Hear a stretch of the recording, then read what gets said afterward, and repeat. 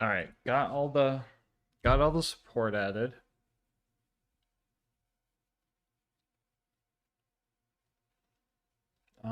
Got the new YouTube started. Got the new YouTube chat started. It says sleep time. I got the game to be I'm only sleeping.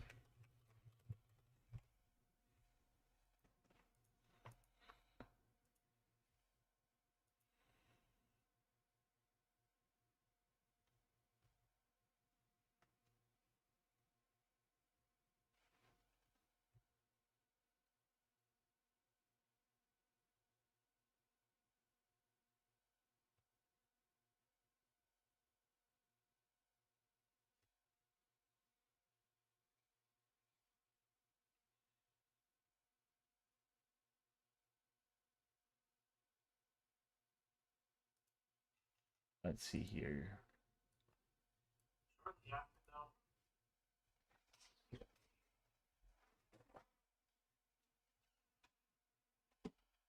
YouTube sleeping sound set up.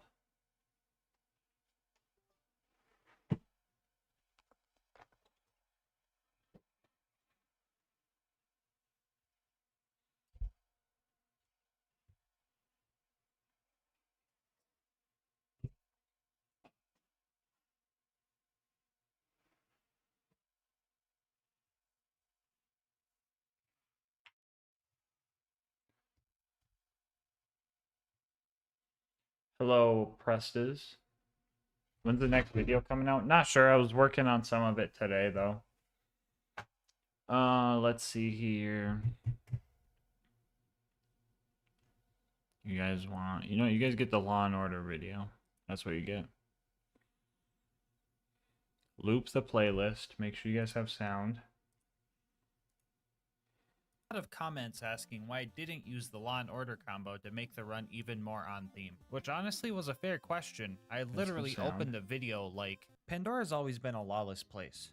But what if we wanted to bring some order to this wasteland of a playlist planet? is looped. That's While all that set. little tease wasn't on purpose, excluding the Law and Order was, because I wanted to make a challenge out of the combo on its own. So here we are. Get Omar tonight. Today we ask, can you beat Borderlands 2 with only the Law and Order? I'm gonna miss Before we start, let's go over the rules. Or should I say laws? We'll be playing on Overpower 10 Ultimate Vault Hunter mode. If you're new to the game and not sure what that means yet, it just means that everyone has 4 times health, health regen, and they're all 10 levels higher than us. No big deal. Bar will not be allowed for this run, and of course, the Law and Order are the only gun and shield I can use. Shooting the Law is allowed, but we're going to mainly focus on the melee aspect of the combo, because, how do I put this? This thing sucks. Even though it does more damage than the purple rarity non-unique version of itself, the bullets are practically useless. So I'll only be shooting to activate Be Like Water for more melee damage, to kill any enemies I cannot melee, or to get second wins if needed. Spoiler alert, I think that last one only happened twice. For the other gear slots, I'll be using the Vault Hunter Relic as a placeholder and the Legendary Ninja class mod for obvious reasons. This being a Melee Zero run, you might assume I'll be using the Lightning Bolt to strip my shield to get access to that juicy Roy damage. But come on now, when do I ever use meta strats? So instead, I'll be using a Slag Grenade. Yeah, you heard that right. I'll be throwing a Slag Grenade at myself and also be calling it Strategy. Why a Slag Grenade, you ask? Well, 2 reasons. 1, masochism is a hell of a drug, and 2, Zero's kunai are great for applying Deathmark, but the slag chance is very inconsistent. So when I'm using a grape Kool-Aid jammer as a smoke bomb, I'll have another chance at making the bad guys purple before I go in for the kill. Here's a quick peek at my build. I am very confident that this was the best setup I could give myself skill-wise, but I'm probably still going to have people in the comment section tell me I should have spec'd into money shot, but whatever. Anyway, let's hop into the run. We start our journey in Liarsburg because UVHM has you skip the whole Claptrap Optometrist appointment section of the game, and we started clearing out Tutorial Town. It's been years since I played Melee Zero, so it took some time to get the setup down. That setup looking a little something like this. First we activate Deception and throw our kunai at the baddie we want to attack. This will apply Deathmark to him and hopefully slag. Then we set up ourselves behind the target so we get the backstab damage boost. And then we wait for the last 2 seconds of deception before throwing a grenade at ourselves and going for the kill. If we got the kill, Many Must Fall would let us possibly get an extra kill or at least get a decent chunk of damage before we ran off and hid. The timing for this might be a little bit more precise than you think. So when I set up for these runs, I usually make all my gear have matching parts to the manufacturer because, well, aesthetic reasons. But for some reason, the Order Shield cannot spawn with bandit parts, so I opted for Hyperion parts instead. Reason number one for this is because Hyperion parts have the second best stats for special damage, and this being OP10 and all, we kind of need that damage in order to exist. Reason two is that they have the best recharge delay stat out of them all. I'm so But confused. Gasmask shield recharge delay is bad for Roid shields. It is a subathon. Yeah, and I am the going extra to be challenge live, of timing my melee and strike as in a long as there's time on that 1.79 time. second Every window time was a someone fun added subscribes, challenge for this run. time And is the added third to the reason for timer. this decision was because the Order actually uses I the am going Hyperion to accessory sleep, model but instead the of the subathon bandit one, still has so we 12 still got those hours. aesthetic So points. I'm going to be Anyway, we sleeping cleared out right Tutorial here. Town with one casualty and headed towards Boom Boom. Mobbing along the way was simple enough. After I got rid of all You the guys gun are gonna hear guys, me 1v1ing itch the my Ironclad nuts, and Psychos fart was a and piece of everything cake. in my sleep. Them being 10 levels higher than me and all meant that one slap with I health am gave me getting instantly. ready for But the bed. Law and Order combo heals us for all melee damage we deal. Quick math says 0 melee build plus Exclamation OP10 point, Roid boost trying to subathon. heal a level 80 0 is just full health on every swing. Yeah, you would not want to be in a slapping contest against Zero in this build. Anyway, after we made it to Boom Boom, we decided to target Boom first and well, homie just got outplayed. After that, we jumped up on Boom's turret and started his operation. Things weren't looking too good at first, but luckily, my trusty operating assistants were there to help. Psycho, scalpel please. After a successful operation, Boom was dislodged from his turret. After our first use of deception, he was one hit away from being finished off thanks to Killing Blow. But this game being made out of spaghetti, he just wasn't taking any damage from melee hits. I'm pretty sure it has something to do with his armor pieces or backpack because scavengers also have this issue, but we managed to shoot him down not too long after this mishap. Boom and Boom both dropped a bonus package, and I thought that was pretty cool because that's never happened to me before. Anyway, we mobbed our way up and made it to the Flint fight. The main issue of this fight was closing the distance and getting close to Flint. And even if we did manage to get close, the amount of enemies shooting at us would leave us very low on shields. And in order to strip our shield without blowing ourselves up entirely, we need at least 85% of our shield left. It also didn't help that Flint would run up to our hologram and spam his AoE slam move, making it practically impossible to get close. So if we wanted to deal significant damage, we had about 5 seconds after throwing out our decoy to close the gap, throw kunai, strip our shield, and land the melee within the small window where we still had Roid damage. Which I did. Oh! This is a historic day in Gasmask Challenge history. Today, we defeated Captain Flint without any cheese whatsoever. Our next goal was to make it to Sanctuary. To get there, we needed a car, so we stealthily stole one and dripped it out. Our character skin, gun skin, and car skin were all matching, and this boosted our confidence stat by a solid 100%. After that, we found Corporal Reese as he was skillfully fending off hordes of psychos without even breaking a sweat, but we decided to help him anyway. Alright, Reese sent us to go grab this power core. This should be a piece of cake. Oh, look at this clown. He actually fell for it. You stinky. Oh, wait, no, we needed that power core, didn't we? Guess we could just kill the 20 bandits for Reese while we're here. Well, in that case, now is the perfect time to talk about our partner, Instant Gaming. Instant Gaming is a website that gets you set up with deals on the games you love. I'm willing to bet a good portion of you guys have a huge wish list of games. And from my experience, that wish list can end up being a graveyard. You either have to wait an unknown amount of time to get a deal that might not even be good, cave and end up purchasing a game for full price, or just completely forgetting that game ever existed. That's where Instant Gaming comes in. No waiting for deals, no full price games, and no missing out. It's not just for PC gamers either. They got deals if you're on Xbox, PlayStation, and even Nintendo Switch, so they've got everybody covered. You could see the deals for yourself right now. Just think of a game you've been wanting to play and use the link in the description. And if you like the deal you see and end up making a purchase, just know that on top of saving yourself money, you're also helping the channel a lot. Heck, if you want to take your savings and support even further, make sure to bookmark the link so that your gaming is always instant. Anyway, let's see how the run's going. See you in the Oh, morning. it looks like the power cord just checked off. Weird. What were we doing again? I don't know, I forget. Let's get out of here. We got back to Sanctuary and did all the not dangerous at all tasks. It's pretty much impossible to die here, so I'll just skip to Frostburn Canyon. As per usual, we just ran through this place, bobbing and weaving through bullets, jumping over spikes, doing some things we aren't very proud of, and doing some things I am very proud of. Oh yeah, I should have specified this earlier, but Zero's execute skill has the stinky property, aka knockback, which if you've watched this video, you would know is my favorite way to deal with bad guys, especially these tanky psychos. The rest of the mobbing was going great. As long as Lilith didn't say her cringe one-liner, everything was gonna be... Okay, Lilith, I'm going to be extra nice one last time. I'm going to let this slide since we're kinda doing a cowboy run, but this is the last time ever, okay? You got that? Thank you. Anyway, after all that, we had to go rescue one of the cool vault hunters. In order to get into the Bloodshot stronghold where Roland was being held, we needed to go to Ellie's and get a new bandit car to sneak in. While fighting the cars with cars is allowed for the run, I usually like fighting them without them, because these guys aren't balanced properly for Ultimate Vault Hunter mode, and I just like the power trip. I mean, just throwing my kunai at them would likely handle the situation on its own. We decked out our new whip and headed towards the Bloodshot Dam, where Bad Ma was already waiting for us. And well, we made pretty quick work of him, honestly. While I was kinda sad that we didn't get to put the stinky on Bad Ma this time around, it was nice seeing the little homies rejoice in their freedom. The stronghold was up next, and the main problem we ran into here was the non-stop onslaught of bullets coming from every angle. Usually the Law and Order's healing can keep us alive in one-on-one fights, but against a horde of crazed marauders, you know, the bandits that run really far away after they down you for some reason, we run into some issues. Here we got our first second wind from an actual bullet.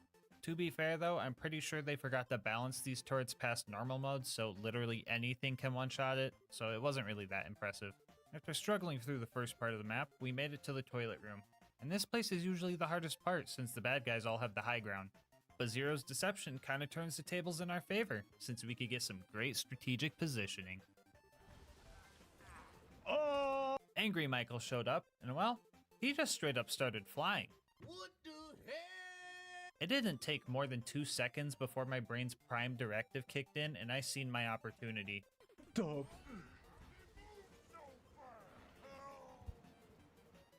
I was so baffled that this man just alley-ooped himself, it somehow triggered my flight reaction.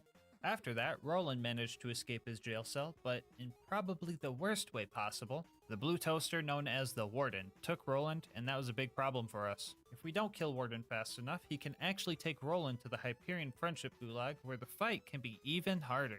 So we needed to make sure we were focused and got this fight done here and now. We fought our way through the chaos and started our fight against Warden with a good amount of confidence, but then things started to take a turn for the worst.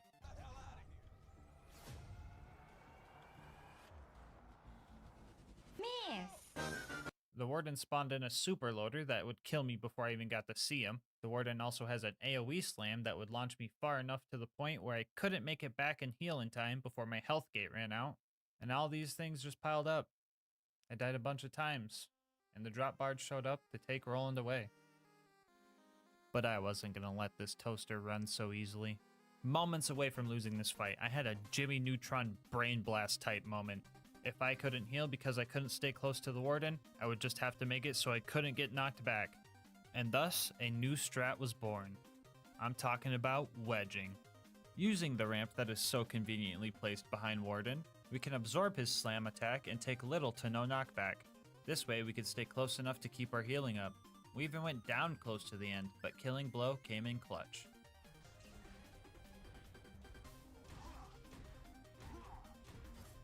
Fuck you guys. Doubters in shambles. This had chat rioting because there was a prediction going on the outcome of this fight. People seen that the fight was going bad and dropped all their points into the Gulag side and had a major upset because of it. And honestly, it serves them right for doubting me. Let's go, baby. Up next was the train robbery mission, bringing back some more cowboy vibes. We met up with Mordo and Tina, who helped us secure some bombs to blow up said train, and everything went according to plan. And then it was time to fight Wilhelm, which, didn't go according to plan. This fight was actually pretty tough. Getting close to Wilhelm was a big issue because of his knockback spin attack. Gone were the days of sneaking up on a bad guy and pulling a silly little prank on them.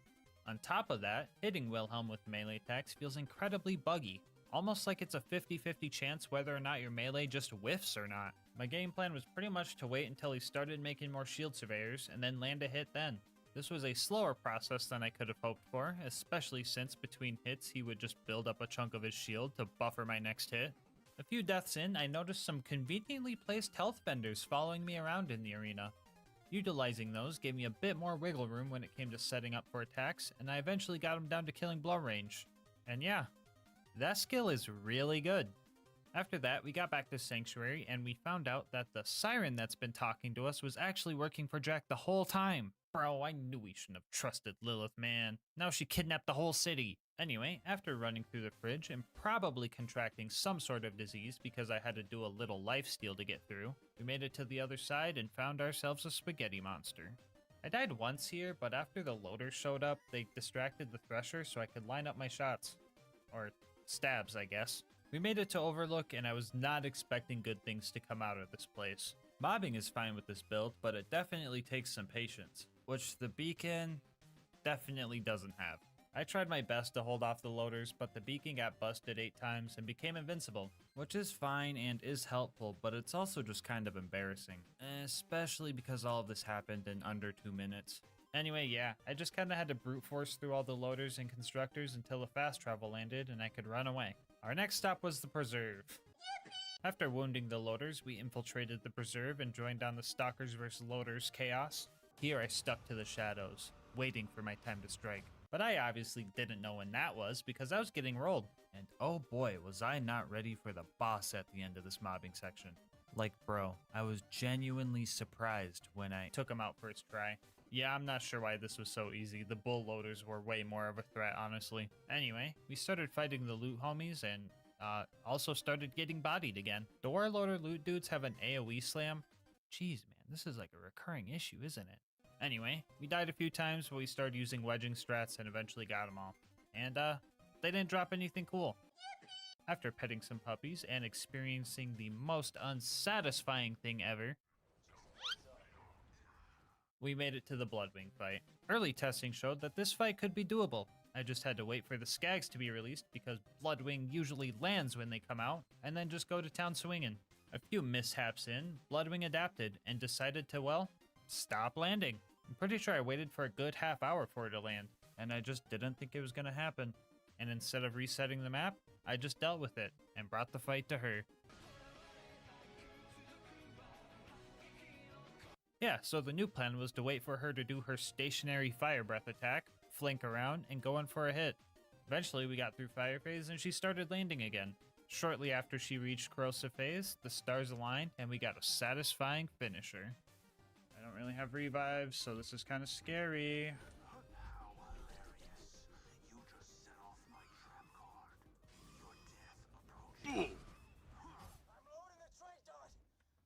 Scary? What was I even saying? This brought our rivalry score to 6-4. Let's go, we got a few buffer points, let's try and keep them. After bodying the bird, we had to go recruit our next homie, Brick. On the way there, we found Face McShooty, and sadly, we can't slice his face off and have it count for the mission, so we were gonna have to snipe him later. Anyway, we started Brick's initiation and died immediately, but that didn't stop this ninja cowboy from summoning a Godliath for some extra challenge. And that's all of them. Wait, why isn't the cutscene triggering? Oh, wait, silly me, I really forgot about this guy. I really can't believe I almost forgot about Back McStabby, bro. What the heck is wrong with me? Anyway, we started clearing out loaders with our homie Brick, and after the first wave, we came back to deal with the sarcastic slab. Using the knockback property of Execute, we slowly but surely pushed him over to this cliff for hopefully obvious reasons. Since we're playing as Zero, I wrote a little haiku in honor of this moment. He was near a cliff. I put the stinky on him. R.I.P. bozo. Anyway, yeah, Brick and I were styling on these loaders. We even got the good luck Brick Stinky. We secured our final homie in the roster by finishing off the super loader, and there was one more task before the big bunker raid. That would be the Jack Doppelganger assassination job. A quick hit job here would be pretty cool, and since we're kinda built for this exact type of job, I thought it would be fun to see how fast we could get in and out of here. So I threw up the speedrun clock and started some attempts. After a few tries of dying before I even got to Jack, I managed to line up a clean stealthy kill and started rushing to the info kiosks. We made ourselves a pocket watch and made it out of there in just under 3 minutes. You know, I really needed some stealth combat gameplay in my life, and this run is hitting the spot. Never mind, I just realized the bunker was up next. The climb up to the bunker proved to have a few challenges. Problem number 1 was this death wall that I couldn't get past. Mainly because I'm a bozo and forgot to tell Claptrap to pull up to the function. After I got that situated, the real first challenge was this toaster. In order to get past this guy, I first ran up and threw my decoy to the left of it so it would face the door.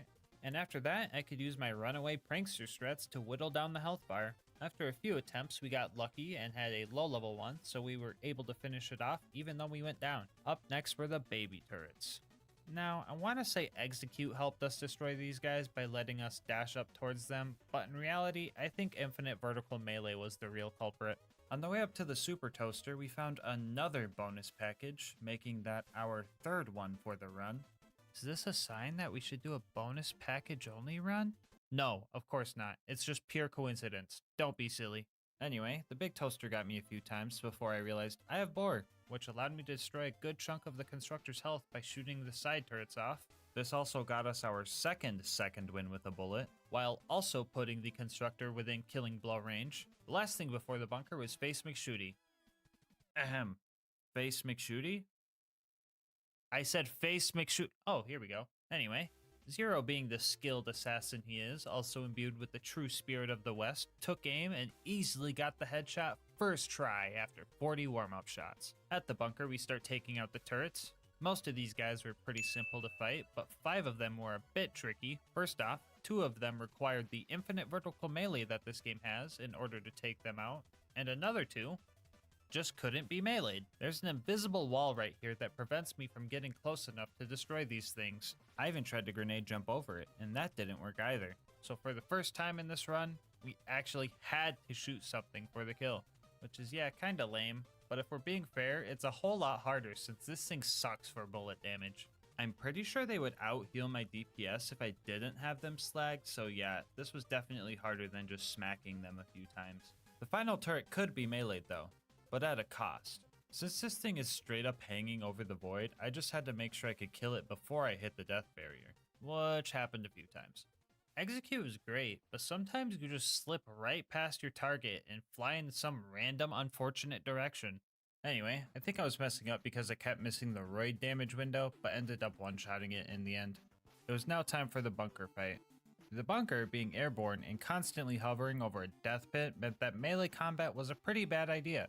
So the best thing we could do was just use Boar. But that's boring. You're watching this video, and that means you've seen the thumbnail, so you could probably guess where this is going. If you can't tell, this strat was incredibly risky. If I didn't miss the bunker and managed to actually land on top of him, I would be in a constant state of bouncing and would have to focus on micro movements in order to not fall off. We also rarely had roid damage up here, so the process was also very slow. After the bunker had enough, he would just kind of shake us off, and that was honestly the scariest part. I'm pretty sure this would stress anyone out, knowing that at any moment, this could happen. Goodbye.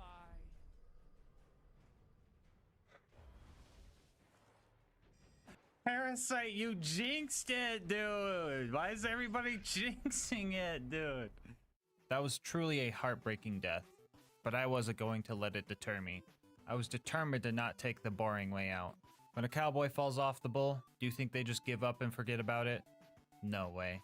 They get back on the saddle and keep going, and when they inevitably fall off again, they learn how to land. Oh god, no, not this again. Someone find a loader. Okay, right there, right there.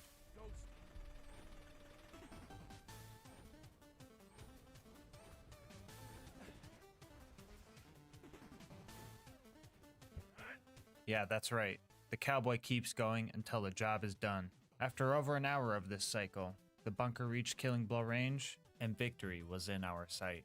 We set ourselves up under the bunker, and we castrated this raging mechanical bull. After partaking in some cowboy caviar, we started the fight down in Angel Core. Things were going relatively well down here. Loaders aren't exactly the best at running away from you. As long as I went down close enough to them, I could get a second win. To help ensure this, I started jumping at them. This way, if I did go down before I got to them, I would keep getting closer instead of just stopping in my tracks. After that adaptation, the rest of Angel Core went smooth. Lilith, you fucking piece of shit. I swear to God, I hope... Hey guys, sorry about that. My lawyer said I should not include that in the video, so I just had to take that out real quick. Anyway, Roland ended up dying. I tried to give him a new shield, but homie just didn't listen. After that, Jack kidnapped the giraffe, and Mordecai suspected he was taking her to the vault. I would have guessed the wildlife exploitation preserve, but we'll just go with Mordecai's plan, I guess. I'm just following orders. So we headed to Sawtooth Cauldron. The ambush commanders here reminded me a lot of Badma, which also reminded me of my regret, so I took it out on them appropriately. After that, we hit the conveyor skip using one of the Gravedigger's grenades, and that felt pretty cool. We blew up Boombringer and also murdered its pilot, and then made our way up to a tough part of the run. You see, we had to destroy some buzzards up here. If at this point you're still not sure why this is an issue, let me ask you this. Have you ever tried to box a helicopter? If the answer is yes, are you okay? And if the answer is no, yeah, me neither, because it just wouldn't work. Zero is also way cooler than your average person, and he still had trouble fighting these things. So how did we deal with these things, you might ask? Well, each kill went a little something like this.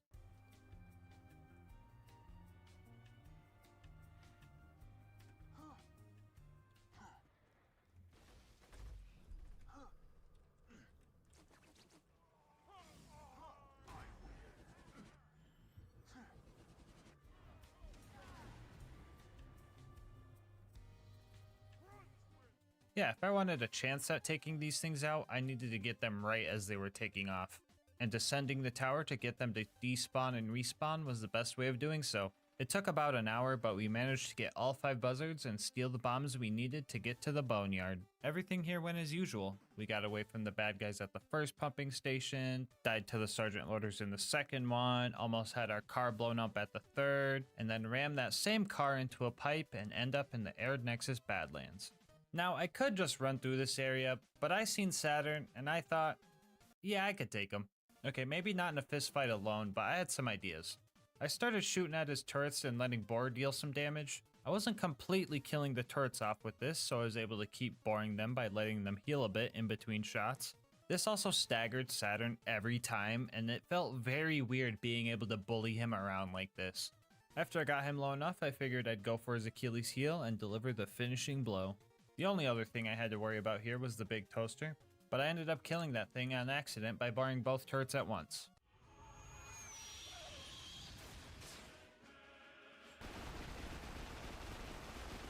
Anyway, we got our info and made our way to the claptrap door. The culmination of all the mobbing practice I've had throughout the run was going to be shown in this fight. Oh, never mind, I died to my own grenade on the first loader. Neat. Real talk though, the mobbing here is pretty simple. A little too simple if you ask me, because almost every surveyor decided to just start bugging out, making them super easy to kill. On the other hand, I kept blowing myself up by meleeing hot loaders. These things will always explode after they die, and when everything is blue thanks to deception, all the loaders start looking the same. And then it turns into a fun game of, am I attacking a robot or a propane tank covered in landmines? Guess we'll have to find out. I tried to use this to my advantage by targeting the hot loaders first, using their explosion to reset the 1.79 second delay on my shield, and go for a more consistent second kill, which felt pretty cool. After all those loaders were dealt with, we were able to sprint through Hero's Pass, avoiding all the unnecessary combat, and finally start our fight with Jack. I had some trouble with this fight at first. The entire run, I never realized that you only get healing from melee damage if you deal damage directly to the enemy's health bar, so Jack's shield was holding us back a bit. That issue is easily fixed compared to our next problem. You see, Jack has a number of advantages in this fight. First off, he has some very strong health regen, meaning our kill was going to need to be quick. This comboed with his ability to literally teleport away and spawn an invincibility shield drone makes it very hard to pull off a quick kill. And to top it all off, Jack is extremely hard to slag, meaning if we executed our setup perfectly, no pun intended, it was still up to chance. During our first attempt, we got lucky with Slag and found out how much damage we could do in one hit to his health bar. This wasn't going to be a one-hit kill, but we could for sure get him down to killing blow range and finish him off. So what happened here, you might ask? Well, he cheated. I was literally 1/3 of a second away from finishing this guy off first freaking try, and he just leaves. And after that, things just started falling apart. Jack managed to keep getting more and more shield surveyors, which were kinda hard to kill because they moved around so awkwardly. At first I thought I was just whiffing a lot of hits, but I found out that landing a hit on this specific surveyor doesn't end your deception for some reason, and you could just get big damage at no cost. Learning this, I got used to landing consecutive hits on it and destroying it quickly. At this point, I had been playing for a while, and after several deaths, I decided to continue the next day.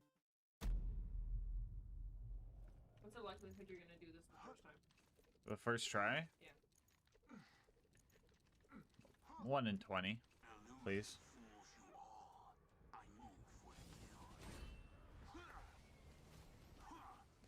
I'm gonna be surprised if this works, honestly. Alyssa, I did it first try! Well, I guess that just leaves the warrior now. This final boss was definitely a worthy one. The fight was nothing but back-to-back constant risk-taking.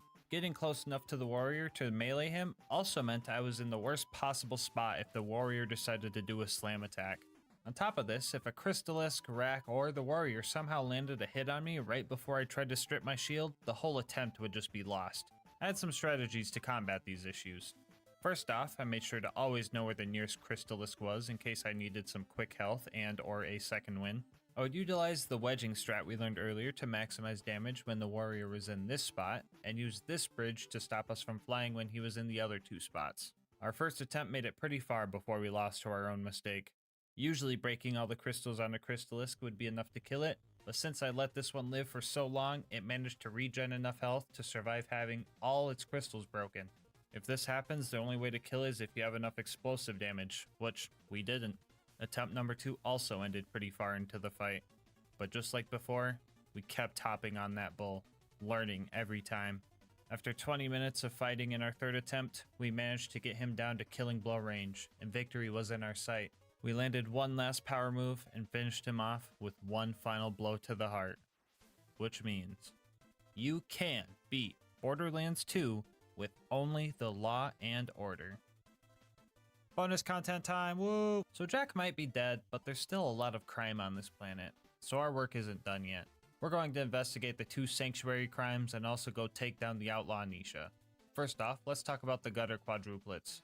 If you're impatient like me, you probably figured out who did the crime by accusing someone, and if you were wrong, just saying, oh well, guess I'll try again in the next playthrough. But today, I actually wanted to crack this case. Talking to Marshall Friedman, Moxie, and Zed, we found out the murder was from a single bullet. He has a shield and took some damage, but then Zed patched him up good as new. So the one who has a sniper, shield, and full health is the only person who could have done this crime. Case closed.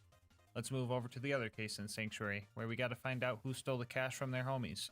Marshall Friedman told us that only one of these guys will tell the truth and the other 3 are liars, and using that info, we can easily find out who took the money. Jim pretty much said it wasn't me, Lindy says Sam took the cash, Sam said it was O'Cantler, and O'Cantler just says Sam's full of crap.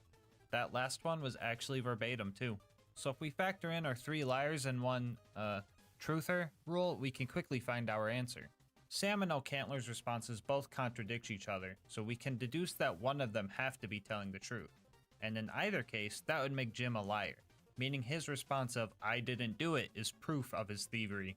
So yeah, you could solve the case in this convoluted way, or you could just look at Jim's back and see that the money is literally right there. Anyway, let's move on to Lynchwood and Nisha. The first mission here was pretty easy. We pressed a few buttons and then a train blew up, so that was pretty cool. And after that, we put the Stinky on Mad Dog while also managing to keep the dynamite from falling off this time. And then we robbed Nisha's bank and set off to hide all the money. Oh boy, I sure hope Nisha doesn't sick her posse on me. Oh my god! After all that, Nisha was mad. And now she wanted to challenge us to a pistol showdown to see who came out on top. But honestly, screw all that noise.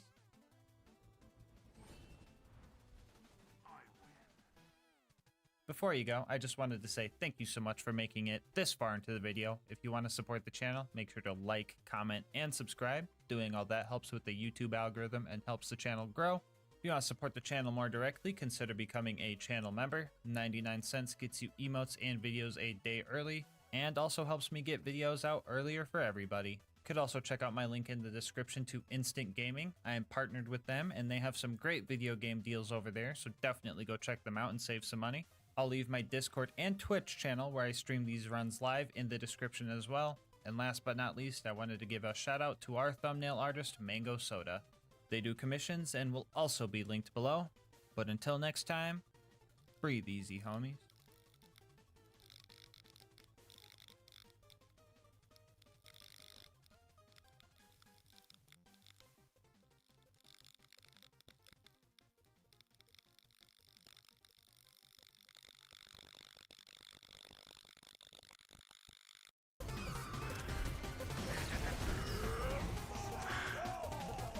There you go, guys. Good job. GG.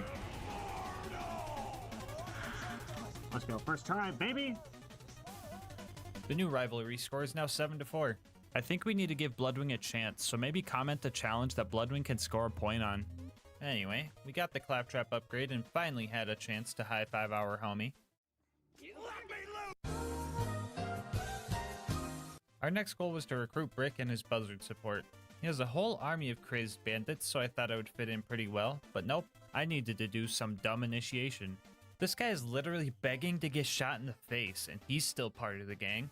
I'm running around with lit TNT and blowing my arm off every 4 seconds, and I can't join? What the heck is that logic? So I started the initiation and immediately went AFK to just go eat more snacks because I could. Anyway, after I killed all those guys, Brick agreed to help us out. We also got to tell Sarcastic Slab about our main goal. Blow up. After getting a loader to take out Face McShooty for us, we fought off all the loaders with Brick. I was having trouble doing our usual strats, but luckily Brick knows what he's doing. Brick! He did it! We seen it! The last thing we needed for the bunker raid was Jack's voice. We tried our totem trolling strat on the Jack double, but one light diffuse duration wasn't going to be enough. After that attempt, he started running away, as he does, but I bet he didn't know about. When you're in Fight for Your Life, enemies change up a little bit and try to move a bit further away from you than they usually would. Normally you can't use this to your advantage, but with Light Diffuse, we can run, jump, and herd all the bad guys right to where we want them. After using the fear of the engineers to our advantage, we were able to kill the Jack double and steal his voice, and now we were finally ready for the climb up to the bunker. Obstacle number 1 was another toaster. Believe it or not, this guy was way more of a hassle than Warden. You see, all the Warden does is just keep spawning bad guys. He can't shoot missiles or nukes or anything like that. On the other hand, these guys have a limit to how many loaders they can spawn. So if I didn't get enough damage done with the provided bad guys, I would have to reset the map. Which I did over, and over, and over, and over again. Yeah, some of the most random problems just decided to show up. To list a few, bad guys would die way earlier than I thought they would, and that would waste their blood explosion damage. A loot homie showed up and that ruined everything. Enemies wouldn't get close enough to the constructor. Surveyors would fly out of my range at the last moment. The toaster would nuke my revive last second. Random pieces of geometry would eat my detonation. What? Or, you know, I would just casually be held hostage by a jet loader. Yeah, just a bunch of generally annoying crap that you would totally expect when you're trying to kill a grenade splash resistant toaster with grenade splash. 1 hour, 6 resets, and 11 deaths later, we finally managed to take the thing down. Man, I sure hope the next fight isn't as bad as...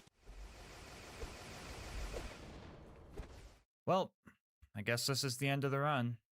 Until next time, breathe easy, homies. Psych! Yeah, I'm not counting these guys, because what you're seeing here is 100% a glitch. These guys are super weird and just don't take a lot of splash damage for some reason. So since they're cheating, we're gonna do a little cheating too, while keeping to the run's theme. If we allow ourselves 2 very specific grenade mods, a long fuse sticky homing slag bouncing Betty, and a short fuse sticky homing corrosive transfusion grenade. Good God, that was hard to say and record. That took like 18 tries. We could kill these guys with pull the pin. First off, we die right about here with our slag grenade equipped. We want to die as far away as possible, but still have the grenade be close enough to home into the turret. The sticky property is important here because the grenades would just bounce off otherwise. The slag Betty will now get stuck in the turret and slag it with bullets while we respawn. After we come back, we need to quickly go equip the corrosive transfusion we dropped on the ground, take enough damage to get health gated, and then open and close our inventory to get rid of the invincibility window from health gate. And then we would instantly bleed out and hope that we were fast enough.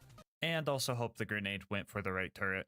This was a pretty tight window. It probably took about 15 tries before we nailed this kill. For the further turret, we had to get a little creative. Instead of bleeding out normally, we would have to jump into the death barrier in a level spot where our grenade would drop, bounce directly upward, notice the turret, and start homing in before we equipped our corrosive transfusion and tried to bleed out with that one. Surprisingly enough, we somehow got this one first try. Well, glad that fight is out of the way. Can't possibly get any worse than... Yeah, I'll be honest guys, this was probably the worst Super Toaster fight I've ever had. I literally couldn't do anything to this thing, so I just had to wait for it to slowly nuke itself. This was unbearably slow, so I tried to manipulate it by baiting out slams every time it chose to shoot missiles instead of nukes. And honestly, I thought it was working, but I was actually just slowing him down. The optimal strat here was literally to wait pretty much AFK and just eat some hot fries. 2 fucking hours I waited there before I couldn't see his health bar anymore. He was practically dead, so I decided to finish him off the proper way. This is probably stupid, but oh well.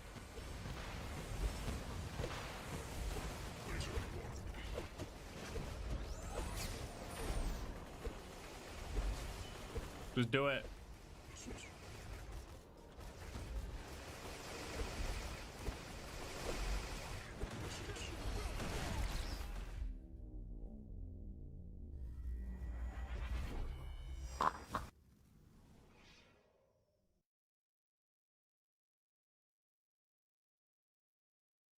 Would like to remind you that there is only one thing worse than respawning, and that is not respawning. After another hour and a half, we got it low again and actually took it out proper. Okay, now there really shouldn't be any other annoying thing we have to deal with on the way up to the what the f even is this? Alright, we're finally at the bunker now. Step 1, blow up some turrets. Step 2, blow up some more turrets. So in order to destroy the bunker, we were going to have to be patient and wait for him to stand still on the edge of the arena and blow up his turrets to get second wins.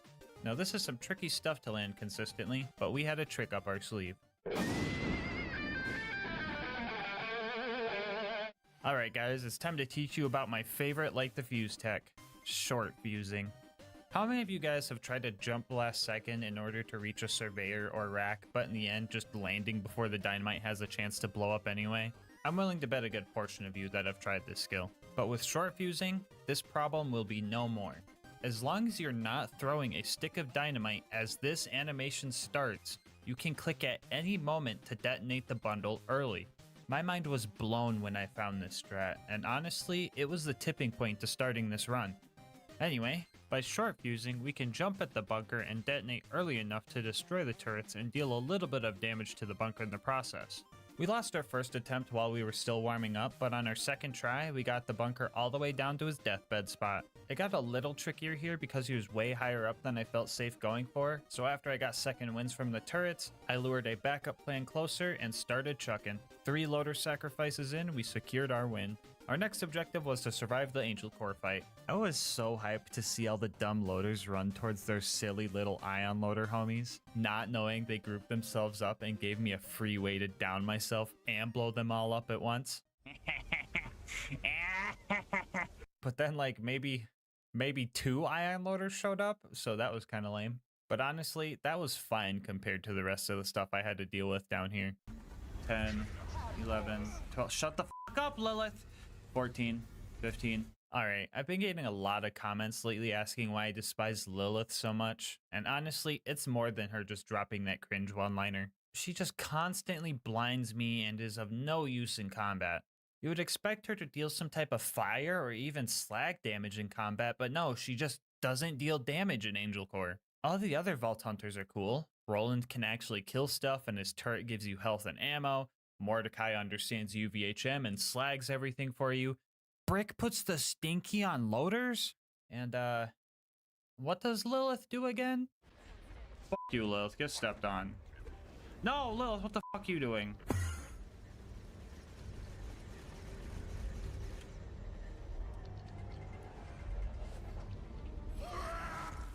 She takes me to the fucking back rooms? This game is cursed. Why does this always happen to me? I can't make this up. Anyway, so the last few loaders are all the super ones, and in order to kill those, we were going to need some fodder enemies. If we somehow messed this up and we're stuck in a 1v1 versus one of these things, we were going to have to restart Angel Core entirely. I was down to the loader and one turret, and needed that loader to be as close to the turret as possible. And of course, Lilith kept distracting it. Oh my god, bro. We eventually managed to take it out and did not need to redo the entirety of Angel Core, thank goodness. Anyway, Roland died. That is literally what I wrote in the script, so I'm just going to go with it. And Jack kidnapped Lilith. Great, now I won't have to listen to her. She's in my brain now, come on! We made it to Sawtooth Cauldron and started taking out the ambush commanders. This place was pretty crowded with bandits, so herding them to the big guys was actually pretty simple.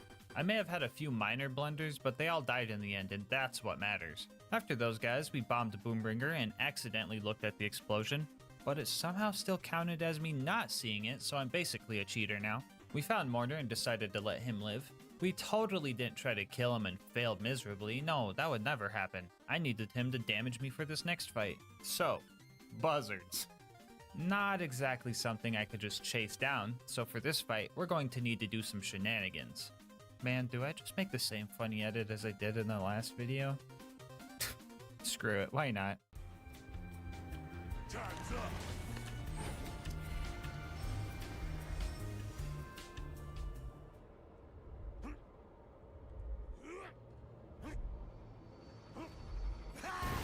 Explosions of life!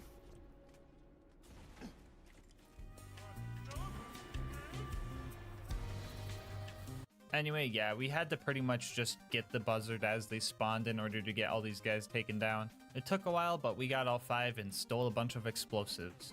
Wait, why are we even here? I've got tons of dynamite. Anyway, after the usual run through the boneyard, we made it to the Badlands and found Saturn.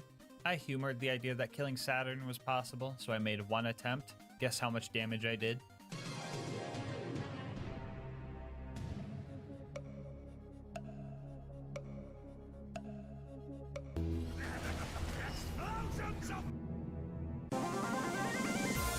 Anyway, yeah, we got the data and it was time for the final stride towards the vault. The mobbing at the claptrap door? Easy. Skipping Heroes Pass? Even easier. Fighting Jack? Pretty much impossible. I could go on for hours describing how everything in this fight adds up to us losing, but instead, I'm going to try to cover all the basic stuff really fast. Here we go. At first, the Jack fight seems easy because he spawns all these clones that die to one dynamite stick, but after his shield breaks, those clones don't show up anymore and your options for revives are loaders or turrets. This wouldn't be an issue if it wasn't for Jack's crazy health regen, the fact he has grenade splash resistance just like constructors, and an invincibility drone. So in order to kill Jack, you just need to get his shield really low and then pray you get a good enough chain using all the clones. But most of the time, you get the god chain when his shield is still full and just ruin the attempt. This is also very hard because the clone AI is incredibly unpredictable. Sometimes they chase you down, sometimes they try and gun you down, sometimes they just don't move. Which isn't helpful considering that we have to lure them all over to the spot for the blood explosion chain because when Jack's shield breaks, he instantly teleports to the console, meaning the chain has to end here. But getting an actual chain is super hard because if you have too many runners, they clump up and it doesn't actually chain and it doesn't stack any damage. And if you have too many gunners, they're not close enough to get hit by the explosions. So you have to deal with their already buggy AI and spread them far enough to make the fight work. Also, apparently if multiple enemies die at the same time, only one of them will blood explode, and 99% of the time is the one that wasn't near any of the other bad guys. Yippee. I was honestly lucky to even enter Light the Fuse because these guys barely deal any damage. I could slag myself using Lilith's laser, but she can't slag Jack or any of the doubles because she's a She could slag the rack though, so maybe we can add those to the chain. Nope. You have to hit them with a stick of dynamite to get them mad, but that usually just kills them. And even if you do get them mad, they usually only do one swoop before forgetting about you again. We also need a bunch of bloodlust stacks for the chain to work, so we have to make sure to activate BuzzX Rampage after our initial detonation so that Taste of Blood gives us 45 stacks per kill instead of just 1. And then we have to try to keep these stacks by jumping on the bad guys' heads. That didn't go good. Jump on him, I swear to God, thank you. Jump, jump, jump, you motherfuckers. I hate you. Just give me my 100 stacks, please. Oh my god, this is fucking Sisyphus! Sisyphus! Other than the actual fight, there were some other things that slowed me down. Like when the mailman sent me this picture saying my 24-pack of monsters was delivered, that's not my front door. So I ran around my apartment complex and discovered that's nobody's front door. This was actually just a picture of a package that wasn't even my monsters delivered to the back door of the main office. Why?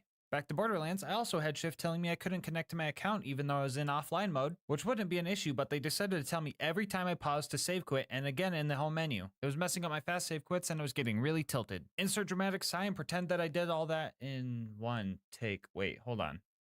Anyway, after 6 hours, I decided that OP2 Jack just straight up wasn't possible.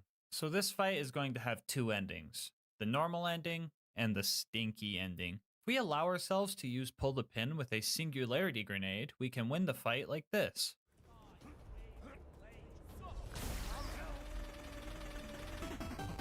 Let's go. Let's go.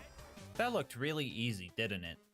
Well, it actually took 3 hours to figure out. Stock grenades don't launch Jack, otherwise I would have just used one of those, so the singularity was needed here. On top of that, the singularity needed to be in a high place. This would give him more airtime and he'd get pulled further. It was also super annoying to make sure he stayed aggroed to you, and even harder to get him close enough to this corner to pull it off. I had to be at a specific distance where I'm out of his melee range, but still close enough to where he would try to run up and melee me instead of disappearing. I would then have to kite him to this corner because just standing here wouldn't get him close enough. After that, I just needed to spam jump and have him down me. If I didn't spam jump here, he would just run away and this wouldn't work. Also, the actual walkable area of this rock I had to climb was super slim. Too far to the right and I would be the one getting stinkied. Usually I would just be kinda mad that this fight was so convoluted and obscure, but like, we fucking put the stinky on Jack. This is fucking awesome. Anyway, for the normal ending, we were going to have to drop the OP level all the way down to 0. Hey guys, Future Gas Mask here. So yeah, we managed to kill Jack at OP 0 after about 2 hours of attempts. But I was really mad that we had to drop out of OP levels after making it this far on OP 2. So we popped it back to OP 1 and did some testing. And within the first 10 minutes, we had some promising attempts. And I instantly knew that this was possible. So I put my nose to the grindstone, letting my stubbornness completely overtake any urge to settle for the win at OP 0. I knew it was only a matter of time. But what I didn't know was that matter of time was 10 hours. Anyway, I just wanted to explain everything that happened. I'm pretty sure 50% of this challenge was this fight alone, so that's something. Also, this bit is 100% an excuse to show off the new merch. Queen Knight designed all of it, and I think she did an awesome job. If you want to cop some of this for yourself, find the link in the description or just go straight to gasmaskgang.com. Anyway, here's me killing Jack after I fought him for almost 20 hours.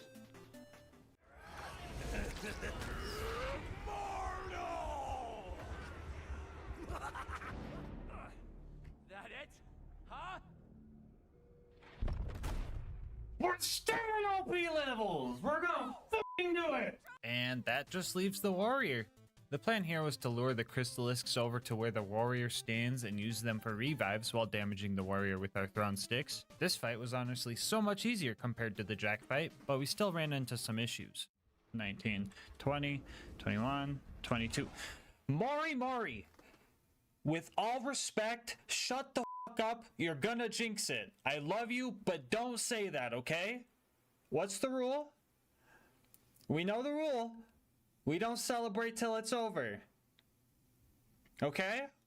Okay? 2 seconds later. Quicker than I'd hoped.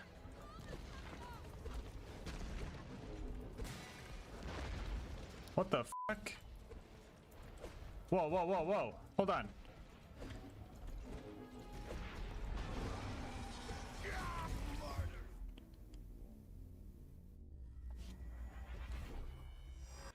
Alright, I'm not gonna get mad. But Mori. This is a direct example.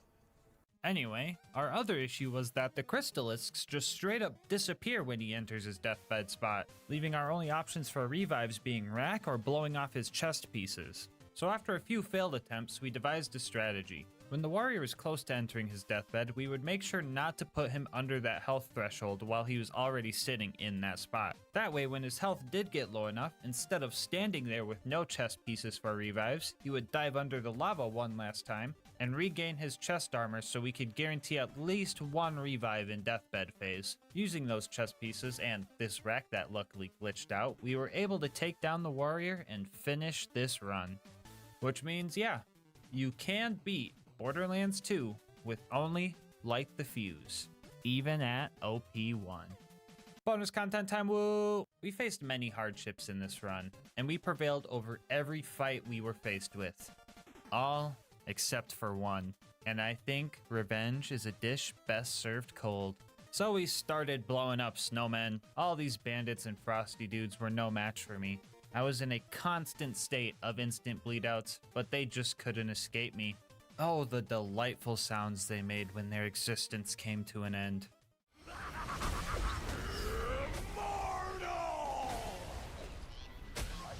Those satisfying crunches drove me to keep going right up to the very end when we faced off against the abominable Mr. Tinder Snowflake. He threw every last one of his soldiers at me, but with my ballpark francs in hand, he suffered a cold, cold defeat. So in case anyone ever wondered this, you can beat how Marcus saved Mercenary Day with only Light the Fuse.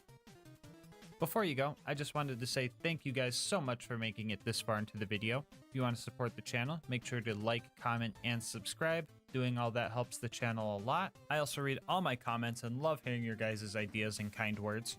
If you want to support the channel more directly, consider becoming a channel member. 99 cents gets you emotes and videos a day early. You could also save yourself some money over at Instant Gaming using my link, or you could check out the new merch store.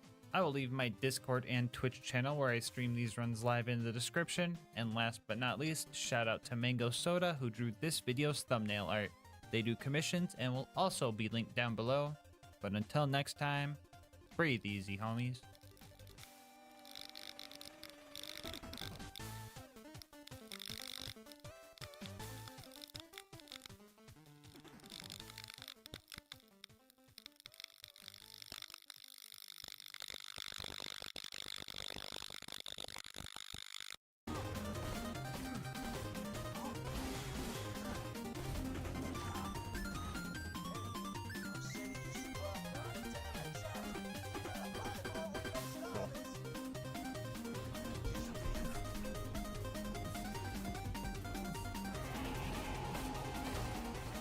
Let's go.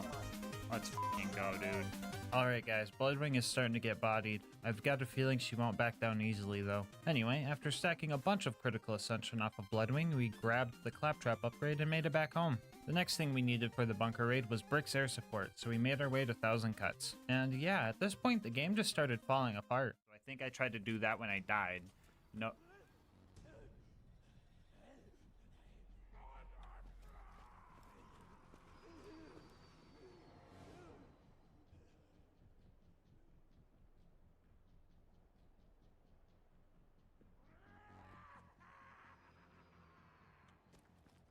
Anyway, we made it to Brick's initiation and decided to make all the Goliaths mad. We eventually got one to go full Godliath and we had to take him on. But for some reason, I just couldn't hit any crits on this guy. Sure, his head flails around a lot and that makes it harder to hit, but with the amount of rounds I shot in that general vicinity, I should have at least hit a few. I ended up dying and just summed it up as an anomaly, because as soon as I got back, I just bodied him, so I guess that's kind of funny. After that, we put the Stinky on Sarcastic Slab, put the Stinky on a loader, Brick put the Stinky on a loader, and then Brick and I used the power of friendship to put the Stinky on a loader together. Oh, set me up! Set me up! We now had Brick's air support backing us up, so all that was left was to go assassinate the Jack Double and steal his voice. We caught the faker by surprise and filled his face with arrows before he had a chance to run away. We stole his watch and pressed a few buttons and made our way out of there. With all the tools we needed, we made our way up to the bunker. Claptrap snuck us in, and our first door was guarded by this toaster right here. Usually we just use our constructor displacement strat to get him to look at this wall so all of his missiles just hit the door, but this time we tricked it into looking the other way. That way we could hit its crit spot from over here and take it out efficiently. Our next target wouldn't be this easy though. Long-time viewers know about the issues with these baby turrets. These guys are fire resistant, don't have crit spots, and are fueled by regeneration 2 potions. And am I forgetting something?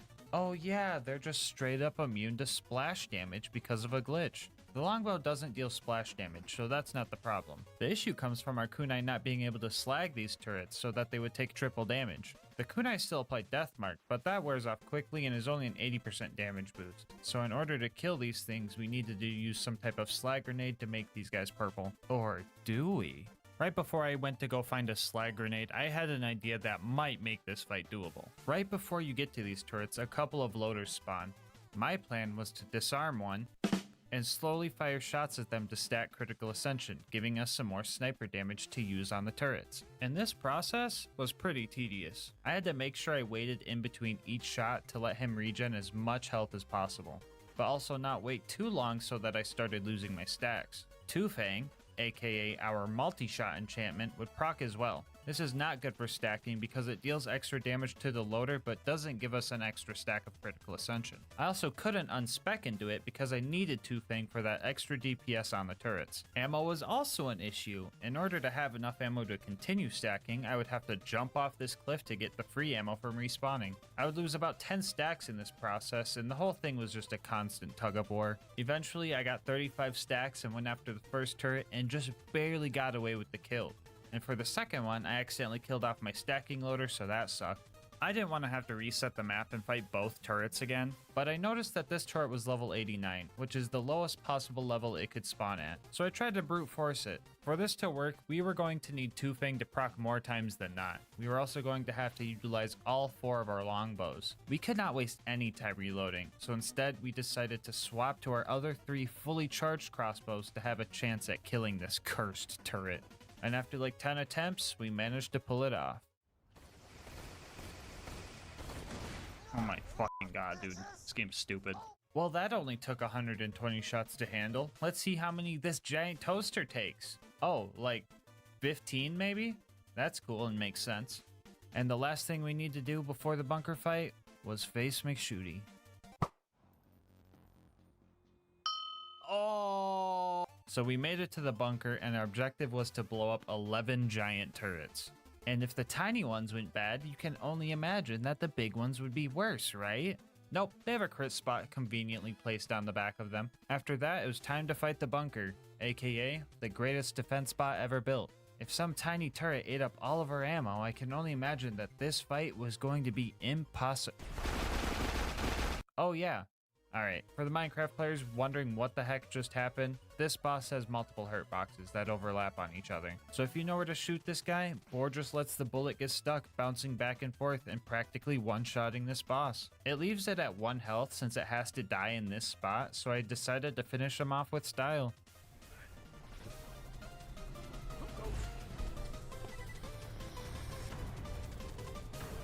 Let's go. It was now time to jump down into Angel Core and deal with multiple waves of loaders. This should be fine though, right guys? Sure, the laser turrets have aimbot and no crit spot, but there will be plenty of loaders to stack critical ascension on. Everything's gonna be fine. Howdy, boys. Ah, fuck, the Enderman is back, hold on.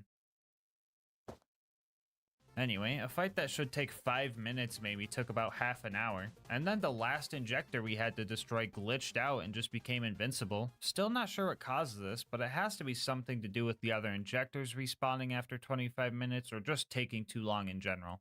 We got lucky and our kunai managed to take it out for some reason. I don't know, spaghetti code or something. I'm just glad we didn't have to redo this whole fight. Anyway, Roland died, the Enderman got kidnapped, and now we had to go to Sawtooth's Cauldron. Here we had to take out 4 more shielded nomad dudes, and honestly, I was just kind of getting farmed by these guys. I was just constantly surrounded, and if you mix that with how squishy I was, you get an experience similar to falling into a mob grinder. We eventually got enough sneaky headshots and destroyed Boombringer so that Mortar would come down and fight us. The last thing we needed to do was fight a few ghasts, but this Blaster Goliath was causing chaos up here. I decided to knock his helmet off so he would enter rage mode, but then my guy just started trying to punch the buzzards and just fell off the tower. That didn't matter though, because homie just set his game mode to creative and flew his way back up here.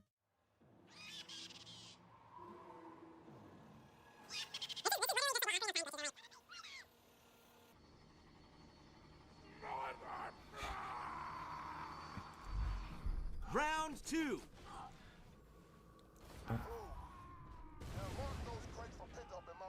Honestly, I don't even want to talk about killing the buzzards anymore. Just know that I did. I was way too invested in this guy's journey. He was launching other bad guys around and I wanted to see what happened. But tragically, he ran off too far before I had a chance to put a name tag on him, so he despawned. We'll miss you, Blaster Goliath. Anyway, we used the bombs we stole to get to the boneyard and spun a bunch of valves before crashing our car into a pipe and Tony Hawking the thing. We made it to the Badlands after that with the goal of sneaking in, getting the data we needed, and getting out. And if you thought I was gonna fight Saturn, the giant, tanky, fire-resistant, no crit spot having scary robot of death, yeah, right. This guy's optional. Maybe when skags fly. What the? Oh, come on, dude. So the plan to kill Saturn was to use his little turret attachments to rack up bore damage. These turrets have separate health bars and have health regen, while Saturn doesn't. So after hitting one of these turrets, I would let them regen a little bit before continuing to use them against Saturn. After one heartbreaking fail, we managed to get the kill, sneak in, steal the data, and make it out. Were you expecting me to stay alive? Well, that's your own fault. We were finally ready for the final stride towards the vault. Combat at the claptrap door was going to be pretty scary because super surveyors spawn. Normal surveyors are an issue because they don't have crit spots, and now imagine one that's 5 times tankier. The plan for these guys was to lure them into a trap by wounding other loaders and hoping we could slag them with kunai and just brute force it. Or, you know, it could just fly too close to another surveyor and just get bored. We managed to stack a good amount of critical ascension during this big fight, and that helped us finish it relatively well. After that, we did the parkour map known as Heroes Pass and made it to our fight with Jack. The first phase of this fight isn't anything too special, but when Jack's shield breaks, 2 things happen that could cause some issues. First off, he's got some crazy health regen.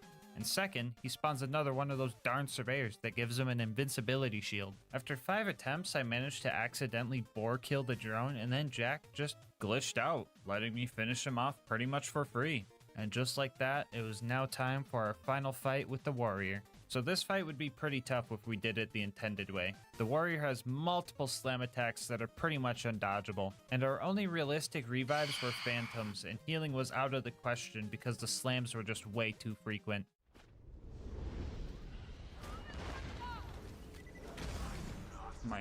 Yeah, that's exactly what I'm talking about. I'm literally getting comboed in the air. I'm getting juggled. Now we could use one of the 64 different safe spots next to a respawning ammo crate on this map and just take him out the boring way. Or we could do something funnier and trick the warrior into stepping on a Lego and taking him out the boring way. As the warrior sat there with 1 HP left to spare, we set ourselves up and ended this run.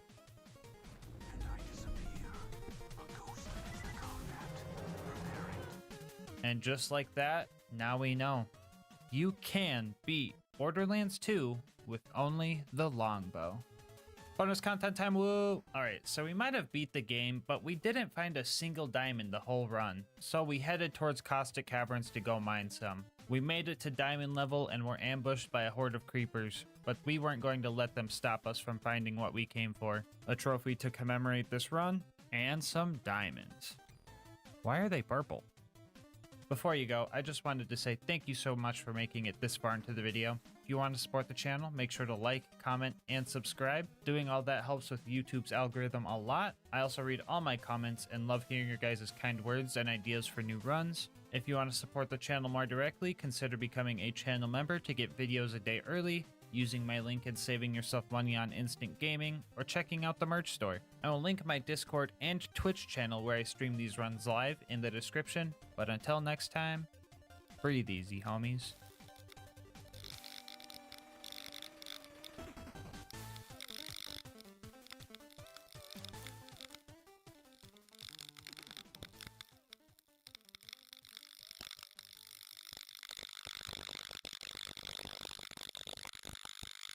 The Alien Blaster is arguably one of the best weapons in Fallout New Vegas, but when you factor in its limited ammo, you realize it won't last forever. Which makes you wonder, can you beat Fallout New Vegas with only the Alien Blaster? The rules for this run are simple. The Alien Blaster is the only weapon we are allowed to use. Any type of environmental damage from other NPCs or traps is fair game, with the exception of companions. It would be too easy to let them do all the work, so we're just banning them outright. And to add some challenge, we are going to be playing on hardcore, very hard difficulty. For the Fallout newbies that are usually here for my Borderlands challenges, hardcore mode adds hunger, thirst, and sleep meters and makes healing broken limbs a bit harder, and the very hard setting makes it so I take double damage and only deal out half damage. Since a big part of this challenge is trying to conserve the finite ammo we get with the Alien Blaster, I figured letting the game aim my shots for me using bats would be kinda weird, so I disallowed that too. Alright, with the rules out of the way, let's get into the run. Our journey starts as a handsome man leaves us for dead in a desolate wasteland, which felt oddly familiar, but to our luck, Doc Mitchell managed to save us. As we wake up, we can't help but feel anger and hatred towards the human race. I came in peace, and they brought violence, so they needed to be punished. The Doc will have my mercy, since he went out of his way to save my life, and made me the most handsome alien in the universe on top of it. A new me means a new name, so I chose the most appropriate one for the alien who will destroy the human race. I set up my stats like this. I don't need strength for anything. I made up a rule that I couldn't use speech to cheese my way through this challenge, and the Alien Blaster has a 100% critical hit chance, so luck wasn't that useful. For my tag skills, I chose medicine for the damage I'll be taking on very hard, energy weapons for obvious reasons, and science because I'm an alien. And for my starter traits, I chose trigger discipline to help with landing shots and conserving ammo, and wild wasteland because the Alien Blaster does not spawn without it. On our way out, we grabbed everything of use from the dock and sold everything not of use to Chet. We also stopped by the schoolhouse to grab some extra food and a stealth boy before plugging in the coordinates to the nearest alien ship, which was pretty much on the opposite side of the map. So while we try to sneak past these death claws, I'll tell you guys about our partner, Instant Gaming. Instant Gaming has been my go-to place for video game deals. Thanks to them, I got Fallout New Vegas for under $3. That's $7 I saved to buy myself a monster and get me through this challenge. And Instant Gaming has deals on all sorts of games, and their deals are hard to beat. No more full price games, no more waiting for deals, and no more games dying in your wish list. Are you a console player? Not a problem, because they've got you covered no matter if you're on PC, Xbox, PlayStation, or even Nintendo Switch. My favorite part about Instant Gaming is the whole instant part. Once your account is verified, getting a new game can literally take less than a minute. You get your code, plug it in, and I bet downloading it will be the longest part of the whole process. So stop waiting, make your gaming instant. How about this? Think of a game you've been wanting to play and use my link to just see what kind of deal they're offering on it. And if you end up liking that deal and making a purchase, just know that on top of saving yourself money, you're also supporting the channel. Anyway, let's get back to the run. Uh-oh, looks like we cut too soon. Skip ahead? Skip ahead! After a few scary creatures and a few close calls, we finally made it to the alien ship. It turns out that the ship belonged to a rival alien faction and they were immediately hostile towards me. I needed the captain dead in order to steal his blaster, and I was determined to not use any of the humans' disgusting combat contraptions, so I had to lure the captain into a trap. Some of the locals nearby were of the extremely violent variety, so they shot at anything they saw, including me. Oh, that's a fucking grenade launcher. I just had to make sure they fought each other as I dodged their lasers and grenade launcher rounds. Usually NPC versus NPC combat is pretty quick on other difficulties, but on very hard, the alien captain was an absolute tank that could easily annihilate all the Vipers in its vicinity. I even tried to lure the captain into a landmine that was laying on the ground, and he pretty much ignored it. If I wanted a proper blaster, I was going to have to separate the captain from his henchmen and have him focus his fire on me while the bandits focused their fire on him.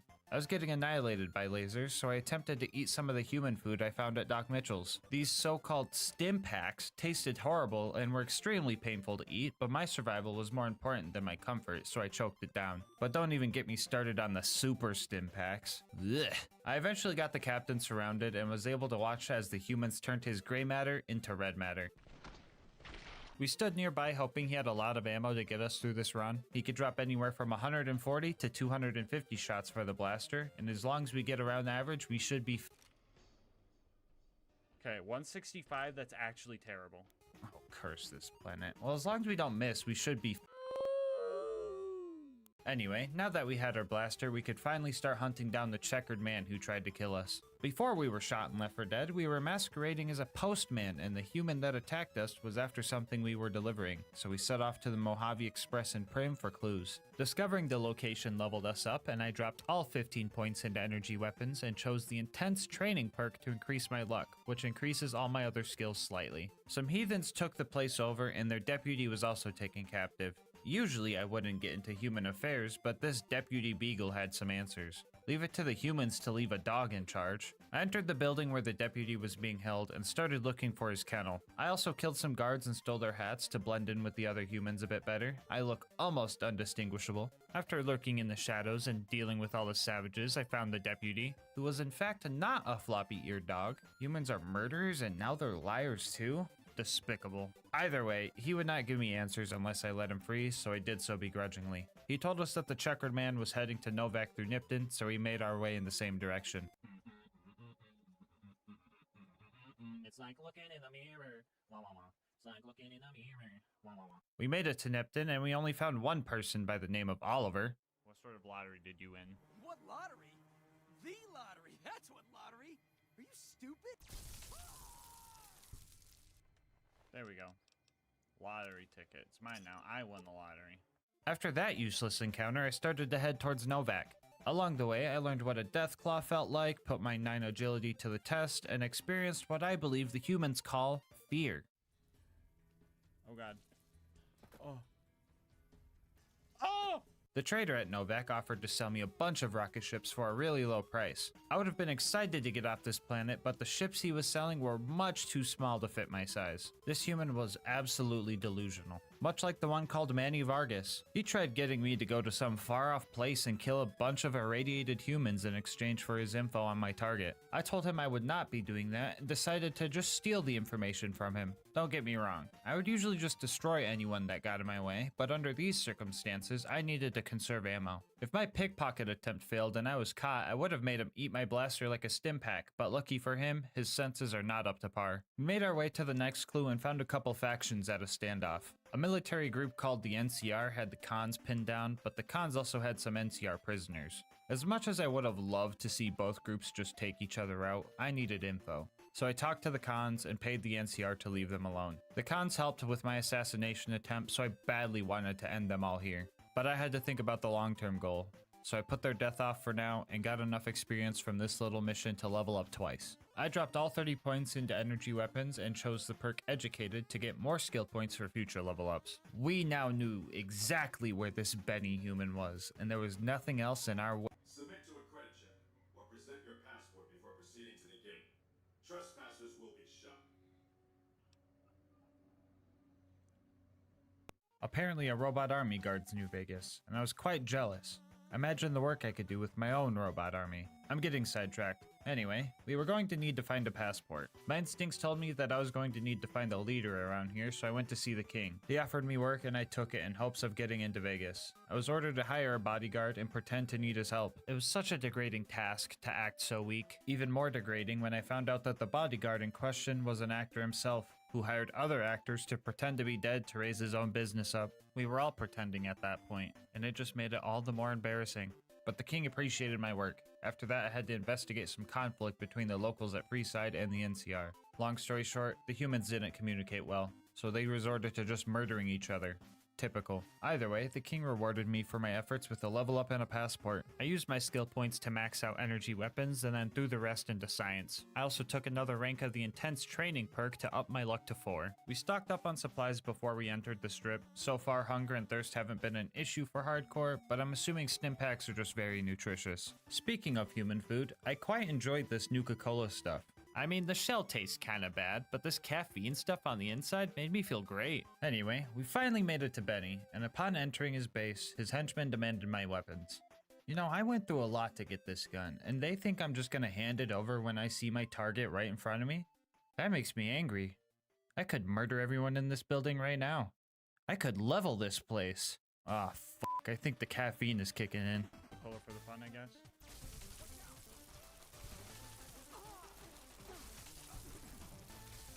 Oh god. Good.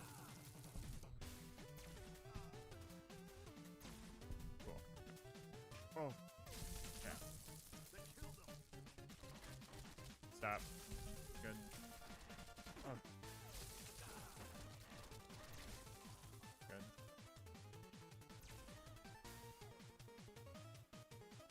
Dude, what the f? Did I knock them down? Holy shit. Oh my god. They actually do. Holy shit. Why are they fighting me? Womp. Who's next? Womp. Anyone else? Okay. Note to self. Human food causes anger, mania, and blackouts.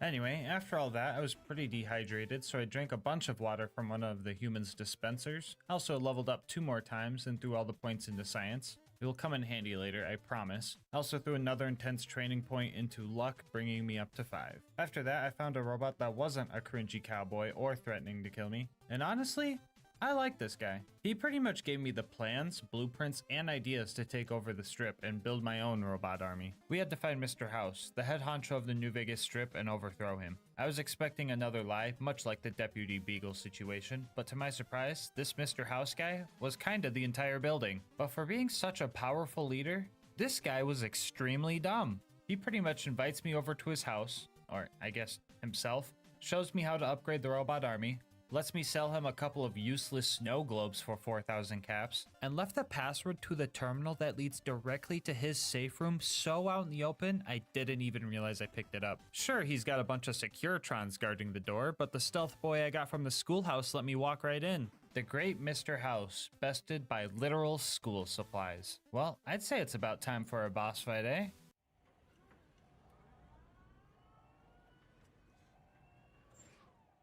Man, what the fuck is this? I got catfished.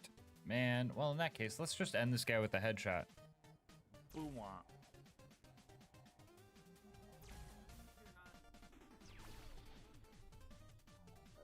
Okay, what about this kind of headshot?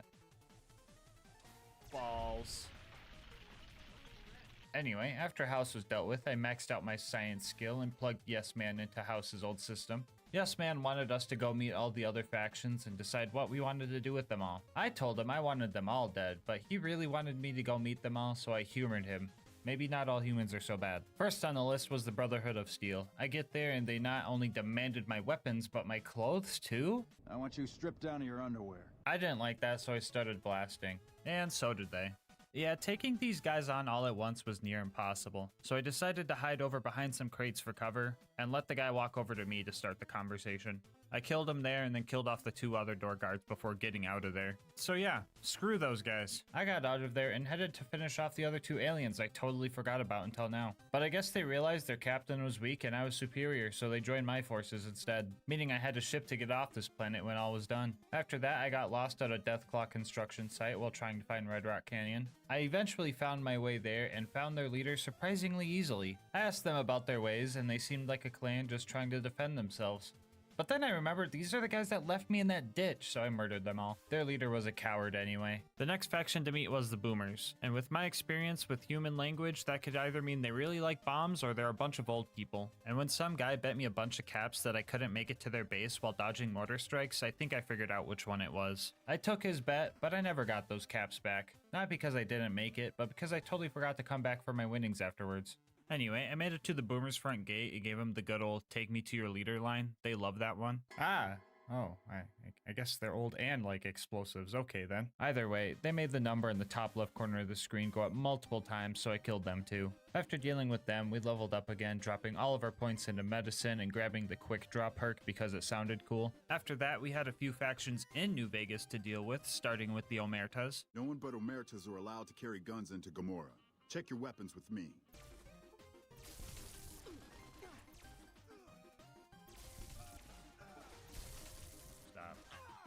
Stop moving. Good.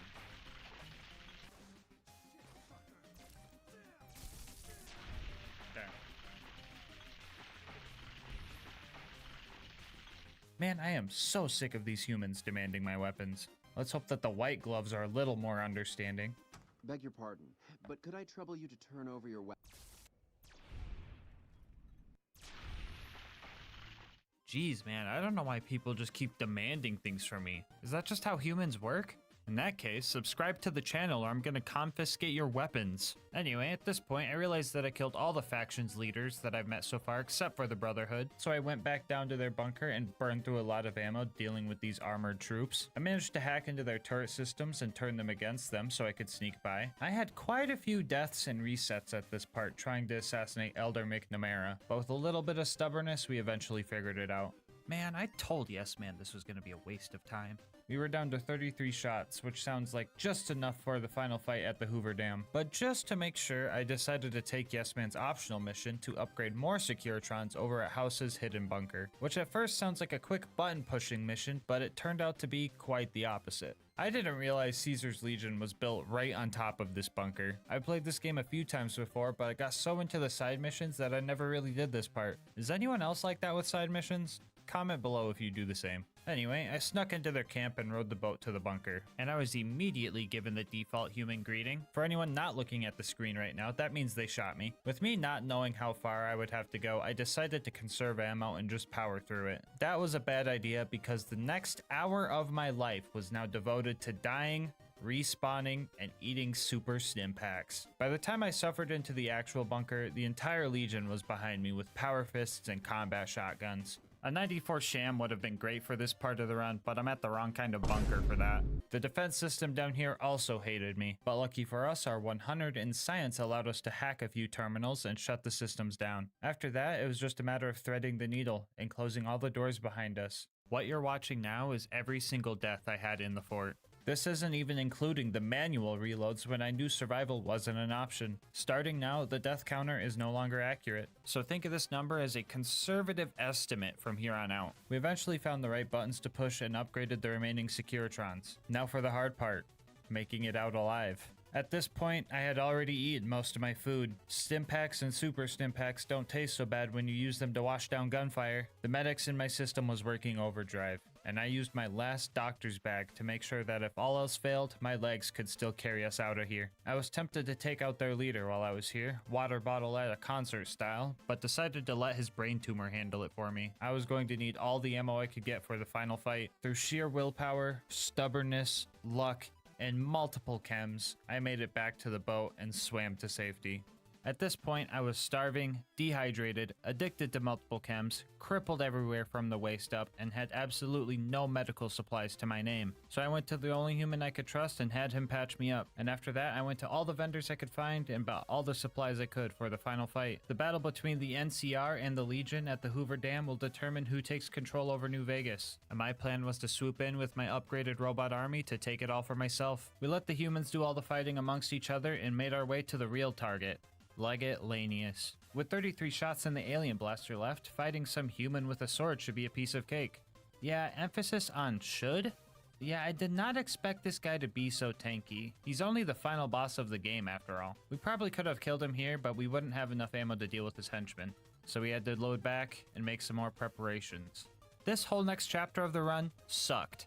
Basically, I wanted to get a perk called Better Criticals that would make all my critical hits do 50% more damage. And since all my shots are critical hits, that would be a flat 50% damage boost for me. Even a human could do that math. I thought all I needed to do to get this perk was to level up one more time now that I had finally gotten my luck up to 6 with the intense training perks and met the requirement. But there were two issues with this I didn't think about. First off, you only get a perk every other level, so I'd need to level up twice. And the second issue that I just now noticed while editing, I would need to level up 4 times to hit the minimum level requirement. So my whole goal of leveling up 1 time was a complete waste of time, but I'll go over my struggles anyway. First off, we went back to Prim and made Prim slim the sheriff to secure some mission XP. We then picked all the safe locks in the storage room for a little bit more. After that, we decided to do the tutorial mission, but didn't want to waste ammo shooting a bottle and felt like punching them would have been against the rules, so skipped all that. So I just picked their locks and hacked their computers instead. I went to Novak and finally decided to sleep for the first time. While I was there, I also did this mission for Boone to get some extra XP. He was not a companion at any point during this mission, so this was still fair. My next set of jobs would be the most degrading yet. I tried to do the bodyguard job with the Van Graffs. They demanded my weapons at the door, and I begrudgingly let them handle it.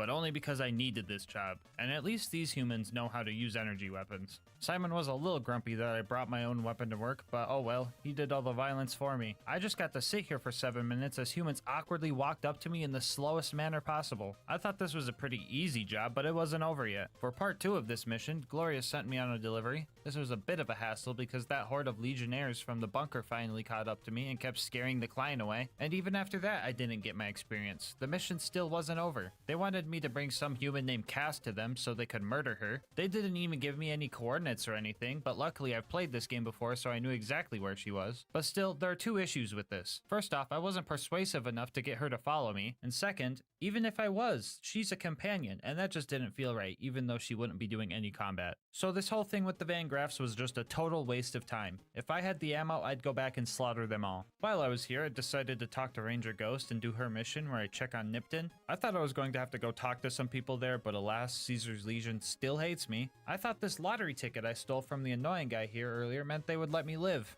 I guess that's what I get for trusting humans. Anyway, yet another waste of time. I was running out of ideas and decided to see if the king had any work. His dog was looking halfway upgraded and I offered to finish the job. Long story short, this was another issue where I would have a companion follow me. Yet again, another waste of time. These 3 failures led me to change up my plan. I couldn't trust completing missions, so I decided to hack my way to leveling up. And no, I don't mean cheating, I mean hacking all the computers I could find. Repcon HQ had 8 computers we could hack, and Camp Searchlight had a few too. The radiation levels here were quite high, and the lizards, ghouls, and scorpions all coming for my life didn't help either. The very last terminal here pushed me past the threshold, and we finally leveled up. Make this next part easier.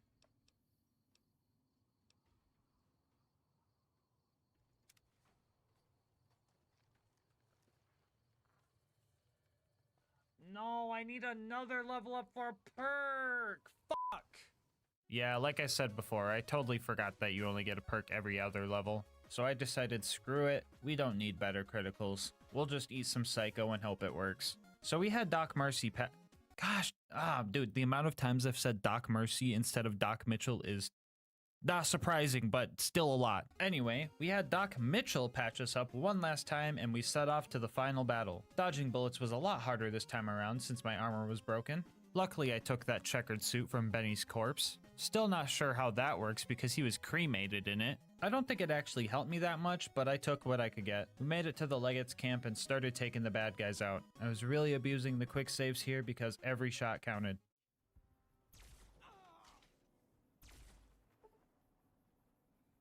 Dude, you can't make this shit up, dog. Somebody clip that, man. When we got to the Legate, I pooped all my chems. I'm pretty sure I meant to write popped all my chems, but that's what the script says, so we're going with it. Hit a sneak attack headshot, and quick saved after every successful headshot because, well, just watch.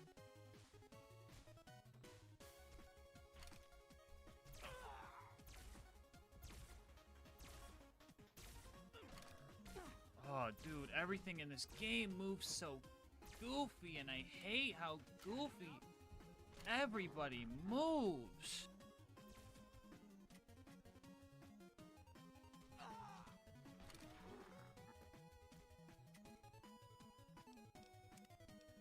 After a bunch of that, I found a rock that bugged him and his henchmen out and used that to my advantage. Halfway through the fight, he goes full coward and leaves to get more backup. When he returned, he decided to throw a bunch of grenades at me. He doesn't really care how close you are to him or his men, so I tried to have him blow himself up a little bit. That plan worked out as well as one would expect. That means it didn't. After I finally managed to survive his bombardment, we went back to our spot to finish the Legate off. At this point, I was worried that I wasn't going to finish this fight. I had 12 shots left, and it takes 2 to kill one of these guys. And I counted more than 6 bad guys, so things were looking grim. But lucky for us, it turns out we only needed to take care of a few of these guys before we could move on and deal with the NCR leader, General Oliver. The final faction leader on my hit list was right in front of me. And with my final few rounds, I secured the dam for me and my robot army. So yeah, it looks like you can beat Fallout New Vegas with only the Alien Blaster. Well, that's gonna wrap up this video. I know this is the first non-Borderlands video on the channel, so your support is very much appreciated. And honestly, this was a lot of fun. So if you want more Fallout videos sprinkled in, make sure to let me know by liking the video and dropping a comment. Also, don't forget to subscribe. It helps the channel out a lot. If you want to support the channel more directly, consider becoming a channel member to get videos a day early. checking out Instant Gaming's deals with my link, or check out gasmaskgang.com to get some merch. I'll have my Discord and Twitch channel where I stream these runs live linked down below. And last but not least, shout out to Mango Soda for making this video's thumbnail art. They do commissions and will also be linked down below. But until next time, breathe easy, homies.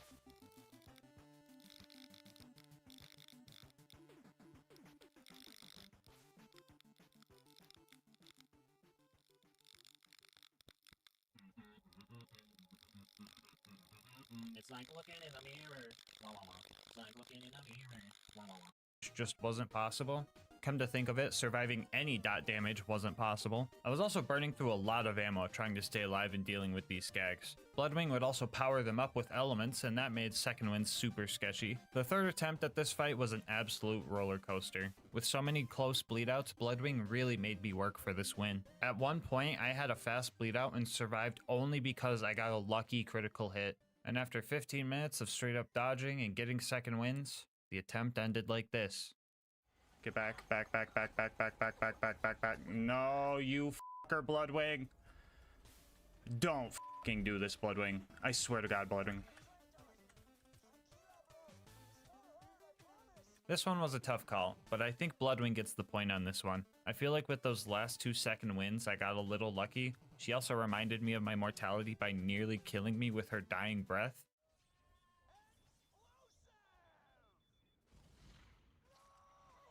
That almost fucking killed me!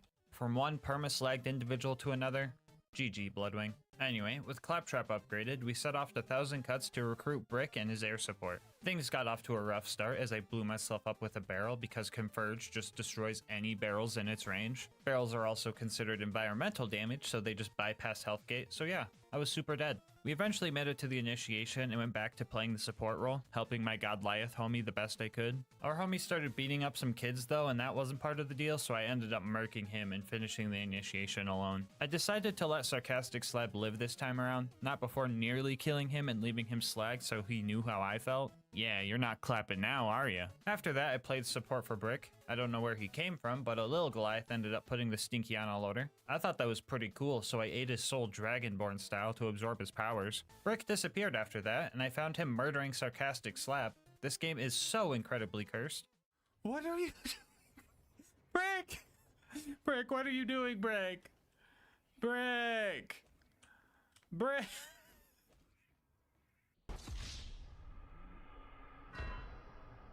Anyway, after our usual loader launching shenanigans, we made it back home and set off to our next objective. We needed to steal Jack's voice from one of his body doubles. This guy is programmed to run away from you, so Cloud Kill wasn't too helpful. He is also considered a large enemy, so phase locking him just does damage without taking their mind over, so that didn't work either. Sometimes after a few attempts, he just bugs out, and this time around I noticed something extra cursed. If you watch closely, you could see that the Jack double is using a Hyperion SMG. But if you keep watching for just a second, it turns into this thing. The fuck is that? Anyway, yeah, he stood still and just let me kill him. We now had all the tools necessary for the bunker raid, so we went to 1000 Cuts and started our climb. Obstacle 1 was this basic toaster. We were really close to first trying a max level one, but on our second attempt we got a lowest level one, and that went a lot easier. But that's where the easy ended, because up next were the baby turrets.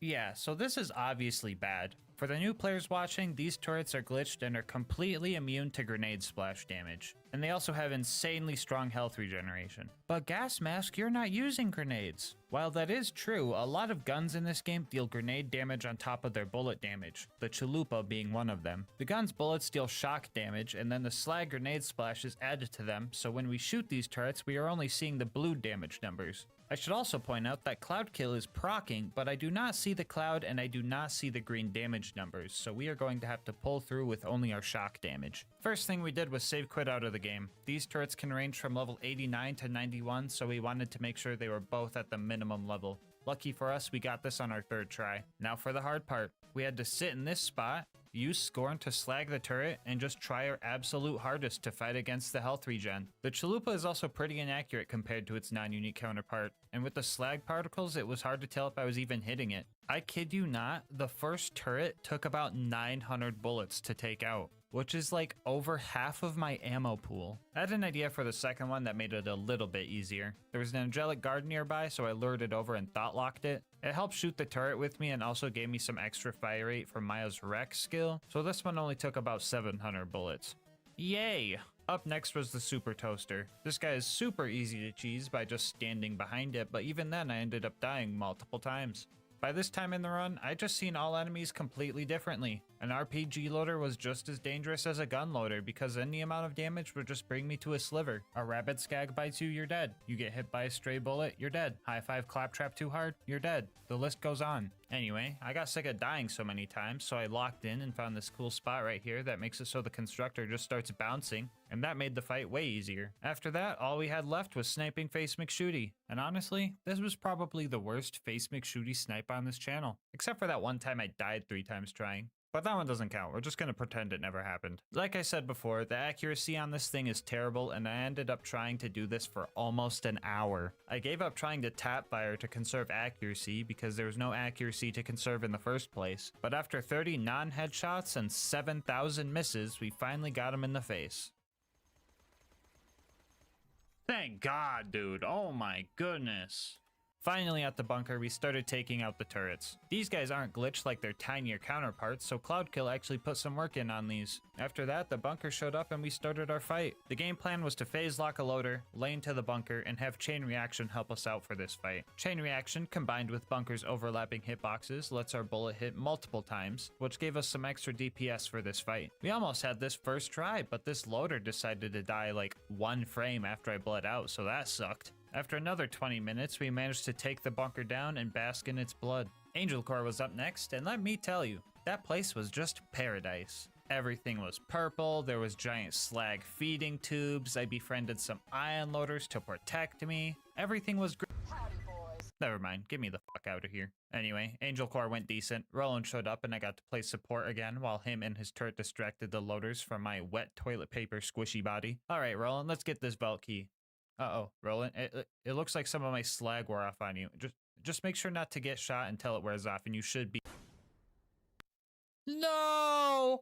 Anyway, Jack kidnapped the wrong siren. You would assume the one full of iridium runoff would be the one you want to charge the iridium-fueled key, but oh well, at least Lilith is gone now. Now the only voices in my head are my own and the slag whispers. No! Sawtooth Cauldron was our next destination, and my worst fear ended up happening. Some of you guys might remember the Death Cubby. You spawn here, and you're trapped. You try to leave, and the ambush commanders are there to ambush you. Who would have thought? My only hope was to make a break for it as all the bad guys were getting thrown around from Converge and make it to a safer spot, which was standing on the cliff of a volcano, so that was cool.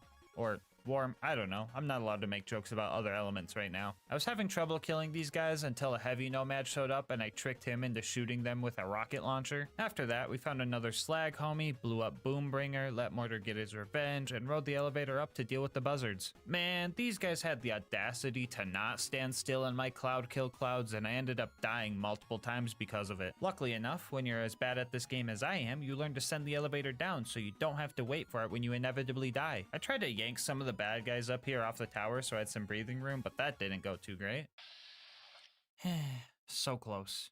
A loot dude showed up as well, and he decided that he was unslaggable, so that was fun. We eventually managed to take out enough bandits to give us the chance to take out the buzzards and watch the sunset with one of our homies we met up there. We made it to the boneyard and we were finally able to do the permaslag glitch after pushing a car over to a slag puddle. Fun fact about this glitch is that you can stack it as many times as you want. One stack will be 3 times damage, 2 would be 5 times damage, 3 would be 7 times damage, etc. I thought that since any amount of damage would just health gate me anyway, what's the harm of just getting like 10 stacks? That way, Recompense would deal some crazy damage when the enemies attacked me. Yeah, that didn't work at all.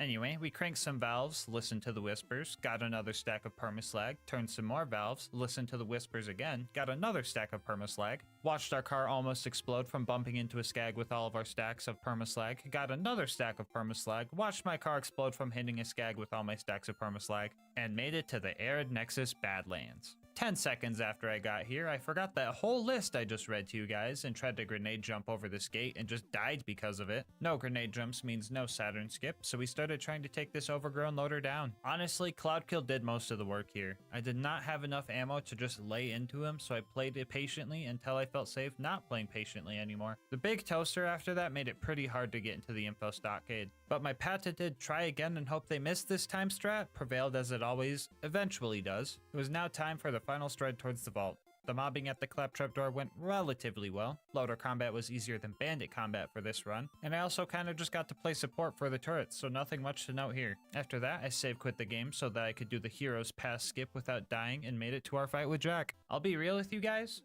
this fight sucked. This fight always sucks, but some even goofier stuff happened this time around. You know that invincibility shield drone that Jack gets when his shield breaks that lets Jack just teleport and heal all his health back in like 2 seconds? Yeah, that thing can't get cloud killed. Like, it just doesn't activate when you shoot it. I mean, I can kill these things, it's just kinda hard. But even after that, it only takes Jack like 20 seconds to teleport away and spawn another one. Which, considering Jack's health regen, that's pretty frickin' quick if you ask me. I decided to try some converge shenanigans and use a rack to yank him into a death hole, but that just wasn't working. So we had 2 options. Keep trying an impossible fight until Jack glitches out and stands still, or just use the good old block him at the terminal strat and skip all the pointless stuff. They both have the same result, but the latter gets the video out sooner. So here's my PowerPoint presentation on how to kill Jack.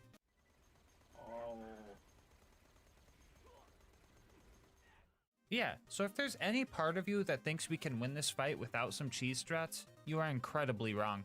Even doing this strat, I almost lost because Jack is super hard to slag, and if he's not slagged, his health regen matches my DPS pretty much exactly.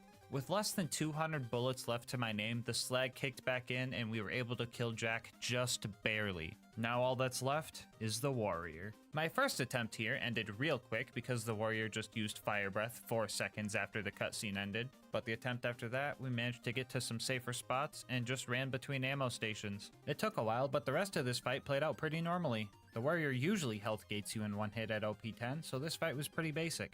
Heck, most things at OP 10 will just one-shot you. Wait, did being slagged even affect the challenge at all? Is OP 10 really that unbalanced? Have I become so used to its abuse that I didn't even realize I've been subjecting myself to this the whole time? Oh no, I gotta end the video before you guys see how low the death counter— You can beat Borderlands 2 while permaslag. Bonus content time, woo! So usually during these runs, I like to see if the gear I'm using can obtain itself. Yeah, that was a bad idea for this run. You get the chalupa from Mick Zafford at the end of the Clan Wars quest line, which was probably 80 times harder than you think? 81 maybe? We start off by blowing up the Hodunk's big tire because we hate them, and then we blew up the Zafford's distillery because they have an alcohol problem and we want them to get better. After that, Mick hired me to go blow up some of the Hodunk's race cars. The race car fighting was actually pretty easy. Dealing with the slag hallucinations was a bit weirder. After that, we went back to the Zaffords and had to kill their bagman. We're supposed to side with the Zaffords, so I tried befriending the bagman and chilling near the waterfall, but that didn't work, so I launched him off of it. Only problem with that is I can't reach the key if he falls down there. No biggie, I'll just kill him with a gun. Oh darn, where did I put that footage of me killing him with a gun? Okay guys, I triple checked and I don't think I could kill this guy with a gun. He just moves and teleports around so much that he doesn't even stay in the cloud kill long enough for me to even think about doing this. I'm pretty sure he's corrosive resistant too, but I wouldn't know since I can't hit him with cloud kill. So it looks like we can't continue.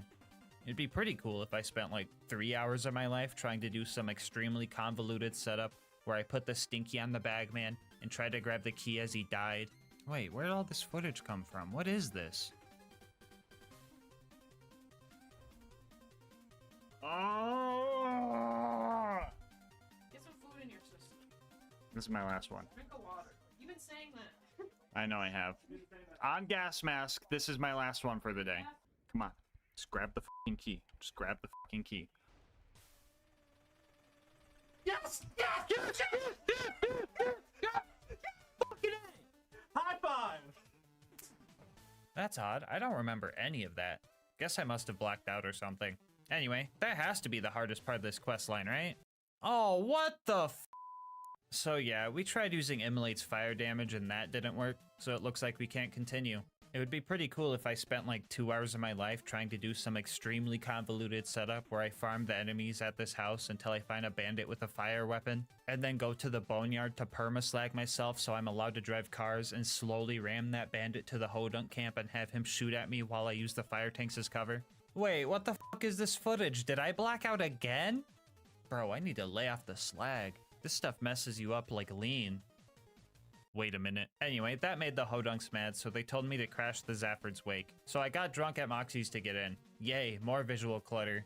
I got them Ice King wizard eyes, man. Anyway, we went to the wake, paid our respects, and left. This is not a lie for a comedic bit. The objective will check off even if you don't murder everyone inside. After that, it was finally time for the final fight. I started blasting the Hodunks and throwing my slag orb out, and played support one last time for my Zafford homies.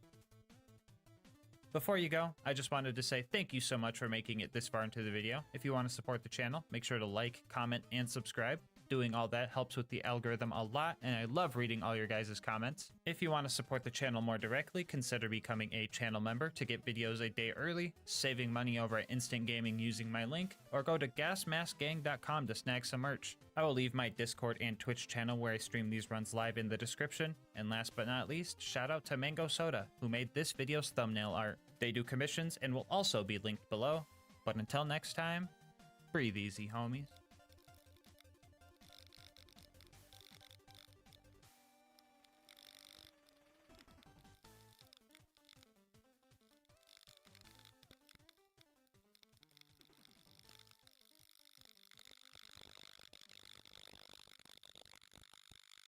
Today's video is sponsored by Instant Gaming. More on how you can save money on the games you love later in the video.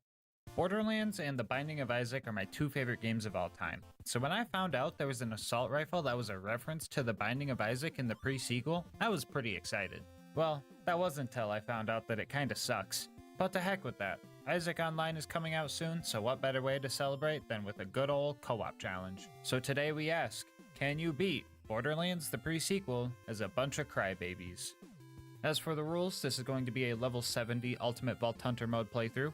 Bar will not be allowed, and we will only be allowed to use the Crybaby Assault Rifle. If you don't know what this gun does, well, it kinda depends. Most unique weapons come with a special barrel that gives its unique properties, but the Crybaby can spawn with 2 different unique barrels, 2 unique elemental damage types, and 2 unique accessories, for a total of 8 unique combinations, and that's not even including all the variants when you get a normal element or accessory. Each variant shoots a different type of projectile, mimicking different types of tier effects you can get in The Binding of Isaac. To keep it simple, we will only be using the variants with the cool unique parts, minus the default shot barrel because wobbly bullets are more fun. Which leaves us 4 part combos, and each of us will use a different version. Speaking of each of us, let's meet our band of crybabies. Wait, who the heck are those guys?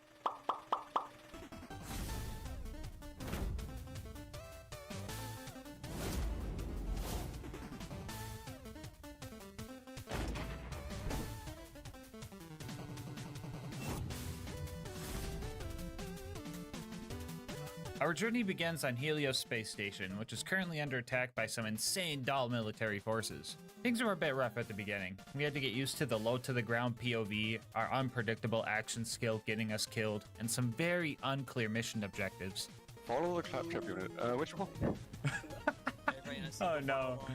Upon starting our first few fights, the chaotic nature of this run became apparent. Tears flying everywhere on top of the randomness of Claptrap's action skill make it so you can't really plan for anything. Since I'm pretty sure 80% of all Claptrap players are the people you see playing with me right now, I'll tell you guys about Claptrap's action skill, vaulthunter.exe. This ability causes your character to analyze the battlefield and chooses one of 15 unique action packages based on your surroundings, which is just a fancy way of saying it's fucking random. A good chunk of his action skills also affect all the other players. Some combos can be extremely strong, while others can be quite unfortunate, and I'll be tier listing them as we go. Also, there's your first Isaac joke. First among B tier is Blightbot, which causes Claptrap to throw out a siren-style minion that flies around and burns and corrodes enemies. Which sounds and looks pretty cool, but the damage isn't that great. This still could be a blessing compared to some of the other ones we'll get to later. Anyway, after saving Jack, Tom almost cut the challenge short by killing Zarpedon during her intro cutscene using the pirate ship action skill. More on that one later. After that, we pushed through the moon base until we met our first boss, Flame Knuckle. We all activated our action skills and the true chaos began. I rolled Gun Wizard, which doubles the fire rate, reload speed, and mag size of everybody's guns. It also completely refills our ammo reserves, so we never really ran out of ammo because of it. Alone, this skill is an A tier, but when combined with others, it's probably the strongest skill out of the bunch, so it rightfully lands itself an S tier. Anyway, as you can see, this is a joke because you can't actually see anything. Our guns aren't necessarily melting the bad guys, so we had to work together and make sure we were reviving our homies through the fight. 10 minutes later, we busted his power suit and bullied Flame Knuckle into a corner, where we used our tears to put his flame out. Moments away from escaping Helios Station and our quotation mark escape pod quotation mark, Lucas ruined the one life challenge by getting crushed by its door, so that's cool. After all that, we made it to the moon and met Janie, who was gonna help us get to Concordia. She told us the key to getting there was in Deadlift's hands, and the path to his hideout was filled with giant tanky Kragans. But that's nothing pirate ship mode couldn't handle. This action skill would be joining Gun Wizard up in S tier based on its awesomeness alone. The cannons deal great damage, and the way the shots sync up to the beat of the 1812 overture playing is truly awesome. Well, usually. I had to turn the music off for copyright reasons or whatever, because people hate fun, I guess, but oh well. After fighting through some goons, we made it to Deadlift and started our second boss fight. This boss fight was definitely harder than the last. Deadlift was a lot more tanky than Flame Knuckle. On top of that, he would bounce around on his beloved jump pads and electrocute the floors. We had to make sure we were reviving each other here, because second wins were tough even with our extended 5-year lifetimer from Best Buds for Life. But reviving each other also wasn't much of a hindrance, as you would think. The kick him while he's down skill made it so that the bad guys would just focus on shooting the down player instead of the one that's trying to revive them. Best Buds for Life gave us health regen and damage reduction for reviving our homies, and reviving was the perfect time to activate high fives, guys, which lets you high five your friends to gain some increased gun damage, fire rate, and health regen for a short time. Not to mention oxygen revives are a thing in this game. At the cost of oxygen, you can revive your teammates twice as fast, and Claptrap doesn't breathe, so it was just free. Not sure why oxygen helps get another Claptrap up, but we can literally turn into pirate ships, so I don't know if logic matters that much. Anyway, we eventually murked Deadlift and all started dancing on his corpse. Bye, Nene. Oh. Get Nene. During our escape from Deadlift's base, I rolled Rubber Ducky, which causes all players to bounce around and reflect bullets. This skill makes it hard to aim or revive your homies, so it should realistically go in D tier. But the fact that it allows you to abuse slam knockbacks better and makes putting the stinky on bad guys easier bumps it up to C tier for me. We managed to get the Moonzoomy station working with Deadlift's key and had a little too much fun with our new cars. The car, not the tow. Hey! Why you parked there? That jump's hard, Tom, by the way. Don't f it up. Oh, no! Okay, Rigged, give me my money. What? How are you? Wait.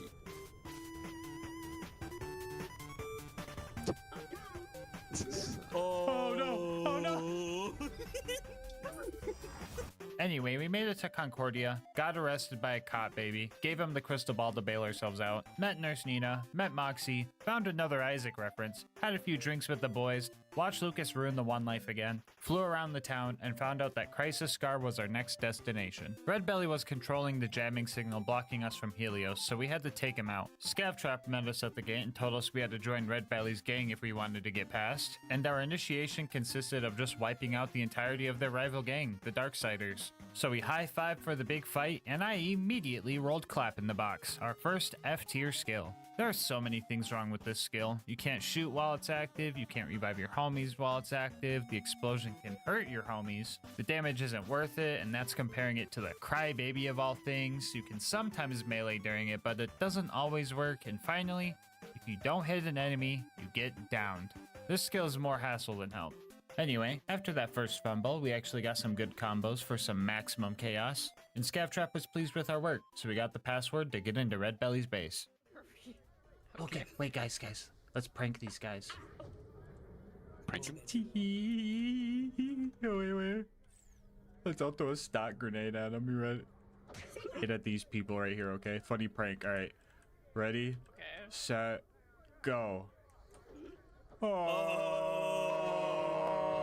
Dang, why the Oh my god! This is where the difficulty of the challenge kicked up a notch by introducing these big guys. These guys are extremely tanky and required all 4 of us to focus on them in order to take them down. Tom and I both had triple shot crybabies, meaning we would have to get pretty close for all our shots to hit, and I was struggling pretty hard. But we had each other's backs, and that's what got us through this. After bringing a pirate ship to a playground fight and fighting another 3 of those ultimate mugger guys, we made it to the Red Belly boss fight. This fight pretty much went as expected. And by that, I mean I couldn't see a thing. If this game didn't have health bars overlaid when you're looking at bad guys, they could have just snuck out of the brawl like some kind of old-timey cartoon gag, and we wouldn't have known a thing. The amount of action skills we were able to pop out was insane. Our class mods gave us each 49% action skill cooldown rate, and Claptrap's Through Thick and Thin skill gave us another 25 that could be transferred to your teammates when your action skill is active. This pretty much allowed us to have some kind of crazy going on at all times. Red Belly eventually split up and we focused on Belly first. After he died, the smaller flying guy got all angry and started glowing red. I feel like they stole that from somewhere. And we eventually threw enough tears down range to finish this fight. And the dude dropped the perfect fucking shred of fire. Which reminds me, if you want this save file with all the cool loot we found, or to try this challenge for yourself with some buddies, I'll have it on my Discord server, link in the description. After we took out the jamming signal, Jack was able to escape Helios, and now we just needed a plan to take it back. Jack decided to meet with the Marif of Concordia to make a plan to do exactly that, so while the grown-ups are talking, I'll tell you about today's sponsor, Instant Gaming. Anytime I want to look for a new game to play with friends, I always check Instant Gaming first, because odds are, they have a deal on what I'm looking for, and the deals that they offer are just hard to beat. One of my favorite things about Instant Gaming is how fast you can get your games. Once your account is verified, getting your activation code takes less than a minute. Even the console homies can save time and money on Instant Gaming, because they've got deals for PlayStation, Xbox, and Switch games. I'm pretty sure the only time you're ever going to have to wait on Instant Gaming is if you pre-order a game. But even then, if the price ends up dropping even lower than when you made your order, they will refund the difference to you, making getting the best deal even more effortless. So stop waiting for deals. How about this? Think of a game you've been wanting to play for a while now, and just check to see what kind of deal they're offering on it. And if you like what you see and end up making a purchase, just know that on top of saving yourself money, you are also supporting the channel. Anyway, let's see if the grown-ups are all done talking. Whoa, whoa, whoa, what just happened? Anyway, Jack wanted to take back Helios Station and needed a robot army to do so, because just like in real life, we weren't enough. The first step was getting a combat AI, and Janie knew a guy that could help us out. She also gave us a password to get some new vehicles to help us get to them. The jump to get over this lava lake is like really dumb. It killed me once and killed Lucas twice. Man, it'd be cool to have individual death counters. Anyway, we met Pickle and made our way to the bosun's ship. There were a lot of big bad guys along the way, and we were reviving each other left and right to keep the fight going. But then, Funzerker threw a rock into that plan. Joining A tier, Funzerker causes the player who activated it to dual wield the gun they're holding and makes you fire your guns whether you want to or not. It also glues down the trigger of all your friends' guns too. I mean, I will say it's nice to rest our trigger fingers here and there, but when the action skill is up, we can't sprint or revive each other, making it extremely dangerous. We had some very close calls, but the big guys weren't the most deadly thing we had to deal with. After the clap, you run, okay? Okay. Oh, use your boost, use your boost! No, I can't make that, what the heck? Why not? Wait, no! It's like maybe my freshman year. What? Your moon You know that hole in the middle? Lucas, did you fall into the hole? I was gonna tell you to run over it, but you jumped in it on your own? No, Lucas died again? I couldn't see. Oh, no. Anyway, we finally made it to the bosun's ship, and a few steps, or rotations, I guess, through the front door, PhysX strikes again. Just turn that off, and there we go. I wonder if that will help with the visual pollution. Back in the bosun's, we started taking out the bad guys and dealing with a lot more of these big guys. Lucky for us, we were getting some good action skill combos, and it was right about here we found the God combo, which is Gun Wizard and Mecro Magician. Joining S tier, Mecro Magician does a few things. First off, you throw out Mini Trap, and he seeks out enemies and damages them. All of the familiars you could throw out as Claptrap are kinda much like another game I like to play. But the real magic no pun intended, comes from the stat boosts you get. While active, you lose a third of your mag size and accuracy, but you do gain a 263% damage increase to your guns. So you can see why this would pair well with Gun Wizard. The cons aren't really that bad either. Our mag size was already big to begin with, and the accuracy never really existed in the first place. Anyway, yeah, when you get that combo going, it's actually possible to see the big guy's health bar move with the naked eye. Why Alyssa contemplating her sin right now? He's like, what does it mean to take a life? And stop, guys! The bosun was throwing a lot of goons at us, but lucky for us, the skipper, aka the bosun's AI girlfriend, had enough of that nerd and started helping us out instead. Pushing through to the engine room, I found out that you can revive your homies during Fun Zerk if you spam your weapon swap key, and I also got medbot a few times, which kinda helped. We were all pretty tanky with our health bars from Claptrap's All the Things Are Awesome skill giving us a 55% bonus, and another 30 from his Pain Simulator's Painful skill, which added an extra 20% damage reduction cherry on top. So if you're wondering why my shield is so small, it's not. Our health bars are just huge. And now that you mention it, I feel like I've seen this blue health bar over the red health bar mechanic before. Anyway, yeah, the healing doesn't seem like a lot, but I guess it's better than nothing. Also, there's a cool glitch where you could drop the laser and re-pick it up to use it infinitely, so I started hoarding them in my inventory because it's funny. Anyway, I'm dropping this in D tier. Even with all of our healing and teamwork, we couldn't keep up, and here we took our first death that wasn't Lucas falling into some kind of pit. This time, he bled out. I don't have Lucas, I don't have Lucas! No! I died! It wasn't just that either. It was so much more sorrow. Oh my goodness, what am Oh, I had one bullet to barrel troll fucking Lucas and I fucked it up. No! No! I stinkied myself! No, sure! You know what? No. We're not gonna let this stop us. We're not gonna let this bring us down.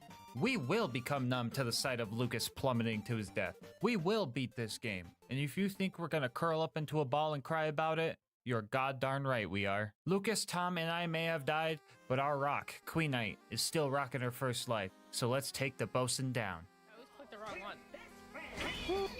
Oh, what the heck was going on? Oh, no, this is not how we're supposed to start the fight. Alyssa died! Alyssa died! Alyssa died? Underneath the elevator, yeah. Oh boy, Torg Fiesta. Yet another liability roll. This one causes everybody to throw one grenade and gives us all free grenades for the duration of its effect. The person who rolled it will also start lobbing out contact grenades at random angles in front of them that can also damage teammates. Mix that with a rickety old cramped elevator and you get what you just watched. Anyway, once we actually made it into the fight, everything got chaotic. Big surprise, I know. Tom and I used our triple shot guns on the bosun himself, while Alyssa and Lucas used their more accurate version on the little shield turrets. Halfway through, I started getting really up close and personal to the bosun, and I ended up using the same strat that Master Chief used on Regret and Halo 2 to deal a bunch of damage. Right at the end of the fight, the stars aligned and we got the God combo while I had the high 5 boost and finished this fight strong. I will say though, I am very disappointed that I burned the whole Ice King Wizard Eyes joke on the last video because good god, look at all this visual clutter. After that, we stole his girlfriend, which was the military AI we came for in the first place, and made our way to the nearest robot factory. Speaking of combat robots, we finally rolled Minion Trap while waiting for the train to show up, which causes Mini Trap to turn into a rocket turret, which sounds pretty cool, but this one's going into B tier because it's kinda eh. The damage isn't that good and you just kinda throw it wherever you're looking, and since you had no idea that you were throwing this thing out, it usually ends up somewhere useless. It's not dangerous like some of the other action scale rolls, but it's just kind of a boring dud, just like the character it's based off of. Anyway, we found a friendly scientist trapped behind all the scavs and torques, and by sheer coincidence, he was working on a military robot that could create near infinite amounts of other combat robots, which was exactly what we needed, which warranted a little bit of celebration. Are you in the gritty? What the We made it into the factory, and I knew this part was going to be a doozy from past playthroughs. So we decided to spend some of the moonstones we found throughout our journey to get some moxtails for the fight. I got the one that boosted fire rate and reload speed for 30 minutes, which gave me just enough time to kill one of these big mugger guys. Too bad there were 3 of them. Yeah, this trio messed us up bad. One of them had a cryo rocket launcher, and that was making it really hard to revive each other. Cryo? More like made me cry, yo. Oh, brother, this guy stinks! We were all downed and crawling towards a hopeless kill, and one by one, we all fell. First me, then Lucas, then Queen Knight, and then Lucas again. This defeat hurt more than all of them so far, but we couldn't stop here. We had to tough it out and keep going. After we finally managed to take that guy out, we started taking steps toward building our constructor. You know, steal some robot eyes, put them in a toaster, find the main body of the constructor, feed Queen Knight to it. Michael, don't leave me here. Watch as we lose half of our Moxtail duration waiting for the turrets to calibrate themselves. Feel embarrassed that they're still doing more damage than us. Have Felicity steal the legs from another robot. Wipe Felicity's memories against her will. Have her get angry about it and try and kill us. And then start crying about it until she dies. Dang, between this and the Marath, I kind of feel like we're working for the bad guys here. No, just me? Okay. Anyway, this fight was a little scarier than the rest because Felicity can spawn this repair drone that turns the whole thing into a tug of war. Usually repair drones aren't that scary, but our damage output was relatively poo-poo. Like, you know it's bad when Lucas says, "Oh, that's good damage, that's good damage." But her health bar only moved down 1 tick. She also has a shield drone that gives her bullet deflection, causing us to straight up shoot each other at times. The drones themselves are also pretty tanky, so we had to prioritize these things in order to win. You can kinda see why I wanted to do this as a co-op challenge. Imagine trying to get second wins with this gun. In between dealing with the drone waves, Alyssa and I would try to focus on any bots that Felicity spawned so that we could activate the rage element in our gun and deal a little bit more damage. Not really sure how well the rage element was working, but I'd be lying if I said I wasn't high on placebo. But just like real life, all your problems can be solved with a little teamwork, high fives, caffeine, and a whole lot of crying. We eventually took her down and did a little bit more celebrating. Everybody start hitting the gritty around her. Oh, oh, oh, oh, oh. We now had the robot army we needed to take the moon base back, and there wasn't anything that could stop us. So we all topped off our Moxtails and fast traveled up to the moon base to start our assault. Oh, Lucas! Lucas, why'd you die, dude? You killed me too! I would have been fine if you didn't do that. So we got up to Helios, but the weird thing is that I didn't see any of the robots we spent 3 missions trying to make, so that was weird. Oh well, maybe we are enough. Just kidding, no, we can't even open a fucking door. We had to find another baby to do it for us. This one was blue, locked in a box, and had a neglectful mother nearby. Come on, guys, this one has to be an Isaac reference. Anyway, the scanner that would let us into Jack's office was a bit busted, and I'm not sure if this blue baby was fixing it or making it worse. Access denied. Scans reveal subject is a cat wearing a birthday cap. Oh! Yo! Lucas is a cat! Scanned or scammed? Scans reveal subject Whoa! Whoa! We made it to Jack's office and secured our base of operation. The next job was to go to the R&D section to rescue all the scientists there. Nothing out of the usual here, you know, turning into pirate ships, questioning if my shots are actually hitting even though I'm at point blank range dual-wielding assault rifles, watching Lucas lose to gravity and getting rejected by Queen Knight. Just your basic Borderlands meta. Anyway, we saved all the scientists and they disabled the force field blocking us from Helios's giant eye laser. And then Jack airlocked all of them because they were acting a little sus. Oh, come on, dude. Is that my boss again? Hello? Come on, dude. Are you really squeezing in another Among Us joke into this part just like last time? Yeah, what's wrong with that? It's funny and it's relevant to... What? No, what? Relevant? Among Us is a dead fucking game, and it definitely doesn't help that you're playing the pre-sequel. What do you think you are, some kind of comedic necromancer? Yikes, dude, that's harsh. You know what? Just chill out, okay? I'll change the joke. No need to get hostile. Good. Now get back to work. Jeez, I hate that guy. But he's the boss, so, I guess those guys didn't meet the profit quota. Anyway, we finally made it to the Veins of Helios, aka the jump pad parkour section. I really like this part of the game, but I know a lot of people hate it. And, I think I know what side Lucas is gonna be on. Mid-air high five, Lucas, behind you! Wait, I'm already high five. Oh. Oh! No way! Again, Lucas? What are you doing? Lucas, you see those pipes over there? Yeah. Go stand on them. Let's jump it over here, Lucas. Oh, Are you trying to kill Lucas? What? No, not again. We had to fight some of these fighter jet guys, and while it looks super cool to see 200 bullets all flying at the ship at once, they were pretty hard to kill.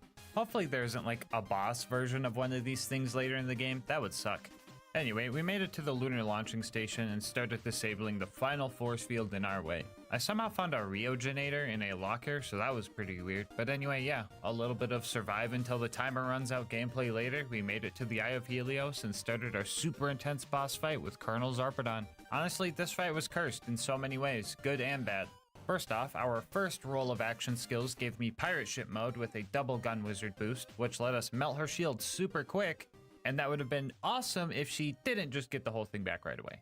All of our rolls after that just kept synergizing poorly. Like one time somebody rolled nonsensical sacrifice, which downs the user but revives everybody else. But none of us were down, so that was just straight up useless. I'm still gonna put it in A tier because it did come in clutch a few times during the run. Also, just watch this clip for me. Not needed. Anyone? Yeah, I got you, Tom. I'm gonna get you. Who the f just threw a pumpkin at Tom? What'd I just watch? So, did you guys see that too?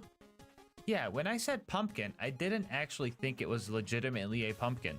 At first, I thought Queen Eye or Lucas just accidentally shot a jackal cannon they found, but from where they were standing and the angle of the pumpkin, that just wasn't possible. But slowing down the footage, we were able to see the real culprit. You see that orange? That is 100% the barrel of a jackal cannon that is in the hands of that basic enemy. I had no idea that these guys could spawn with the unique blue rarity drops in this game, but there he is, causing more chaos, as if this run needed more. I didn't even notice this until I started editing this video. Numerous pumpkins flew across my face and into the faces of my homies, and we didn't even know. Anyway, we eventually took down her power suit, and that's where the curse shenanigans started being good. Before this whole second phase, we all hid on this ledge to lure Zarpedon over, and I went out to get her attention to bring her closer. I went down, but Lucas's dying actually kinda came in handy. I'm gonna get a revive by my action skill. Oh, no way! I died anyway, but when I got back, Zarpedon was in the prime position. Yes, come on. Come on. Here. Put the stinky So if you're ever having trouble with this fight, just know that all you need is a few stock grenades. We finally had the Eye of Helios under control and found out it was actually powered by the Eye of the Destroyer. Or another Isaac reference, I'm not sure. Anyway, Moxie said we could disable it if we overjuiced the thing to activate the failsafes, but that was a big lie, and she turned it into a giant black hole in an attempt to kill Jack because, plot twist, he's the bad guy. But we still survived somehow, and Jack was so happy that he started throwing it back on us, so that was pretty cool. All that was left to beat the game was to find the vault and secure the alien technology inside. This place was guarded by a bunch of these creepy looking alien dudes, but those guys weren't anything compared to the Eternal Doll Soldier guys. If you don't kill these guys fast enough, they just evolve and get all of their health back, and through conventional methods, there is just no way we would be able to kill these guys fast enough. But lucky for us, this is Borderlands we're talking about. There's always something we can exploit, and in this case, it's the slam attack from our level 1 Oz kit. Using our slam would stagger the Eternal guys and prevent their evolution, and as long as we could stun lock them like this, we could take these guys out relatively easily. One of the doll guys we found ended up surrendering, and we gave Lucas the choice in killing him or letting him go. Now kill him. Alright guys, let's see what's in this vault. Whoa, wait, did you guys see that? What the heck is that?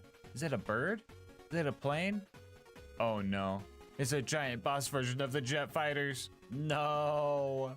Alright, real talk guys, this fight was the hardest one yet. I'll give you a breakdown. First off, 90% of the time this jet was pretty far away from us, making it so we would have to lead our shots far in front of where we thought it would be, which is 10 times harder when your shots have a mind of their own, and they're literally children's tears. It would sometimes get low to the ground with some missile strikes, but that was so rare it might as well have just not happened. Our action skills were also just not that great. Anything except for Gun Wizard, Mecro Magician, or Funzerker were just straight up useless because we couldn't utilize them even if we tried. This wouldn't have been too much of an issue if we actually got those good ones, but all we would get is triple clap in the box rolls or Queen Knight's personal favorite. No! Dude, how many Torque Fiestas was that? 3. Oh my god. Oh my god, not the Torque Fiesta. Rubber Ducky Fiesta. Fiesta. Oh my god. Fiesta. Yes. Fiesta. What the? Okay, Fiesta. Fiesta. Fiesta. Like a fiesta. I just keep getting to like bomb myself, punch myself in the face. Fiesta. Fiesta. Fucking Fiesta. I can finish up the tier list here. First off, shh, trap is in C tier. This was the first time I got it during the whole run, and all it does is make you invisible to enemies. Not super useful when the giant airship decides to just nuke the whole arena, but I guess it's pretty nice if you ever want to revive some of your homies. And finally, for the absolute worst action package yet, Meat Unicycle, which causes you to switch out your gun for a buzz axe and start dealing fire nova damage.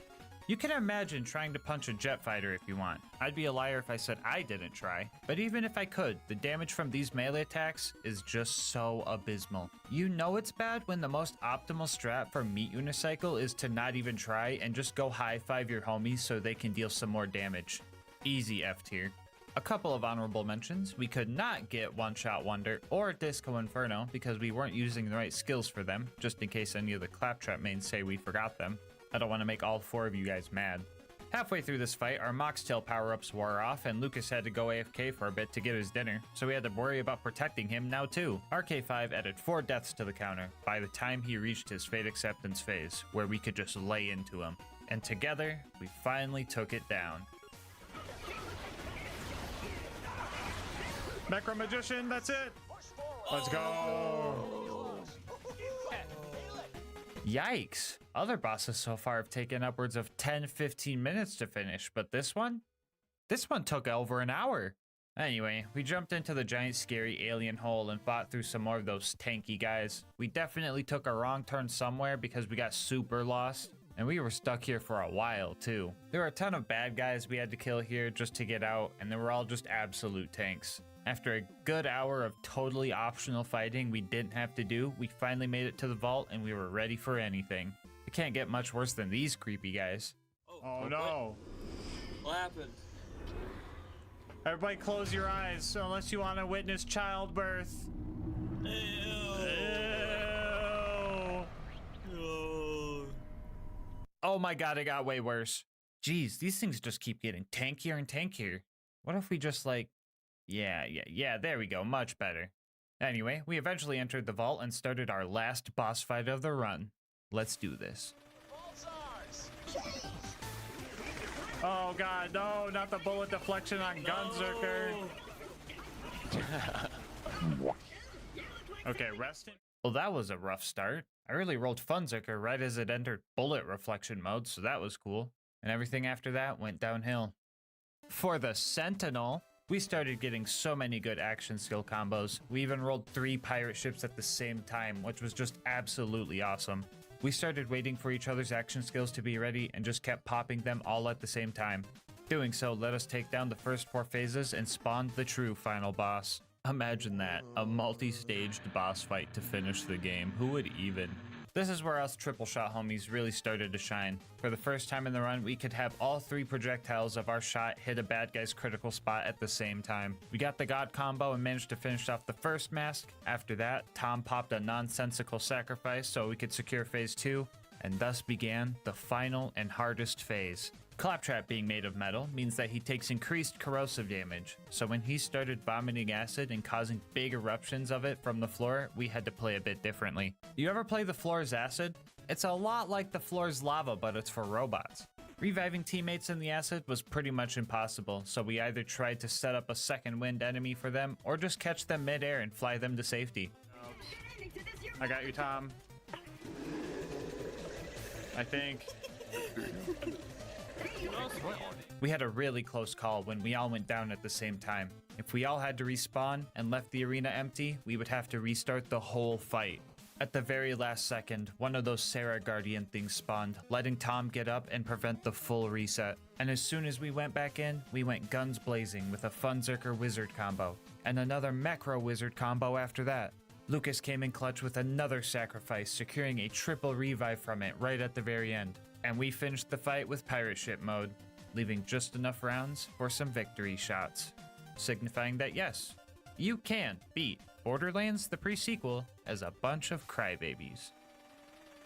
Bonus content time, woo! So this run was a great balance of fun and challenge, but I felt it could have felt a little more roguelike to keep on the Isaac theme. You know, where death is a lot more than just a number going up. So I decided that we're going to tackle everyone's favorite DLC. 6 rounds of wave-by-wave combat where death means you have to sit on the sidelines, capturing that roguelike vibe I'm looking for. That's right, put on your blue light glasses because we're going to the Hollow Dome. Right off the bat, we met a ghost baby. Kinda feel like this one is required at this point. Anyway. Not much to say about round 1. This is pretty much just a warm-up. Flame Knuckle made a return, but we threw him into the big hole, so that was cool. Round 2 was pretty much the same. We had some more of these creepy Ofa things show up, but again, the giant hole made them pretty easy. Lucas got Queen Knight killed.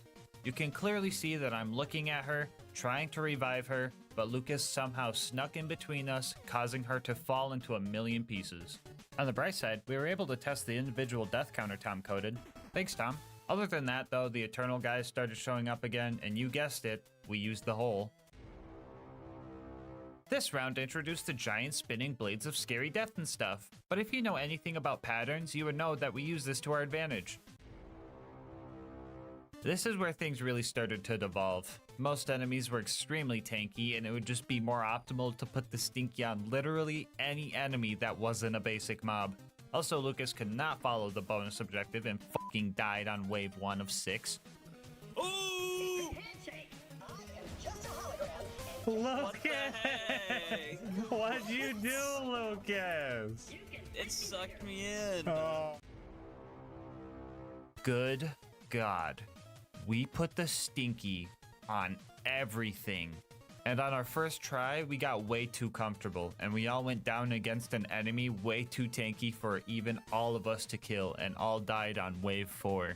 On our next attempt, things got really dicey. Queen Knight and Lucas both took a dive about halfway in, so Tom and I had to lock in and stick to each other like glue.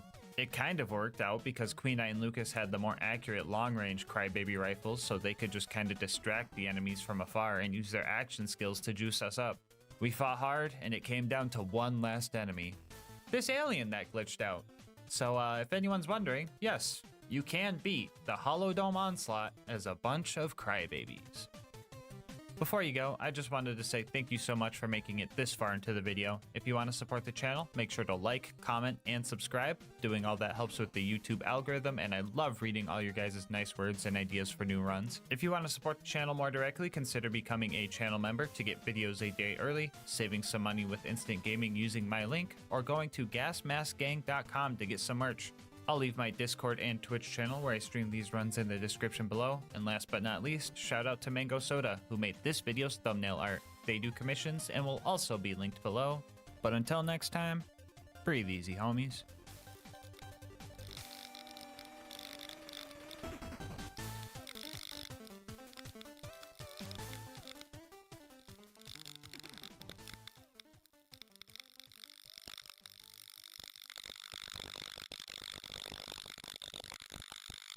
Enemy, so I wasn't sure how it was going to go, but I've been practicing for this fight the whole run, so let's do this.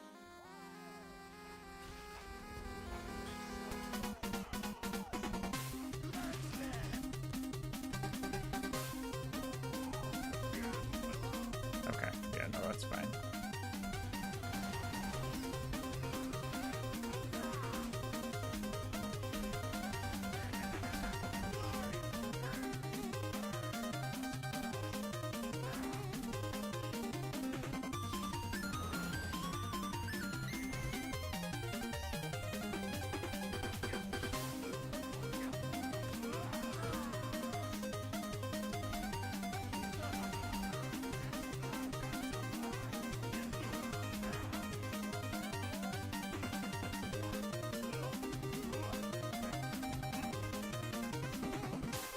Okay. Tab menu.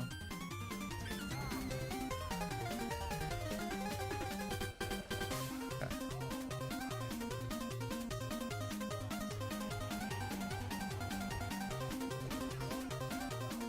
Let's go. Let's go, dude. All right, Bloodwing, you had me in the first half, but you gotta step up your game again. I'm about to hit double digits. After the fight, I made the mistake of trying to upgrade my gear and ended up losing my +6 grenade count class mod for something pretty much useless. But on the bright side, at least we got the high five our homie Claptrap. Up next was recruiting Brick and his air support. The initiation was pretty much just handled by the Skyrocket, if I'm being honest. Apparently, I wasn't supposed to use this thing indoors, but like how the heck was I supposed to read that? I can only see the mini-map. Sarcastic Slab could have survived this time around because he didn't show up as a red dot, but his loud clapping let me find him using echolocation. Get it? Because the minimap comes from the echo. Oh, come on, please laugh. Fighting the loaders with Brick was pretty simple. I was mostly slagging bad guys while he fisted them. I'm pretty sure every single mortar strike killed me here, so that was rough, but hey, Brick is on the squad now and I can finally get rid of my level 1 shield. What the fuck is Michael doing here again? Whatever. Anyway, Roland will always give you a rocket launcher or a roid shield for turning in this quest, so not only do we have a usable shield now, we also get a melee boost when it's broken. Hopefully I don't have to explain why that's useful. Up next was Opportunity, and oh boy, I had to have jammed my shin on every crate, statue, bush, and railing in this map. It took me 10 minutes to find the Jack double as per the usual 10 seconds. Killing him felt about the same, but good golly, finding the info kiosks was horrid. I could get close, but actually finding the little buttons was harder than most objectives. I also had to find it while loaders and toasters were bombarding me with everything they had. It took a bit, but I managed to get them all. But that wasn't the biggest issue. I still had to upload the voice data, and to do that, you had to find this little cave, find the right door to get into, and place the watch. I think you guys know where this is going. The minimap only shows the top layer of the map, so this was just complete guesswork on top of tripping over every step along the way. I was going at this for a while and I was getting very frustrated, but then my salvation arrived. I've never been so excited to hear about a hot loader in my area because I knew that this loader always spawns in the room I needed to get to, so I found my way in and took a big sigh of relief. That breather would come in handy because up next was the climb up to bunker. Things started out really rough here. I absolutely butchered the ravine jump, I got pranked by Claptrap, and then I just got absolutely decimated by the loaders. I was positive that I was super underleveled at this point and forcing through this would have been way too hard. So I had to do what I was regretting and decided to farm some XP. I was hoping that farming the mutated Varkids would be some quick XP, but that proved very inconsistent and I had to find this door valve every time. So regrettably, we had to do the entire Clan Wars quest line. Instead of just walking you guys through the missions, let's just count how many times we needed to interact with a small object.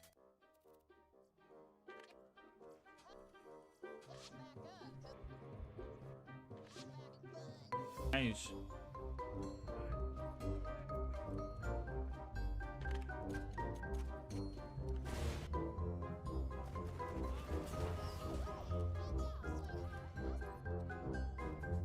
Clarify.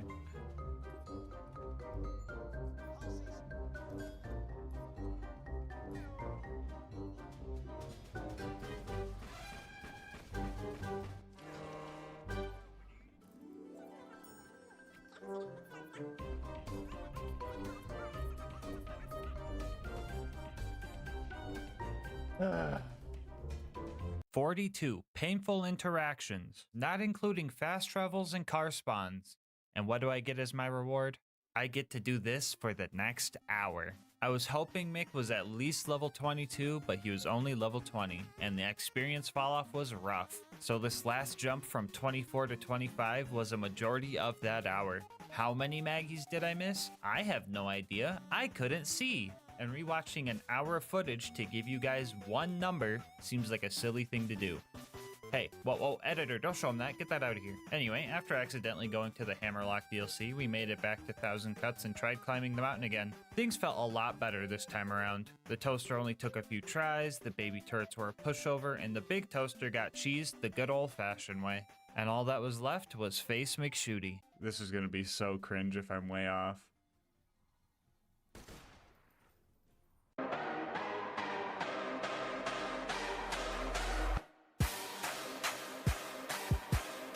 All right, so the bunker.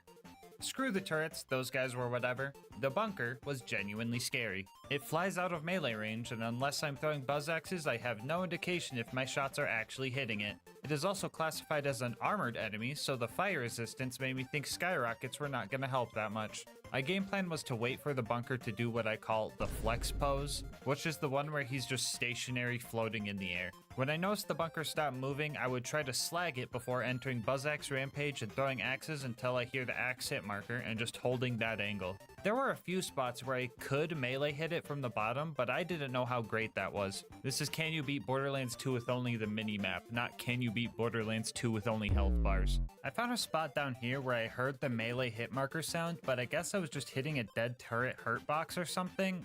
It's super complicated. This game's made of spaghetti. I shouldn't have known this, but someone in chat gave me a hint, which they weren't supposed to do, so I had 3 options. Use the hint and stop doing this strat because it wasn't actually dealing any damage, which felt cringe. Keep using the strat, consciously throwing to replicate what I would have done without the hint, which felt cringe. Or spec into silence the voices and just tell myself that throwing axes was safer because I didn't want to hit myself, which felt less cringe. No hints! I'm about to start strangling people who give me hints. You guys are getting cooked the f up in the video. It's a joke. I know this was not intentional, and I'm just probably being like an asshole over arbitrary challenge, arbitrary rules. Here's the lore, okay? I spec'd into silence the voices, so I did not feel comfortable meleeing the bunker in the way that I was. That way, I can lie to myself, instead of having to lie to myself through throwing. There's the lore. Axo-Deagle, what are we literally talking about? My fucking god. Oh my god. No hints. No hints. No hints. Someone sacrificed Axo-Deagle. Oh my fucking god.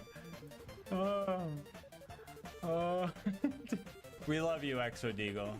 Don't forget that. If anything else, Axo-Deagle, that's going in the video, and you get to hear me scream your name in the video.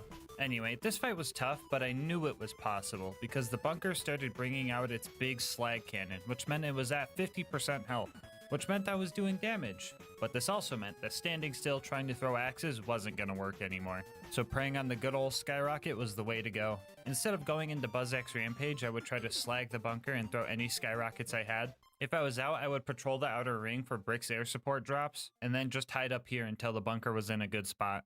It also probably would have helped if I didn't accidentally sell my class mod and lose my burn damage, but oh well, who needs a class mod anyway? My stubbornness was really put to the test here. 1 hour in, I had this heartbreaking death. Another hour later, history repeated itself, and after 3 hours and one extremely close clutch moment, the bunker entered its deathbed spot. Jump, jump. Land right on him. Oh! Oh! Okay, here we go. Let's play this right.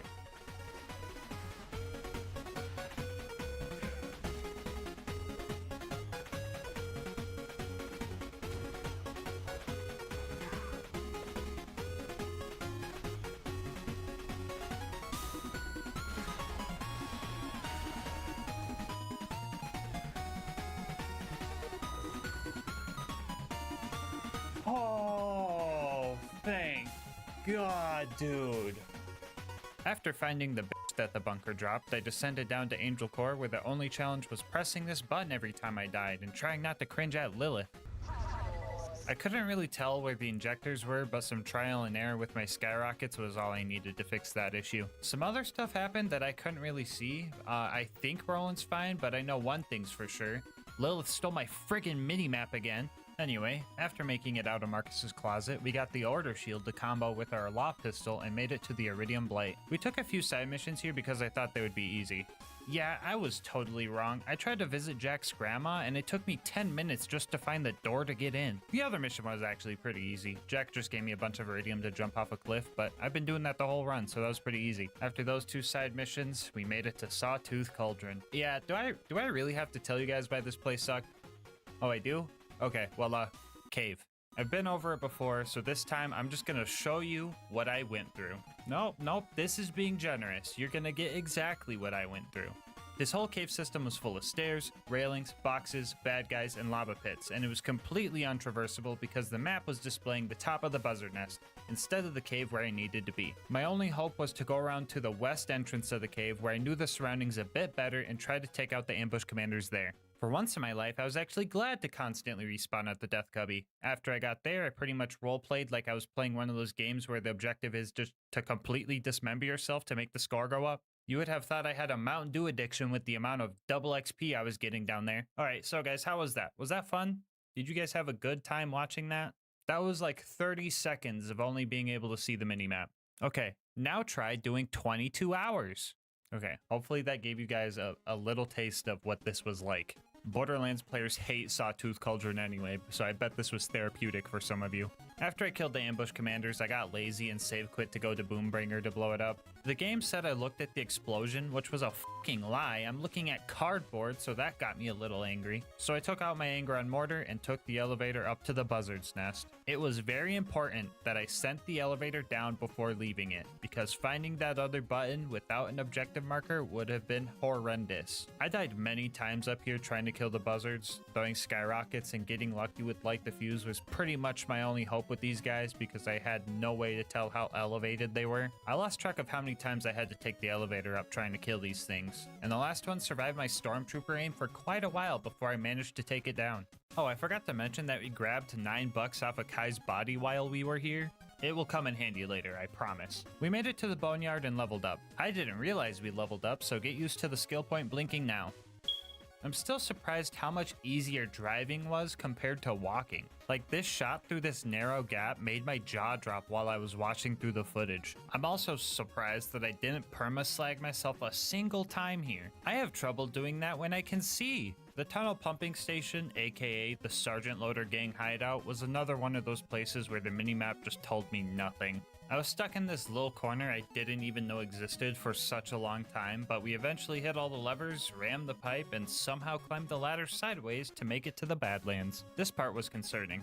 Killing Saturn was just off the table, but I still had my out of sight, out of mind card that I stole back from Mad Mike. Running past Saturn was still pretty tough. Like, I had to scramble to get on this elevator fast enough, and then I had to deal with loaders, giant evil toasters, frickin' stairs. A few resets in, my muscle memory guided me all the way to the top floor before the exploders got to me again. I wasn't mad at all though. I knew how to get to where I needed to be, and it was just a matter of staying alive.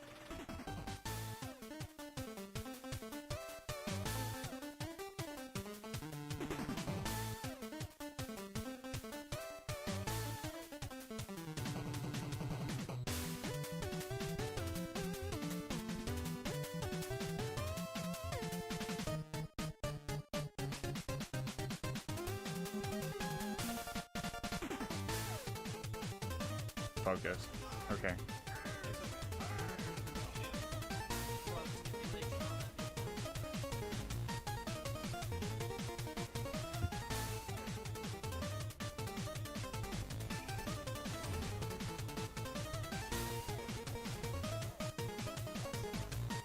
Come on.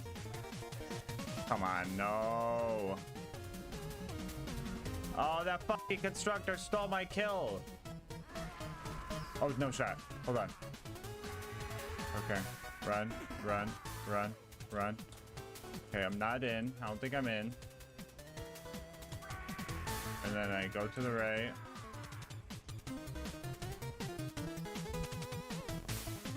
Holy sh**. Okay, guys. I genuinely think that was going to be the last hard part. It was time for the final stride, and to prepare, we upgraded that useless sniper relic we got earlier with a damage resistance relic that Tannis gave us, and we gave that $9 back to Marcus to get the evil smasher. I know what you're thinking, just trust me on this one, okay? The claptrap door combat went fine. It actually went pretty fast, but Heroes Pass, on the other hand, took a bit longer than usual. I didn't think I was going to be able to do the skip, and taking my skyrocket off to do grenade jumps sounded risky, so this time around I fought with Brick and Morty until the path was clear. If I do this skip, I'm just saying, if I hit this skip,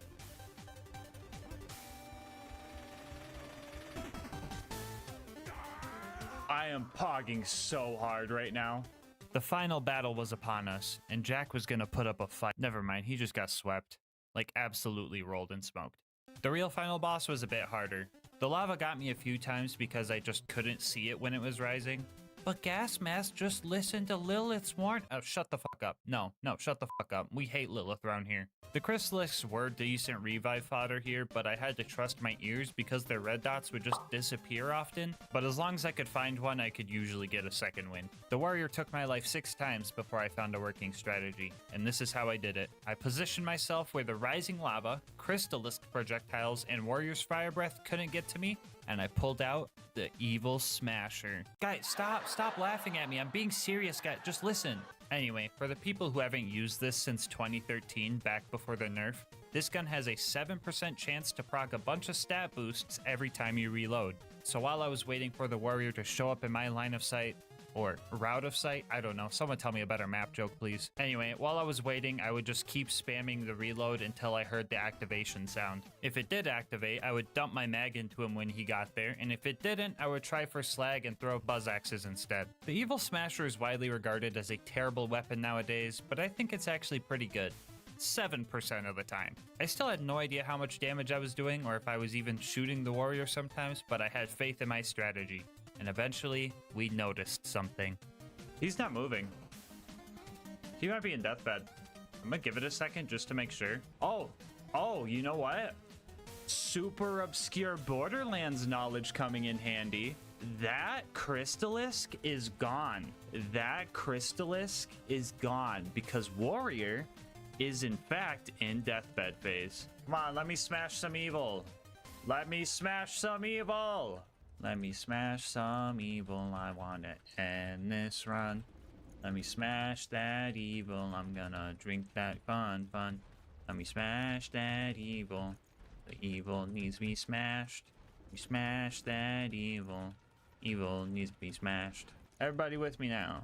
Let me smash that evil. That evil needs to be smashed. Let me smash that evil. That evil needs to be smashed.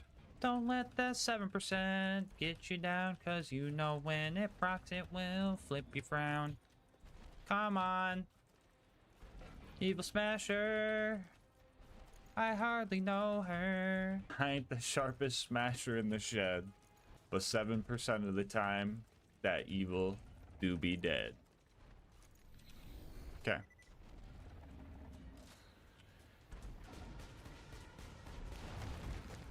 Get nay. Let me smash that evil. That evil needs to be smashed. Let me smash. Ah, fuck. Bozo. No, I was the evil all along. Oh, first try. You want to know why it was first try? Because it knows that we're about to be smashing some evil. And just like that, now we know. You can beat Borderlands 2 with only the minimap. Bonus content time, woo! So we managed to conquer every challenge that this run threw at us, all except for one, so I decided that it was time to go back and snipe Face McShooty. This is how we're gonna do it, okay? Everyone think of a number right now, but you pick 1 or 2. Everyone think of the number in their head. Don't say it in chat. Everyone pick 1 or 2. If you picked 1, you're gonna give me hints. If you picked 2, you're gonna lie to me and pretend you're giving me hints. Bit more left? I don't know about the left, guys. I think you guys might be fooling me. Yeah, left down. You're too far up. Right there. The moment when everyone picked 2. Get out of here. Up. Okay, everyone saying up is a fucking liar. I've caught you. More left cheeseburger, more. How about that? How's that? Okay. No Mask Jr. First time chatter. No, okay. I can trust No Mask Jr. They weren't here for the rules.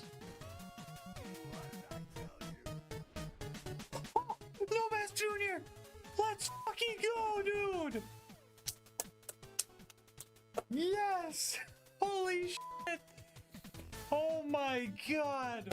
Before you go, I just wanted to say thank you so much for making it this far into the video. If you want to support the channel, make sure to like, comment, and subscribe. It really helps with the YouTube algorithm, and I love hearing your guys' kind words and ideas for new runs. If you want to support the channel more directly, consider becoming a channel member to get videos a day early, saving yourself some money over at Instant Gaming using my link, or going to gasmaskgang.com to get some... Editor, what is that? No, fix it. There we go. Or going to gasmaskgang.com to get some merch. I'll leave my Discord and Twitch channel where I stream these runs live in the description. And last but not least, shout out to Mango Soda, who made this video's thumbnail art. They do commissions and will also be linked below. But until next time, breathe easy, homies.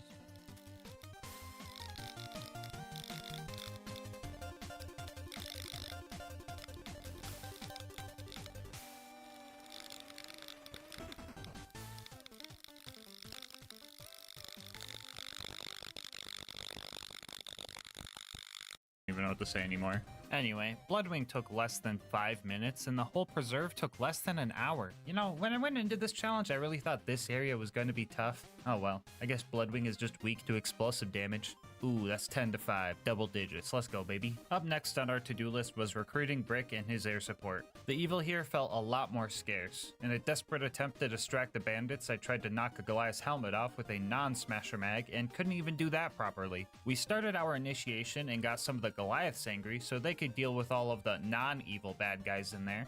They also helped take some of the aggro off, which helped their survivability. I still went down quite a few times, but it was right about here I started tap firing or burst firing to conserve accuracy for long distance kills. Even with the accuracy bonus on Smasher Mags, this thing can still get out of hand. I only wanted to get one Goliath angry, but if you've ever tried to kill a Goliath with a Torg weapon, you know you don't really have that choice anymore.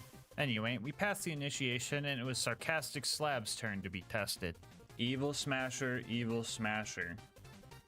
Is Sarcastic Slab evil? He's not evil. Otherwise it would have procced and it would have smashed the evil. Sarcastic Slab's it's good to go. Good job, Slab. Anyway, we started taking out the loaders with Brick and things got a little goofy. How's a gun loader all the way over here, bro? Is he gonna run backwards on the bridge now? And then we're gonna run across the bridge again?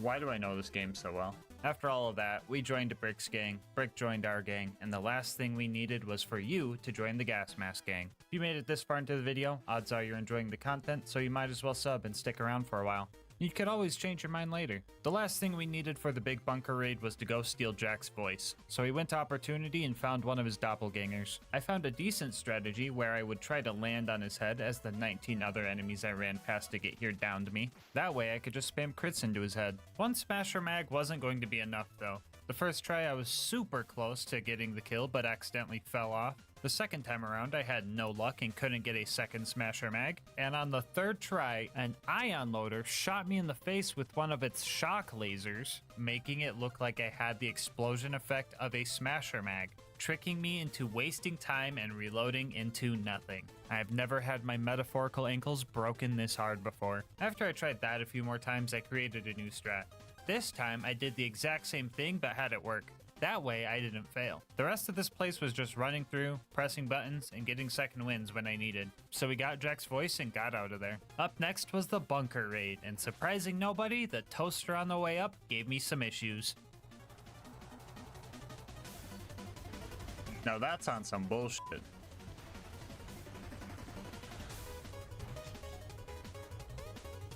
Anyway, the baby turrets went surprisingly well considering they are glitched and are just straight up immune to any type of splash damage. I can still get the actual bullet damage to hit, so we're still keeping around 53% of our damage as long as we hit them directly, but I thought this was going to be a lot more of a hassle. And that's a win I'll just take, because after that, we had to fight the big toaster. This guy is usually cheesable by just standing behind it, but even then I ended up dying a few times due to some major blunders on my end. I managed to figure myself out, and my gun finally finally decided that all toasters were evil, and I moved forward onto sniping Face McShooty. Yeah, this took a while. Full auto fire without smasher mags was just straight up bad, and full auto with a smasher mag wasn't much better. So I started farming up smasher mags and just tap fired for the next 40 minutes. Honestly, the monotony was kinda getting to me, so I played some motivational stuff to give me a dopamine boost.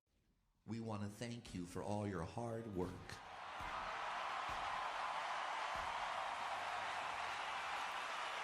You're the one who steps up and gets things done around here. Dream you're going for? That career you want? That recognition you're seeking? It is yours! You can't do anything right. You're a hopeless, miserable waste of space. We all hate you. We think you suck. We believe you'll fail. We guarantee you'll be feeling worse about yourself and your life, or we'll give you a concussion. Call 1-555-478-25682. Is your shoulder strap too tight and annoying? Introducing the Titty Bear, the cute little guy that eliminates all those problems. Move the pressure wherever you need it. My shoulder strap used to pull so tight I could Why the f did I get it to Titty Bear, bro? Passenger seat and fits all makes and models. Just snap it on, slide it where it relieves the pressure, and drive away. We made it to the bunker and dealt with the turrets before taking on the bunker itself. I had a lot of stuff going for me on this fight. Plenty of cover, big large bad guy that's easy to hit and stack on, and weak auto turrets that could activate our whole fire setup to get 20 elemental elation stacks. It was here I found my maximum mag size of 117, and I felt powerful. Sure, the bunker was pretty tanky and I had a long fight ahead of me, but I was feeling good. Maybe a little too good though, because I ended up letting my guard down. Turns out, the bunker wasn't the only enemy in the sky I had to worry about. 15 minutes into our first attempt, one of my favorite enemies, the jet loader, unleashed this long shot grenade throw. I had no time to react to it, and blam, the slag bomb set me up for death. After that, one of the bunker's missiles sneaks up on me and gets the finishing blow. I had no second wind in sight, and the bunker flew off, securing my fate. I just couldn't get my momentum back for the next 2 attempts. I would get about halfway before one tiny mistake set me back to square one. And on attempt number 4, the bunker decided to play dirty. Oh my god, he's kidnapping that buzzard. No, my ammo! After one more close call, we managed to take the bunker down and made our descent into Angel Core. Honestly, this place went great. Roland showed up and he came with his own Torg assault rifle representing the Evil Smasher squad. And when Lilith showed up, the Evil Smasher detected a disturbance and I was getting Smasher mags left and right. It wasn't too long before we secured the vault key. Whoa. What's wrong, Evil Smasher? You sensed something? No, don't worry, that's just Lilith. She can't... No! Jack killed Roland, kidnapped Lilith, and the entire bunker raid was in vain. We now had to find Jack in the vault before he had a chance to take the warrior for himself. Our first stop was Sawtooth Cauldron to steal some explosives, and the ambush commanders here were giving me a rough time. It was quickly apparent that we were going to need to have some existing momentum going in order to take these guys down, which is kind of a hard thing to do when you're getting curb stomped as soon as you spawn into the death cubby.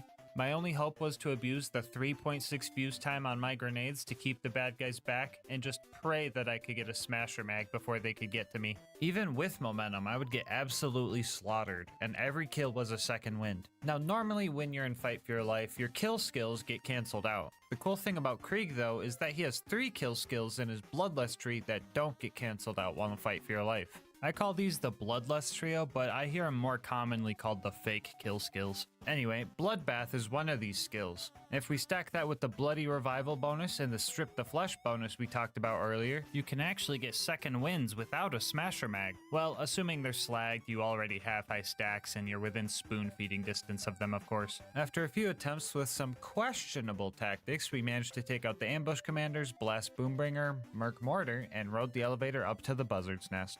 Fighting the buzzards up here was kind of annoying. Trying to match up timings with smasher mags, high bloodlust stacks, and buzzard flight patterns, all while not dying, was no simple task. It was all pretty RNG dependent, and before you say, oh no shit Sherlock, that's been the whole run, it's the evil smasher, that wasn't the issue. Getting the buzzards slagged was very inconsistent. I pretty much needed to slag them with the initial explosion of a grenade or the first or second bullet the Betty shot out, because after that, they would just fall out of the sky. Now this might not sound that bad, but for reference, I had 12 grenade sticks in a row fail to make the evil metal pigeons purple. I didn't even need momentum to kill these things. A basic smasher mag and slag was enough to take out 2 buzzards, but I was still here for nearly an hour praying for slag. But after a few dozen elevator rides, we took them down and made it to the boneyard. The main scary part of this place is pumping station 2. I managed to crank all the valves in there, but the loaders had me on the edge of death. They absolutely thrashed my bleed out timer, and I had a close call on the way out of there. The rest of the boneyard went as expected, and we made it to the Badlands. Oh great, just a bunch of ugly, rusty old junk loaders to deal with here. That's a piece of cake.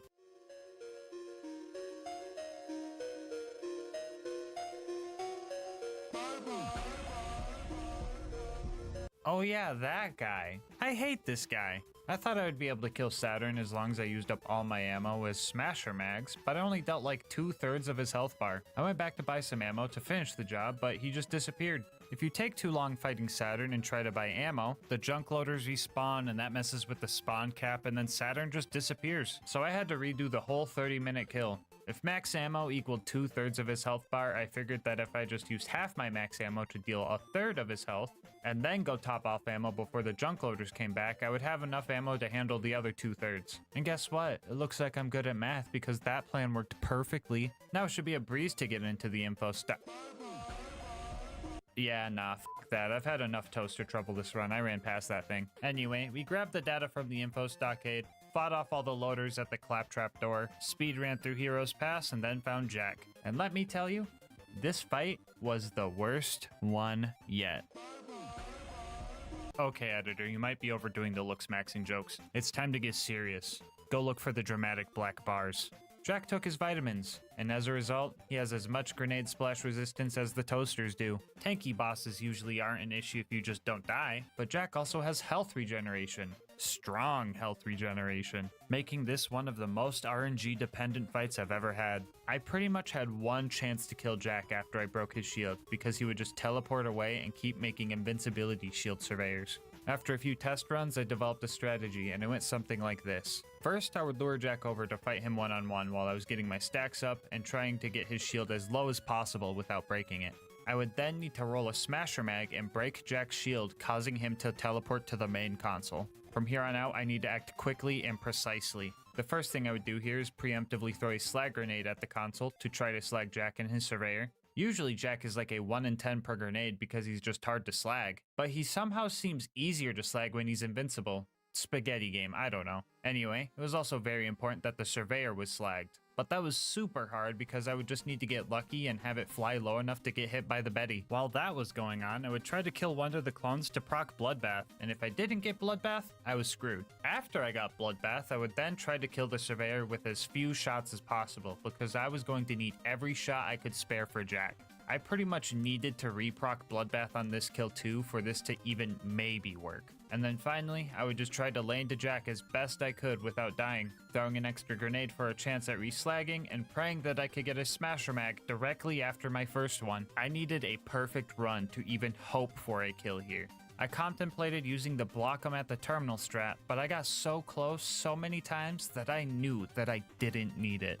I just needed the Evil Smasher to cooperate with me. I think Jack's ambiguous motives led the Evil Smasher to hesitate. Yeah, Jack was an asshole, sure, but he also wanted to rid the planet of all the bandits plaguing it, which makes you think, does anyone truly believe they're evil?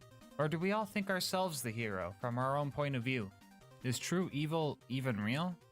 Or were we just smashing through everything we perceived as bad?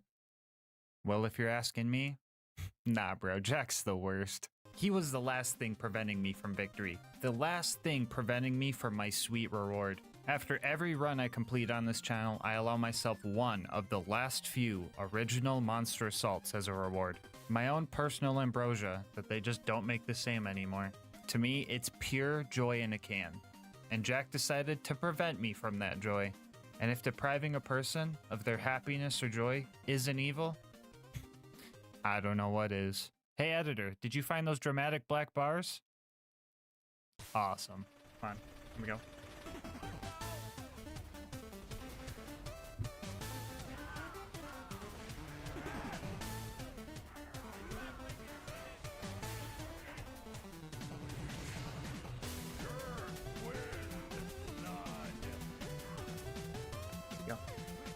Where'd he go? Where'd he go? He's over there. Okay.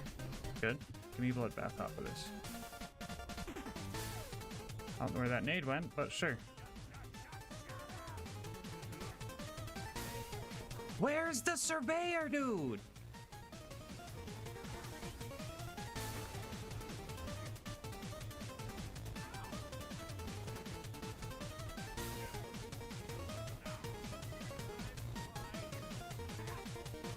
Let's fucking get you.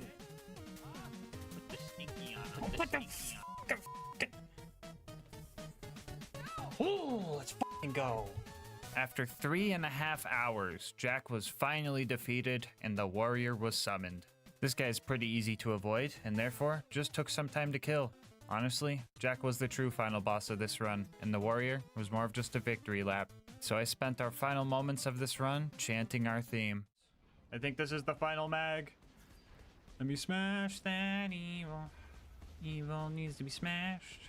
Let me smash that evil. Don't go shoot the rack. Let me smash that evil. Evil needs to be smashed. Let me smash that evil. Evil needs to be smashed. Yeah. Not today. Not today. You know, maybe Jack wasn't so bad after all. I wonder if this monster would have tasted as good if the fight was easier. Maybe he intentionally put me through that hardship to make my victory all the more greater. What do you think, Evil Smasher?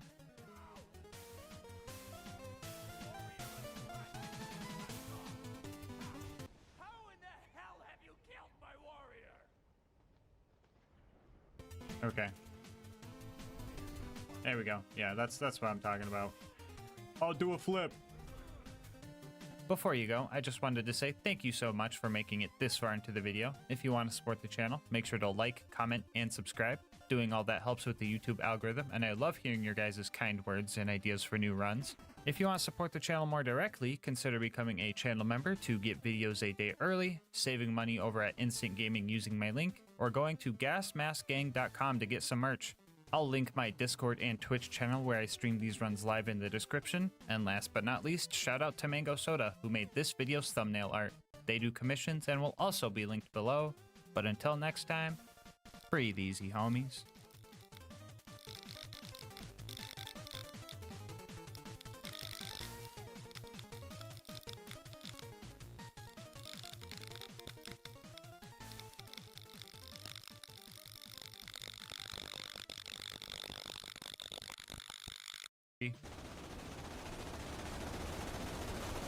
Anyway, the preserver was actually going pretty well, and all that was left was Bloodwing. I honestly don't remember the last time I had trouble with Bloodwing. She's been kind of lacking lately, so... Whoa, wait, why is there an hour of Bloodwing footage here? Oh, no. This fight seemed easy, and I really thought I was gonna first try this. Sure, I would have to wait for ammo, but Salvador can move pretty fast, which let me dodge Bloodwing's big attacks. And even if she did hurt me, I could either gunzerk or use Come At Me Bro as panic heal buttons. Mordecai would also slag the skags for me, which really helped, but I started to crutch on Mordecai's help, and that was mistake number 1.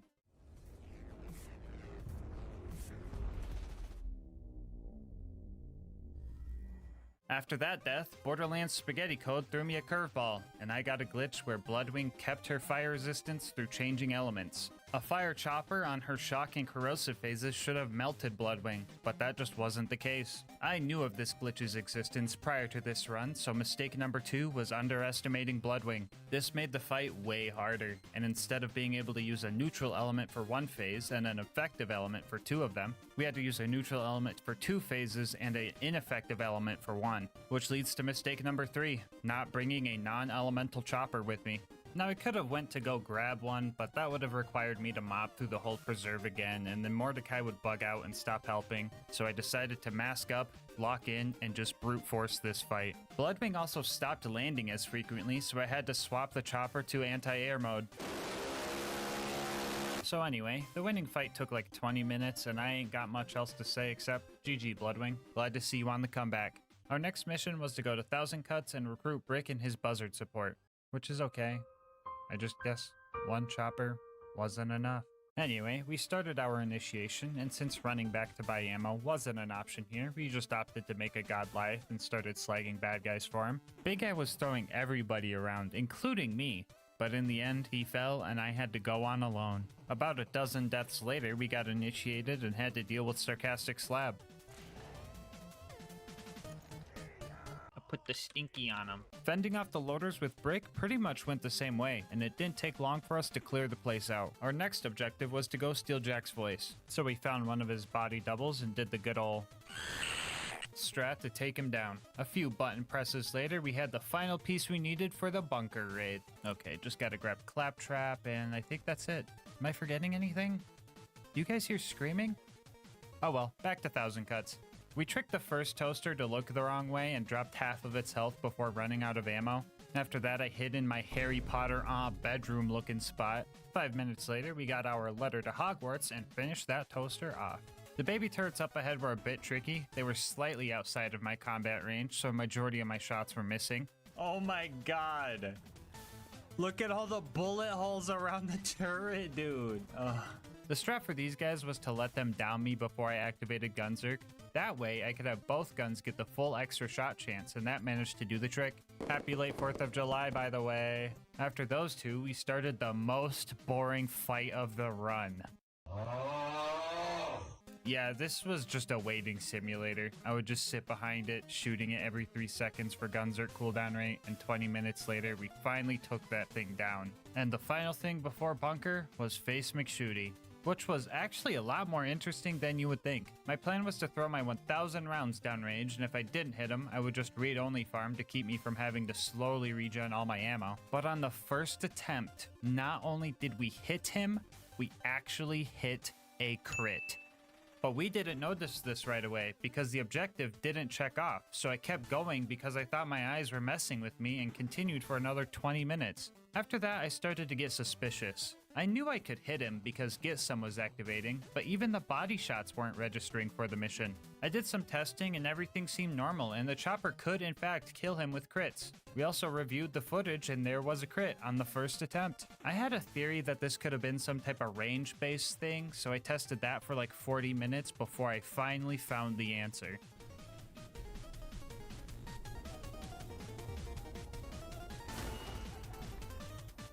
Okay, there's proof right there. There's proof right there that I'm not smoking crack. Okay, somebody clip that one. So yeah, turns out that in order for the objective to check off, you need to actually hit a certain damage threshold on a crit, which one pellet of the chopper just didn't manage to do. We further tested this by using a level 1 starter pistol and... Stop writing run invalid in the comments, come on now. You're not as funny as you think you are. Anyway, yeah, this thing couldn't do it. So we had two options for the Face McShooty snipe. Manage to hit 2 crits by waiting for ammo regen, or just switch to a fire chopper and let the fire on flesh bonus one-shot him. We obviously did the latter. Took another 50 minutes, which is what I expected, but it hurts knowing that I could have saved 2 hours if I just used the fire one in the first place. Anyway, that was the most eventful Face McShooty snipe I've ever had, but at least we made it to the bunker. The strat for the autocannons was to suck on the barrel until I got down to low health, that way I could have the free ammo chance. Yeah, so I feel like I've described this strat enough times, just assume that's the plan for everything unless I say otherwise. The first attempt at bunker was going great. I got him down to half health and decided I wanted to take this combat to more of an aerial level. Yeah, that didn't go well. The next few attempts after that ended pretty deep in. 2/3 of the way through the second attempt, I tried to fly again, and the attempt after that, I just got Hail Married by a random landmine. Very ironic for a chopper to do if you ask me, but oh well. After that, I used the chests outside to top off my money supply and locked in for attempt number 4. 20 minutes of paranoid gameplay later, I got the bunker into his deathbed phase, and then I realized I forgot to switch the chopper to anti-air mode. Down in Angel Core, I mentally prepared for my death counter to make a huge jump. because dying was going to be my main source of ammo. Actually, you know what? It was pretty much my only source of ammo. My prime directive for the next 50 minutes was going to be press button, kill loader, then die. Something sped up the process. Angel was dropping ammo crates for us, and Roland's turret gave us some crazy ammo regen. Saving him was definitely worth it, even though he is only here for like half a wave of loaders before Lilith takes his place and does literally nothing. I was just thinking. I had a feeling it was coming. Roland was the MVP down here, and for that reason, I made the plan to change history, to save Roland from his demise down in Angel Core. I was going to take Jack out before he had a chance to take Roland out.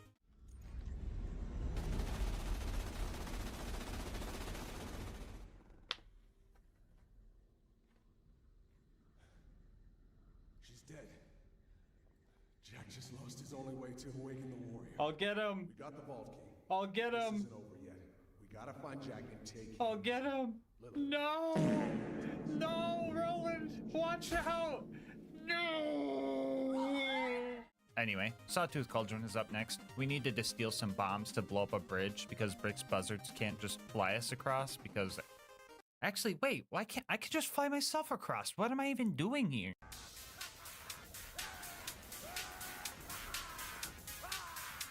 The ambush commanders went surprisingly well. I just cornered each one of them and just shoved my choppers through their shields. Spawning in the death cubby even proved useful this time around because I wasn't locked in there with them. They were locked in there with me. After that, we killed our cousin Boombringer and spent precious moments of human life trying to put the Stinky on mortar.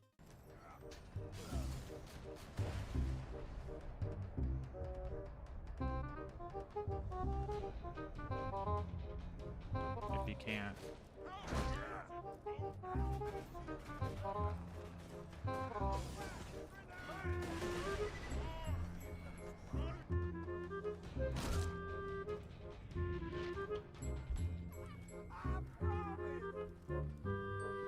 Look at this.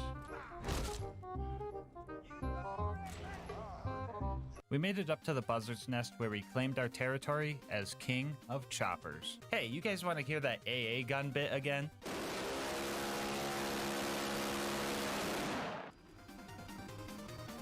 This on some crazy shit. Oh! Anyway, we flew out of that joint and made our way to the boneyard to turn a bunch of valves and blow stuff up. And then we made it to the Badlands to completely ignore Saturn. Before you start booing, this is how much damage I could deal with max ammo. Keep in mind that it takes 5 minutes to regen back to full ammo after each burst. This wouldn't be challenging at all. It would just be 3 hours of waiting. And I also don't have enough hard drive space for all of that. Alright, fine. How about I make it up to you guys by, I don't know, adding the Hammerlock DLC to this challenge instead? Speedrunners beat that thing in like 7 minutes. I should be fine. Anyway, we ran past everything before I even realized we were there and got the info that we needed. The final stride towards the vault starts out with the Claptrap door, where we completed our last mobbing section of the run. After that, we ran through Heroes Pass, and then ran through Heroes Pass again because we forgot to wait for Claptrap to stop yapping, and then we found Jack. So, real talk, killing Jack in the conventional way was just not going to happen. He's got some crazy health regen, which is most definitely faster than my ammo regeneration, so a little bit of cheese was necessary here. Option 1 was the good old block him at the terminal strat. Once we got this set up, we just had to get him slagged while having low health, and then fed him a fire chopper to finish him off.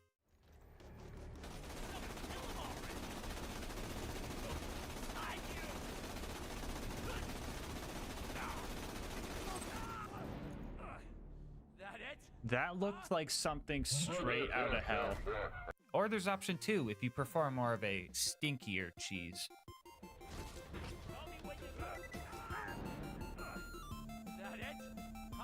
Either way, Jack dies, and the warrior shows up. Our final test of patience before we finish the main part of the challenge. 1.5 hours to reflect back on the run, before finally taking the final boss down and tasting victory. So yeah, you can beat Borderlands 2 with only the chopper. Bonus content time, whoa! As I said before, we are also going to be taking on the Hammerlock DLC. Everybody's favorite, I know. This DLC immediately starts it off with the action. You spawn in and have to walk all the way over to Hammerlock, and it's just so riveting. After that, we gunned down some squatters that were taking up room in our cabin. They didn't like us kicking, or I guess in this case, punching them out of our property, and they got all demonic. And fun fact about these guys, they just don't take fire damage. Like, damage numbers don't even show up, and I didn't know that, so I thought my sanity was finally slipping away from me. After we dealt with way too many of those guys, Hammerlock got us a boat and sent us to go fight Thermitage, which seemed undoable, until Twitch chat pointed out that its health bar's a lie and it's an armored enemy. That's twice in one run now, jeez. Oh well, it got melted as soon as I started throwing acid at it, so what's next? Oh yeah, more of these guys. Jeez man, I really hate the combat in this DLC. I guess it's kind of funny that the chopper can stagger lock these guys, but I will never not be mad that wooden masks and shields can block bullets full stop. Another 20 minutes of mobbing later, we had a new job of destroying all of Jack's DNA samples. I guess this Nakikiyama guy wanted to ruin our fun hunting trip. Oh well, just a few little safes to bust open and one boss to deal with. Should be pretty easy. Well yeah, this should be easy. Okay, this should be... What the fuck is killing me? Oh, I see. Wound Spike has bullet reflection because, well, actually, I don't really know why. I honestly thought it was over for me here.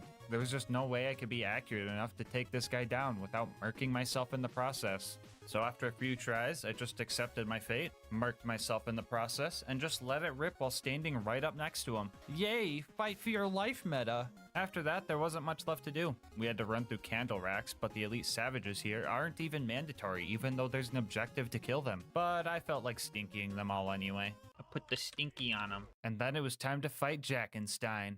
Let's do this. Oh, what the man, who thought bullet reflection was a good idea? It would be one thing if the bullets would just fly in random directions and you'd get hit from time to time, but they literally programmed it so they always fly towards the nearest player. Why the fuck did they give these guys the perfect deflect red brick, bro? I would rather every enemy in Borderlands 2 have those stupid wooden masks than any enemy at all to have this stupid mechanic. Fucking stupid mechanic. Yeah, this fight, guys, not happening normal. Belt sanding my face every time I try to shoot this guy, mixed with him being nearly undodgeable when he lunges at you or tries to throw giant tubes of acid at you, just makes this impossible without cheese. Good thing I know about this spot. Strat was just to peek out, spray, and hope to land some crits until I tasted my own bullets. After that, I would just flip him off for full health and then wait for my Gunzerk to cool down. Sounds tedious, but I should take him down in like 30 minutes tops. Oops, I misread that. 3 hours tops. Yeah, his health bar, it's just a fucking lie. You kill this guy by blowing up 2 back generators and then dealing enough damage to his chest piece, all while dancing with death every time you try. The first generator took 10 minutes. Another 15 minutes later, I managed to get a second wind off the second one. 50 minutes after that, I blew the guards off of his chest piece, and for the next 2 hours, I rinsed and repeated this strat, not knowing when the torture would end. Every time I sprayed Jackenstein down, I was hoping the fight would just be over. But that's not quite how it went. You said you were gonna stream for 4 hours. I remember. How's it going? I've been fighting this one guy for like 2 hours. And it's like, not like I keep dying or anything, because I've been alive for 2 hours. It's just really slow. Yeah. So I don't know how close I am. It could be one shot away right now. 2 seconds later.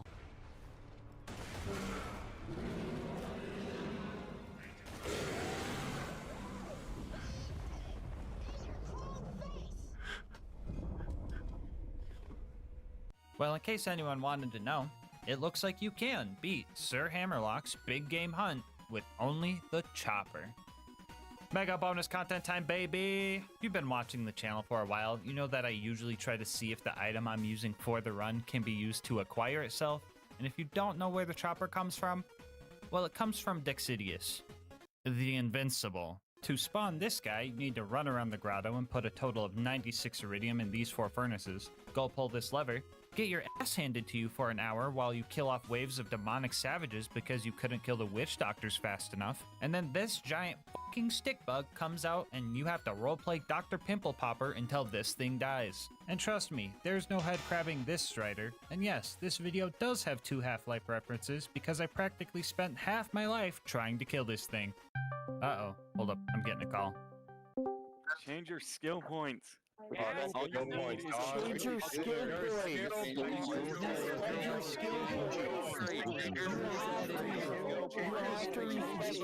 Oh yeah, I was supposed to respec, wasn't I? Oh, thanks for reminding me, guys. You should have said something earlier. Here's the new build for the raid. I got rid of all the kill skills because I didn't think I would be needing them. I also spec'd in to keep it piping hot for the boosting grenade damage. I'll explain more on that later. I promise it makes sense. Alright, let's talk about this fight. To survive here, I would need constant, and I mean constant, vigilance. One mistake, and I could get hit with one of his giant corrosive bombs, and the dot would seal my fate.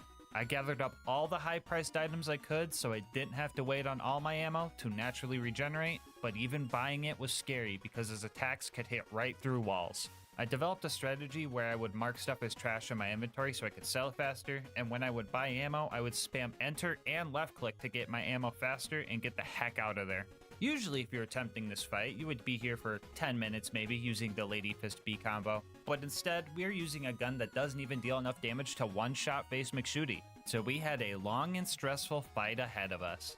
Another fun fact about Dexy is that the amount of damage he takes when a pimple is popped is amplified by any grenade stat buffs you have. So more grenade damage equals less pimples to pop. That's why we spec'd in to keep it piping hot. We only get the buff while Gunzerk is on cooldown, but if Gisum is constantly being activated, that still gives us the boost. I could only deal real damage if Dexy was distracted by spores. Usually the spores get murked in one shot, but the corrosive spores were actually very helpful because they could survive like 50 hits from Dexy. A lot of our downtime was running to spawns and hoping to see some green cauliflower homies and getting them not to follow me across their map with their insane persistence. On my first attempt, I actually made it pretty far. I took out 7 pimples before I got snuck up on by one of Dexy's attacks that dotted me to death. This wouldn't have been that devastating for a first attempt if it hadn't taken, 6 whole hours. With an estimated kill time of 12 hours, I pretty much had 1 try a day to get this kill. Attempt number 2 ended because PhysX decided to crash my entire PC, and attempt number 3 ended in a game crash even without PhysX because Borderlands hates me. And yeah, this was pretty rough. 12 hours of Dexy attempts and 2 crashes really had me second guessing my life decisions. I mean, is anyone really going to be mad that I didn't fight a whole OP10 raid boss, notorious for having hard to hit crit spots, with a gun that has 1 accuracy? I don't think any of you guys would be mad if I just didn't do this fight, but I can think of one guy that would be pretty mad if I didn't take this stick bug down. And I see him in the mirror every day.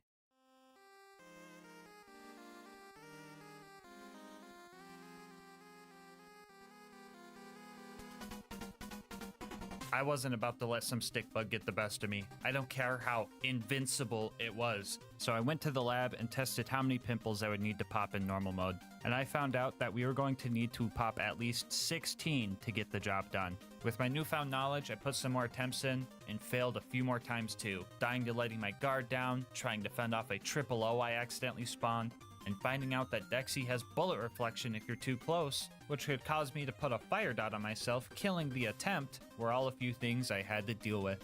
A few more fails like that happened before I made it back to my PB of popping 7 pimples. I was locked in and ready to go for another 6 hours. But Borderlands had a different plan for me.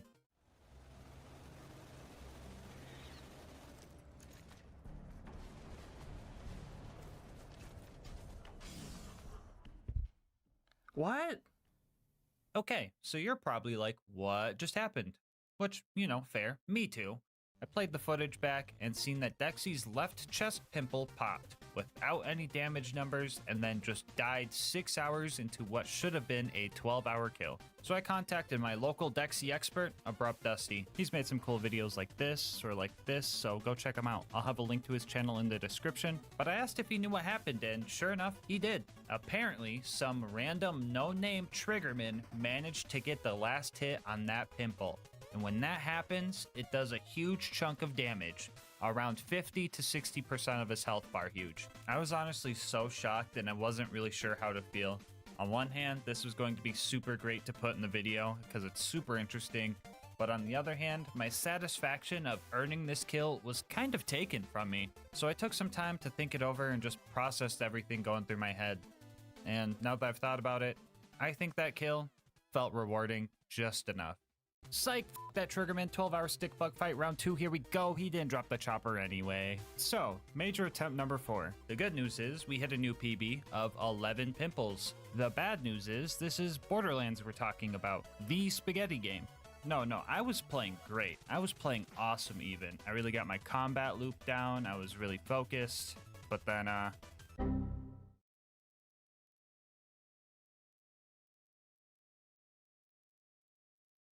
yeah, so I wasn't too beat up about this. I kind of expected this to happen, honestly. Have you taken any breaks yet? I have not, because I'm afraid the game will crash. I'm still kind of surprised how well I took it. This was 9.5 hours into an attempt I was just doing great in. This was in no way my fault. It was entirely just Borderlands being made out of spaghetti. I realized that if the fight was going to be this long, I was going to have to do a couple of things. First off, I downloaded DXVK, which is pretty much just a mod that helps prevent BL2's notorious game crashes. Honestly, not sure how exactly it works or if it would even work, but I'll take anything at this point. I also duplicated this Bearcat I found during the run 39 times to make sure I had enough money to keep buying ammo and not have to wait on ammo regen. I did not like that I had to do this, but if unintended game mechanics were going to take a 9.5 hour attempt away from me, I felt fine using unintended game mechanics to manually dupe 39 Bearcats. I also sacrificed Lucas for good luck. I put the stinky on him. 1 week later, I prepared for what I hoped would be the final fight. I was improving on every attempt. I learned how to take out the initial savages in half the time. I was able to take out Dexy's first 3 pimples really fast using high-risk strats. I learned all of the spore spawning locations to maximize my chances for corrosive spores. And I really learned how to read Dexy, allowing me to get closer than I was before. Our strategy was becoming well refined. It almost felt like I had 30 hours of experience fighting Dexy or something. On day 4 of Dexy, I hit a new personal best of 12 pimples popped before this rock ended my 7-hour fight. Ah! That's fucked up, dude. That's real fucked up.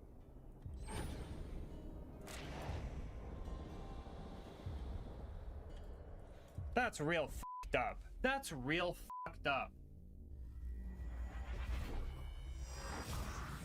Don't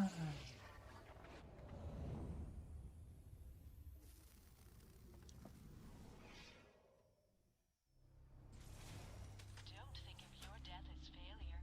Think of it as fun.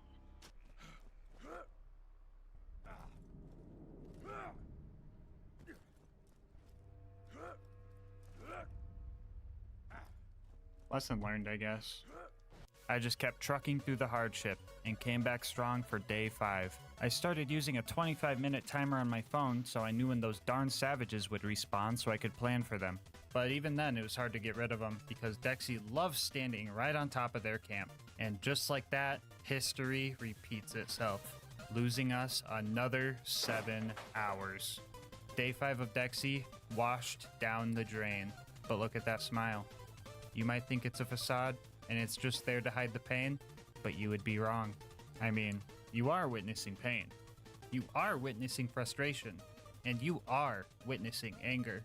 But that smile is still one of genuine enjoyment. I knew that every failure and every setback would make the victory all the more great. Joy and struggle don't have to be mutually exclusive. And heck, 6 is my favorite number anyway. I play a little bit risky at the beginning, but that's fine.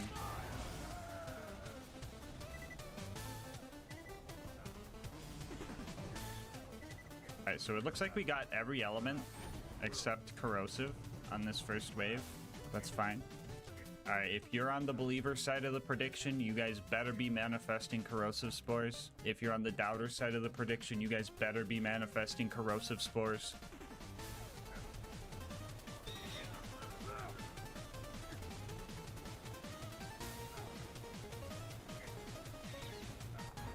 first 3.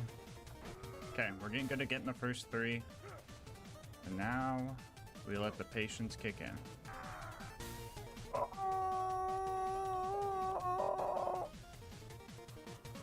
There we go. Level 90 corrosive spore. God, the fucking two-legged drifters fucking murk my homies, bro. There we go. There's 4. I gotta be jumping though. Oh, I killed him. Ah! Oh, fuck, I thought that was a drifter, dude. I got scared by a fucking branch. Nobody clipped that into 4. Oh, shit. Oh my god, dude. That fucking rock almost killed me, dude. I can't. Okay, 5 out of 16.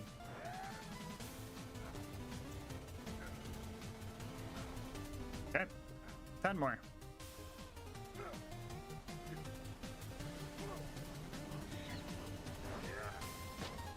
Cool. 9 more to go. Okay. 8 more.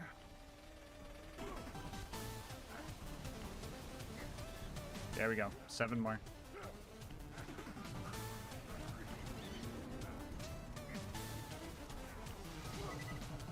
Bexy, help me out, dude. I don't have health for this. I really don't. Bexy, you gotta fucking get those fuckers. There you go. And we're good. Okay, new timer. Okay, dude. Okay. That fucking shock dude is getting on my nerves, and I'm about to kill him myself. Stop, you fucker. Oh my god, I'm killing this fucker. I don't care.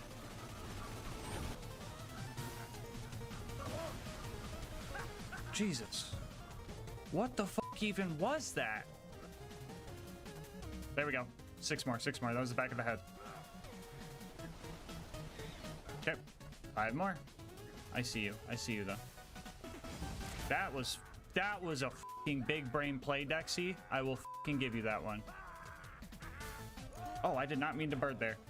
Oh, I'm throwing. I'm so fucking throwing. Okay, we're good. We're good. I need to get the fuck out of here, though. 4. 4 left. Jot her down. Headshot. 3 more. 3 more. That was his head. What's he doing over here? Dude, this is freaky, dude. This is like foreign territory. I don't like it too much. It stresses me out.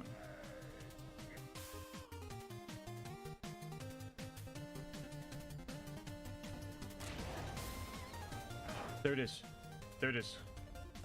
2 more question mark? Why are you over it? What is in this corner that you want? What mystical powers are you seeking from the waterfall?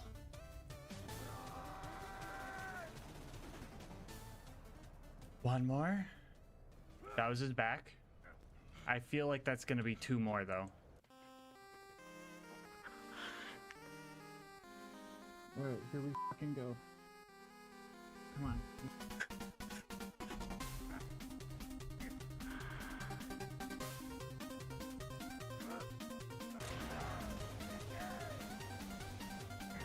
One more.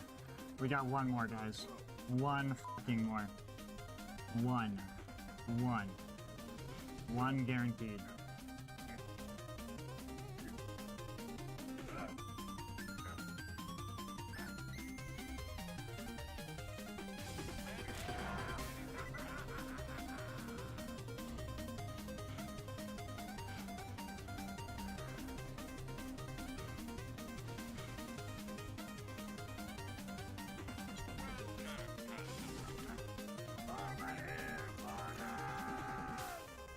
Never again. Never again.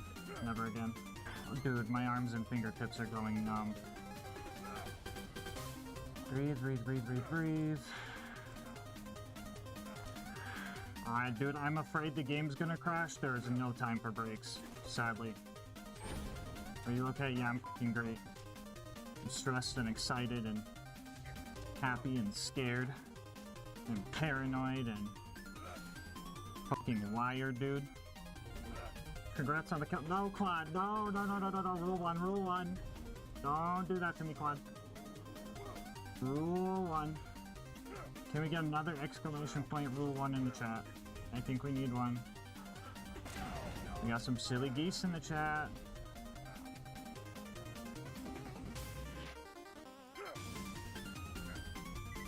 Oh my god. We almost fucking lost it there. We gotta fucking get a Gunzerk now. If we got dotted there, we would have fucking lost it. How'd that fucking hit me, dude?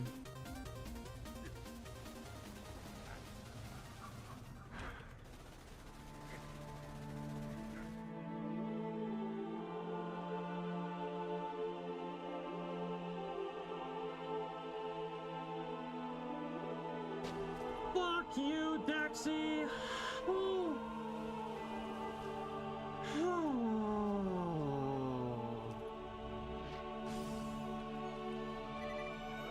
Oh, let's go, dude. R.I.P. Bozo. Put the stinky on him. 9 hours and 15 minutes. Get nay. Oh. Holy shit, dude. That's fucking crazy. Put the stinky on him. After 48 hours of Dexy attempts, we finally took him down, and my thirst for a challenge was quenched. I woke up the next day, and I had received the most wild email I have ever gotten, and I just want to show you guys this thing. Yeah. No idea how my heart rate monitor knew I was playing Borderlands 2, let alone streaming it, but geez, man, I was on edge.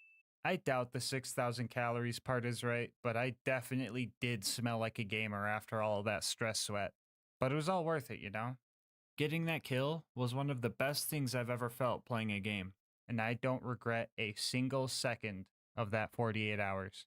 But I felt like something was still missing. I felt like the chopper wasn't used as chaotically as it was intended. I mean, yeah, raid bosses are designed to be fought with 4 players, so it's not like I could just lay into them and expect to win. I had to focus and use tapfire strats for cooldown and just be locked in the whole time. And also, I didn't get a chopper to drop on this kill. So let's do it one more time, the right way. Alright, remember guys, if it bleeds, we can kill it.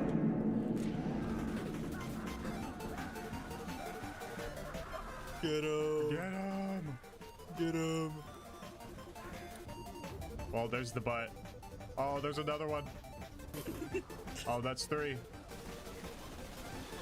There we go. We got one. Green Knight, go! Go! Get back in the fight! Go! Go! Damn, Go! Get out there, soldier! Go! Go! Go! Okay, I don't know how we got his armpit and not his shoulder, but let's go, baby! We got 5! Oh, money shot, money shot. I feel like someone did that with, like... Oh! Oh, back of the head, let's go, that's 8! Oh! Wow. Get the high ground. Oh, there's another one, that's 9! Yo! Usually the barrel. Sometimes it's another thing. Oh, did we get one? Oh! Did it? No. There's no gunners here. There's no gunner. Oh, There's okay. a gunner here. Wait, is there? Did this guy kill him? No shot. No shot. This guy killed him. Okay. Bandit is shooting him. You guys see this right here? Oh. Bandit is shooting him. Can you edge me, Tom? Yeah. What? Yeah. Let's do this. Oh no! Oh We no, lost where are we one. stuck between them? Oh. We lost Tom. When you ride in the back of a truck? I do that, yeah. I do that all the time. Oh my god. Wait, what? Huh? There's 2. Oh, dang.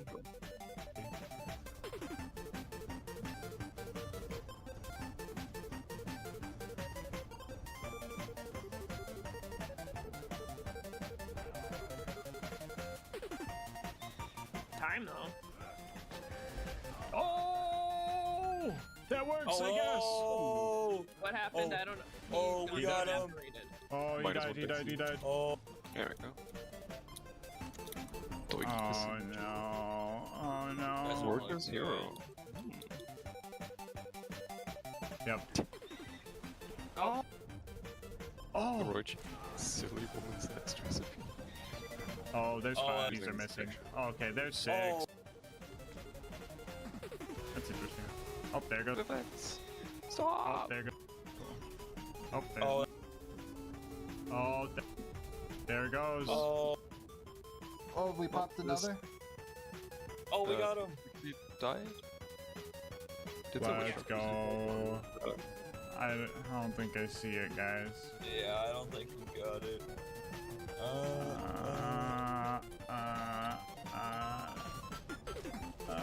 Well, that was a 50-minute kill. Nope. Well, okay, so I tried where you would do. Wait, why didn't you? Because I feel like knowing what. I just see a dead. Oh. All right. Nope. The wiki. Can't. I didn't even process. R.I.P. What? Bozo. That was 52 on the dot. That was 52 on the dot. That is crazy. Oh, wait, we got. Oh, wait, never mind. We got a legendary. Why would you do that? Why would you do that? Hands forever. He exploded. He always likes to be Slightly different. There it is. 4004. Oh, what the f is that, dude? Doll spinny gun? What? No.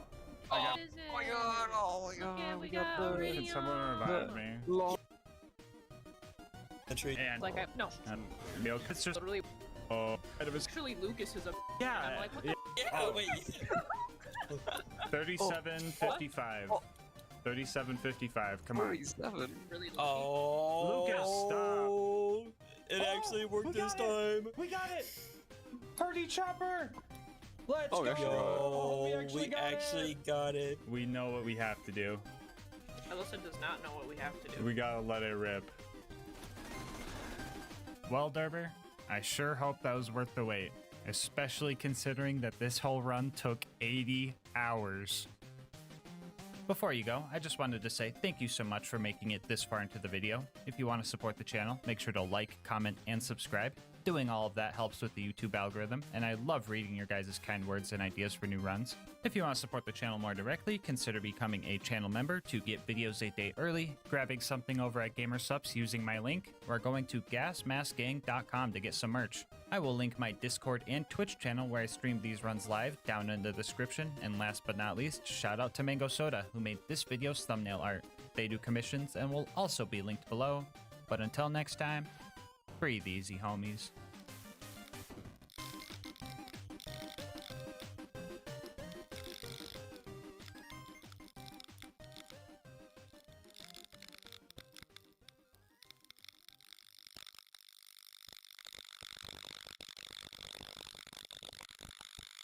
Fall off before the 84 saw blades I put into her appendages finally grounded her. That was an extremely easy fight that I definitely stressed over for no reason. I can't feel my fingers right now, bro. That fucking looked easy, but that was fucking nerve-wracking. Driving into her automatically picked up the claptrap upgrade, and I started doing donuts. GG, Bloodwing. Another point for me. I realized I forgot to do the loot dude, so I redid the whole scary out of bounds jump again, and all I got was a freaking gub. Wow! Anyway, with another scary part of the run done, it was off to recruit Brick and his air support. Huh?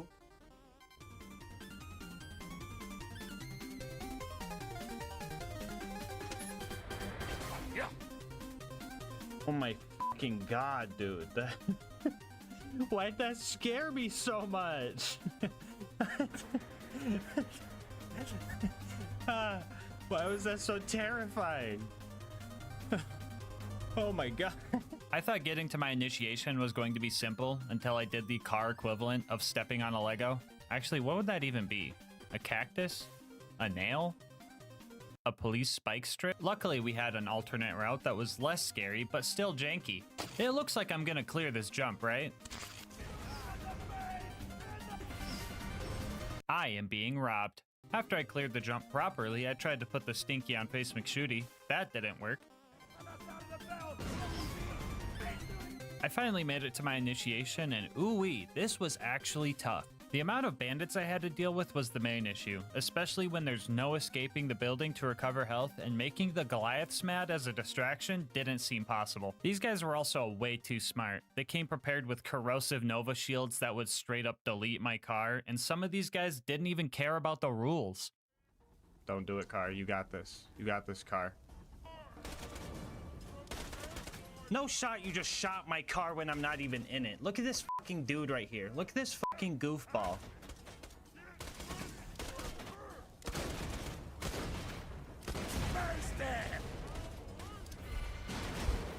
I'm suing, bro. I'm suing. After totaling way too many cars in there, I managed to get past the first wave of big guys and mowed down the little guys until we finished the initiation. Then I hugged Sarcastic Slab with my car, I gave Brick a ride, and we started taking out the loaders. And that was going well until I forgot about the previous no parking area. After grabbing car number 42, we started launching loaders.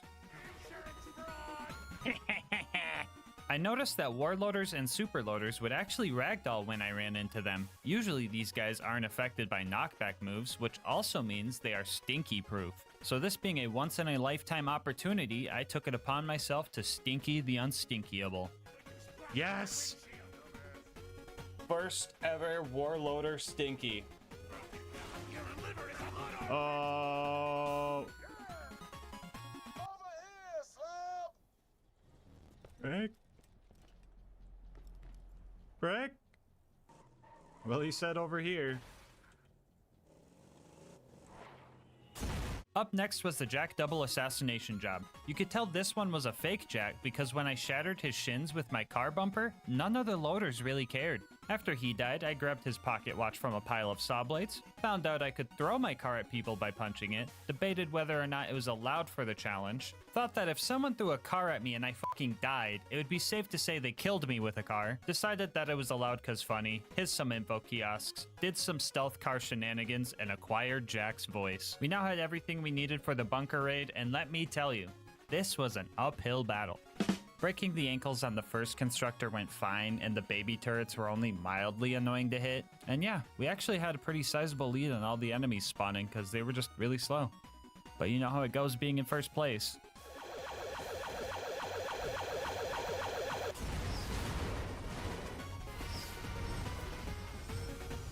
Now this was concerning, because fighting the bunker and doing the entirety of Angel Core all without losing a car already sounded pretty stressful. But having to do it with the barrel technical because the saw blade's negative aura hitting death walls made this extra scary. So I decided to try and find another way up, and I was met with even more jank.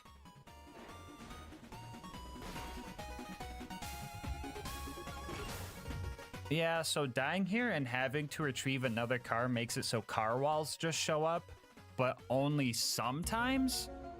Yeah, I don't know, guys. I would either have to win a coin flip or just re-kill the toaster and turrets again to get past these doors, not to mention having to kill all the mobs on the way up as well. I was able to take out the big toaster from afar and managed to line up a jump to get up there safely, but the door still didn't open. This usually means something that the toaster created was still alive out there, so I had to go finish off the rest of its bloodline.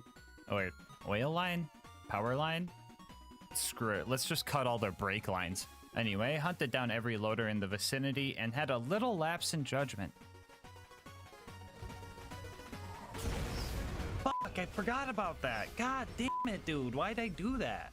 Other than that, I hit one more goofy death spot I drove over 50 other times just fine, before I finally managed to kill all the necessary household appliances to make it to the bunker. So I got here and started taking out the autocannons, which wasn't bad, they weren't too tanky. I was mostly worried about the laser countermeasures you were supposed to jump over.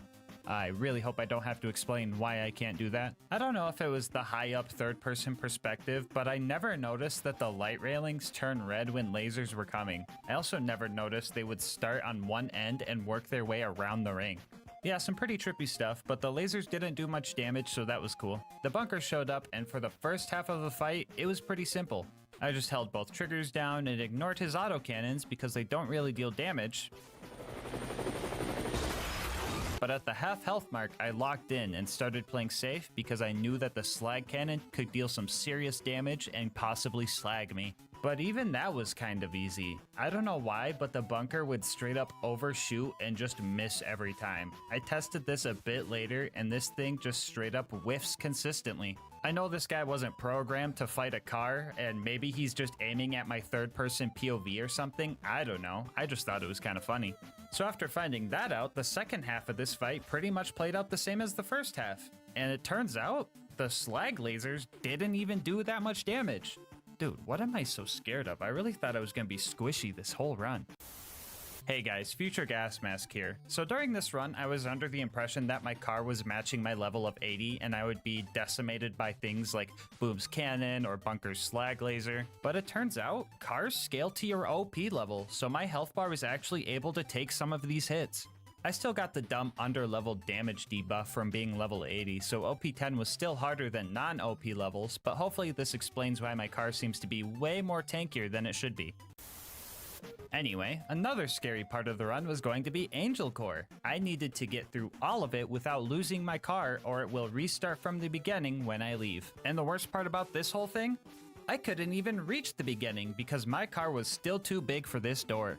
I was getting pretty desperate and frustrated, especially since Silence the Voices still managed to kill me in a fucking car-only run. Afraid that this might be the end of the run, I attempted to do the elevator skip speedrun strat with my car, and that went about as well as you could imagine. With no Lakitu bro able to save me from falling off the map, I resorted to my next idea, which was to see if the normal runner would fit. It would suck to lose the damage and extra health, but the runner felt like it healed faster, and that might have been important for Angel Core. But this one also didn't fit. Out of ideas, I planned on resorting to something I really didn't feel good about. The plan was to have my bro Lucas, join the game and go press the travel button while I'm still in the car. That way I could get it into Angel Core. And right as he joined in, a small glimmer of hope showed up. I somehow managed to get my car sideways, and it was now halfway through the threshold. Talk about twisted metal, am I right? I was practically prairie dogging this thing, and after a few more good pushes... We're in. Oh my god.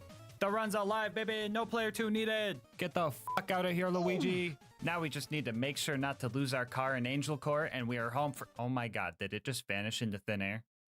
Oh, thank God it came back after the cutscene. Ooh, that was a close one. All right, so my initial plan for Angel Core was to play it safe. I would press the button to open the door, peek out with my car to deal some damage, and then retreat before the doors closed. But my car had enough prairie dogging for one day. Well, I'm in it now. Locked in, I started fighting the loaders the best I could, making sure to knock them down and making sure not to get cornered by them. If an ion loader showed up, I would let them be. That way all the loaders would group up and I could heal on the other side of Angel's bubble. The laser turrets were a bit scary here, not because they dealt damage, but because they can stop me from healing, so these guys were priority 1. And as funny as it would be, I tried my best to not run Roland over, so I could avoid any potential soft locks. I was yet again gripping the wheel tightly, as this was a pretty stressful fight. I could have probably picked up my chair with how hard I clenched when this angelic guard slagged me and almost killed me. And that wasn't the only time I had a close call either. There were a few times I decided that abandoning ship was just the best option to draw fire away from our car. 2 injectors in, and I was looking for anything to calm my nerves and help me finish this fight. But all I got was Lilith. Howdy, boys. Ah, why every time, dude? You just got here. Alright, for real though, the last wave of war and super loaders isn't too bad. Their fire cannons are kinda useless against me, so I managed to take them out and make it through Angel Core first fucking try. Well, the bunker raid went well. Now I just need to use my car to block Jack and save Roland. Oh my god, did it just disappear into thin air? No. Oh, never mind, I still have it. Wait, if I still have my car, that means it never disappeared. And Lilith just moved it? Meaning that Lilith helped Jack kill I knew she was a bad guy, I told you guys! Anyway, I couldn't get my car out of Marcus's shop, so I left it there for him. He's gonna be so confused when he finds it. He's gonna walk in there and just be like, What the? Marcus Kincaid, you are now the proud new owner of a miniature saw blade technical.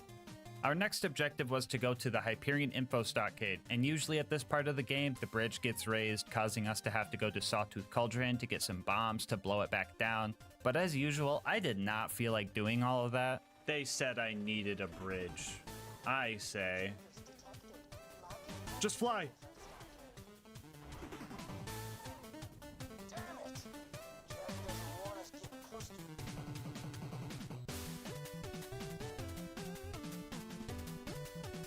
Well, I had to go to Sawtooth Cauldron anyway because this game didn't expect anybody to break it. Traversing the cave system down here proved to be a bit annoying. I was hoping to drive past all of the unnecessary mobs, but the tight 90-degree turns and numerous stairs made that harder than I anticipated. My stubbornness got the best of me and I decided to keep trying to brute force it, and the cycle of spawn car, kill one ambush commander, lose car started. After 4 laps of that, I actually managed to escape the tunnel and made the drive over to Boombringer, where we blew it up for being a flying heathen.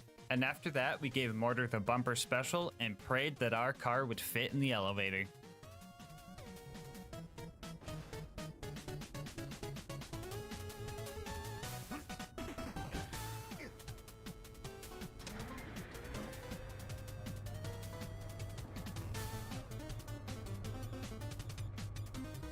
Yeah, so my car would just phase through every part of the elevator except the floor. If I would have also phased through the bottom, this run would be dead. So the fact that the game was cursed just enough and in a good way to get me to the top was absolutely crazy to me. I know I always complain about this game being spaghetti coated, but tonight, I think we should all have spaghetti for dinner. What do you guys say?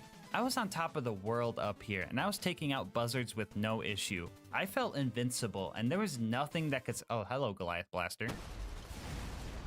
Right at 4 out of 5 buzzards, too.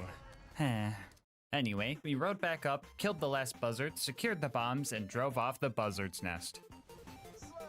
Woohoo! Can I park my bicycle here? After that, we made it to the boneyard, where we did all of our usual valve cranking and pipe bursting, but then we ran into another car wall. If we managed to get our car into the pipe, we're stopped by a car wall. If we managed to ramp up the rocks, we're stopped by a car wall. And if we spend an hour trying to land on this pipe, jank myself over this wall, and boost wheelie jump onto this platform, we are still stopped by a car wall. We brought out the good old meat bicycle and found out that even with scroll boosting, there is just no way we are going to be able to clear this wall. So it looks like the run ends here. Or does it? To progress the story, we need to make it to the Hyperion info stockade, infiltrate it, and grab the info. And at no point is there any mandatory combat. And as per the rules, the car is not required here. Yeah, I know guys, it kinda sucks that I can't get a car into the Badlands and fight Saturn. This is a lie, I don't wanna fucking do that. But sneaking in might be tough when we don't really blend in and can't fight back at all. But for now, I'm gonna have to say goodbye, car. Until I see you again. Alright, so sneaking past all of the guards is going to be pretty tough. With enough persistence, we could grenade jump up to the front door and tank enough bullets to make it inside and grab the goods. But grenade jumping as Krieg is tough because the developers made him extra heavy so that he wouldn't get tossed around during melee combat. Which makes me realize, Krieg is canonically heavier than a car? Yeah, that makes sense. After about 30 attempts, we managed to sneak in and get the goods, and with the location of the vault now known, it was time for our final drive towards Jack and the Warrior. So, the run up to this point was going surprisingly well, considering that I could only use cars. But you guys want to see my death counter double? So first off, in order to get to the fight at the claptrap door, we need to do some super jank to get past this car wall. First, we need to boost jump off this part of the map and get enough distance to bypass the death triggers. We would then have to drive towards the claptrap door where we would just... Yeah, bro, I'm not even going to try to figure out how this one works, but anytime we lost a car from here on out, we would have to do that. The claptrap door went well, and right before I made it to Heroes Pass, I realized I forgot to snipe Face McShooty, so I drove a runner up to the bunker's entrance and tried to snipe him. Emphasis on tried, because I just wasn't hitting him at all. I had Luigi come back again to see if the bullets could even reach him, and they weren't even close. But you guys remember when I said I couldn't put the stinky on Face McShooty? Looks like I was wrong. I'm gonna sing a song. Shoot me at the end of it. Da da da da da da. Thank you. We made it back to the claptrap door and headed towards Heroes Pass. And fun fact, this little platform here, cars just fall right through it. I wish I knew why, and it's kind of scary to know that just at any point in the run, I could have just fallen through any floor, but it was only this one specifically? What? This wasn't a real issue since I could just get enough speed going up the stairs to jump over the gap and press the button before I fell through, so we made it to Heroes Pass. Usually I do a couple of speed run skips to bypass all of the combat in Heroes Pass, but that wasn't an option for this run, so I had to wait for Brick and Mordecai to open the way, which wasn't so bad, especially because Brick would distract the RPG loaders for me, or at least most of the time. Every run through here would also require us to do a wheelie jump over this bridge gap, but with little room to gain speed for the boost and our backboard being made out of trampoline, this jump ended up causing the most deaths out of anything during this run. I would also have to full-on save quit after every death because Brick would turn into a literal brick if I left and re-entered this map, soft locking us. So we made no progress if we lost a car and would have to restart all of the mobbing all over again.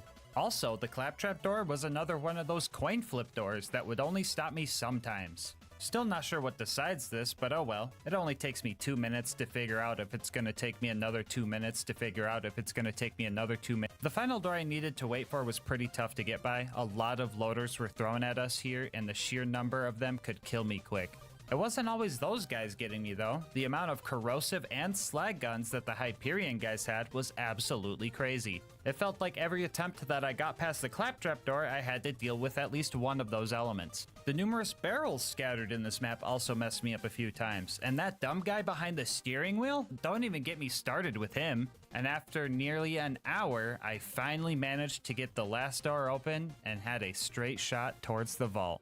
On the bright side, I don't have to wait for Brick and Mordecai anymore since they opened both the doors. But on the downside, dark side? Passenger side? I don't even know. All I know is that RPG loaders suck.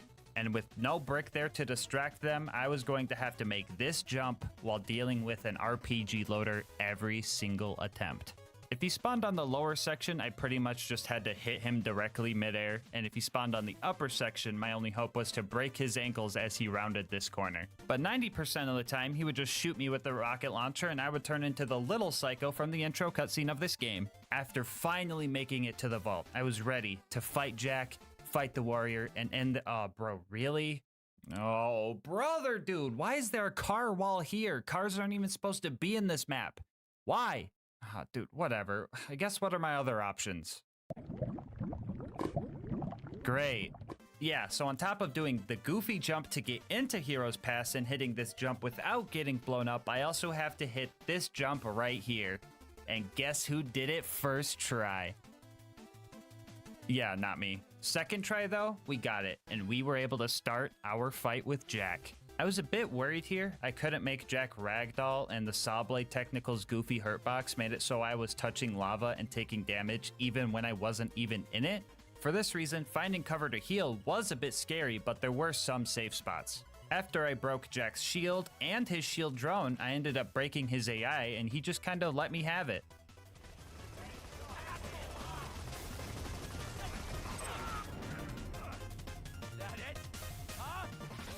Yay! The warrior was only slightly scarier than Jack. As you can see, I wasn't really scared of any fire damage. I was kind of vibing in it, honestly. I was mostly afraid of him launching my car into a death pit or something. But as long as I kept my distance and got the occasional crystalisk to ragdoll, oh my god, that looks so weird, I would be fine. And I was fine, because 5 minutes later, the warrior entered its deathbed phase, and we finished this run. Which means, yeah, you can beat Borderlands 2. Oh wait, hold on. We still gotta kill Jack, don't we? Actually, yeah, let's do something funny. Let's just boost into him or something.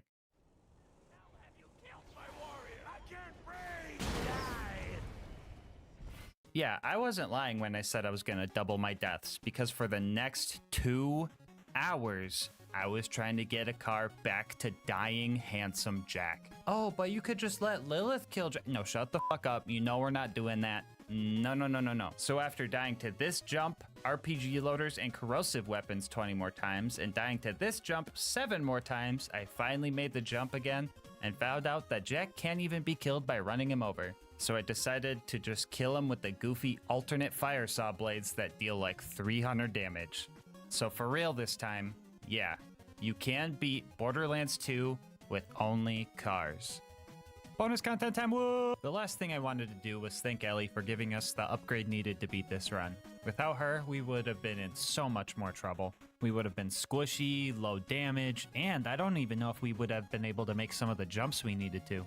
So to show my appreciation, I stole a bunch of Ellie statues from the local bandits and decorated Ellie's garage before doing one last victory lap. Before you go, I just wanted to say thank you so much for sticking around for the full ride. If you want to support the channel, make sure to like, comment, and subscribe. Doing all of that helps with the YouTube algorithm, and I love hearing your guys' kind words and ideas for new runs. If you want to support the channel more directly, consider becoming a channel member to get videos a day early, getting yourself something from GamerSupps using my link, or going to gasmaskgang.com to get some merch. I'll leave my Discord and Twitch channel where I stream these runs live in the description. And last but not least, shout out to Mango Soda, who made this video's thumbnail art. They do commissions and will also be linked down below. But until next time, breathe easy, homies.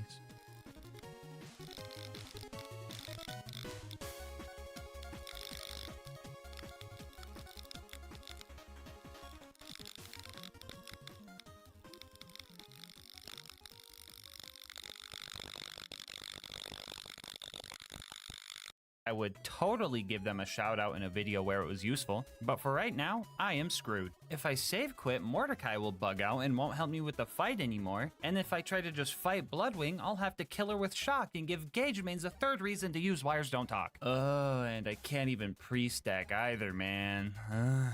Dude, I'm screwed. This gun is so freaking...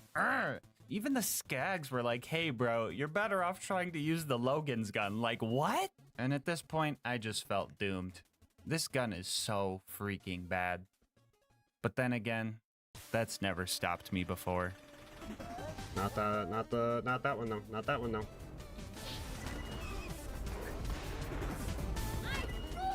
Mordecai, please, the purple. Thank you, Mordecai. Oh my god. Oh, that was scary. That's scary. That's scary. Just give me 2 health sticks. I don't care.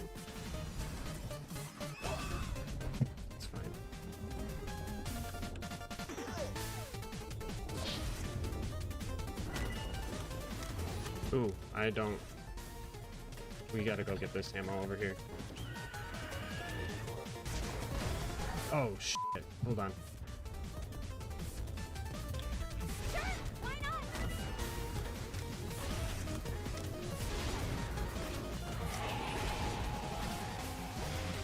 Easy peasy. Perish Bloodwing. Right here for me. Let's go. Alright, so that fight fucking sucked. But I think I got the point on this one. Sure, I was struggling the whole time, but I did do it without pre-stacking, and she had the Phoenix glitch. And also, if you get killed by the fucking Wanderlust, that's just an automatic L. Like, how embarrassing would that be? So I will take the point on this one. I started this fight with 0 stacks of Anarchy, and when Bloodwing finally went down, I was sitting at a whopping 374 stacks. And to BM a little bit, I topped off to 400 on her dying body. GG, Bloodwing. Lost even though you were cheating. On the way out, I had Mordecai destroy all the loaders for me. I always save this Stalker sack in particular because it can spawn a loot dude, and this time, we got lucky.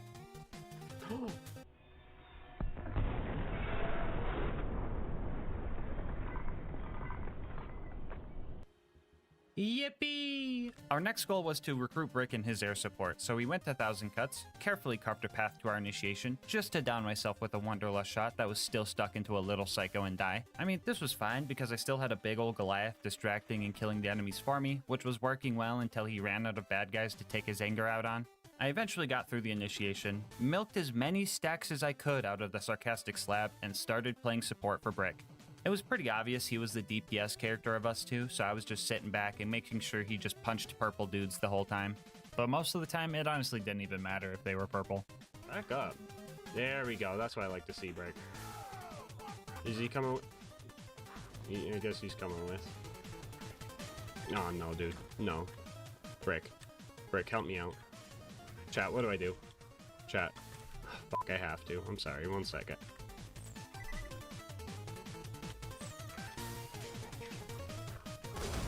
I had to, guys. I didn't want to deal with him. He ain't dropped shit anyway. I wish Gage had like a button she could press and just have like something aggro relief that, you know, could distract enemies or something. Oh, besides Death Trap, because he's stupid. After we took care of the beacons and the loaders, it was back to pre-stacking for our next objective. Man, I don't even know what else to promote now. Oh, you know what I could do? I could start a rap career and promote that. That's a great idea. Hey, yo, Cauldress, throw me down a beat. Yeah, I wander, and yeah, I lust, and I do both from dawn to dusk. 9 times out of 10, you can find me stacking, but the other 10%, I'm still lacking. One thing's for sure, I'm not to blame. I got precision. That's good aim. I can only think the fault. This dumb game, because every time I try, it always ends the same. I shoot, I miss, I clench my fist. The fuck even is this gun? This gun can't kill. I need NyQuil. Man, I'm sick of this thing. Don't worry guys, when that goes platinum, I will still be making YouTube videos. Anyway, we made our way to Opportunity to go steal Jack's voice. We had a scary clutch moment before taking on the Jack double, and as soon as one of my shots hit him, he decided to sprint as far away as possible. But I was tailing him the whole time, knowing that I had to take him out here and now or go back to the stacking crate. And with a little bit of bullet dodging luck, I managed to take the double down first try and ran around Opportunity to the info kiosks to acquire Jack's voice. That went relatively easily compared to the rest of the challenge, but this is where things really start to fall apart. It was time for the bunker raid, and the cold medicine coursing through my veins really started to mess with my decision making. Dude, 3 fucking times I pre-stacked at this crate just to fail this jump and have to pre-stack again. I literally could have just walked around, but for some reason my stubbornness was on overdrive, and I completely forgot how to grenade jump. Still gonna hit this grenade jump though. Well, let's get back to stacking. I decided to reboot myself like a haunted animatronic so I could finally make it over this gap and start our fight with the staircase. Took a bit to take it down, but after that we ran into a real problem. Now this entire run, I've been pretty used to dealing no damage, but when it came to these baby turrets, I was dealing no damage. For those who don't know, these wall-mounted turrets are glitched and can't take any splash damage, and since the Wonderlust does pure splash damage, we were screwed. But I mean, if they're gonna cheat, I'll just use Death Trap to get through this part. Oh, yeah, we're super screwed, aren't we? Because in order to pass this barrier, we're going to need a build that is only just barely more viable than Shock Gauge.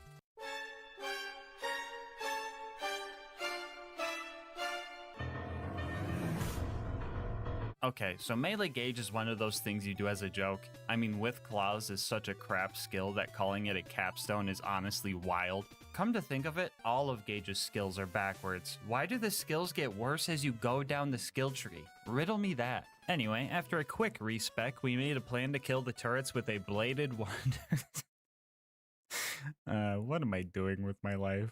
A bladed Wonderlust and melee gauge. Step 1 of the plan was to pre-stack on an ammo crate near the turrets. After that, we would look for level 89 turrets because these guys can range from 89 to 91, and the difference between the two can really feel like night and day. If we didn't get level 89 turrets, we would have to run back through the scary red circle field so that they would despawn and respawn with a different level. We would then set up our distraction by spawning Death Trap and baiting the turrets to fight him. DT would sit there pretending to help while I would slag the turrets using Betty bullets and start swinging with my Wonderlust. Well, I know it looks like I'm using some crazy claws, but the blade on the Wonderlust is boosting my damage, I promise. And just in case there's some extra new people here, this game has a little quirk called Infinite Vertical Melee, which lets you melee anything directly below or above you from any distance, so I know it looks like I'm killing this thing with my mind, but that's just how the game works. After dealing with both of those turrets, we could not push forward because I had to go back to the normal build and restack again. I don't know if I could plug myself anymore, so shout out to Bulby. They make all the cool music I use in my videos, so if you've been vibing with it, make sure to check them out. Link in the description. Anyway, after that, we ran our way back to the mountain and started our fight with the Super Toaster. Since I'm playing Gage, I find it appropriate to be a nerd and start yammering about a strat I did for this guy. So for the run up until the baby turrets, I've been using the binary version or the ×2 prefix on the Wonderlust to increase my DPS. Now usually, the double prefix isn't always the best option on pistols because it kills your accuracy and lowers your DPR or damage per round. But this gun is so bad that I think it's the only gun that makes the DPS boost from the binary prefix make it so you actually use less ammo because the enemy has less time to regen. This gun is so cursed. Anyway, this giant toaster doesn't have health regen, so for this guy specifically, I pulled out a Wanderlust with the damage prefix to make the absolute most out of my ammo. I knew that even with this strat, he was going to have a good chunk of health left over, that I would have to just wait for the constructor to slowly nuke itself to death for the final chunk. Full ammo with the damage prefix Wanderlust got it down to about 1/3 of its health left. And at that point, I started opening all the ammo crates I could reach safely, and after a few nukes, I found just enough ammo to finally take this thing down. And now we've only got one more thing before the bunker, and that is the Face McShooty snipe. Alright, by the way, I'm not moving my mouse at all. It's on the right, and then bam, bam.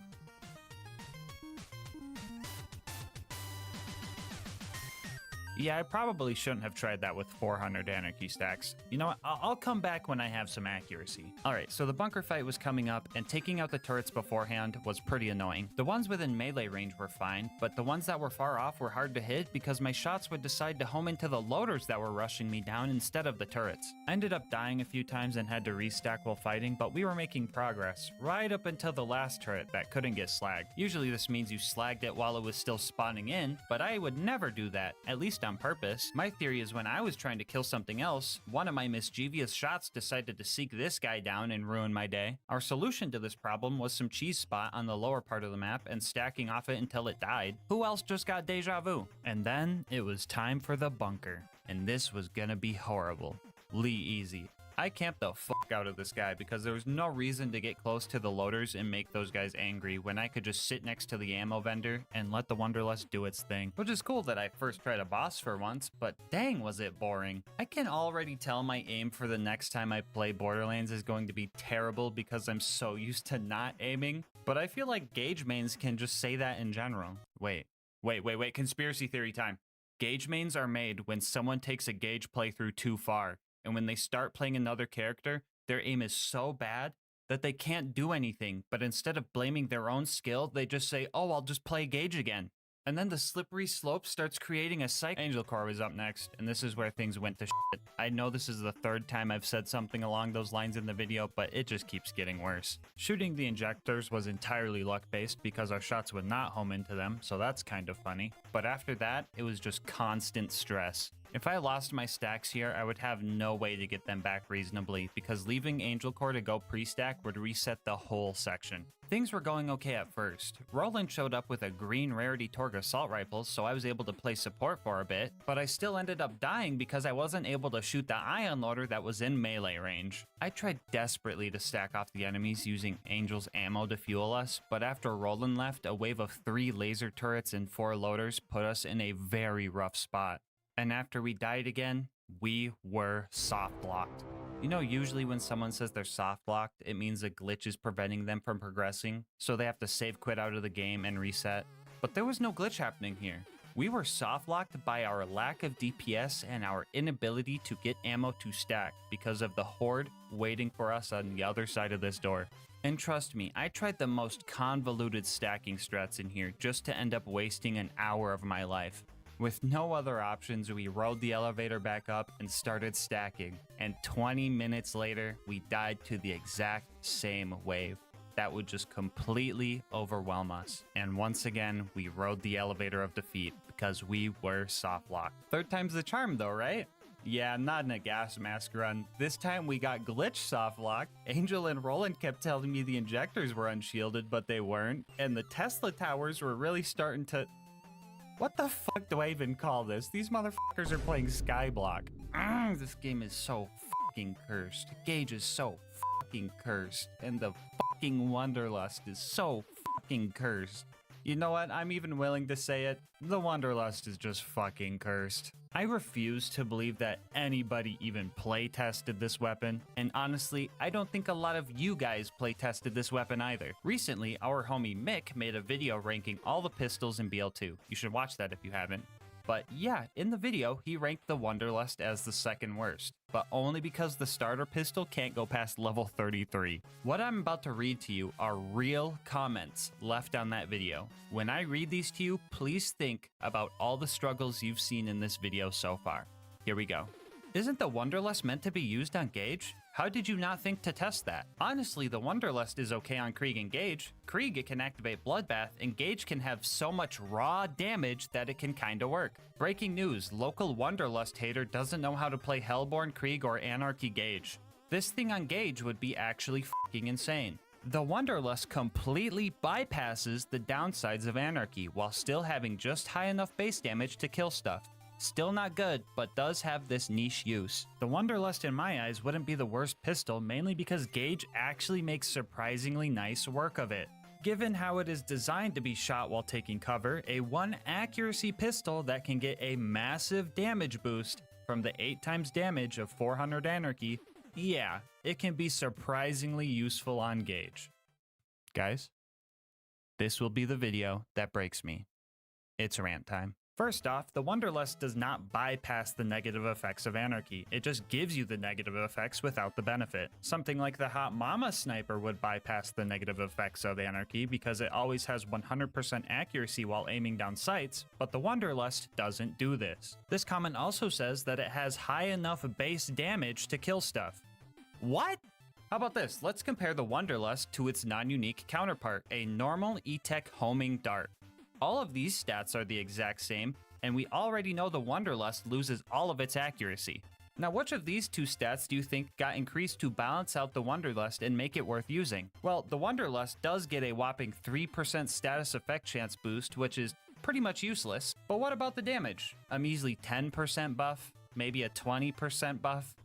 Yeah, how about a near 30% nerf? Yes, the pearlescent version that you can only get at level 62 or higher and only found from Tubbies loses 30% of its damage and all of its accuracy just to get a 3% boost to dot chance. Just use a fucking dart at this point. Sure, the homing isn't as strong, but at least you can choose your targets, and I would say that's way more important. On top of just using a dart, use a different brand of dart while you're at it, because Maliwan is the only one that takes 3 ammo per shot and has probably the worst DPS out of all of them. Hyperion and Bandit ones don't need to reload every 3 shots. Flat up ones can actually spray down some damage, and Tier ones have some of the best chuck damage in the game. This thing is hot garbage. But gas, it's pretty good with 400 Anarchy stacks. Yeah, you know what else is good with 400 Anarchy stacks? Literally every weapon in the game. You know what's not good with 400 Anarchy stacks? The fucking Wonderlust. May I also remind you that this thing came with the same DLC that gave us Digistruct Peak and the OP levels. I think it's fair to say that if a DLC gives us a gun, it should be at least reasonable to use that in said DLC. So what kind of sick joke is this thing?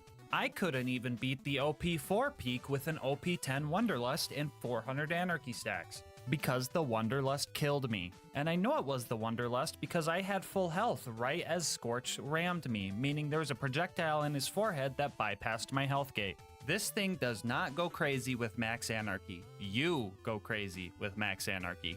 One of the arguments I did like was saying to use this on Krieg. Shout out to our homie Mr. TX01 for the gameplay, but with Bloodbath and Krieg gun build, you can do some really cool mobbing with this, since every kill will re-proc Bloodbath, giving you a constant 500% damage boost. But unless you jumpstart it with a fastball kill to get your first proc, you aren't going to do much with this thing. But also, just use a fucking dart. Here's a fun little challenge for you guys. I want you to comment down below and tell me why this is a perfect Wonderlust in my eyes. There are a few reasons, but I'll pin the most detailed answer. Good luck. I can't think of a good reason to use this thing. Really, TX? You think you got a good reason? Alright, let's hear it. But what if it's fun, though? Now, call me a sadist, but I find that this gun can be genuinely enjoyable in the right hands. Just not Gage's hands. Oh, actually, good point. Games are meant for fun, and if you enjoy using the Wonderlust, that is awesome. I mean, look, I've made this channel off of using terrible guns, and the challenge that this gun has provided has been genuinely fun.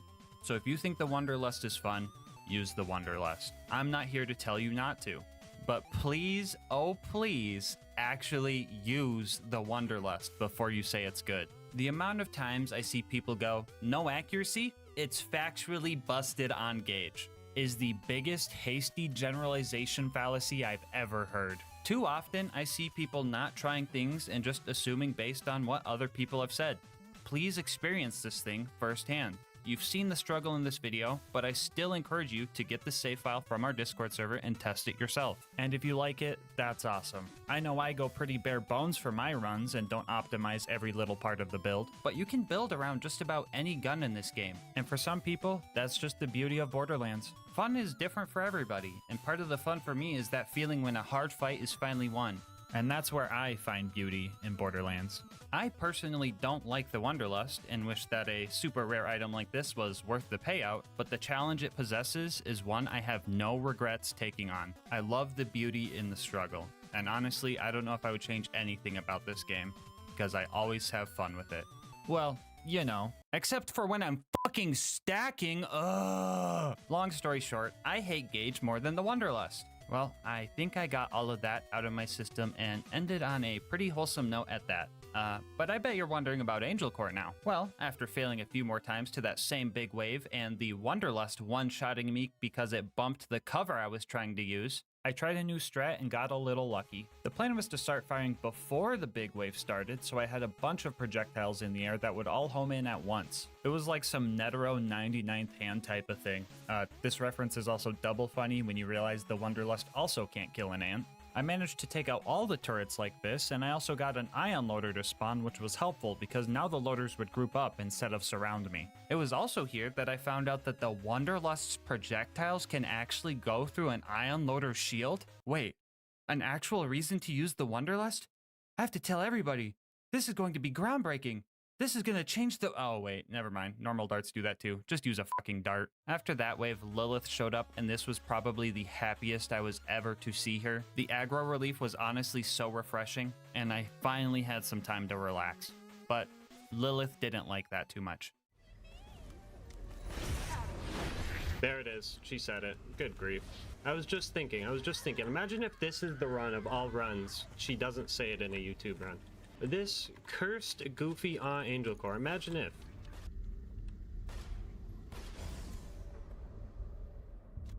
What the fuck? What the fuck, dude? What is this gun? What'd I hit? Did I hit Lilith? My Wanderlust targeted Lilith, bro, and it killed me. And now I have to pre-stack again. Well, what I was trying to do was I was trying to save Roland. Shoot. Shoot. Alright. Alright, those are gonna home in and kill Jack. We got this. We got this. Nah, I think they despawned. Yeah, they despawned. I fucking hate this gun. Anyway, we made it back to Sanctuary and made our way to the Blight. We finally had the better stacking crate, and I was so happy about that. Well, until I remembered I was using the Wanderlust. No, not the bully. I can't stack here, guys. The fucking Wanderlust shoots the bully mongs. No, bully mongs. I'm sorry. I didn't mean it, dude. Hey, hey, hey. Hey now. Hey. Calm down. Hey, listen. The gun didn't hurt. You're fine, okay? It didn't do that much damage, okay? We're cool. I know your homie's over in Three Horns, okay? I know him. Yeah, I know him. I also know Anger. I know him too. Yeah, see? We're cool. We're cool. It was an accident, okay? Thank you. Thank you for understanding. Dude, your spine looking dope, by the way. You gotta send me your glute exercises, bro. Send them my way. Thanks. Up next was Sawtooth Cauldron. I got here and was immediately cornered by the ambush commanders and their horde of goons. The issue of not being able to choose my targets became extremely prevalent here, and they were also just completely surrounding my only ammo vendor. It wasn't long before a stray grenade sent me plummeting down into the lava below, and at first glance this seems like a Rip Stacks moment, but I had a plan. Hold on. I have a big brain play. Good. Good.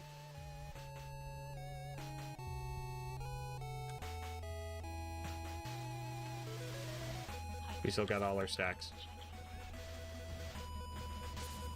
15 minutes of normal Gage gameplay later, we finally took out the ambush commanders and made our way towards Boombringer. I wanted to fight as little enemies as possible, so I decided to try and sneak past them. But this isn't a stealth game, so that didn't work. Now stackless, I realized that my current objective didn't really require stacks, so I decided to just keep trying and hoping the bandits had the same accuracy as me. I also did some grenade jump strats to bypass most of them. Making it to Boombringer took more deaths than time, really. I had no faith that my Wonderlust would home in on Mortar's buzzards, so I decided to just point blank it because I had nothing else to lose. Mortar and the buzzards were up next, so I decided to get more money to stack and then go back to the crate. Just in time for one last mid-roll.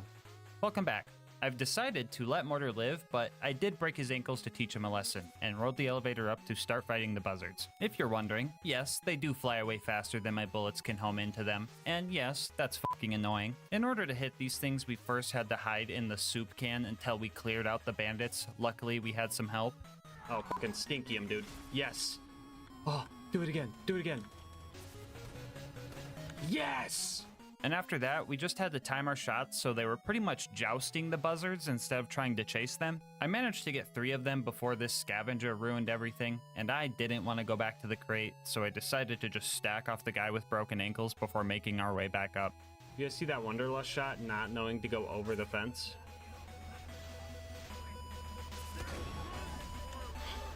Thank you, Wonderlust. Very cool. Also, don't worry, he didn't survive. And neither did the buzzards when I got back up there with max stacks. We secured the goods and made our way to the boneyard. We immediately lost our stacks here trying to kill a tubby skag, so I found a cheese spot to stack on the guy. He survived all the way up until I made it to 235, and he did not drop a Wonderlust, which sucks for later. Still not sure why I decided to stack up here. I knew I was just gonna rush the pumping stations, so I speed ran through all of that and stacked up for the Saturn fight. Oh, you wanted to see Saturn himself. Yeah, no, I don't have any footage of that. This is the best you're gonna get. Yeah, so I stood here for a bit, ended up taking 2.5 full ammo backpacks to take the scary red dot down. After that, I immediately lost all my precious stacks to an RPG loader, so it was back to sneaking past all the bad guys to grab the info and get out of there. Alright, we're on the final stride. One last farming session at the crate to get us through the rest of the game. Instead of throwing another ad meme here, I just want to tell you guys how many times I had to pre-stack in this run. What you are watching now is pre-stacking session number 50. And with an average stacking time of 10 minutes, that maths up to 8 hours and 40 minutes of anarchy stacking. And I'm just saying, if that isn't worth your sub, I don't know what is. We met with Claptrap and started our last mobbing section. We played carefully and got pushed all the way back to the entrance of the area and held our triggers down until the door was open. We then ran through Heroes Pass, dodging all the non-necessary fights, and made it to the fight with Jack. And I was truly dreading this fight. A lot of you guys might know that Jack has some extremely strong health regen at OP10 that has given us issues with far stronger weapons. Match this with the fact that he could just teleport away and get shield surveyors we have to deal with, and you can see that this fight could be hard. And if you also remember that the Wonderlust does splash damage, so we can't block him at the terminal to cheese his AI without blowing ourselves up in the process, you see that this fight has to be hard. And our only real hope for this fight was for Jack's AI to break, which could take an indefinite amount of time. And you know how long it took for Jack's pathfinding to finally break? 0 seconds. He was bugged practically fresh out the womb. His shield broke, and for the first time I have ever seen, he just did not make himself a shield surveyor and just started pacing back and forth.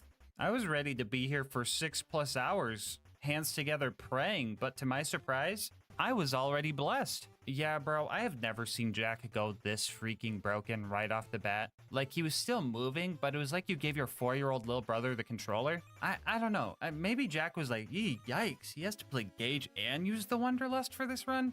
I'll just let him have it. But, like, thanks? There has to be a god. Yeah! There has to be. I don't even know what else to say. I was just baffled and had to fight the warrior now. This was going to be a long fight, and for one last time, we used the Shock Wonderlust to fight the warrior. Shock Cage isn't real! One of the biggest issues with this fight was just making the Rack angry, and my Wonderlust loved doing that. Don't get me wrong, the Wonderlust was clutching up when I needed it to, which was an extremely weird feeling to just be like, rip stacks and then get a second win so many times, but this was a patience game.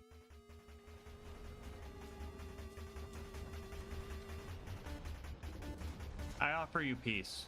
You see this gun I'm holding? It can't decide who it fires. I'm a level with you, Volcanic Rack. I can't aim this thing, okay? You see the bullets chasing you? I have no control over that. This guy, I know, he came up in your house and he's ruining everything. I'm trying to get rid of him, okay? I'm trying my absolute best to get rid of this dude for you, okay? But I need you to evacuate the area. I see your homies over there, and I know you've taken casualties, and some of them are me. But let's be realistic here. If I don't take that thing out, you're all gone. That tail, I've seen it smack so many of you guys out of the fucking air, okay? So let's truce this out. Cool. Pal, is there something I need to give you? Do you want a high five? What's he trying to tell me, guys? I'm a bullymong whisperer. You want to front like that? Huh? Huh? Yeah, what are you gonna do when I keep running into you, huh? Got you by the throat. Yeah, get out of here. They didn't want peace. Anyway, after a few clutches and 1 hour later, the warrior entered his deathbed phase, and we won this fight. We decided to let the real MVP of this run deal the finishing blow to Jack. Shout out to the stacking coaster for being vital to this run and my mental health. And with Jack finally dead, yeah, you can beat Borderlands 2 with only the Wanderlust. And yes, you heard that right. Bonus content time, woo! So I quite enjoyed the challenge of this run. That being said, I don't think I will ever be happy if I get a Wanderlust drop from a Tubby. So to finish this run, I decided that in order to complete it, I would have to farm a Wanderlust with the Wanderlust, so that getting one would bring me joy just one time in my life.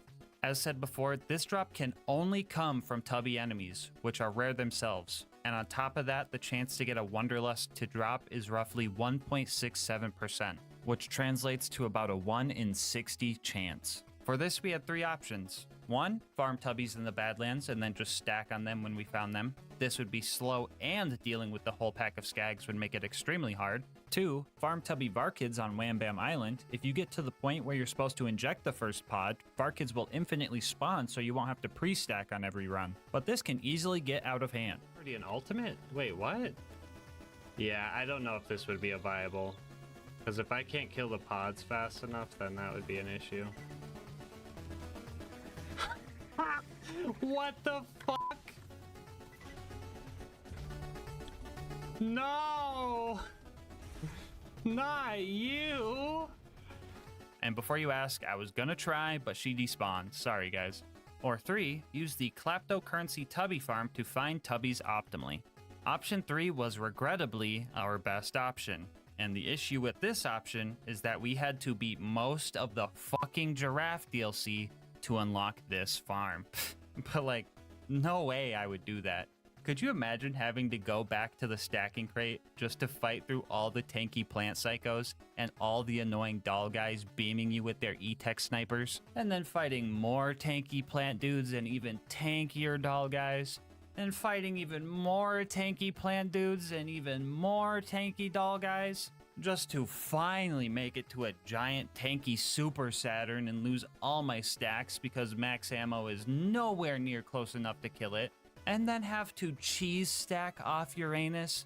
Yes, I just said that. Spend $800 bajillion on ammo and sit there for half an hour watching your homing bullets fail to do the one job they were designed for. Just to finally get the kill and get a bunch of cool loot you can't even use. And on top of doing all that, adding another hour of stacking to the run and still have to farm Tubbies for a 1 in 60 drop. Can you imagine that? Well, you don't have to, because you just watched it. So how did the Tubby farming actually go? Well, anytime I found one of these cute little guys, I would have to pre-stack on them until my damage outdid their health regen. I mean, unless we just happened to fight our way over towards the doll guys nearby by accident, and they so happened to help kill the spider ants for me. Yeah, that was pretty cool when that happened. Tubby after Tubby would fall, and I was prepared to be here for months possibly. I would see a pearlescent pistol and get so nervous just to find out it's a stalker or an Unforgiven. But on Tubby number 15, I ended up using the rest of my luck for the year.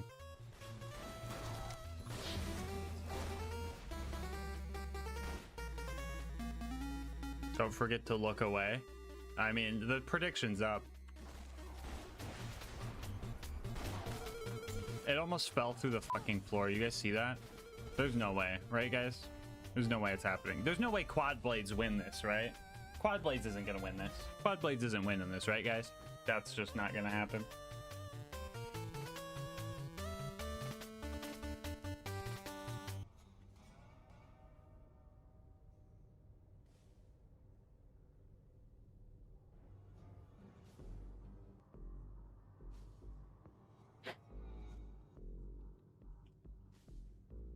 Only 15 tubbies?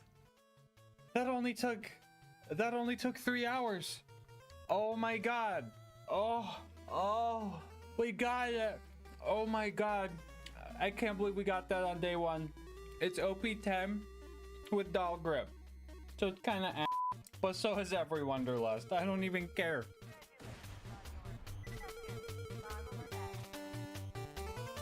Oh. Let's go, it bounced in! Before you go, I just wanted to say thank you so much for making it this far into the video. And once again, thank you guys for 100,000 subscribers on the channel. You guys are awesome and I cannot express my gratitude enough. If you want to continue to help the channel grow, make sure to like, comment, and subscribe. Doing all that helps with the YouTube algorithm, and I love hearing your guys' kind words and ideas for new runs. If you want to support the channel more directly, consider becoming a channel member to get videos a day early, getting yourself something over at GamerSupps using my link, or going to gasmaskgang.com to get some merch. I will leave my Discord and Twitch channel where I stream these runs live down in the description, and last but not least, shout out to Mango Soda, who made this video's thumbnail art. They do commissions and will also be linked below, but until next time, breathe easy, homies.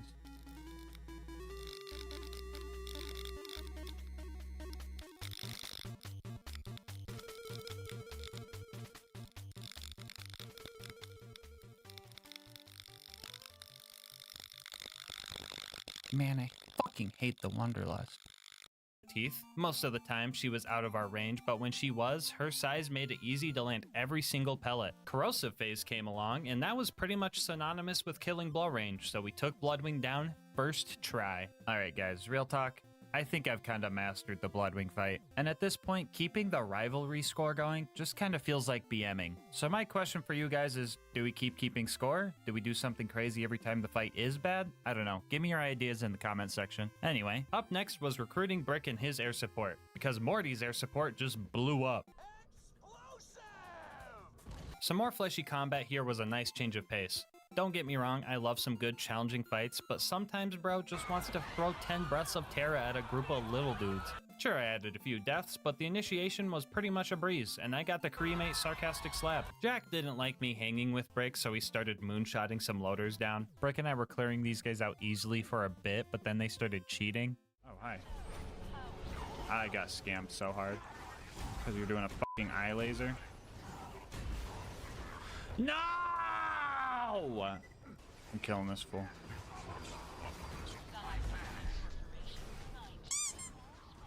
Stop cheating! Put the stinky on him.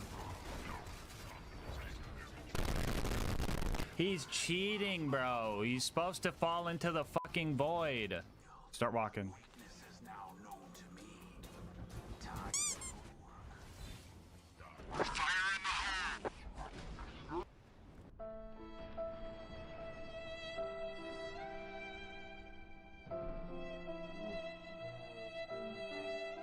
And on top of cheating, they also just started being really weird. This clip I am about to show you is entirely unedited, but it straight up looks like I added it in post. But on my gas mask, this was a real thing that happened to me.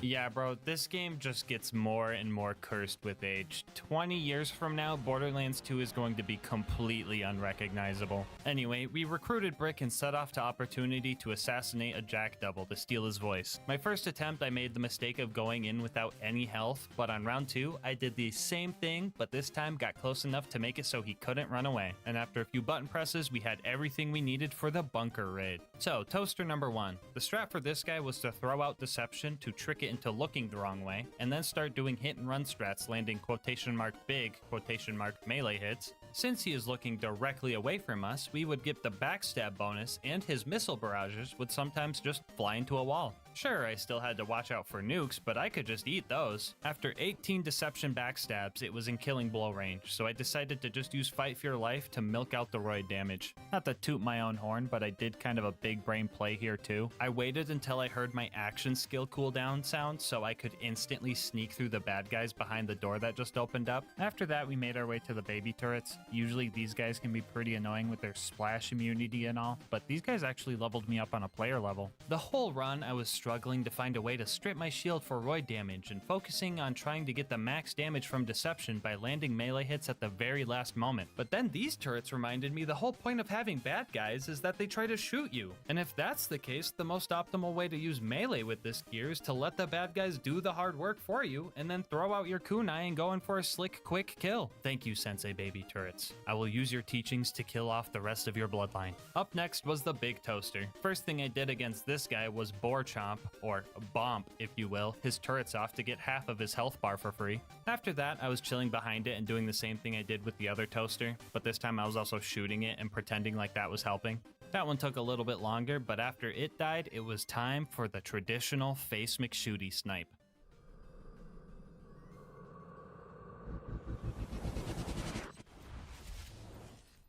Oh, brother! That was close. Alright, so for anyone wondering, velocity did not help this, but we still had to take Face McShooty out in style.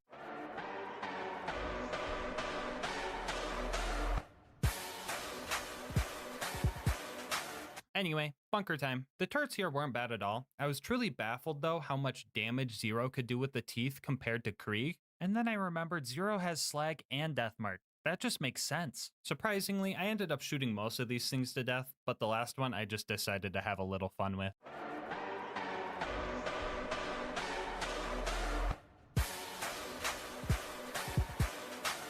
Alright, we've dealt with all matters of armored enemies before, but this one was the biggest one yet.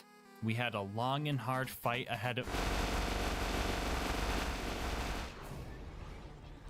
Yeah, insert joke I stole from Elbow Shoes about the bunker being a giant Crunchwrap Supreme that I just ate in one bite again. I don't even know at this point. Bathe in it.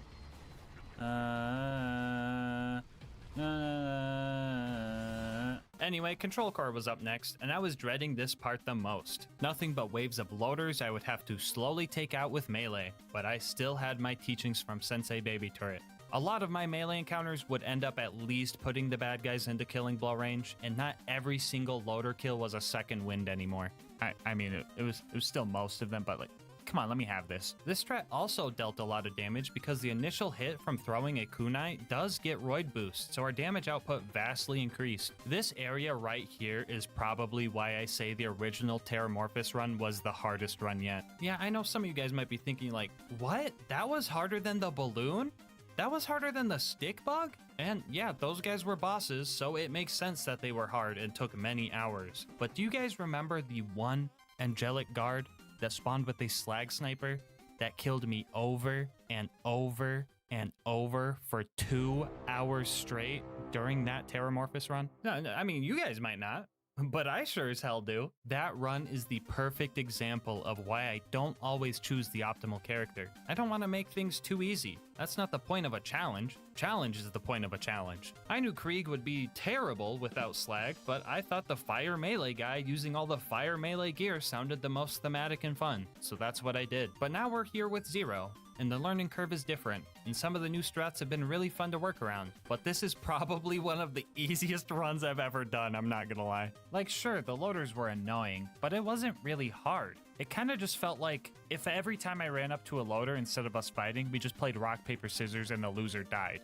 And, you know, I would die, but I could just try again. And now I want to do Terramorphous runs on all 6 characters eventually, but not all at once. So if you want to see more, I've made a channel point redemption over on Twitch that will let you pick the next character I do this on. Now, if you're not a Twitch watcher, channel points aren't real money or anything. I got all my greed out in my last video, don't worry. You just get these by watching, and if you watch long enough, you can find out what this run would be like if I can't crutch melee the whole time. Anyway, Angel Core was slow but steady. My gameplay loop was refined at this point. Let loaders hit me, get my damage in, and retreat. And everything was going fine. But then Lilith showed up. She threw a whole rock into the system. This one big loader killed me like 20 times because she would just show up to bait out an AoE slam that would just wreck me. He also lost both of his backstab crit spots, so it was even more annoying. Y'all say my hate for Lilith is unjustified, but she straight up just steals my kills in Frostburn and then literally doesn't do damage here just to mess up my combat loop. Like, what? This game has to be cursed, by the way. Like, bro, Lilith was actively making attempts at my life. Like, watch this. She full-on body blocks one of my shotgun blasts to block my second wind here. Or like right here, I was waiting for this ion loader to strip my shield with its bubble attack, and then Lilith shows up, whispers her dumb one-liner in my left ear, and then just interrupts the ion loader, messing up the whole plan. She was just ruining everything, bro. I'm gonna blame all the Angel Core deaths on her. Anyway, after that, Jack showed up to murk Roland and kidnap Lilith. Oh no to the former, and thank God to the latter. But we still had to go to Sawtooth Cauldron. Has it been 7 hours with PhysX? Yep. PhysX ain't getting me today. Oh my god, look at this dude right here.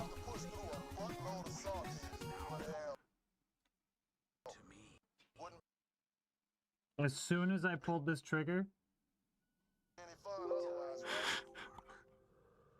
Jokes aside, Sawtooth wasn't so bad. I got to fight more fleshy dudes and use the fun grenade mod some more. The ambush commanders here were a bit of a mouthful, but nothing crazy, and I'm using mouthful as a Teeth of Terramorphous joke, not a me on my knees in front of them joke. Anyway, I got to Boombringer, and I was in dire need of a second wind here, but I couldn't look at the explosion, so I did a quick 180 to retain my cool guy status before clutching up and getting the second wind anyway. The buzzards up in the nest were up next, and I used my usual hit 'em as they hatch strat. Y'all want the elevator meme a third time?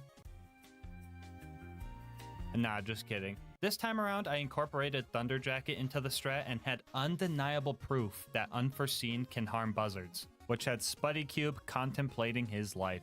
If you know, you know. Another cool thing about throwing your decoy into a wall is that it makes all the enemies just start walking around as if they never started fighting in the first place, and that makes them a lot easier to hit. Anyway, after a few dogfights, we managed to take out all the buzzards and secure the explosives we needed to get to the boneyard. We did our usual valve cranking run here, and by that I mean I got permaslagged and blown up with rocket launchers. Just your basic run-of-the-mill boneyard run. You guys like Borderlands math? Alright, here's a problem for you. If we have to kill loaders with melee because the Teeth of Terra's fire damage doesn't work, how do we kill the giant loader? Ding ding ding, that's correct, with the Teeth of Terra. So you can get some good bore damage by hitting the colliding hurt boxes of its little turrets. These turrets he has are kind of like livers, because even if you kill them halfway, they will regenerate, letting you continuously get bore damage if you're patient with it. And trust me, a slow and painful death is just what this monster deserved.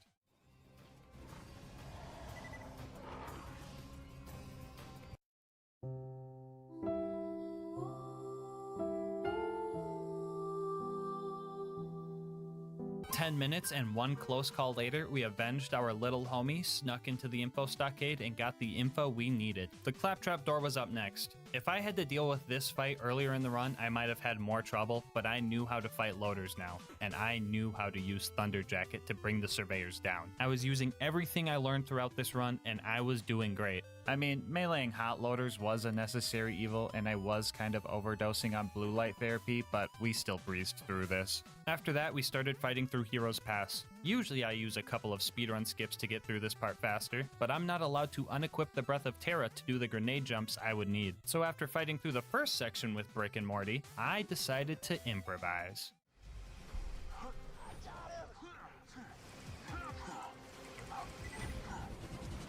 Oh, I'm a gamer? I'm a gamer. Hold up. Oh, the skip. Let's go. No nade needed. Alright, you guys got the rest. I believe in you. Anyway, the Jack fight was up next, and I was ready for a good fight. I was thinking, it's been a while since I was able to fight Jack mano-y-mano with no cheese strats needed, so this was gonna be fun. Step 1 was to break the shield. Our teeth were not sharp enough to break through it, so we started chipping away with our claws. After breaking through that, we could finally sink our teeth into the juicy parts. And like true prey, he started running and using every manner of skunk spray, distraction dropping, and hiding he could. He managed to get away a few times, but in the end, he let his guard down, and a single slag kunai proc secured this fight. Which means, yeah, Zero can beat Oh wait, almost forgot about this guy. Hold on.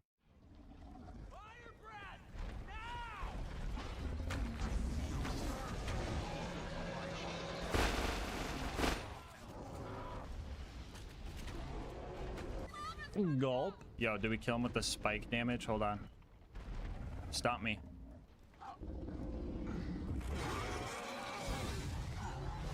R.I.P. Bozo. Anyway, after one final aura check on Jack, we can finally say, yes, Zero can beat Borderlands 2 as Terramorphous. Bonus content time, woo! Alright, so this was probably the easiest run on the channel. The whole run took 10 hours total, and I did it in a day. That being said, I think it's only fair that I try and take on Terramorphous himself. I mean, I did try and kill Terramorphous in the last run, but I couldn't even move his health bar. And the same happened here with Zero. But if we combine both characters, we can end the vid with one last bomb. That was too long. Actually, no. I stand about here for the door. Kill the little man! That's crazy.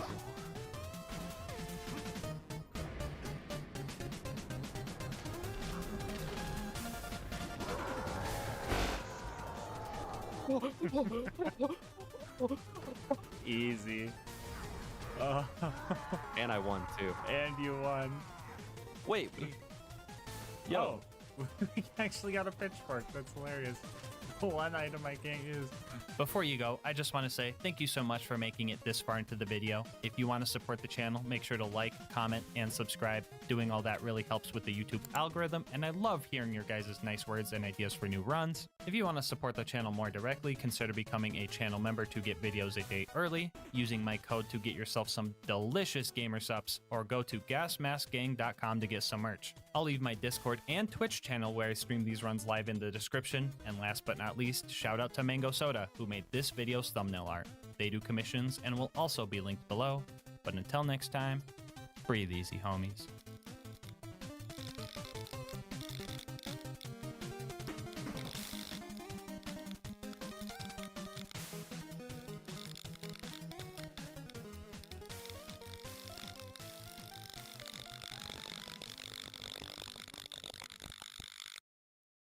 Longer homeless.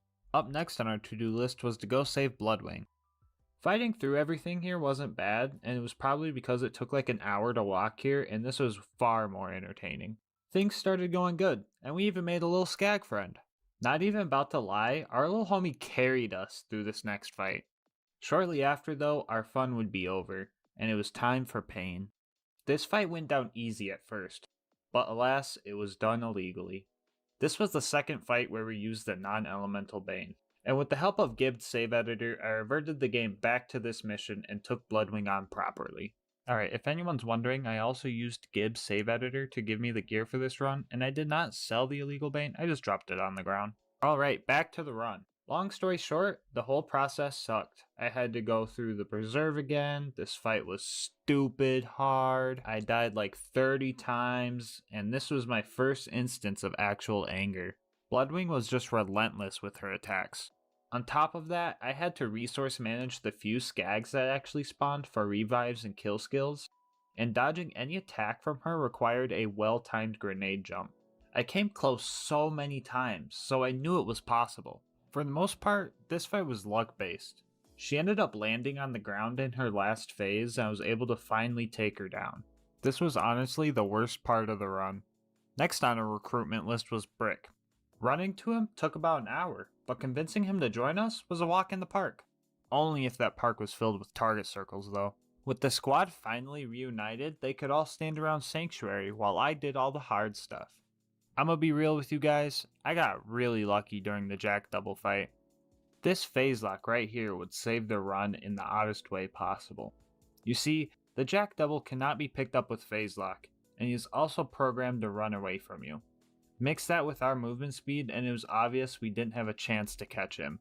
But when I phase locked this loader, Maya's converge skill actually yanked the Jack double into this weird knockback limbo.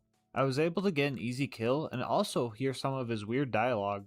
He says some funny stuff like, I can run a mile in 2 minutes. The rest of Overlook was pretty bad.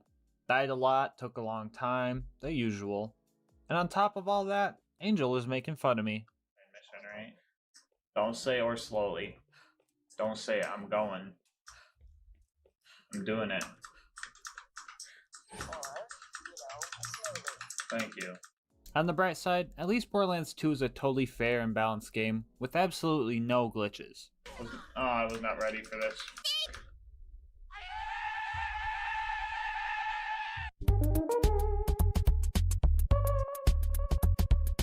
Alright, that's it. You know what? I'm gonna write a bad review. Borderlands 2 is totally unplayable.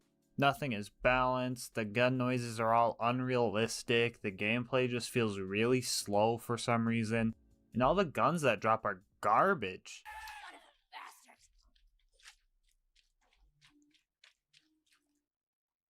Psych, I love this game. Back on path, not much more was between us and the bunker. All it took was running through another target circle park, dealing with more invincible baby turrets, and cheesing this super constructor. And after all that, we had one more task before we went to the bunker. What's a Borderlands 2 playthrough if you don't do the most important side mission? That's right, we were gonna see if the Bane had what it took to snipe Face McShooty. Our accuracy even after firing a few shots was not good. I could have taken the class mod off just for the boosted accuracy, but I guess I'm just built different. Since this run is already cursed, here's the Bane being fired ramped up to 666% speed.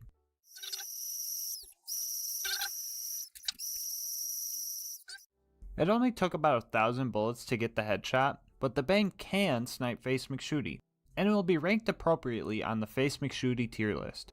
I'll be using this same list for future runs as well. The large turrets protecting the bunker were absolutely nothing compared to their small turret counterparts, meaning everything that I've learned from my 2008 Monster Energy condoms is a lie. Killing the bunker was easier than I expected. I died a couple of times, but each fight was like really close, so I wasn't too worried about it. Control Core Angel was pretty average under this run's context, but I almost had an issue with getting back into the main area after dying. For some reason, you have to press this button to get back in after respawning, but the door just kind of closes on you before you can even make it through. Now I knew I could grenade jump through, and so did my homie Skybot. I just thought it was funny that this door required me to grenade jump to get through it. Just imagine the mental breakdown I would have had if this door ended the run. Despite our best efforts, Roland was still sent to the gulag, and we had a lot of running to do. You think running through the dust is bad? Well, imagine running through the friggin' Iridium Blight. The Blight friggin' sucked because I knew that the worst part of the game was coming up, yet I still had to run over and trigger the bridge blowing up scene, die a bunch, all this just to go to the friggin' cauldron. I decided to get there and pick back up where I left off the next day, because screw Sawtooth Cauldron. All my homies hate Sawtooth Cauldron.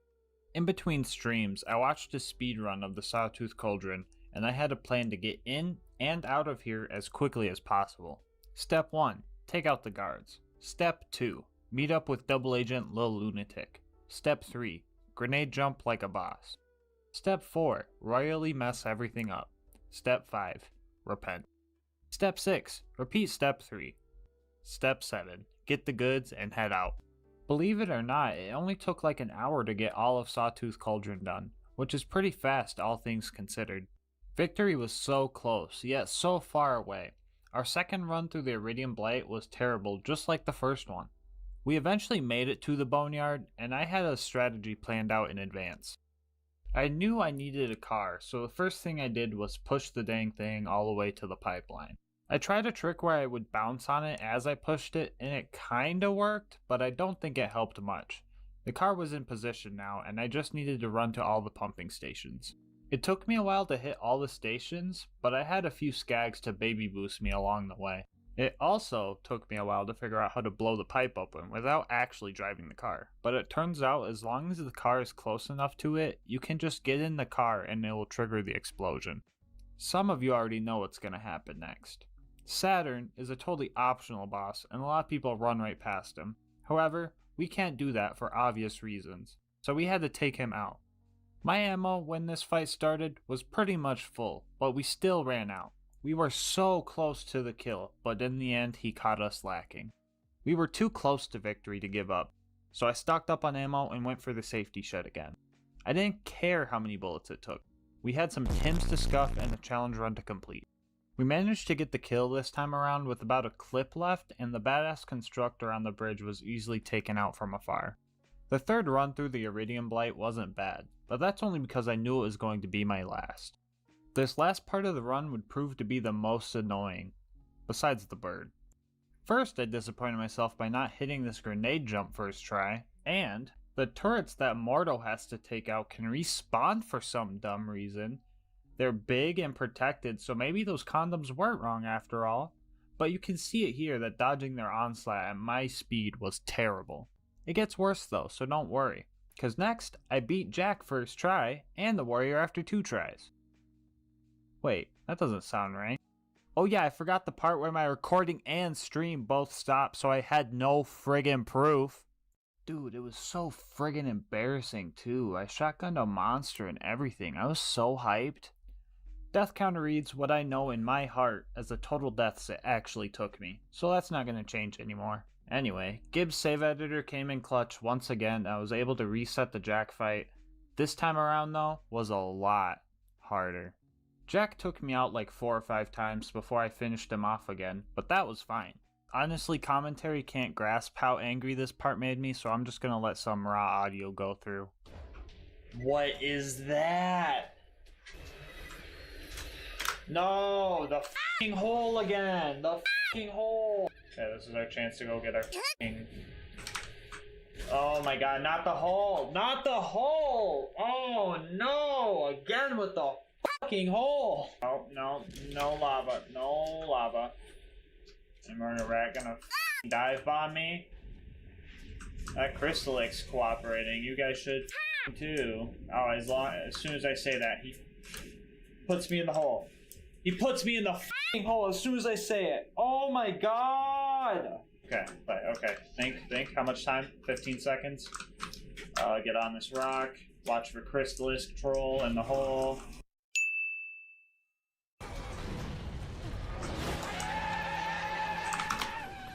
Oh, fuck. Hole troll! F***ing hole troll. After all these hardships, after all of these deaths, after all 27 hours of this run so far, the warrior finally accepted his fate. Which means you can beat Borderlands 2 with only the Bane. Like I said before, this run in all took a little over 27 hours spanned out over 7 different days. It was a long journey, and I'm glad that it's finally over. The Bane stats are definitely decent, so the only setback this run was the horrible movement speed. I could mention the screaming as well, but that was more of an annoyance rather than an actual performance variable. That might just be me though, I don't know, I'm pretty good at going brain dead. But if the Bane didn't have the movement speed impairment, then I bet I would see a lot more people use it unironically because it's a decent SMG. But it did get me through the whole game though, so I would say this gun is OP10 viable, believe it or not. I recently went back to see if you could get the Bane with the Bane, and during that adventure, I ended up getting another pearl from this tubby spider ant. And this boner got squished and made a wet noise.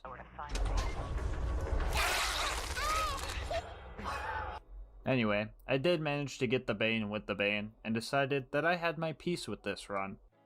This is my first video, and it took a while to make. I put a lot of effort into this, so any feedback would be great.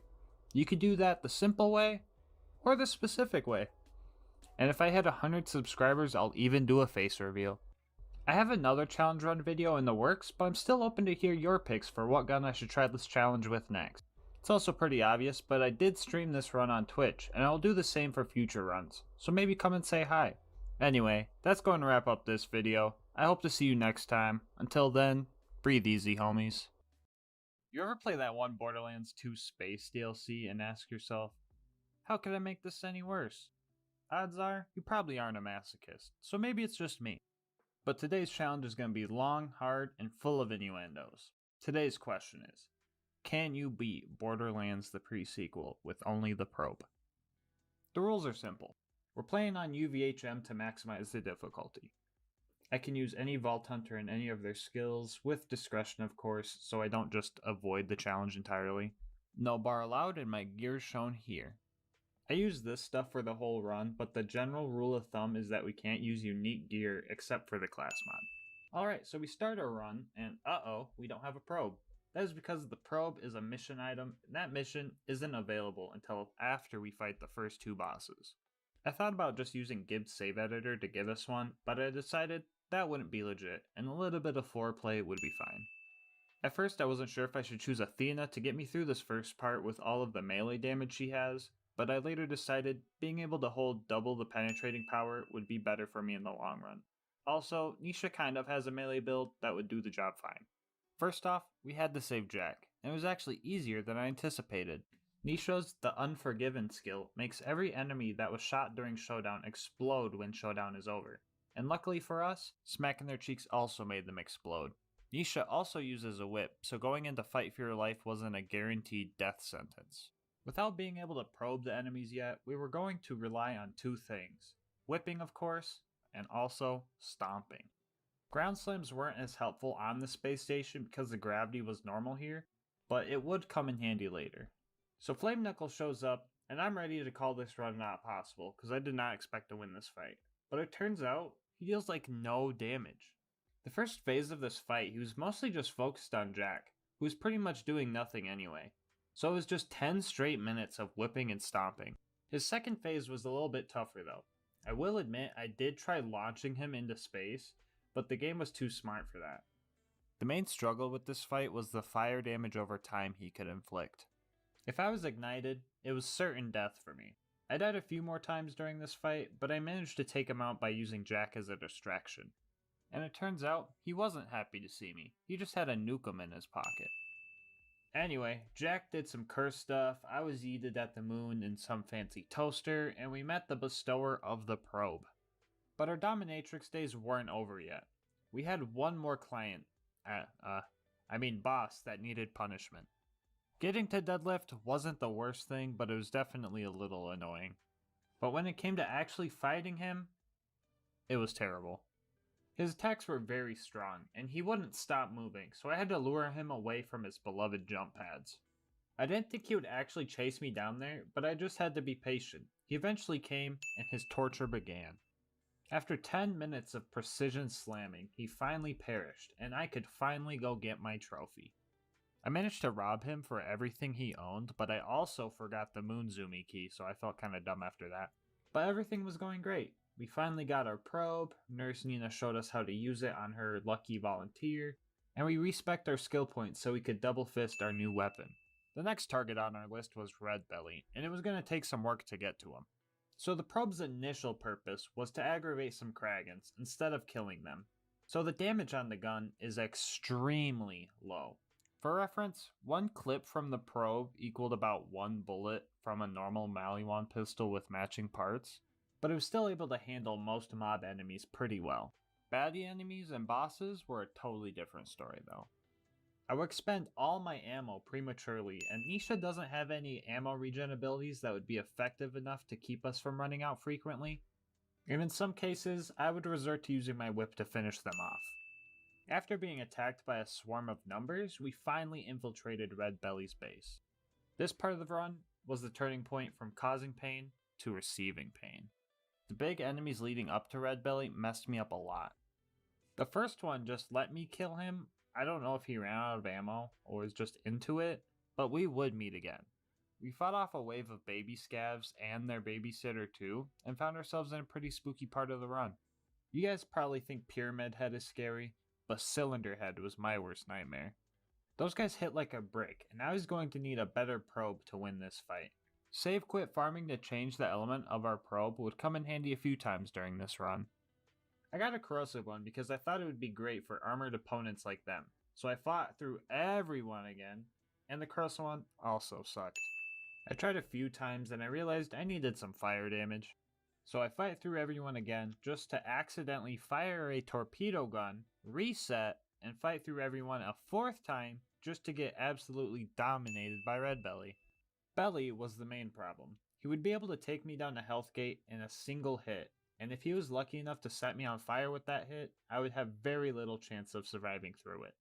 I would have to use Showdown, shoot him as much as possible because the probe actually heals you slightly based on damage you do, and pray that it was enough to survive all of the burn damage. Even with the cheese strat that I'm doing right here, it took a lot of time and patience to get through all of this. The smaller one was easier to take on, so it didn't take too long to get rid of him. Back at Concordia, the Merif decided that he did want to partake in some of our services. It was apparent upon first glance that the Merif had a slime fetish though. He got a little rowdy after we told him that wasn't our forte, so Jack had to put him down. Ew, very nasty. Ooh, spaghetti. Anyway, alright, back to the run. We changed up our look, did the funny calculator thing, stole a stingray, crashed the game, and then we met up with Pickle Rick. That was probably the cringiest joke you've ever heard, so sorry about that. But anyway, we ran around the map touching knobs and pushing buttons for a while so that we could get on the bosun's ship. All of that was easy, but it was pretty hard when we got inside. The fights in here were pretty tough, and I died a couple of times because of this mugger, and I felt true humiliation when I couldn't even get a kill on this Lil Scab for a second wind. This clip right here really shows how annoying it is to try and kill with this gun. I could not imagine trying to do this challenge without being able to dual wield these pistols. This challenge may have been hard, but in all honesty though, the game itself is well balanced, and just like Borderlands 2, has absolutely no glitches.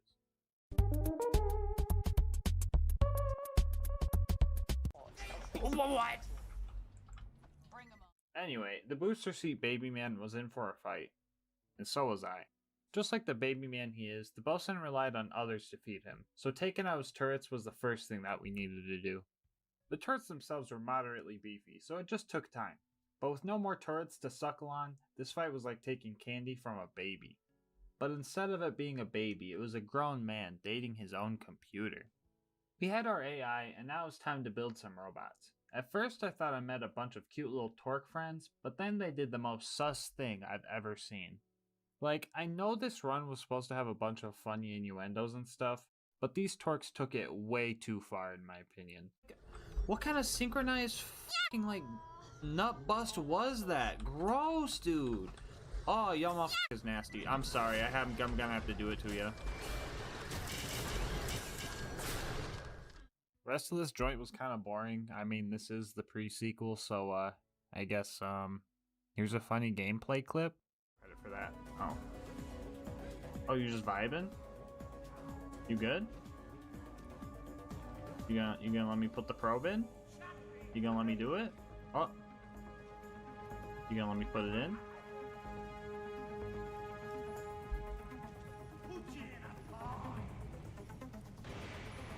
Doink. The rest of this place was a breeze. There was one tough guy, but he was conveniently placed next to this abyss. But from here on out, it got pretty tough. There were a lot of baddie enemies in the robot factory, and at one point, I was even getting double teamed by a couple of them. The turret calibration segment was annoying as usual, so that sucked. My game crashed shortly after, so that sucked. And then I had to redo the turret calibration, so you know, that sucked. Alright, that's enough pre-sequel bad jokes for now. It's time for a boss fight. Felicity was a little angry about her new job, so we had to teach her a lesson. This was probably one of the toughest fights so far. She was pretty tanky, and she was also able to create repair surveyors. The surveyors themselves weren't that much of a threat, but I was on track to run out of ammo quick. During my second attempt, I ended up opening the last of the ammo crates in the arena, and the fight was really close. Alright, we're going in after this.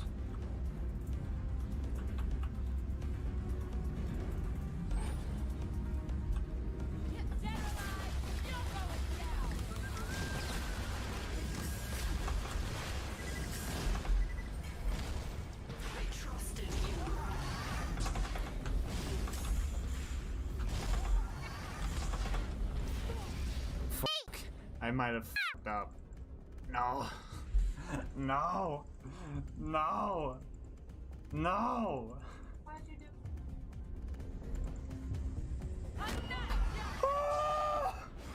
Oh!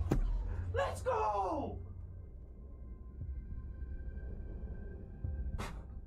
You can argue that I relied on melee for that kill, but if I didn't open half the ammo crates in my first attempt, I would have had plenty of places to get ammo, so cut me some slack. I'm playing the pre-sequel for Pete's sake. We made it to Helios, and for some reason the Dahl troops weren't mad at us.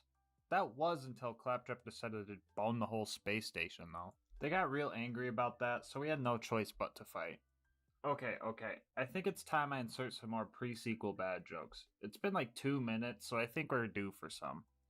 Bro, why did they take away the low gravity in this part? Oh, it's so boring. I want to jump. Bro, do we really need to get this guy's picture of his kid for him, dude? What the heck even is this writing? Yo, did they really bring back rabbit stalkers for this one part of the game? Oh my god, Gearbox. I don't want the crappy loot. Just hurry up. Jeez, man. Okay, dude. Oh, come on, dude. Why is this door so slow? Dude, there's a force field behind the door? Why? Why is this a thing? Oh, bruh. Dude, why is there a force field opening like this, dude? It's a force field. Who even made this friggin' game? Okay, that should hit the quota. Anyway, this bodybuilder took me out and is a real homie right after and just let me pass anyway.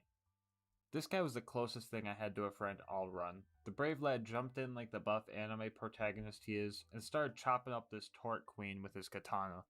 Sadly, our homie's plot armor wasn't strong enough to take on the torque. We will never forget you, buff doll homie. Last thing we had to do here was take out this guy, which was easy, just time consuming, cause we're pretty much using a Nerf Maverick to fight things. We ended up saving everyone, then we decided we didn't need the Harry Potter lookalike and his goons, so we murdered him. All jokes aside, this part of the game is usually always enjoyable for me. There are a lot of jump pads and flying and stuff, and falling in the void is more funny than annoying here, so it's actually kind of vibing. I kind of blew right through this area too because there wasn't really any mandatory fights. This level of difficulty wouldn't last long, however. Let me show you why I almost lost this run. Honestly. No! Yeah, guys, that shield regen is friggin' busted. Every time I was close, she denied my satisfaction. Also, who put the new use station behind this electric field? Someone please tell me. Okay, time for some strategy talk. So it was obvious that this fight was going to be tough. So we had to save quit farm for some parts that would hit the spot just right, which is basically shock element and a Jacob's grip. This combination would give us the best damage per shot. After many deaths, I was on track to beating her. At the time I thought that staying far away and letting her aggro on Jack would stop her constant shield regen move, but in reality there is a good chance that she just has a limited use of that move. So the fight got easier, I guess, but there's still a lot of built-up frustration in this fight that I ended up releasing here. Oh, little baby. Oh, little baby. Oh no. Oh no, you can't do nothing. You can't regen no more shield, little baby. I don't got any more little rockets. Oh no. Anyway, Sarpedon wanted to go for round 2, and this time, she didn't even last half as long. We finished her off, and Jack was waiting ready for the money shot. It was finally time to disable the eyeball laser, which was simple. We just had to use our big injector on it. I think we injected a little too much though, because everything got a little weird. Anyway, Jack sent us on our final mission to finally beat this game. On the way in, we came across this injured soldier, and I decided to let him go because I kind of felt bad that my man's was level 0. And we also needed to conserve ammo for the next boss. RK5 or whatever was actually kind of annoying. The two main problems with this fight were lack of ammo and actually landing shots. Molly 1 pistols in general have really low shot speed, and with Walmart Bunker being so far away and moving at pretty high speeds, I had to aim ahead of him in order to land any shots at all. Mix this with the limited ammo crates and the fact that Showdown doesn't account for the distance, and you get a whole lot of wasted shots. Things only get worse though, because I won the fight and beat the game. Wait, that doesn't sound right. Why does that sound familiar? Oh yeah, my footage cut out right at the end of the run, just like last time. How does this happen twice? I redid the fights, but I didn't have footage for this one still for some reason, so I fought Bootleg Bunker again for you guys. If you want a teaser for my next challenge run though, just look at the death counter. Make sure to subscribe to see what monstrous idea caused this pain. Alright, we finally made it to the last boss, and for the peeps that are wondering about the pregnant alien boss, I'm sorry, you guys are getting kink shamed today. The Sentinel fight was actually really long. The whole fight has like 7 phases, and to give you an idea on how long it took, I grabbed this Moxtail for a little bit of extra gun damage, and it's supposed to last 30 minutes. We made it to the arena with about 28 minutes left, and the long grind started. Like I said before, this fight took a while, but to be honest with you, it wasn't the hardest thing in the world. That title is reserved for me when I finally get to stop playing the pre-sequel. Okay, let's wrap things up. All jokes aside, I actually enjoyed this fight, because everything in this fight was skill-based.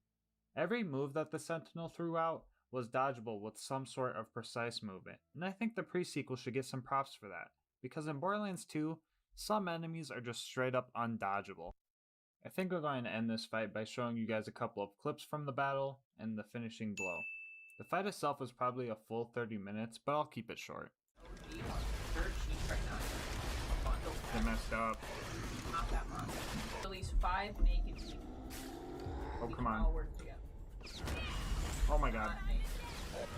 Oh no, that is not good. Dude, you need to perish like now. You need to perish like now. No, please. Let's go. No barf. No barf, gang.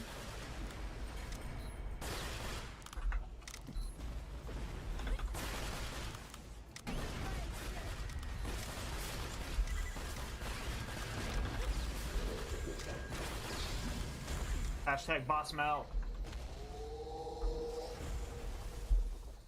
I am glad to say, you can beat Borderlands as a pre-sequel with only the probe.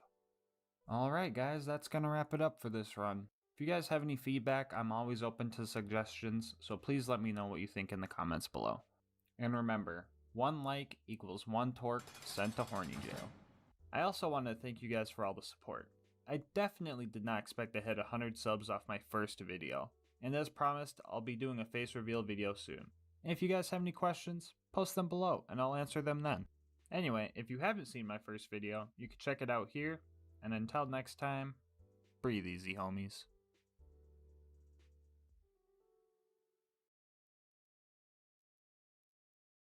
I'm up the elevator because they aren't able to jump back down for some reason, leaving the arena to just me and the bird.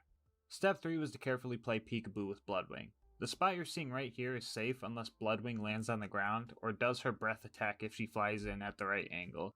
After a few tries using this strat, we finally took her down. No. Bloodwing, no. What is loading the train dart! Tranquila, blood! Oh my. Oh. Okay. Oh my fucking god. Oh, how did that fucking work? Dude, I'm trying to keep still. My fingertips are numb, bro. You guys. No amount of emotional turmoil was going to make me give up on this run. I've suffered too much to quit now, so we were off to recruit Brick, which went very smoothly actually. For the most part, I was able to relax and watch some World Star hip-hop type stuff go down. Opportunity was up after that, and it went pretty bad. The Jack Doppelganger should have been an easy assassination mission, but everything went terrible. He is pretty tanky and tries to run away from you. On top of that, the engineers had a thin piece of metal that somehow blocked crits. Sometimes I'd be able to shoot them off, but it felt kinda random and luck-based. Also, there's this one ion loader who was a master at strategic positioning because his actions caused like 10 of my deaths. But like most mini bosses that give me a hard time, I ended up one-shotting him. On the way to bunker, I realized I forgot to take the Face McShooty mission like a heathen, and I found this really dumb death spot.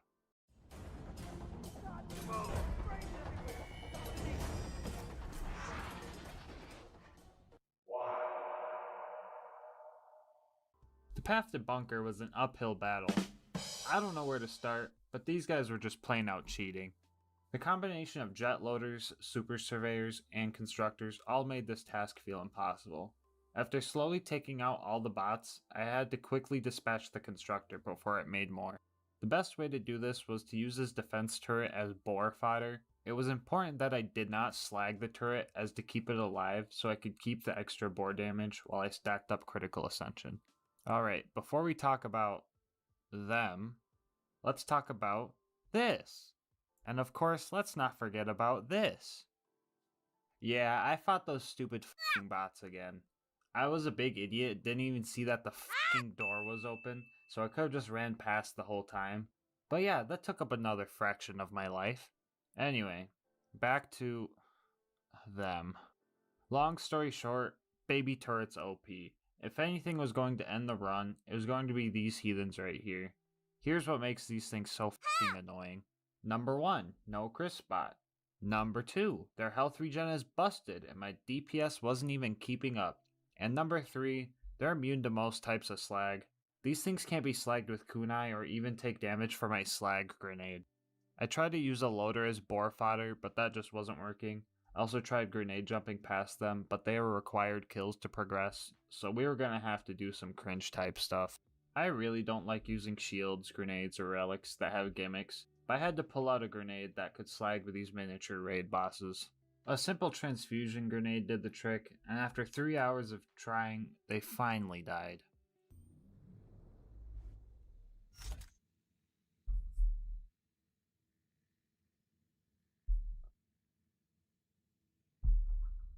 Oh.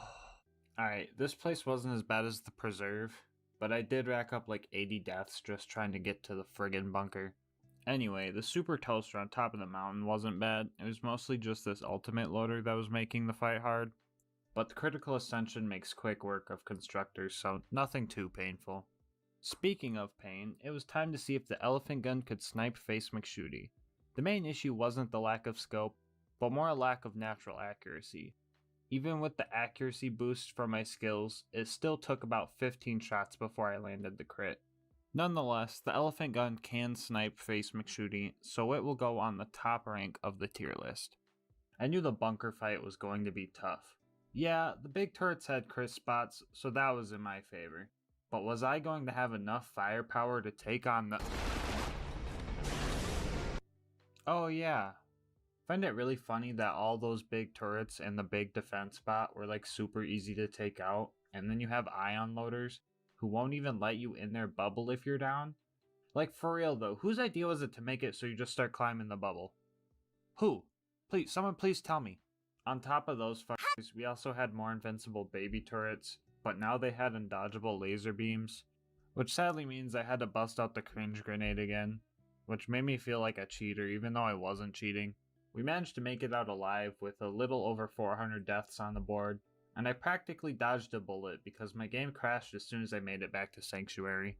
TBH, I wasn't hating the idea of going to Sawtooth Cauldron. After all, I've been fighting robots who resist normal bullets for the longest time, and squishy bandits seem to be a lot easier to handle. The ambush commanders weren't bad either because their heads are pretty big and deception can distract them pretty easily. I did get pooped on by mortar though. The buzzards probably would have went perfectly if it wasn't for this goon, but I think he tried to fight a buzzard and just flew away anyway, so he wasn't an issue for long. You could get through this next part of the game pretty quick usually. I don't think there is a single mandatory kill in all of the Arid Nexus, which is a good thing because our boy Saturn can't be slagged and doesn't have a crit spot. But even with running right past everyone, I managed to die right before picking up the info we needed. The final mission was upon us, and I was ready to end this. But the game would not make it so easy though. Taking out loaders with Claptrap was fine, but the combo of super surveyors took forever to kill. Eventually, I managed to confuse them really close to each other, and Boar took it from there. Hero's Pass was going fine, until I met up with my sworn enemy, Baby Turret. On top of having stupid health regen, no crit spot, and being hard to slag, they are also completely immune to molten lava, I guess. One last time I had to pull out the cringe grenade, cause not even Brick and his infinite hammer supply could take it out. With the turret dead, the path was clear. It was time for the big fight. Jack was our first opponent, and he was definitely a tough one. The fight was more intense than a 1v1 on Rust against the guy that said rude things about your mom on Xbox Live. Hey kiddo, Jack here, president of Hyperion. He had health regen, which made this fight last a while. He was also using a lot of crazy movement tech that I've never seen before. I managed to hone in on his one weakness, that being his big shootable face, and went on to the final fight with the warrior, which went a little something like this.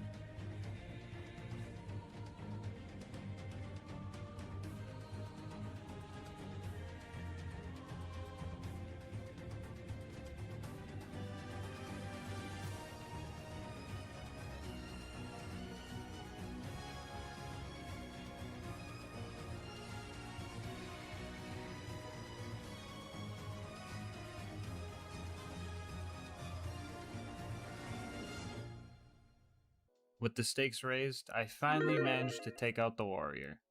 Which means, you can beat Borderlands 2 with only the elephant gun. With the game finally beat, we did what anyone would do after a run like this. Celebrate with a monster shotgun, and then start a DLC. That's right, homies, you're getting some bonus content. Alright, I'll keep this short.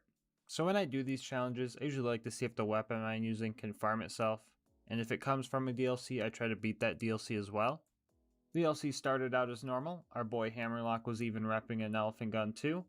His shot explosive rounds though, so that was pretty weird. So on top of being everybody's least liked DLC, it was also nearly impossible. Landing any type of crit, which may I remind you, is our only source of damage, was just impossible on these guys. Roll the footage. World revealed. Weakness is now known to me. Time to go to work. Deceive you. An illusion fools you all. I move for the kill. Ironically, the most efficient way of killing these guys was actually just to get them to level up to demon form. That gets rid of their impenetrable wooden mask. 2 hours and 30 deaths into this DLC, the last of the hunters got confused, and taking them out got 100 times easier.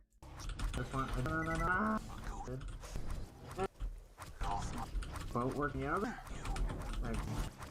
Egg. Okay, let's go.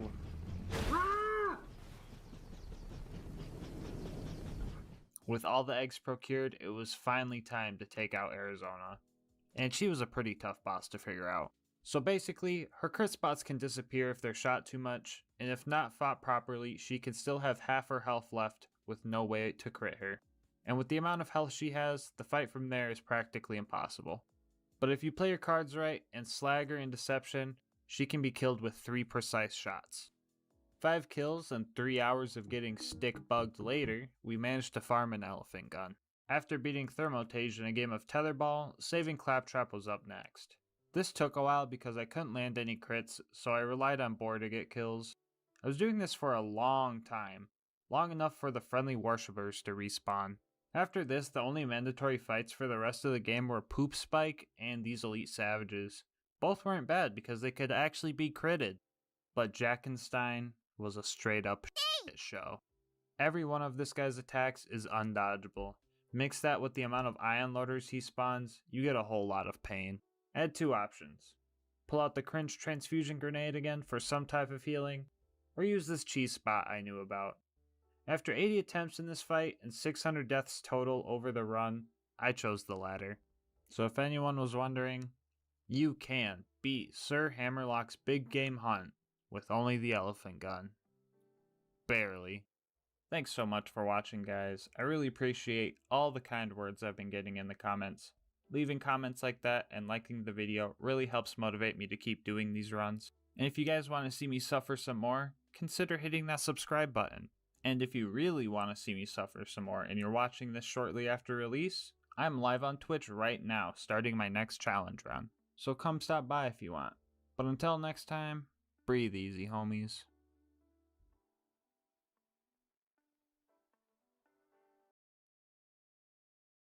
Just couldn't hit it again?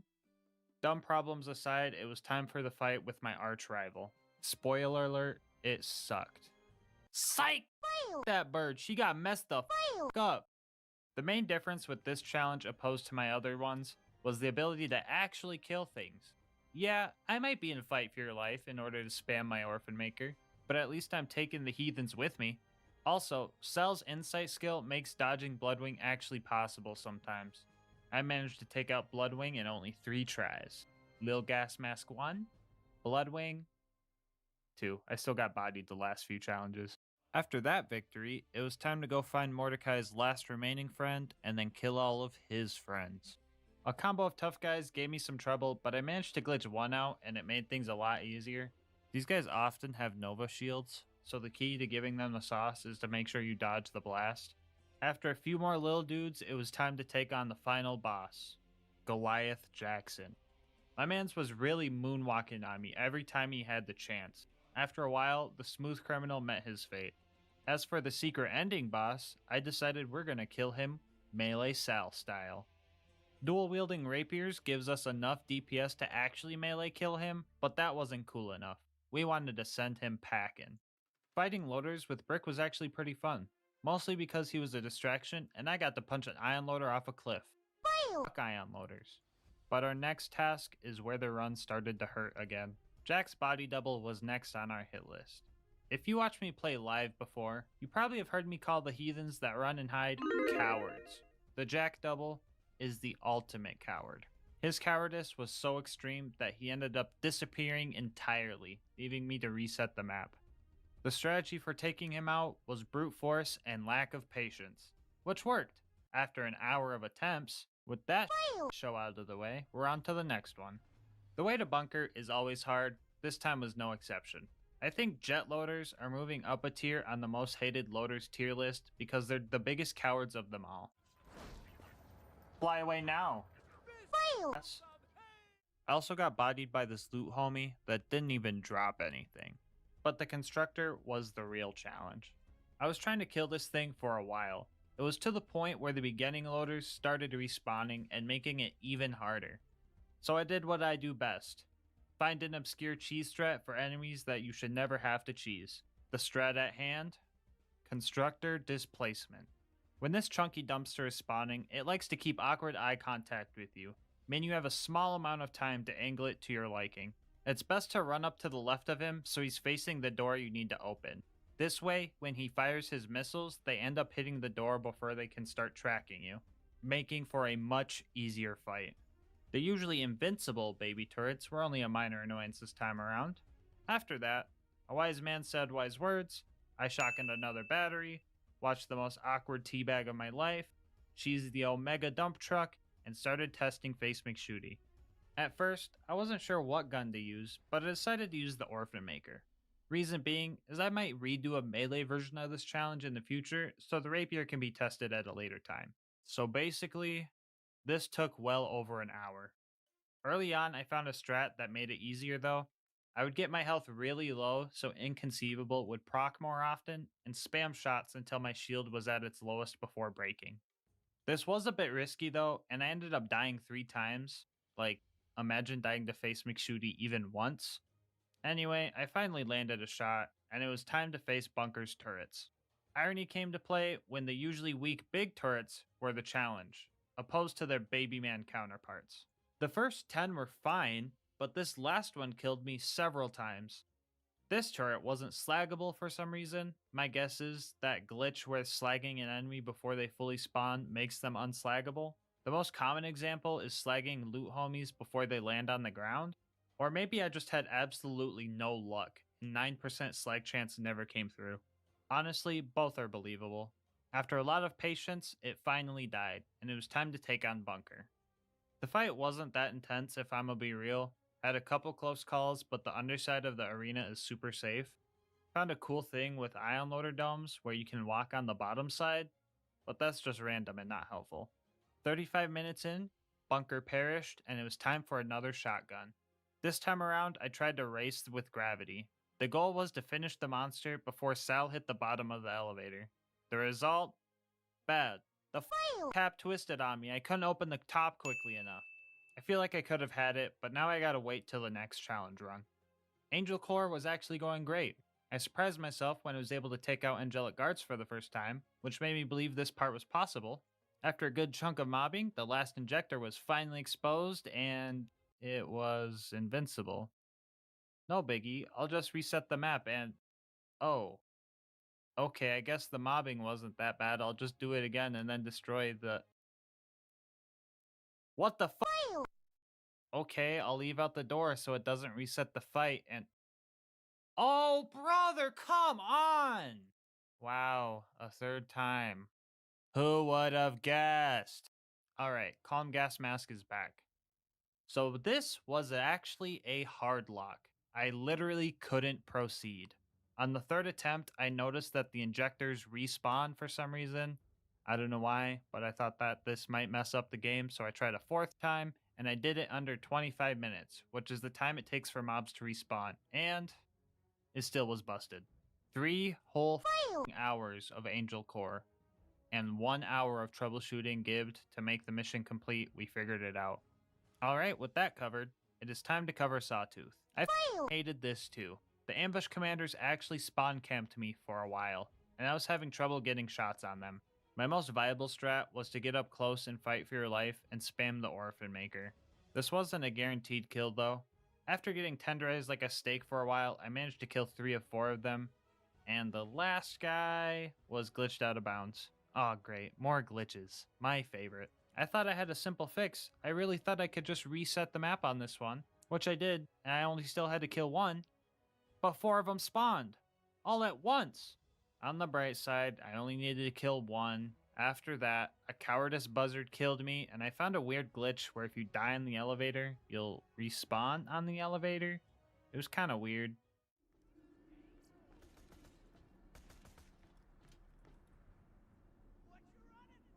After finally taking the buzzards out in one of my most grueling Sawtooth runs, it was time for the final sprint. Every time I go to the boneyard, I rewire my brain for its prime directive. Locate valve, crank. Locate valve, crank. Locate valve, crank. After they were cranked, we telefragged the pipe and went to the Badlands. With the amount of mental deterioration these runs put me through, being able to turn my brain off for a bit helps, especially right before the big fight. It was also my birthday, so Alyssa made me baby plum cupcakes. Hashtag wholesome moment. Anyway, I usually run right past Saturn, but since I did that last time, and I really didn't want to deal with him firing at me, I decided we would kill him this time. Now I could have patiently killed Saturn with the Orphan Maker, but I really wasn't about that action. So I propped my Powerade bottle up on my mouse and killed Saturn while I bodied people in Smash Bros. Passive income, man. It will change your life. I bodied Saturn and Mr. Game & Watch practically at the same time. Killing Saturn made retrieving the data a lot easier. It was now time for the final stretch before Jack and the Warrior. Fighting the loaders with Claptrap went like most loader fights. I would kill a few, die, then repeat. This time around though, I was smart, and I baited out the super surveyors by severing their homies' limbs. I also found a couple of warlorders dabbing, and I wasn't about to let that amount of cringe exist in the same realm as me any longer. Like, bro, I'm already here. Quit trying to steal my spotlight. I somehow managed to get through this fight with relative ease, but a couple of bullloaders actually started rolling me. Yeah, I was really nailing this part of the Captain Blade cosplay. I would say bullet deflection, bad slag luck, and the weird double shot explosive thing these guys always have amounted to just the right amount of obnoxiousness. And my choice of gear played absolutely no factor in these fights whatsoever. After they were dealt with, the rest got a little easier. I might be a buffoon for thinking that the Midnight Star could get one kill before the run ends, but Mordo and Brick are true homies and backed me up. While Mordo was slagging the enemies, Brick and I were beating them to scrap metal. Happy feet. Wombo combo. That ain't Falco. That ain't Falco.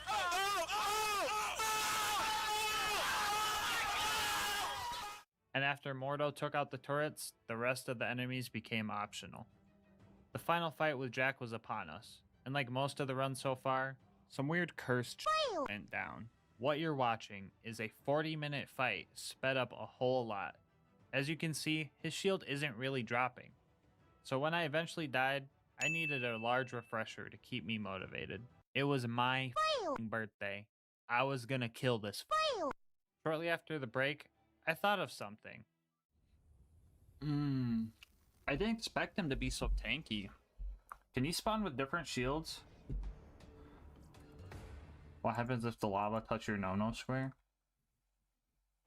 Hot balls. Oh, what the dude? What the Yeah, so I guess my man's had a turtle shield on or something stupid. I don't even know anymore. Even with his shield down, there was still a challenge at hand. His health regen far surpassed my ability to keep up with him and stay alive. It seems like I would run off to recover health and he would have the same idea, except he was better at it. Out of pure desperation not to lose the run this far in, I decided to make the playing field more suitable for the fight. I started punching loaders into the lava, not to kill them, just to get them out of the way, and shortly after Jack just stopped. Yeah, I'll play most of the kill right here. I'm not really sure why he did this. My guess was he probably realized it was my birthday and decided to give me the win, but it's likely that this fight was just being glitchy like it always is. Either way, I got the kill, and it was time for the true final boss. This time around, I decided to take him on from a different spot than usual, but the same shoot monster till he dies strategy was used.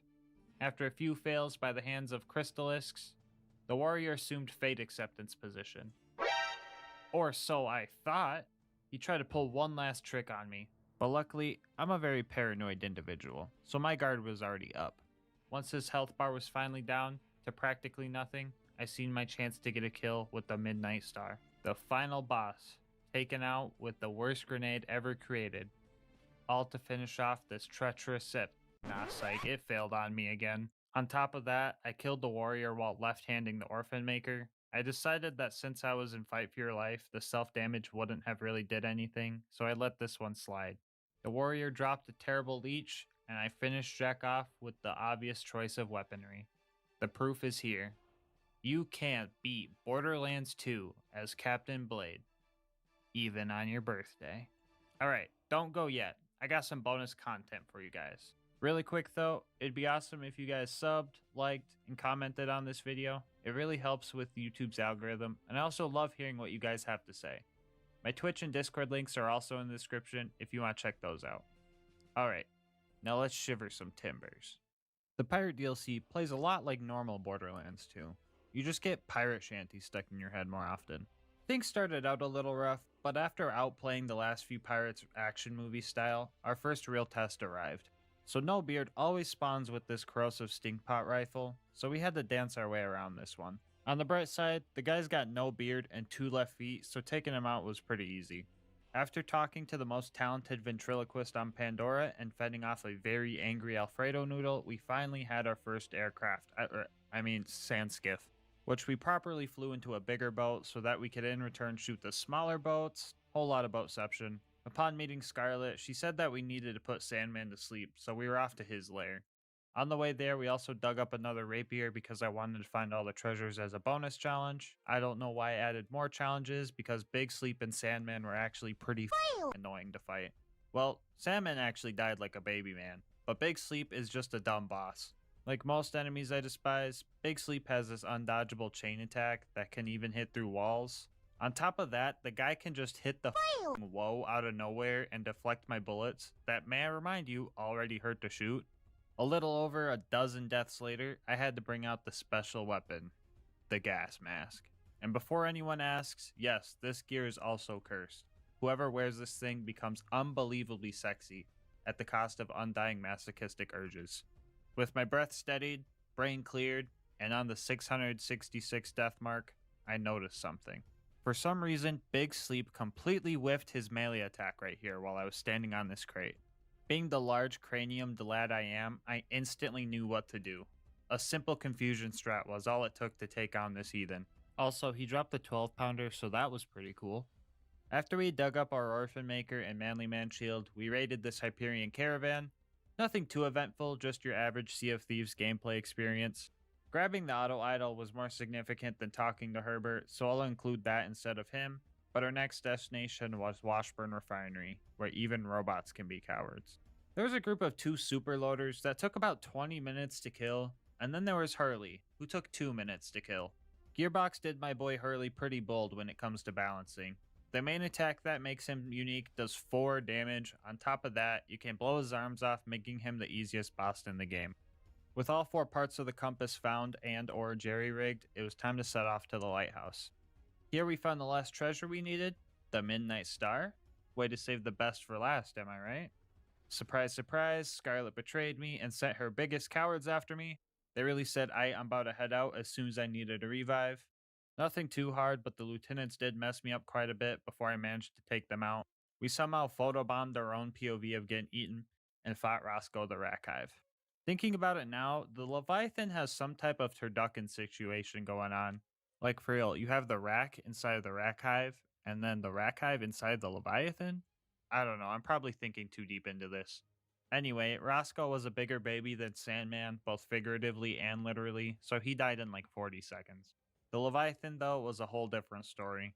At first I was bombarded by sandworms and their deadly corrosive spit, but then after I respawned, they just disappeared.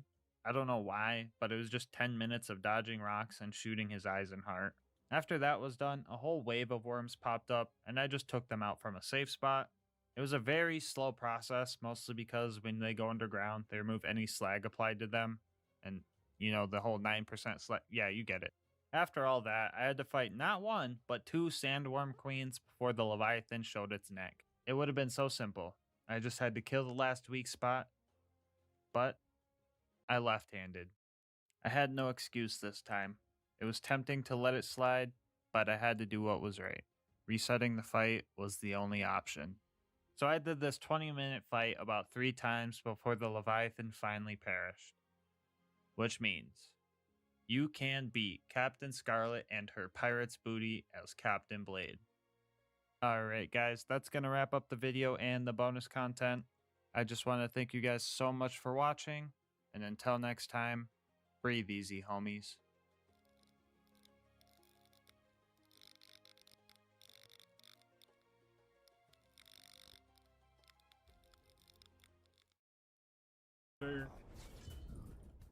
Well, we died pretty fast. We managed to take out 3 of them, but with no drops, sadly. But the 4th was a jet loader and flew away. A bit more mobbing, and we made it to the end. Bloodwing was upon us, and she knew I was bringing friends this time around, so she came prepared with her own secret weapon. Not only did we have to deal with Bloodwing, but the jet loader is dropping missile strikes on us as well. Bloodwing being fast and airborne made hitting shots extremely hard with the guns we were using. Her mistake though was landing on the ground frequently, allowing us to focus our fire. We brought ponies to a bird fight, and by God, it was actually working. Our teamwork was on point during this fight. Most of our deaths were fast bleed outs after too many soul redemption revives, but other than that, we were executing SWAT style maneuvers. Bloodwing landed while two of us had Bloodbath, and we practically sealed the deal there, bringing Bloodwing and I's rivalry score to 2-2. Tie game, baby, let's go! We had one homie left to recruit, and he was a buff pony lover just like the rest of us. Obstacle 1 was another big psycho. Obstacle 2 was Brick's Goons. The age-old strat of getting a Goliath to go God mode was our best option. But in the end, we would have to slay the god we created. This is the part where y'all think too hard trying to find a deeper meaning in something I just made up. Anyway, after jumping the sarcastic slab, we started punching robots with Brick. Also, here's a classic Tom joke. Hey guys, how does Brick kill loaders? How? I don't want to know. He breaks their motherboard. That's going in the video. With the boys, and Lilith, finally reunited, it was time to get the last thing needed for the bunker raid. The Jack Double was our next target, and let me tell you, this was a long fight. I feel like every time I fight this wannabe in a challenge run, I get some cursed, desperate POV of me trying to kill him. I can't get through this line without laughing. It's staying like that. This fight was extra tough because not only was his shield tanky, but he also has the power to instantly refill his shields, I guess? Lucky for us, however, he constantly summons reinforcements, aka bloodbath fodder. With both advantages and disadvantages in this fight, it was a real roller coaster. We got close a few times, but this insta-shield trick gave him a lot of time to regen his health. After a good 30 minutes, the game gave up and the Jack Double got stuck. Lucas and I would take turns going in for damage while Queen Knight and Tom distracted the reinforcements. Shortly after that, Fake Jack's fake face was sliced off. Finally, with all the tools acquired, it was time for the bunker raid. Obstacle 1 wasn't anything new for us, a simple constructor fight and the first door is open. Obstacle 2 was the one I was most worried about, the infamous baby turrets. For those of you who don't know, these turrets are completely immune to splash damage for some reason, meaning the only damage they would take were from direct pony contact. These guys also have some anime protagonist health regen, which makes progress incredibly fragile. Luckily, we were all Krieg and fought a glitch with another glitch. Infinite vertical melee is a thing in BL2 where you can melee anything directly above you, no matter how high it is. I know we didn't use just the unicorn explosion to take them out, but it's because of a glitch, so I think it's fair. If their blast immunity was intended, the word resist would show up instead of damage numbers, so I don't feel bad about this at all. The third obstacle before bunker was our tankiest enemy yet, the super constructor. We all hid and started laying into him as best as we could. Now, if you viewers learned anything from this fight, let it be that horses beat nukes. No. Oh, can I shoot the nuke? Please. Nuke, come after me. Please. Yes. I shot the nuke with a horse. I shot the nuke with a horse. Oh god. Somebody shoot the nuke. No, it's coming after me. Please, no. No. This fight wasn't necessarily hard, it just took 20 minutes to finally take him out. And finally, the last test before bunker, Base McShooty. We opened fire and aimed high to lob our shots in hopes to land a hit. We suspected that the shots were disappearing, and we were right. They were actually only making it about halfway. Sniping from this distance wasn't an option, so me and Lucas tried a closer spot. Even at this range, it took a solid 20 minutes to actually hit it though. Mostly because another one of these heathens kept throwing pipes at us. It was now time for us to start the epic bunker battle. The autocannons were a breeze to take out, but a few hot loaders in our area were giving us some trouble at first. Other than them, it was easy peasy. The bunker fight was going to be a long one, but by this time in the challenge, our coordination was more refined. We were hitting res runs with perfect execution. We were setting up bloodbath kills to unload on bunker, and our minds were more in tune than they ever were. Even with all these great things going on, this fight still took over an hour. Turrets not included, and no, we didn't even get a 94 sham for all of our effort. The Angel Corps was up next, and we were ready for anything after that last fight. Some tougher mobs were showing up, but with focused fire, we trampled over the angelic guards. Get it? Trampled? Because we're shooting horse. Come on, please. This time around, we discovered a new strat of saving the shock field generators because they're easy to kill and give second wins, which helped a bit. Also, we had Roland and his turret, which gave us tons of ammo. You know what didn't help though? Lilith constantly phase blasting us out of nowhere. Honestly, fuck Lilith, bro. She actually pissed me off with her bullshit. Why the fuck does she come in, murk us, and then just say, Howdy, boys. since when were you a fucking cowboy, Lilith? We told you not to come here. Can you please leave and make sure not to cripple us on your way out? Thanks. Fucking A. Howdy, boys. What the fuck even is that? Okay, got that out of my system. Cool. Anyway, Control Core Angel took about an hour to kill everything, but on the bright side, it was time for the final stride towards the vault and Jack. Psych! Welcome to Sawtooth Cauldron, boys! This place was terrible. The good old spawn camping from the ambush commander prank really got on our nerves. This was probably the most visual pollution I have seen in this run. It was to the point where I couldn't even see myself dying. Can't even see my body, dude. There wasn't anything to do, except just unload into the horde until the objective checked off. Would you believe me if I said that wasn't even the worst part?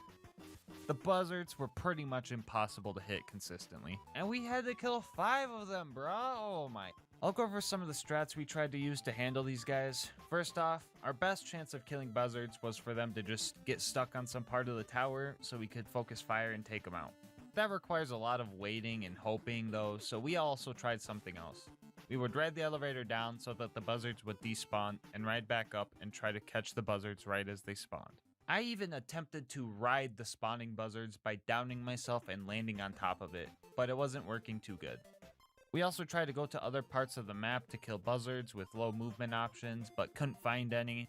The actual method of how we killed them will surprise you. The first one got stuck and made for an easy kill. The second one got stuck and we managed to shoot it down. The third one somehow managed to get stuck, so it was a sitting duck. The fourth one, however, got stuck, so that one was easy. And the fifth one, get this, actually got stuck in a spot where it couldn't move. It's pretty freaking weird, right? It also only took 75 minutes, so we actually did all that pretty fast. Right, guys? Right? We weren't in the boneyard for too long because we split up to the different pumping stations and the pipeline, so teamwork saved us some time there. The Badlands, however, are usually tough because of a certain boss. But what if I told you we weren't going to need to deal with any of that? I think it's about time we use that extra skill point. Speccing into Light the Fuse gives us a new technique I like to call totem poling. As shown before, when you are in a down state or fight for your life, you can ride on top of your friends, but will bounce off as soon as you are revived. The reason for bouncing off isn't because we are no longer in fight for your life, but because of a transition from being crouched to a standing position. With Light the Fuse, you never crouch when going down, and can run and jump, so when revived, you will stay on top of your friend's head. Repeat this process stacking from the bottom until your tower is made. Using this strat, you can effectively reach heights of around 7 times higher than your normal jump, which gave us a way to sneak past everything. Like I'm just jumping off the rock. Yeah. You both made it. Perfect. Perfect. The true power of friendship prevailed again, and we made our escape. In a way, you could say we beat Saturn with only Light the Fuse, and that is truly awesome. After respecking out of Light the Fuse because it's terrible in OP levels 1 or higher, we made our way to the final stretch. The Claptrap door wasn't too bad. We just needed to make sure we took out the Super Surveyor while it was distracted, otherwise we could have a sequel to the Buzzard's Nest. The run through Heroes Pass should have been easy, since we have Mordecai and Brick there to help us out. But a loot goon spawned, Brick glitched out, and I had to spec into Light the Fuse to skip a barrier because they wouldn't open the door. And we absolutely couldn't get past the Super Constructor with enough time to travel to the vault. To keep a long story short, we tried to fight Jack, but I was spec'd into Light the Fuse still, and it was doing more harm than good. The ending explosion radius is huge, and I would just down anyone around me, so going for a revive was a huge risk. We decided to run back to Sanctuary to respec and just run through Heroes Pass again. This time wasn't bad because we got to the door before the Constructor even spawned. And now it was time for the real fight. This fight honestly was really tough, and the mask wasn't coming off until it was done. This is supposed to be the part where I talk about the glitch where he went invincible and we had to reset the map. But this is supposed to be a wholesome video, and I already let all my rage out on the cowboy giraffe. Okay, as for the real fight, phase 1 was super easy. His shield is pretty tanky, but his clones are super weak, so revives and bloodbath are practically spoon-fed to us. Phase 2, however, was the real challenge. Jack's health regen is pretty tough, almost as tough as the baby turrets, and he also has a shield surveyor that has to be destroyed in order to deal more damage to him. This fight was a constant tug of war, and to show it off, here's the fight at 1 minute per second speed. Just look at the health bar. Bloodbath at the time was scarce, but things were looking up. Jack stopped spawning his shield drones, but started spawning his field turret instead, which was going to be our savior. These things are relatively weak, so Bloodbath was back on the table. I'm probably gonna lose. Oh, when the bloodbath, when the bloodbath kicking in, when the bloodbath kicking in, let's go! Ooh. Yeah. The warrior was here, and it was time for a fight. Crystalisks started spawning, which were susceptible to both melee and explosive damage, which were our specialties. The warrior fought hard, but he was no match for us. We had everything we needed to win this fight, and that is each other. The warrior eventually seen what we were capable of, and willingly let us fill his heart with the power of friendship. With the warrior down, we all celebrated. Queen Knight high-fived Jack a little too hard, but in the end, at least we know. You can beat Borderlands 2 with only the power of friendship. The run, however, isn't done. We still have some bonus content to tackle if you guys want to stick around and see us take on these DLCs. First off, we did Turkey DLC because it was the day before Turkey Day, and what better way to celebrate massacres than to blow stuff up, am I right? This DLC got pretty chaotic. The key points were the opportunity tributes that took a long time to kill. We're talking about 30 minutes to kill Rose and this clown shoot idiot. We had the jabbers after that, which would have went fine, but we had to kill them while they were slagged for the mission to progress. Hitting these guys with bullets or grenades is already tough enough. Luckily, Tom snagged a homing slag grenade at some point and made this doable. This only took 15-ish minutes to do, but that's relatively still a lot for what it was. On the bright side, we were finally able to cook Lucas like the snack he is, and fought the Waddle Gobbler, which was just your pretty standard easy to dodge moves but really tanky health bar fight, nothing crazy. So we also did the Grandma Torg missions, but in Japanese, so she didn't really talk and the voice lines were just skipped, which is already cursed enough, but getting the candy for her got even more cursed. One of the heathens we needed to kill ran out into the ocean where we couldn't kill him. Guess we have to wait until Wonderlands to blow up the ocean. Round 2 went a little bit better. He was a lot closer this time, so we were able to kill him. The whole thing was just really cursed. We all kind of regretted doing the side mission TBH, but I guess you can beat the horrible hunger of the ravenous Waddle Gobbler with the power of friendship. Did you guys know that was the full title? Because I didn't. Let's move on to the first big DLC, which was the Tina DLC. Our mission: save the queen. Our first obstacle: total pushovers. Literally, the skeletons are so frail that a single shot actually staggers them like a grenade or something. Mr. Bony Pants guy was also a joke, so the docks went by quick. Flame Rock Refuge shouldn't have been hard, but the fire barrels used to light the blimps didn't work for some reason. I tried using Krieg's Fire Breath skill to do it, but that also didn't work, so we just did a quick reset and the problem was fixed. Finally, at the forest, the difficulty started to ramp up a bit. We were no longer fighting skeletons, we were fighting trees. Strong trees. Tina forgot to balance the combat, so this stump was level 138. Like, imagine the peak runs you would need to do to get to OP 58. Anyway, the rest of the forest was alright. We stole the blood fruit pacifistically and made it to the spooky version of the forest. Here we found the most important thing we needed to beat this run: our homie Roland. After killing a dragon and realizing one of us was a dragonborn, we headed for the Tree of Life, where everything started to go downhill. Actually, downhill doesn't describe it. It was more like things were going off of a cliff. We planned for the Ghost Kings to be tough, don't get me wrong. What really grinds my gears is that someone over at Gearbox HQ decided to make these guys resistant to all elements and gave them health regen. I don't know the rules for who does and doesn't get regen in UBHM, but an exception should have been made for these goons.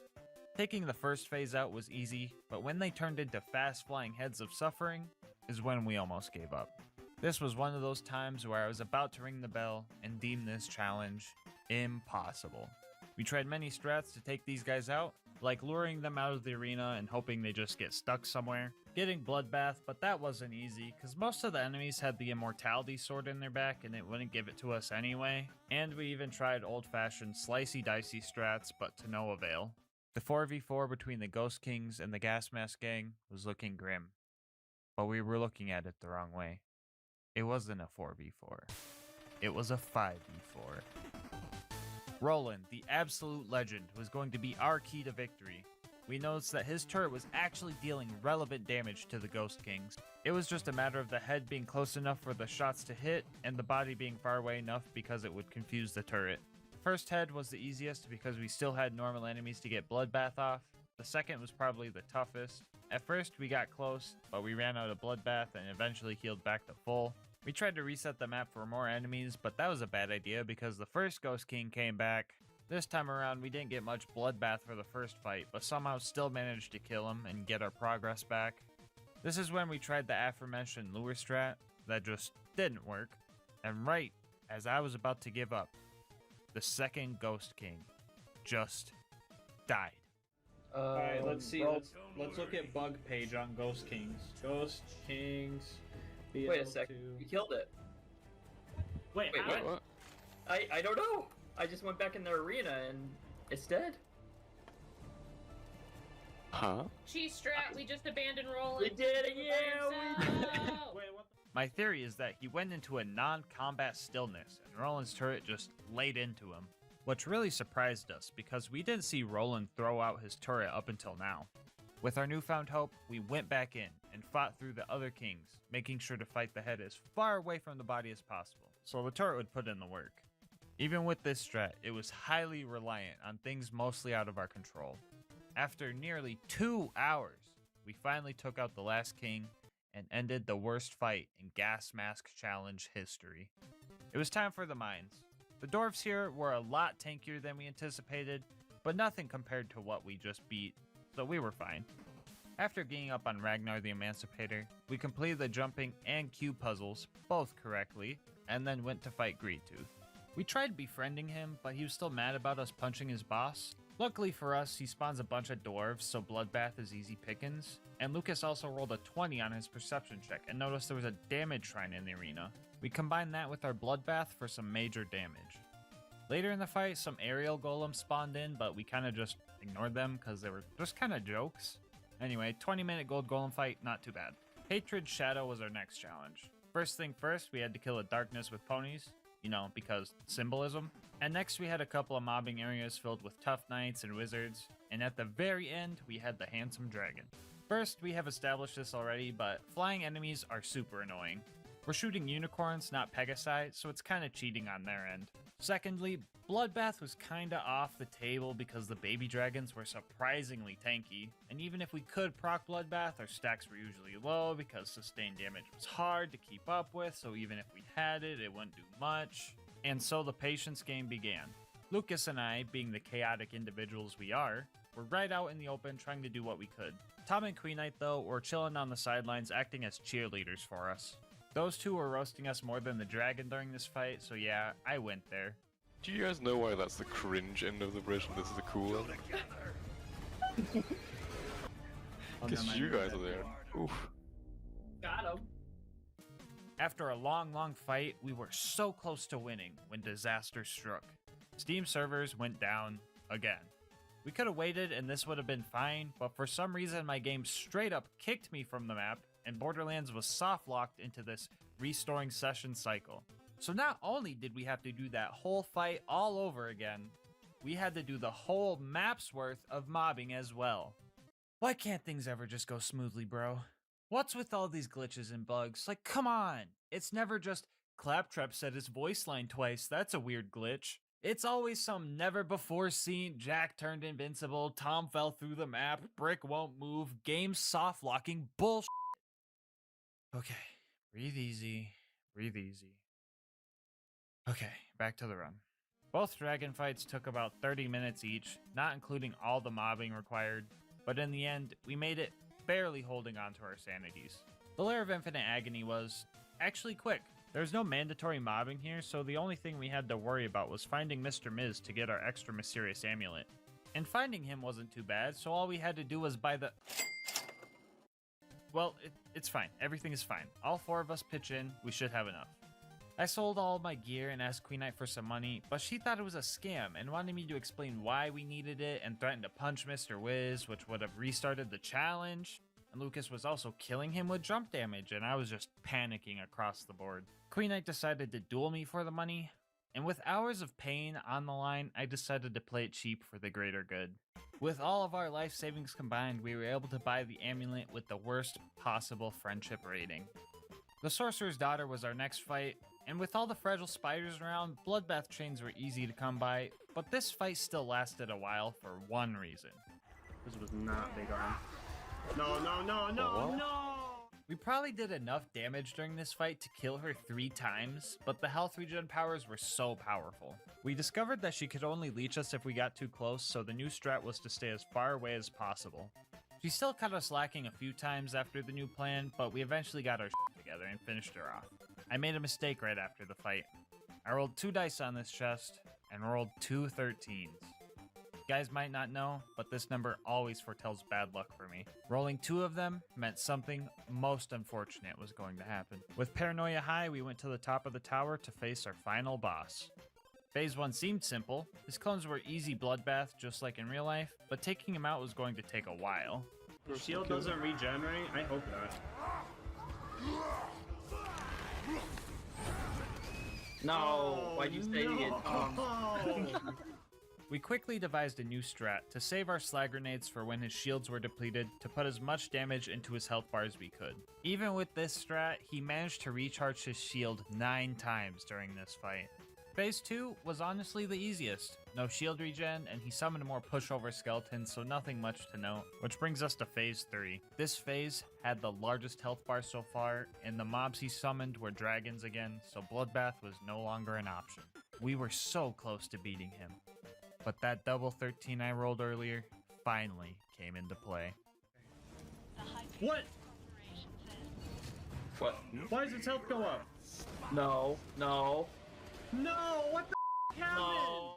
We lost a good 40 minutes of progress, and it only got weirder after that. We almost had to call an exorcist because there were 2 instances of us just flying off of each other. We're flying! What's going on? We're flying! Help me! Help me! Wait. I'm stuck on you. What's going on?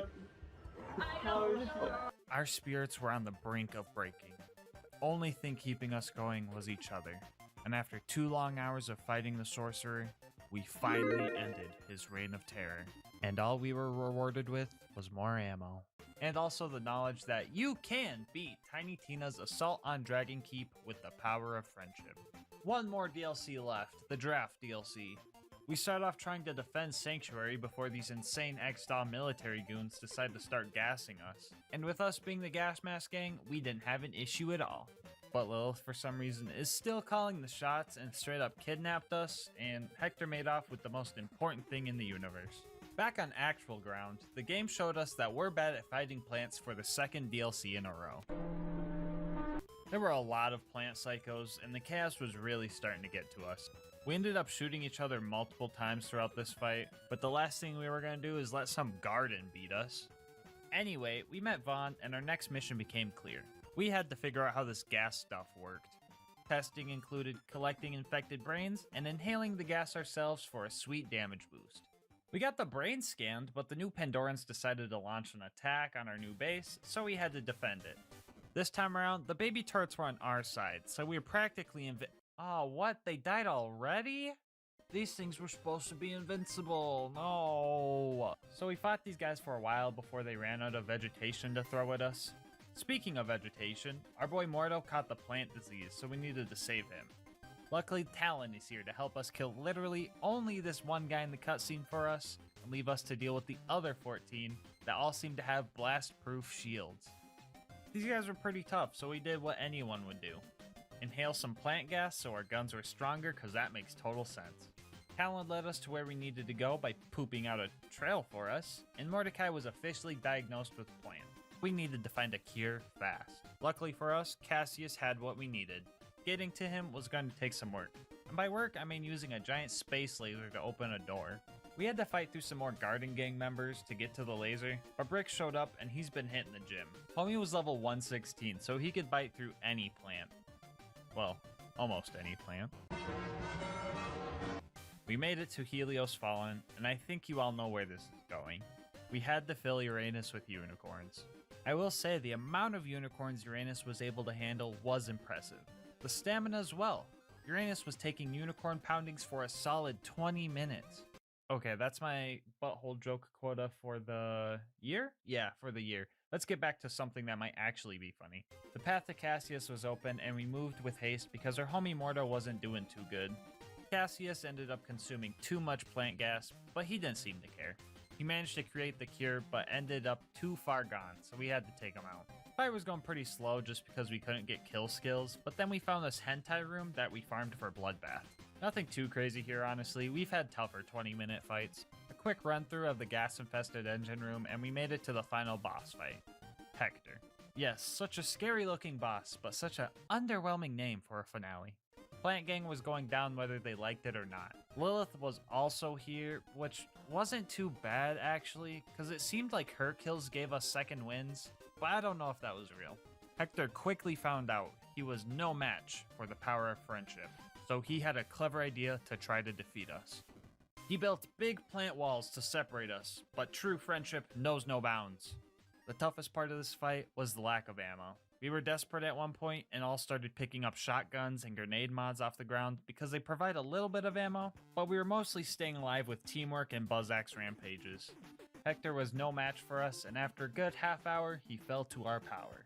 Well, kinda. He tried the good old kamikaze bad guy strat, but the DLC is over. So that means, yes, you can beat Commander Lilith in the fight for Sanctuary with only the power of friendship. One last thing we needed to do was save our Queen Butt Stallion in real life. It was honestly super easy, we just needed to do some mobbing, plus Brick was there so we didn't really need to do mobbing. We fed the pretty pony using our amulet and... well, it didn't work. We didn't get a new unicorn explosion. Like always, the wiki lied to me and said a new relic would get me a new one. But oh well, she dropped a flacker, which is close enough in my opinion. And just like that, peace was restored to the world. To celebrate, I decided to pop open my last Monster Assault, probably ever. A while back, they rebranded them, and they just don't taste the same anymore. So as soon as I knew they were temporary, I bought upwards of 200 of the OGs, and on this day, I drank my last one. These things have gotten me through a lot of rough days, and they've also made plenty of good days great. And I wouldn't want to finish it off any other way than with good friends after a monumental triumph such as this challenge. Let this video be your sign to go play some BL2 with friends like the good old days. Call up some old friends and do a playthrough, or find a homie in the comment section. I'll have these save files in the description if y'all a bunch of masochists like me too. And if you want to hang with me, I do stream these runs on Twitch. Link down below if you want to come stop by and say hello. Queen Knight also streams, so I'll add her link down there too. If you guys want to support the YouTube channel and more runs like these, make sure to like, subscribe, show a friend, and leave a comment. It really helps with the YouTube algorithm and also motivates me to keep making these challenge run videos. Thanks for watching, and until next time, breathe easy, homies.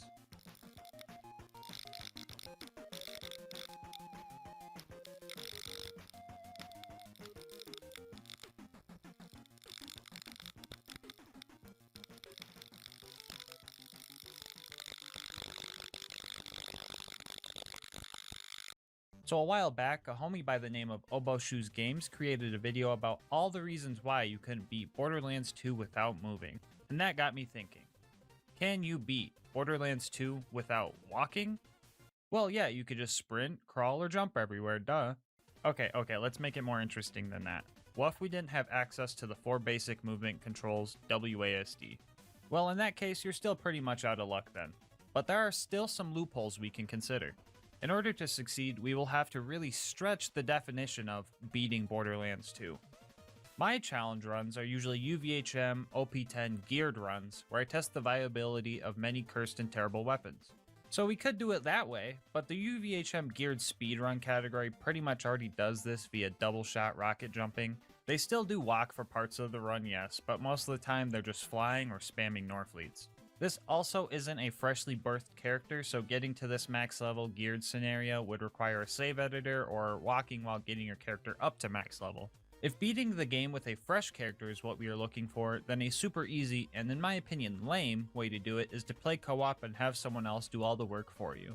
But there is a way you can create a fresh character and beat the game without using WASD in single player.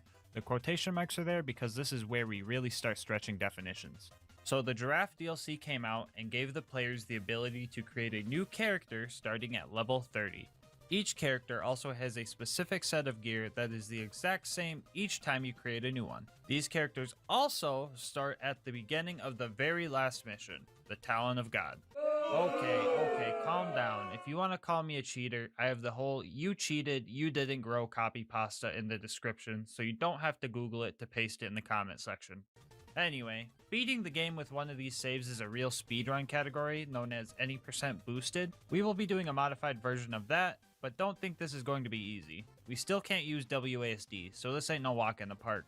Well, actually, it's not a walk at all, actually. So we set our movement keys to the arrow keys so we don't touch them, pick 0, and spec into execute. And bam, we can now dash toward enemies, allowing us to move. This should be easy, right? Well, not entirely. This is definitely a helpful skill, but there's one problem. It only works if we have line of sight to an enemy. And since we need to go talk to Claptrap first, we are pretty much screwed. But there's still hope. A level 30 boosted 0 starts out with a Rocketeer assault rifle, which we can use to do this. Okay, that was like 2 inches, but if you chain them together, you can actually get some momentum going. Throw some grenades into the mix, and we have a basic foundation for movement in this run. So our first goal of the run was to talk to Claptrap, but we were going to stop by Zed's place and hope for a better shield, since we are going to be shooting our feet a lot. We were able to use execute on his patient to get close quickly, and luckily we got an adaptive shield from the homie, so the corrosive dot we would sometimes give ourselves would be less of an issue. Getting out was tough because of the roof and the tight doorway, but we made it to Claptrap before running out of ammo. Here we could have save quit to get back to the fast travel, but we were low on bounce juice, so I decided to farm some by oofing myself to get some for free. Before we left, we bounced our way over to Crazy Earl's to buy an assault rifle ammo upgrade with the 12 iridium we started with. This also filled our ammo so we could tackle the iridium blight strong. The first strat I tried here was punching a car while getting in and out of it to move, but it wasn't working as expected. I would have to rocket bounce to re-angle myself constantly, so we gave up on that idea. Luckily, we had a turret and some particularly buff rack we could use to just fly through most of the area, but King Mong also spawned and decided to delete a good chunk of my progress. After barely escaping that fight with my life, I slowly bounced my way to Claptrap and then proceeded to farm some more ammo at the respawn station. Fighting the bots at the door was probably the best point-and-click adventure game I've ever played.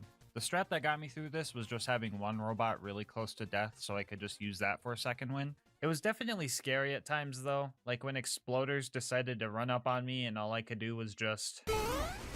But we managed to kill all the bots and the door was open. I thought that these stairs might be too steep to climb and me and Claptrap were gonna have to cloak ourselves and cry at the bottom, but I was wrong and climbed them one step at a time. Spawning into Heroes Pass, the first thing we do is die. First reason for this is so that we could skip climbing another set of stairs, and also, anytime we hit a respawn station, we want to refarm our ammo because running out could cause us to reset the map. From here, we bounced and executed forward, but then got comboed right back by the power loaders. After dealing with those heathens, I tried to do a skip to get past the first door, but that didn't go too good. To make up for lost time, I tried to perform an execute jump, and well, that didn't go too good either. We were back at square one, and Brick was ahead killing everything, which was good and bad. Good, because that means I didn't have to fight them. Bad, because I didn't have anything to execute off of. But on the bright side, we were able to get more bouts practice in. There's still some enemies around by the time I caught up, so the bridge jump was easily hurdled with an execute.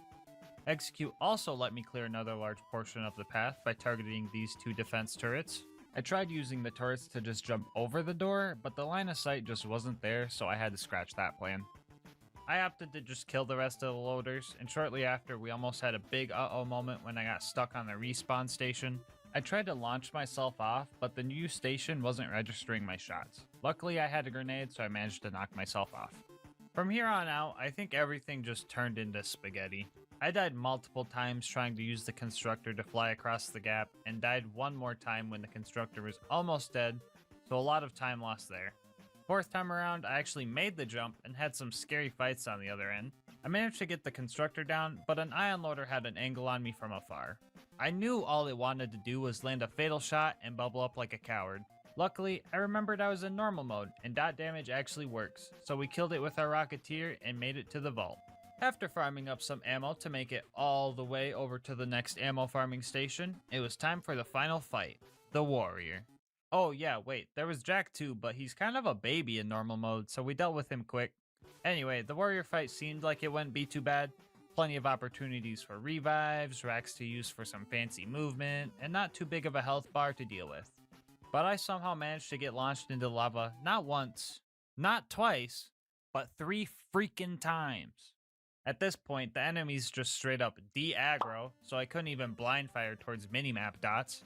Fourth time around, I resisted the allure of the hot tubs and focused on the ammo stations like a true gamer, and managed to get the kill. If I had this mentality sooner, we could have had a sub 2-hour run. But the Warrior is dead, so at least we know. You can kinda beat Borderlands 2 without walking. Alright guys, this was just a short little challenge video. My next one will be back to the usual full game stuff. Before I go, I want to shout out Obo for the inspiration on this run. I also want to shout out Zubius for the footage he provided, and Holy Milk because he beat my time 4 hours after I completed my run. I'll have links to their YouTubes and Twitch channels in the description. If you want to support my channel, make sure to like and comment. It helps a lot with YouTube's algorithm. You can also check out my other videos and subscribe with notifications on to know when new ones come out.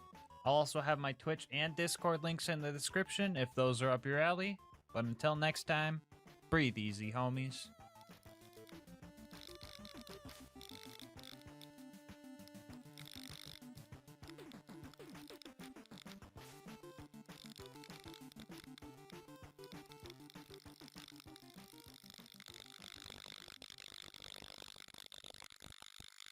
No grenades to my name.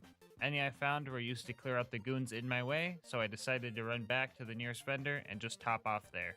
We then bubble hopped our way back and started the Bloodwing fight. We killed 1 bird with 9 stones. And ironically enough, that means we were efficient. This fight is so weird, because you either body Bloodwing because your damage is so overpowering, or you get decimated because you didn't kill her fast enough and her attacks are friggin' undodgeable. Anyway, the bird is bodied, which means our rivalry score was 3-2. Wait, am I in the lead? Okay, maybe this challenge is too easy.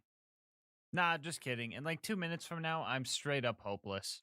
Anyway, Mordecai must have been really angry this time around because he straight up deleted a Tubby Stalker in his rage sniping montage. At least I'm pretty sure that's what happened. I didn't get to see it, I just found the corpse and loot. Brick was the next homie to recruit, and he is usually the easiest. I apparently found Muscles on the way, which was cool, but I didn't even realize who I was murdering until chat pointed it out. Rip my homie Muscles. Gone, but never noticed. Anyway, Brick's initiation went something like this. We put balls in the Goliath's faces until they got angry, watched them take out all their anger on all the wrong people, ate a donut in the corner while they coached a Little League game, swept in last second to take credit for everything, and trick-shotted the sarcastic slab. Fighting loaders with Brick was tough at first because I already grabbed all the balls in this map, so I decided to just help Brick punch the loaders by holding them in place and slapping them with my spaghetti noodle melee damage until they drop some more. Speaking of slapping, it would be cool if you popped on a roid shield and annihilated that subscribe button. Only about 9% of my viewers are actually subbed, so if you're a returning viewer, might as well sub since you enjoy the content anyway. Not only does this make me feel good, but it also helps me get these videos out more often. Anyway, other than the ammo being scarce, it was pretty easy considering the bots had 3 distractions before they targeted me, so let's move on to our next subject. Oh crap, we're already done. Oh brother. Okay guys, I promise this is where the easy streak ends. It's all pain from here on out. You have my word. Up next was our climb to bunker, and to prepare, we did another run of chest farming. This time around, we found a matching grip stalker and a longbow, not sure if that word can get me demonetized right now, grenade mod. So that was pretty neat. So there are 3 doors preventing us from getting to the top of bunker. The first door is guarded by this constructor. This one wasn't too bad since I was able to use my patent pending strat of tricking it to look at a wall so the missiles don't hit me. Had this little hiccup, other than that, this door was doable. Door 2, however, was where our hearts were broken. Longtime viewers know about these little devils, known as the baby turrets. What makes these turrets so bad, you ask? Well, this.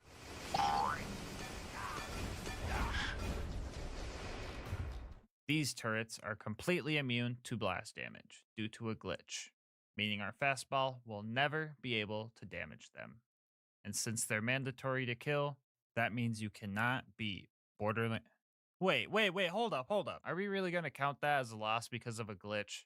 In my eyes, this is just a straight up oversight on Gearbox's end, so let's keep going. We could kill the turrets with our turrets if they want to be like that. After that, nothing will be able to stop. Oh, fuck. Even if we consider the baby turrets as an invalid run ender due to a glitch, there's no way around justifying this thing. 21 fastballs barely scuffed the paint on them. I tried opening ammo crates to find more, but even with a godly amount of grenade RNG, I don't think it would be possible. Maybe if we had access to the whole map's worth of grenades, but the thing despawns if you get too far away and its health resets. And I wouldn't call that a glitch, but just an intended mechanic to reduce lag. The only way I could think to do this would be having a co-op partner holding it in place while you run back and forth buying ammo. So no, you can't beat Borderlands 2 with only the fastball. Because constructor blast resistance, lack of ammo, and despawn mechanics, and also those stupid baby turrets. On the bright side, Mama ain't raised no quitter, so we're going to see the rest of this challenge out by doing a cheesy turret kill on the constructor, and I'll make it up to you later in the run. Just you wait. Quick note before we get to bunker, I actually had to climb this hill twice and kill all the door guards twice because they all reclosed. Apparently you can open the first and second doors and save quit and they'll stay open, but if you open the third and save quit, they'll all close again, so just watch out for that if you're playing. Anyway, we refarmed some money for the bunker fight while also finding another fastball and legendary soldier class mod, so that was cool. Also got a bunny launcher from a loot homie while we were trying to snipe Face McShooty. I guess now's probably a good time to say I'll have this save file with all the cool drops in the bank in the description if anyone wants to try this challenge out or snag some free loot. Hitting Face McShooty seemed pretty unlikely because the grenades just kinda... Even if they did reach him though, they can't crit, so the fastball disappoints us one more time. Finally at the bunker, we started dealing with the big turrets who aren't lame and blast immune. The bunker spawned in, and to play it safe, I farmed these ammo crates here for a bit, which was probably a bit overkill since I had enough money to just buy the 33 grenades I needed to destroy it. Also, it's just really wacky how the greatest defense bot ever built took a fraction of what Warden took to kill. Angel Corps was up next, and luckily we had a siren and a trained soldier helping us. Roland was there providing cover fire and health regen, and Angel was providing us with plenty of grenades to take out bots with. Oh yeah, Lil showed up too, but she just straight up ruined my day.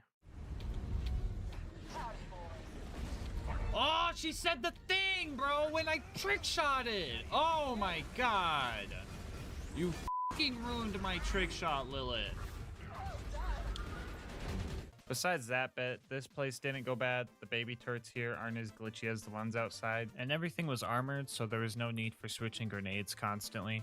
Jack ended up killing Roland, which sucked, but also got Lilith to shut up, which was cool, so I'd say that was pretty chaotic neutral of him to do. Up next was Sawtooth Cauldron, which instantly became cursed the second I arrived.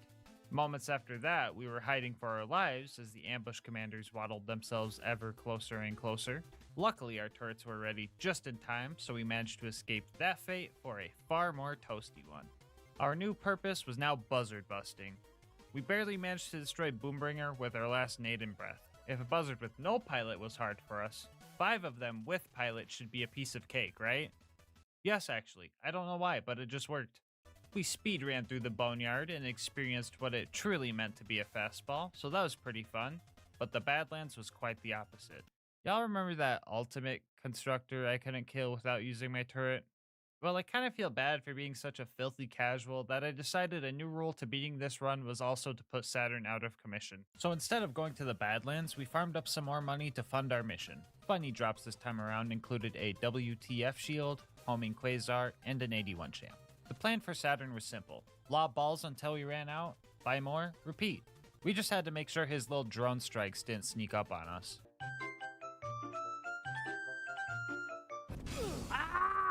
With the strat we had, it took 14 trips to the vendor, $200 million, and way too much time farming. I rate this fight 201 fastballs out of 21.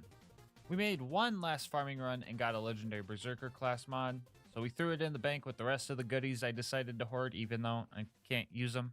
The Claptrap door and all of Heroes Pass weren't too exciting, so I'll spare the details there, but finally at the vault, we face our next real challenge.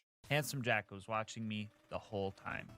He knew my fighting style, so he used his endless supply of riches to pay Gearbox off in exchange for Constructor level grenade resistance. Getting through his shield alone takes more than half of my supply of grenades, and since the homie has some crazy health regen, there was no way we were going to keep up.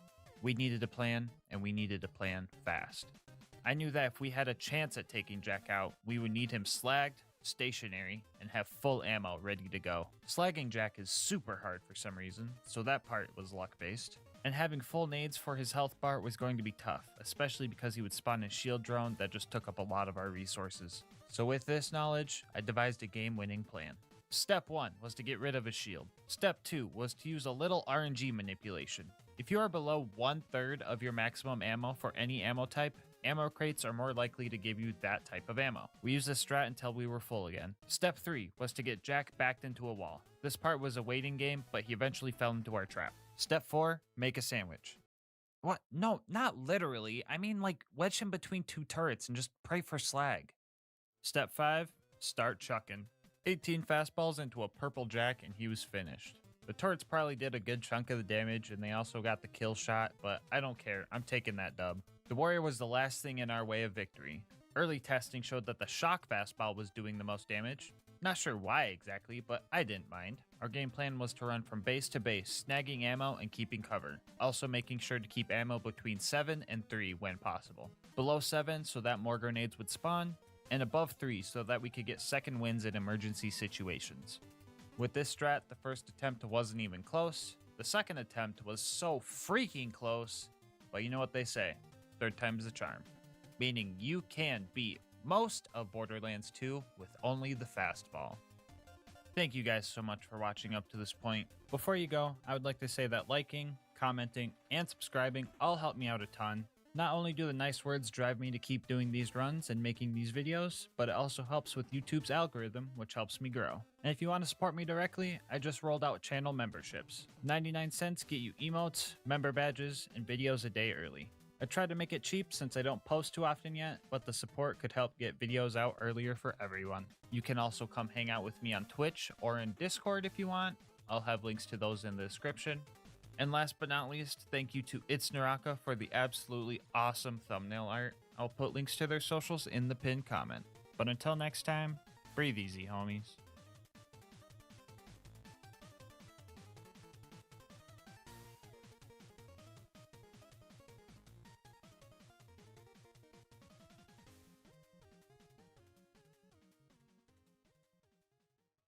Two problems are the undodgeable attacks from Bloodwing and the relentless Skag spawns.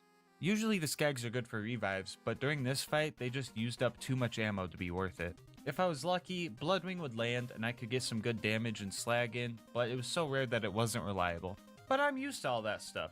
The thing that made this fight painful was phase 3. Corrosion! You see these damage numbers I'm hitting on Shock, Phase, Bloodwing? Notice the letter K to indicate 1000? So you could see 3 to 5 million per shot right now, right? Okay, now compare those numbers to these.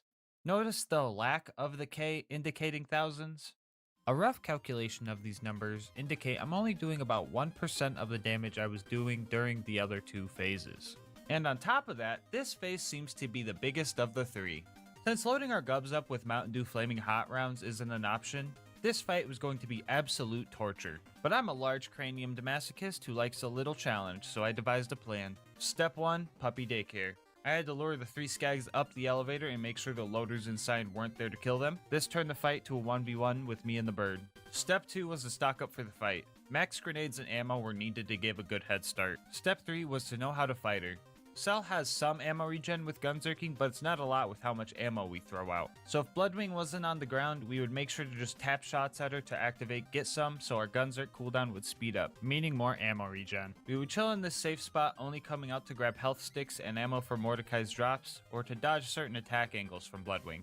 In emergency situations, we would give the bird, for some quick health regen. I also made a mental note of where Mordecai was leaving health sticks for backup situations. The health sticks were often crucial for survival because corrosive dot damage lasts the longest, so surviving one at OP 10 is really tough. Lucky for us though, we have 10 out of 5 in asbestos, so they don't last as long.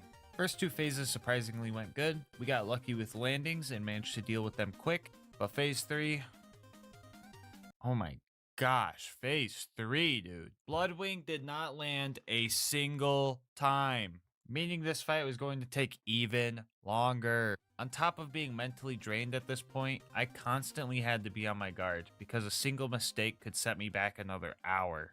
I just had to keep fighting with the little hope I had left. This isn't some anime where a bunch of your friends come in last minute to cheer you on to victory, so all I could do was... Hey, yo, wait, am I really accepting my fate when the bird is almost dead? I can't give up with all the homies rooting for me. Alright, let's get pumped up. It might seem far now, but we're closer than we think. We gotta be optimistic. This part of Bloodwing's health bar is fake for some reason, so let's hit it home, right here and now. MVP asbestos skill. Oh my god, let's... Oh, I knew she had a fake health bar. Oh, let's freaking go, dude. Oh. The perfect raid for the perfect fight. Thanks, Jolts. A quick recap so you can truly understand how long this took. The winning fight took an hour 20. An hour 10 of that was just the corrosive phase alone. And the entirety of the preserve took a whopping 4.5 hours. Bloodwing might have gotten the point on this run, but on the bright side, I put the stinky on him. Victory in hands, we head over to recruit our next homie Brick. A Goliath called me a coward along the way, and I didn't appreciate that, so we tussled for a bit. We eventually let out all our anger and apologized to each other, and decided to be friends. Anyway, Brick's initiation went a bit differently than usual. I like to make a couple Godlights to help me out, but I wasn't sure if I'd be able to take them down after that. It also seemed like there was twice the amount of big bandits. The first two stood still for me, but everyone else would get so far away that I wasn't able to get the kill before bleeding out. Fistful of Hurt eventually bugged both of them out, and they just started floating in place, which was pretty neat. The real issue was this guy. It felt like my left gub was negating his health regen while my right gub was negating his health regen. In all seriousness though, I was very close to resetting the map because he seemed unkillable. It was like he didn't have a lot of health, but his health regen was crazy, if that makes sense. I don't know if there's like a weird gimmick thing, if he's got a turtle shield on or something. All I know is that UVHM health regen is the worst thing to come to Borderlands 2. I eventually got him with circle strats, but geez, this initiation took like an hour. The rest of the bandits were all normies, so let's move on to the beacon busting with Brick. And his adopted child. At first I didn't mind the tag along as long as he helped with the robots, but the little brat managed to put the stinky on me, not once, but twice. Can't really blame him though, kids are very impressionable. I put the stinky on him. I personally think Brick is going to be a great dad for this little guy. I mean, just look at this patience. Anyway, the next goal was to take on the tanky coward known as Jack's Body Double. My playstyle of getting in faces versus his playstyle of just running away as far as possible sets up for a very bad matchup for me. But bad matchups don't guarantee our loss. Like in Smash Bros, when I go up against a bad matchup, I usually win because of practice, luck, or they just go AFK. I honestly thought this fight was going to take at least an hour before I killed him, but the time from entering opportunity to killing Fake Jack was only 7 minutes. With all the puzzle pieces for the bunker raid ready, we start our journey scaling the mountain. Nothing too crazy happened on the way up. The baby turrets actually went well this time around since I'm not using anything with grenade splash damage, and my grenade was actually able to slag them. If you're new here and confused, these guys actually cause some major issues usually. I'll list any videos where they are a major pain on screen now. You know what, I have a better idea. I will just change this to become this. Much better. And the Super Constructor was defeated with patience and ammo regen. Anyway, yeah, pretty quick mountain run. This loot dude made me forget about face McShooty, so I didn't do it till later, but we'll go over it now. I was expecting to do this for an hour, but lucky me, I landed a headshot within the first 5 minutes, so that was a big time save. Finally at bunker, we took out the turrets pretty quickly and prepared ourselves for a long bunker fight. Fighting with the bunker isn't too tough, honestly. The turrets he has on him aren't balanced properly or something, because they just kind of tickle my shield. It only really gets dodgy at half health, because he gets his slag laser at that point, and that most definitely does damage. But I was able to buy ammo and keep cover, so bunker only took about 15 minutes. And yes, I waited to make sure his nozzle didn't spit out a gub, and lucky me, I can keep going. So it's been easy for the last few minutes, but let me remind you, I'm fighting loaders, and since the gub is corrosive, this is where it excels. And Angel Core was pretty much the same. I played smart, Roland and Angel provided ammo, and I got through it without dying once. And then when I was doing a light pop-off because I didn't die, I got Nickelodeon slimed by the last injector, and then slimed again by Roland's blood, so that was depressing. Anyway, I looted Marcus's stash and found 2 more pistol chests, which put me back on edge. After that, we were off to the boneyard to uncover the location of... Oh yeah, I forgot about this roadblock. Well, in that case, let me introduce you to the Death Cubby.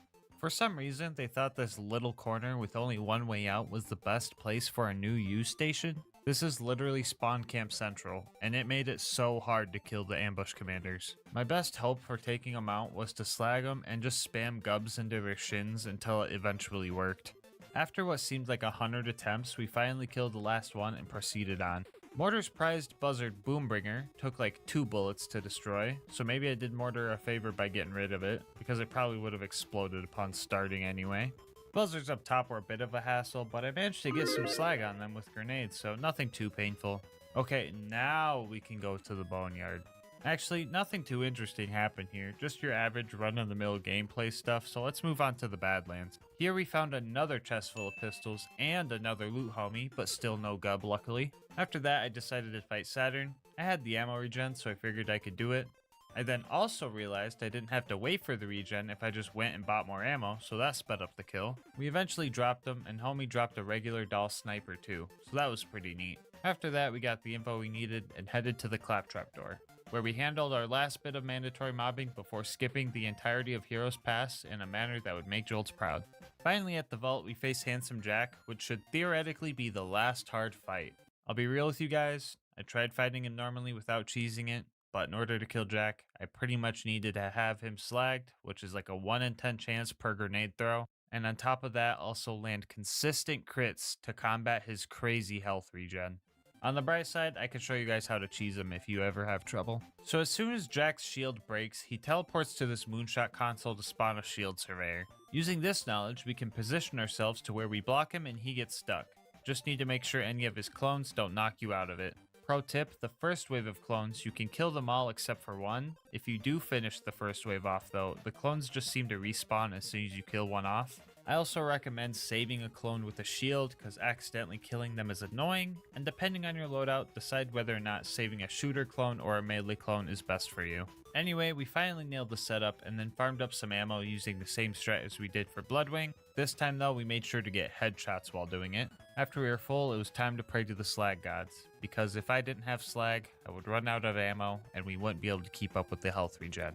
We had 9 grenades, which meant 9 attempts, and if they all failed, we would have to— oh, never mind, we got it first try. Let's go. The slag gave us enough DPS to kill him decently quick, and I was like super surprised that the fight went this well. Now I could go and use a cheese spot on Warrior 2, but that's a lot of cheese all at once, and I want to make sure my lactose intolerant homies stick around to see this challenge beaten. So even without cheese, this fight is pretty easy. He just has a lot of health to get through, which gave me plenty of time to mess up over and over and over and over. What should have been a 30-minute fight took almost 3 hours, because anytime I would go down, I would have no ammo, or the racks were too far away, and on 2 occasions, the warrior stole my revive because I guess he can do that? What the— A lot of my homies say, dang Gasmask, you have some crazy patience to do these long fights. But honestly, I don't think I'm patient. Pretty sure I'm closer to stubborn. Eventually, the warrior went down, and I put the stinky on him, and not a single gub was dropped. Which means you can't beat Borderlands 2 with only the gub. Before we wrap up the video, I just want to say, Put the stinky on him. okay, that's enough, dude. No more, no more. Get out of here. Put Shoot. the stinky Get. on him. Jeez. Okay, anyway, I want to say thank you so much for watching up to this point. If you want to help the channel grow, make sure to like, comment, and subscribe. Also, don't forget to hit the bell so you get notified when I post new videos. It helps with YouTube's algorithm a lot. I also read all my comments, so please let me know your favorite part of the video, or if you have any ideas for future challenge runs. Honestly, all the nice comments you guys leave are the biggest motivations to keep making these videos. If you want to support me more directly, consider becoming a channel member. It's 99 cents and you'll get emotes and videos a day early. On top of that, helps me post more often so everyone gets videos earlier in the long run. I'll have links to my Twitch and Discord. Screw it. My Twitter too, in the description if any of those interest you. But until next time, breathe easy, homies.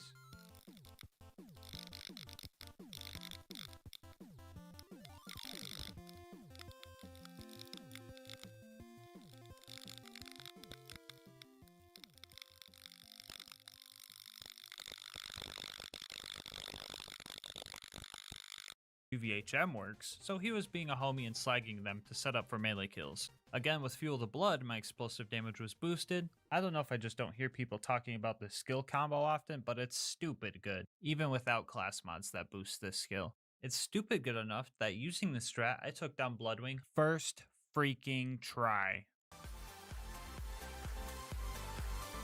Take that, Bloodwing. I'm back in the frickin' lead. Even Mordecai wants to party. Vault Hunter, get down. So glad Mordecai is changing his mind about the whole, oh, you guys seen it? Okay, maybe not. Anyway, our next homie to recruit was Brick. The initiation was fine because of fleshy enemies and Godliaths doing most of the work. We even killed Sarcastic Slab in the most metal way possible. The loader combat afterwards went pretty decent too, since Brick was helping. Even looked like Brick watched my last video and learned some new combat techniques, so you know I had to hype him up. Brick. I put the stinky on him. Speaking of other videos, if you're new here and made it this far into the video, odds are you're enjoying it, so you might as well sub and hit the bell to know when new vids get uploaded. Because masochistic fact number 5 is that I go through all this suffering and a majority of you guys still aren't subbed. Joining the LilGasmask gang is one click away. Anyway, Brick and I destroyed the rest of the loaders and we were off to our next objective, dealing with this coward. This fight is so friggin' buggy. It's a 50-50 chance between him booking a flight to Europe or just standing still and still managing to give me a hard time. Like, bro, why he standing like that? I'm glad he didn't fight back, but like, geez, this happens all the time, bro. Who coded you? Terra's dentist? Okay, now that that's done, it's time for the bunker raid. And I'll be the first to say that I was dreading this. I decided to unspec out a Buzzax Bombardier because these guys resist grenade splash, so I was better off without it. Fighting this thing was weird because I had to purposefully eat some rockets for better axe throw damage until it died. The baby turrets ahead were no match for Krieg, which is nice because I hate these little buggers and their crazy health regen. And finally, the big constructor. Had to put a lot more forks in this toaster before it decided to blow up. Luckily, it's easy to cheese because I could just stand behind it this time.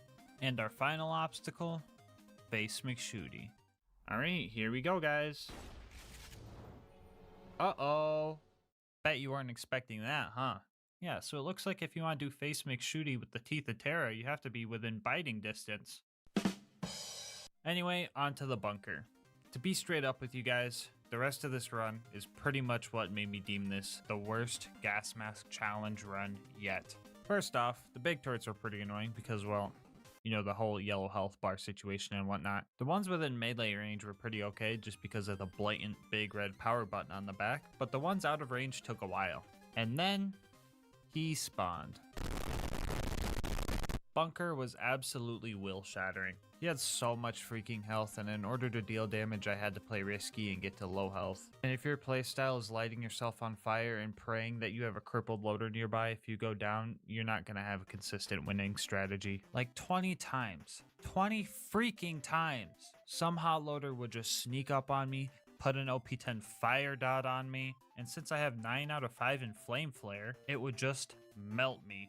That's a skill issue, whatever. You know what really got my sanity dangling off the edge? So enemies in UVHM have this stupid health regen, and if you put any type of damage over time on them, they just kind of keep healing through it, right? Y'all remember that Blood of Terra relic that already seemed pretty useless? Well, I go and find out it doesn't even work if you're taking damage. Why? Why? This is all super rare gear that you get from killing a super hard boss. Why? Why isn't it good? Why does it make an edgy poem with all 4 pieces if it's not good? His teeth made them flee in shame. His breath was of fire. His hide turned the mightiest tame. His blood could inspire. It's all bullcrap. What even is this? Terramorphous? More like Terra Bull. Okay, with Bunker's super huge health bar, I would have to take too many risks in order to get a melee kill. And I tried and tried with no prevail. So you know what I had to do? I had to kill Bunker, the flying, armored, tanky boss, with the teeth of Terra. I had to be patient and only use my action skill in emergency situations, otherwise I'd just die. I was trying to kill this glorified frisbee for over 3 friggin' hours. The winning fight alone took an hour and 20, and I only used BuzzX Rampage to damage him twice. The rest of Bunker's health bar was drained all thanks to this guy. No, not you. This guy. I was so dead at this point. I couldn't even pop off anymore, so all I had to say was this witty remark. Oh boy. With the bunker destroyed, you can... Anyway, yeah guys, so that was terrible, but that wasn't the worst. Angel Core was the frickin' worst. I should have been fine. I knew I could melee kill loaders and even a couple angelic guards if I needed to. I even had Roland to help and Lilith to take out my anger on. But the absolute worst thing that could ever happen happened. An angelic guard spawned with a slag sniper. Oh brother dude, I hate watching this. I could not kill these 2 angelic guards for the life of me, because slag was tripling all the damage I took. I really tried everything here. Separating these 2 and taking them on 1v1, confusing the robots by standing under them, trapping them in a corner, circle strats, but loaders have 360 view, so nothing was working. Also, I am now convinced that getting slagged also triples the chance for silenced voices to proc because Krieg would not stop hitting himself. I am not joking when I say this. I didn't make progress here for 2 hours. Literally all because of this one loader, dude. Some of you are probably thinking, I reset Angel Core, and that's fair. But this time around, I played with the hand I was dealt, because I knew if I gave the game a chance, they would spawn this guy again with an even stronger, faster slag sniper. So after 60-something losses to this guy, I finally found a strategy. So usually you can't circle strat these guys like you can with bandits because they rotate 360 degrees. But we can sprint around them in circles, which is fast enough to dodge their attacks. Mix this with the fact that Krieg can melee while sprinting during his action skill, and we get some of the most obscure 1v1 mobbing strats I have ever come up with. After the first kill, I managed to get the slag sniper guard, who I just realized was maximum possible level, so that's neat. Glitched out how I originally planned. After we took this guy out, I had a pleasant little pop-off. Okay, we're good. This one loader brought me more pain than any other fight in any challenge I've done so far. Even you, Bloodwing. This was by far the worst fight I've had to deal with, but it's over now. Now I get to suffer elsewhere! Ironically enough, when I got to Sawtooth Cauldron, I was relieved, because the enemies here were all fleshy and I could get multiple kills before dying. Yeah, the fire damage is working. It's working. The gear's working as intended. Everything's great. I can use my grenades and just burn everything and melt everything.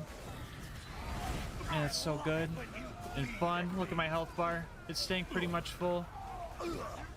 You guys hear that optimism in my voice? Yeah? Okay, well watch this. Take out those buzzards. I don't need these buzzards, man. These freaking buzzards.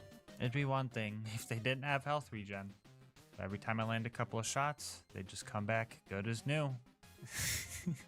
It wasn't until 4 hours of attempts that I managed to destroy one buzzard. And here's how I did it. First off, we need to rig some fights. Each attempt would consist of me spawning in, running to the buzzard nest, and checking the buzzard's level.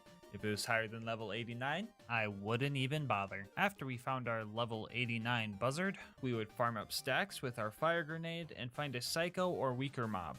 This wasn't always guaranteed. Sometimes I'd get nothing but scavengers, grave diggers, and juggernauts. Anyway, after we found a good setup with an 89 buzzard and easy mobs, we would do the good old punch and chuck strat using Fuel the Blood and Buzzax Bombardier. Once we had the setup, we had roughly 7 seconds to land 2 or 3 Buzzax throws on a buzzard. Which is tough since the first 3 seconds are wasted looking for the dang thing, but when the stars align, you could pull off a beautiful kill. Let's go! Oh, that's 2. 4 hours into Sawtooth, the first one got stuck. At 4.5 hours, we got our second. At 5 hours, we got our third. And at 6 hours, this happened.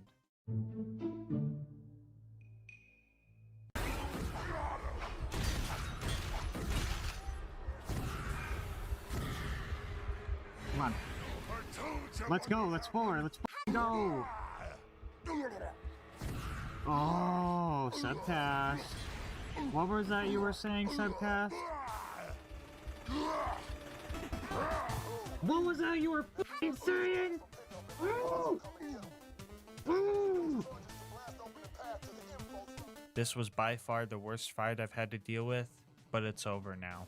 And for anyone wondering, yes, I did just copy and paste that last voice clip from the Angelic Guard fight like 30 seconds ago. After that conniption, I felt invincible for all of 2 minutes, mostly because I was just speedrunning through the Boneyard and Badlands. I did not kill Saturn this time around for obvious reasons, and if it's not obvious, the first 25 minutes of the video explains this in great detail, so go ahead and just rewatch that and come back.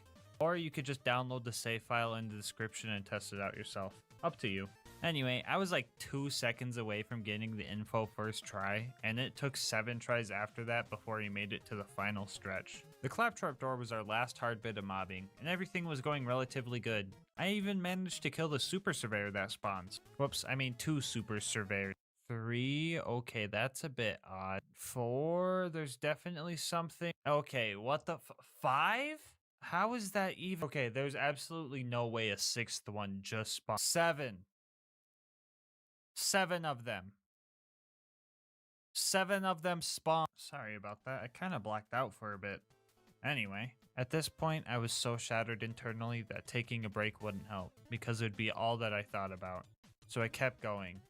Brick and Morto definitely carried me through Heroes Pass, but altogether the claptrap door and this place almost took 2 hours, and this challenge's playtime was really starting to wear on my mental. Jack and his stupid health regen was my last worry of the run. I made my few legit attempts before I decided that the good old block him at the terminal strat was going to be needed. Melee was definitely the way to go, but I wanted to show you guys my insane DPS I was getting with the shotgun. Mind you, this is point blank, doing nothing but crit damage. Glad I had 4 of these, because if I had to reload, I would just lose all my progress from the last mag anyway. So we took Jack out and started the warrior fight. And surprise, surprise, using a fire weapon on a giant fire-breathing fire demon from hell where fire comes from doesn't work great. And now that I think about it, whoever said fight fire with fire was an absolute bozo if I'm being frank. And I was being frank because the warrior is practically throwing me on his barbecue like a pack of ballparks. So we had to do something no one would have guessed. And go for a melee kill.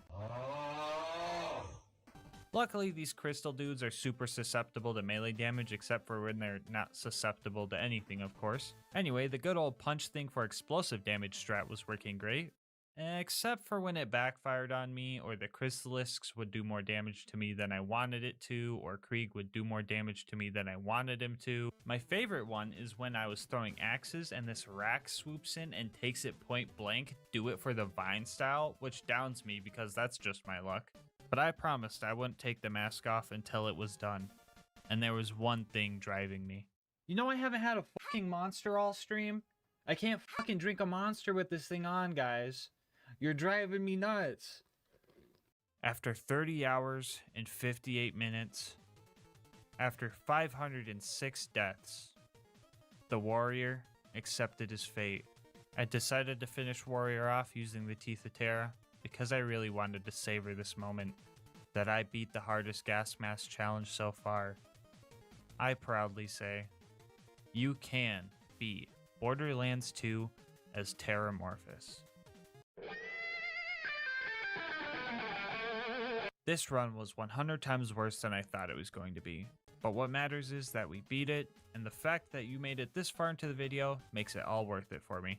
If you want to see more runs like these, make sure to like, comment, and subscribe. It helps with YouTube's algorithms and helps the channel a lot. I also read all my comments and love hearing your guys' ideas for future runs. If you want to support me more directly, consider becoming a channel member. 99 cents gets you videos a day early and also supports me so I can get videos out faster for everyone. I'll have my Discord, Twitter, and Twitch channel where I stream these runs, all linked in the description, along with the socials of Mango Soda, who created this absolutely awesome thumbnail art. But until next time, breathe easy, homies.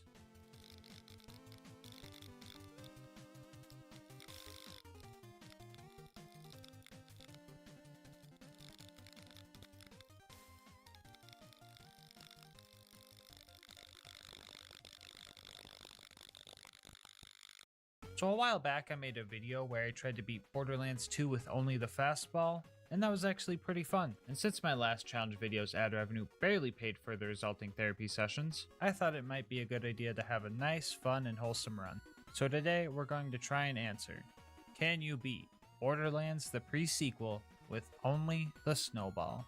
Now before you guys ask, yes, I just said I was playing the pre-sequel for fun. I know I dunk on this game a lot, but if I'm being honest, it's my second favorite game of the series, right next to Borderlands 2. The third being Tiny Tina's One Shot Adventure. You know the standalone game that's just the BL2 Tina DLC? Yeah, that one. Anyway, jokes aside, let me tell you the rules. We'll be trying to beat Ultimate Vault Hunter mode at level 70 with no bar and no guns allowed. We are going to be playing as Jack the Doppelganger, and his action skill is kinda allowed, but I'll go over that more in a bit. And most importantly, the snowball is the only grenade we're allowed to use. As for the other gear, we have a pretty normal shield, a level 1 Oz kit so that we can abuse slams, and the best main class mod for grenade damage, and 5 extra points in just compensation, which makes grenade damage higher for every grenade ammo I'm missing. Here's a quick peek at the build. I feel like I had a lot of extra skill points, so if anything seems out of whack here, it's probably because it is. I'll explain the important skills as we go, so let's get into the run. We arrive at Helios and immediately start doing what you would expect. Beaming these doll guys with nice, wholesome, totally not packed with ice and gunpowder, snowballs. Also, as one would expect, we ran out of ammo pretty fast. Compared to Axton and the fastball, we seem to be at a major disadvantage. We only get half the ammo, and we can't throw snowballs while in fight for your life. But I'm here to say, both those problems are only half wrong. Thanks to the skill Jack's Cash, we get a free grenade for every 4 kills we get. And since we're spec'd into leadership as well, every time a Digijack dies, it counts as a kill. So if we activate our action skill and immediately cancel it, we can farm ourselves up a free grenade. Mind you, I cannot get actual ammo like this, I just get a free throw when I have 4 stacks built up. Another thing we can do after using our action skill is activate On My Mark, which makes the Digijacks throw a copy of my grenade mod at the bad guys. And let me tell you, these guys were surprisingly good at hitting their throws. Like sometimes they would just whiff, but other times they were super coordinated and would just destroy extra enemies I didn't even target. Anyway, lacking ammo isn't an issue anymore. But now what if I go into Fight for Your Life? Well, thanks to Potential, I'm allowed to spawn my Digijacks while in Fight for Your Life. And I can also mark a target for them to throw a snowball at and get up that way, or hope that one of my Jacks dies. Because leadership can also get me second wins. And the most important skill of the build, Inspire, which makes Jack occasionally inspire us with words of greatness. Everybody, you're looking super handsome. Let's go.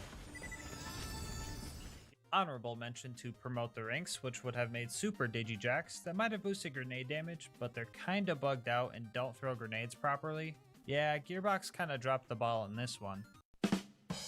Since the Digijacks kind of have a mind of their own, they will occasionally shoot the bad guys with their wrist lasers. This didn't really have any effect on the gameplay because they're usually only out for a few seconds. So if anyone's salty because I used the Digijacks during this run, first off, stop being anti-fun. And second, the run would be impossible without them since I kinda need the ammo. Anyway, after dealing with these guys, we had to fight one of the several pyromaniacs in the Borderlands series, this one being named Flame Knuckle. Now if this was Pokemon, we would be pretty screwed right now. If this was Borderlands 3, he would be pretty screwed right now. But this is TPS, so the fight was pretty fair. Jack was super helpful with distracting him, so I was even able to fend off any extra troops that were flying in. Also during the fight, I used a little bit of RNG manipulation to get more ammo drops from the containers. So if you're below, I believe, 1/3 of your maximum ammo with any type, you are more likely to get that ammo type from ammo crates. So if we had 3 or less ammo, we could open up the crates and get more ammo than usual. Constantly having a low supply grenades is kinda good since we're spec'd into that just compensation skill, so we're getting the best value for our chucks. After we busted Flame Knuckles' power suit, Jack, and Jack helped me finish him off. Right after that, we got moonshot down to the moon and met Janie Springs. We needed to help her take out Deadlift. Deadlift tried to take her out, on a date that is, and when she said she wasn't into guys, he got all mad and stole her Moonzumi key, which we need to get to Concordia. If the Borderlands 2 players are confused, Concordia is just Sanctuary, but on the moon. Anyway, with a little bit of inspiration from Zarpedon, I guess, we set off on our journey to beat Deadlift in a snowball fight. But first, we had to take care of a bunch of his lackeys. My favorite part about using this grenade mod is that every time you kill a scav... Uh-oh, looks like the Borderlands 2 players are confused again. Okay, scavs are just bandits, but on the moon. Anyway, every time you kill a scav with a snowball, they get launched and literally break orbit. For real, they don't come back down. The scavs were getting so messed up by my snowballs that they eventually decided to chill out. We can finally fight Deadlift, and there's a lot more on the line than you think. This run was still on its first life, and when I'm on my first life, my focus and skill are tenfold, because I make diamonds under pressure. Just, don't quote me on that if you watch the last run, okay? Deadlift is like the Captain Flint of the pre-sequel. He's got enough annoying and unfair mechanics to absolutely torture you during your first playthrough.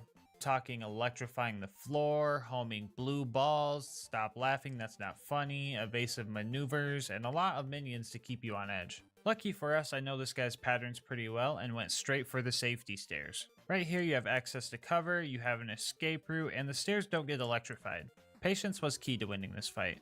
Well, that and a little Matrix-style dodging in order to get all the ammo crates in the arena.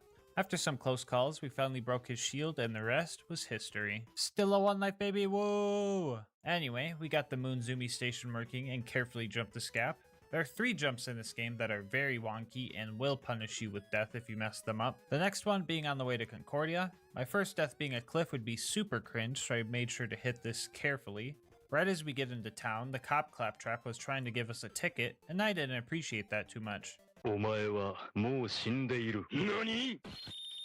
Anyway, we got shafted by the Marif, that's an elevator joke, and Roland was busy dealing with the secondhand embarrassment of Lilith doing the hokey pokey on the dance floor, so there was only one thing left that could solve our loneliness. Looking for me, sugar? What? No, not Moxie. I'm talking about a monster inhale style and some inspiring words from Crazy Earl himself. After we hijacked some cellular towers and found the location of the jamming signal, we were off to Crisis Scar to shut it down so we could get Jack off of Helios. I was going to pick a cool icy looking skin for our car, but noticed that this one was literally my outro catchphrase, so I couldn't pass it up. Scavtrap said I had to show my worthiness of joining Red Belly's gang in order to get in, but I had a different idea. Second option, let me in. So the Darksiders were our next target. One of the main bosses here ended up dropping a Jackal cannon. Not sure if it was because we were playing as Jack or the fact that it was October at the time, but I'm willing to bet it was both. Anyway, after killing all the edgy guys, we finally were allowed into Crisis Scar. We were blowing right through Red Belly's defenses. That was until this super bad mugger showed up. To my knowledge, the scaling in Ultimate Vault Hunter mode is a lot different in this game than in Borderlands 2. I'm pretty sure every enemy gets their health boosted, but big guys get a bigger boost. So this info's from the wiki, so definitely take it with a grain of salt. But according to them, normal enemies get a 1.5 times health and shield boost from True Vault Hunter mode to Ultimate Vault Hunter mode, and big guys get a 2.5 times boost to their health and a 3.5 times boost to their shields. So these guys are pretty tanky. I had to make sure I played smart and farmed my grenades safely. After killing Mugger number 1, I had to also kill Mugger number 2. Luckily, my mans fell right into my trap and I was able to get an early chunk of his health out of the way before I let the boys put the ice on him. We also ended up bullying the local grade schoolers, and that was pretty fun. And after that, we were off to fight Red Belly. The game made this pretty easy for me.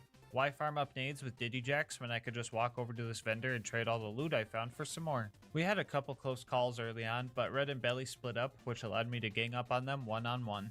Belly was a scary powerhouse who dropped us a striker, and Red was just kind of AFK for the most part. After we dealt with them, we shut down the jamming signal, got skimmed out of our moonstones by this chest, and found out the Marif was working for the bad guys. We started interrogating him, and he said Dahl was making him do it. So I was like, don't worry man, just be cool. Anyway, we were gonna let the Marif live, but he tried to kill Jack and started Jack's lifelong murderous trust issues.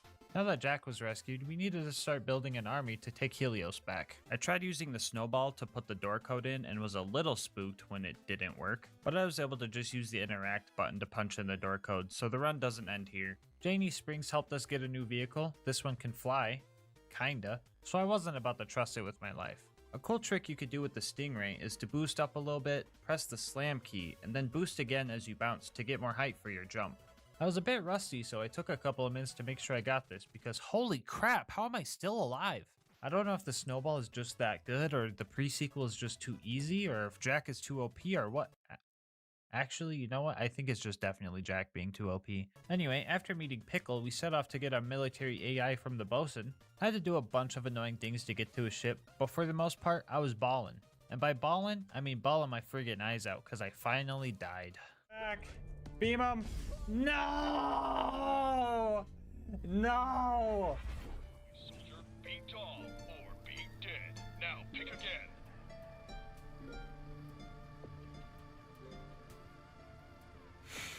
For some reason, the guy that killed me shrunk after I respawned and was easier to kill, so that's pretty neat. After a few close calls and dying again because I went down right as I hit a jump pad, we managed to get the methane flowing again so that we could get across this lava lake. Waiting for us on the other side were a bunch of cheaters, and I didn't like that too much, but I wasn't exactly playing fair either. The first thing we needed to do was destroy the bosun's engine, which was a bit tricky. The snowballs would go right through the thing we needed to hit, so I had to bounce the snowballs off other surfaces and have them explode close enough to the power stabilizers to deal damage. I just thought that was pretty weird. Oh, also, turns out the one mugger I thought shrunk didn't shrink at all, cause I found him here. Homie was screaming at me a lot, something about how could I do that to his son or something, not really sure what that was all about, but he seemed pretty mad. He got his revenge, and he was even fighting honorably using a snowball himself. And I barely had enough energy left to fight Poop Deck after.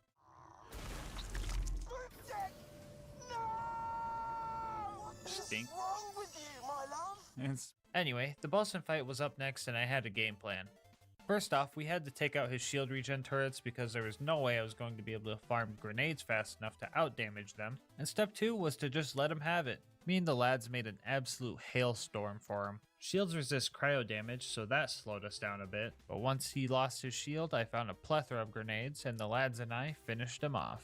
Now that we had a military grade AI, we just needed an army to go with it.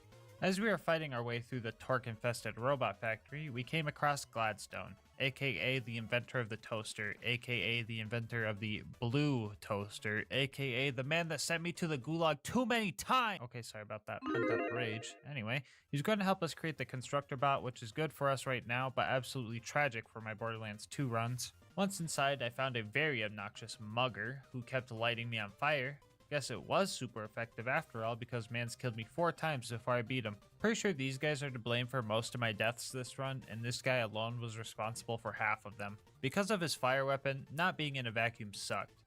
Well, being in a vacuum would suck, but in a more literal sense, I guess. Anyway, after I realized getting lit on fire hurts and kills me, I played it safer and finally killed him. After we performed the first ever cryogenic castration, we were finally able to get the power on and start making our constructor bot. Step 1 was to create the eye of the constructor. By combining a bunch of other eyeballs from these guys who can't see where they're going, that might be counterintuitive. Step 2 was to secure the main body. Step 3 was to calibrate the turrets. To do so, they need to kill 12 bad guys themselves, and their damage is kinda bad. So this part took way too friggin' long. It seems no matter what game I play, turrets always seem to slow me down. Why did they spawn bad? Step 4 was to get the legs. Felicity was going to pilot the robot we were going to steal them from.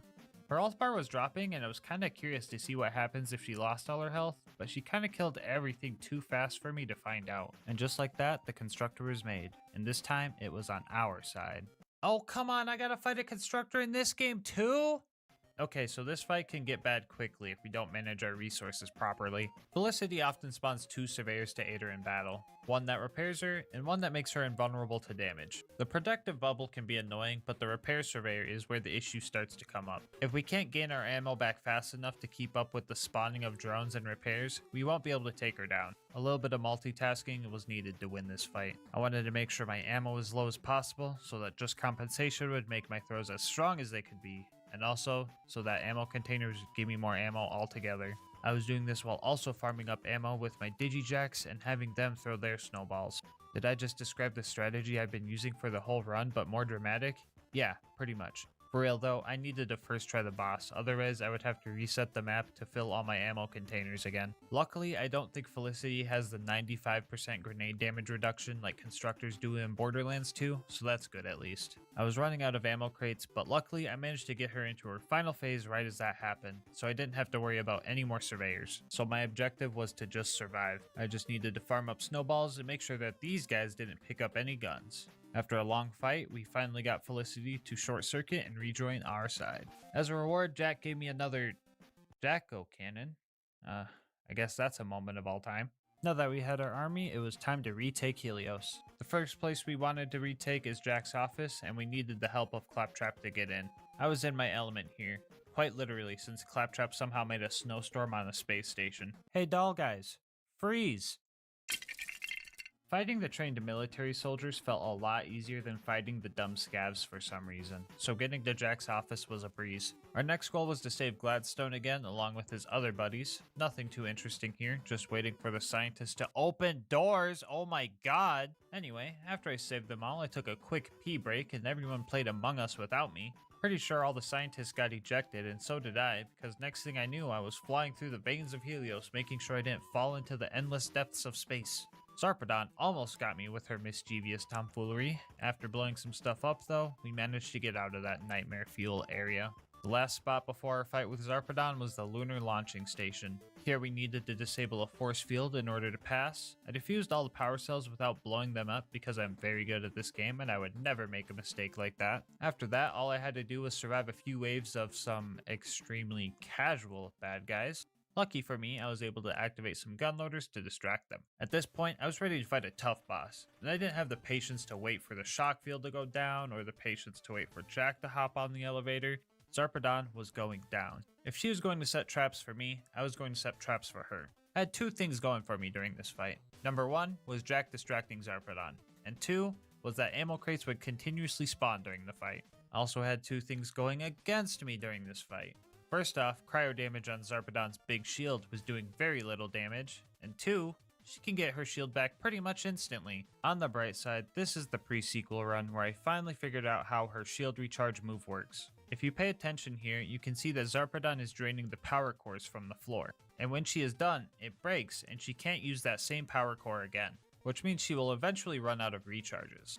During this fight, she used all 6 of her charges before committing to trying to kill Jack. To be specific, the real Jack, not the fake one or the fake ones. Without her shield, it was only a matter of time before I found enough grenades to take her down. It was now time for phase 2 of the fight. 0.8 seconds into this part of the fight, I get distracted by an orange loot beam and snag the ZX-1 drop from her power suit. I know all 12 pre-sequel players are mad right now that I got the designated drop from the one-time kill. After that, I started trying to fight Zarpedon, but geez man, she knows how to dodge. I feel like my accuracy went from good to bad so freaking quick. I feel like she was standing still trying to fight Jack and I was still missing. This phase also introduces a bunch of ascended doll soldiers, and at this point it was too chaotic to keep track of anything at all. All I could do was run around like a chicken with my head cut off and hope to find some grenades so that I could miss Zarpedon some more. I think Jack was the MVP for this fight, honestly. Still talking about the real one.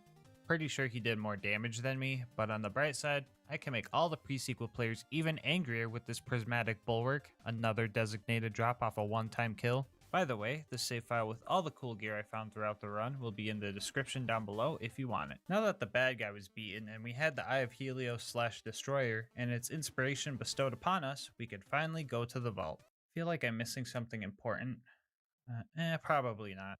Anyway, Virago Solitude was very short. The game played this cutscene for the Guardians, but also gave me the option to just run right past them. I don't know why they gave him a cutscene if it's not a required fight. Also not a required fight was this guy who surrendered.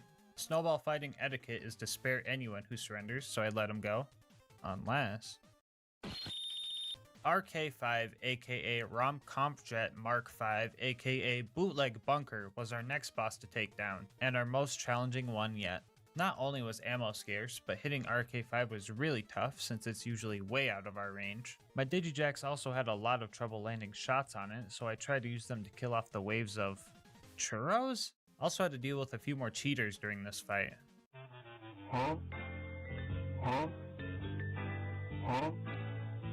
Much like Felicity, if I were to die during this fight, I would have to save quit to reset all the ammo crates, or I'd just be making the fight a lot harder than it needed to be. My best bet with this fight was to fight Flyer with Flyer. There are 2 jump pads on this map that gave me a great deal of mobility. On top of getting me out of sticky situations, they also helped me farm up grenades, because Digijax die if they're too far away from you. Our game plan was to conserve our ammo best we could and only throw snowballs if we were sure we could land the shots. There's one attack where RK5 gets really low to the ground, and I was able to land most of my shots when he did this maneuver. This boss fight ended up killing me 4 times before I managed to get a winning fight, and that winning fight required me to dodge bad guys and bomb strikes for 30 minutes. As a reward, the game gave me a Boomacorn. Was a little scared I was going to get another Jacko Cannon, but that would never happen. Now that RK5 was out of the way, I was allowed to do the pre-sequels version of the whole percent speedrun. After that, we finally made it to the vault and we were ready to reap our reward. Oh, come on, dude! Anyway, after some inspiration from Tina, yeah, I'm not sure how that one worked either, and fighting off whatever the heck this thing is, it was finally time to fight the Sentinel. Just kidding, I went to Moxie's bar and got one of those drinks for 30 minutes of damage reduction because I knew this fight was going to take a while. The Sentinel is a 7-phase fight, but it has always been fair. This time around, I was really able to take advantage of his bullet deflecting move by simply not using bullets. However, the 3rd phase was an ice phase, so my damage really dropped off and it took a while. But the game plan was pretty much the same. The big Sentinel was a bit more tricky to deal with. Instead of just running around in circles, I had to play an elaborate game of the floor is lava. I also had to make sure I was nailing this guy in the head, because my grenades weren't doing damage otherwise. We had a lot of close calls during this fight, and towards the end we were running low on damage reduction. This is also where the Sentinel started doing some really cursed strats. I don't know exactly what was happening. All I knew is that I was taking knockback constantly. I think he knew the end was near, so he was trying to get me as far away from him as possible. It wasn't gonna work though.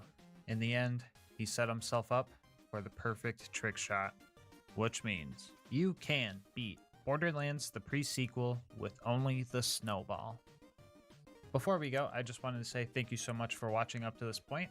I know this wasn't the hardest run in the world, but I had a lot of fun this time around. If you want to support the channel, make sure to like, comment, subscribe, hit the bell, and all that good stuff. I do read all my comments and love hearing your guys' kind words and ideas for future runs. If you want to support me more directly, consider becoming a channel member. 99 cents gets you videos a day early, and the support also helps me get videos out faster for everyone. I'll have links to my Discord, Twitter, and Twitch channel where I stream these runs in the description.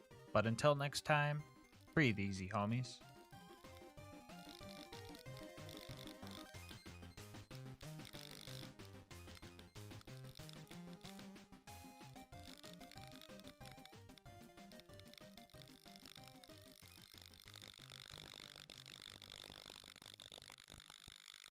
Bloodwing was in for a fight. She thought the sky would be safe, but from my point of view, all the pellets in the air made it look like someone snuck in a conference call to the fight. And it didn't take long before Bloodwing made the mistake of landing, and we took her down. The Tubby dropped a legendary Gunzerker if anyone was wondering. Also, I have the save files with all the cool gear I found along the run in the description if anyone wants to try this for themselves. Everybody say cheese! After our 2.5 hours in the preserve, it was time to recruit Brick to the squad. I wanted to hire a temp deputy to help us out, but homie's helmet did not want to come off for the longest time. It eventually worked and we gave him the orders of punch the purple guys, and that plan was working for the most part. I mean, he was punching us and we weren't purple, but he was punching the purple guys too, so technically following orders. The big guy didn't take being fired too well, but he's the one who was forced into a temp job, so his fault. Anyway, after our initiation, we worked together to take the sarcastic slab over to a cliff to do exactly what you would expect us to do with the bad guy in a cliff. Everybody on 3. 1, 2, 3.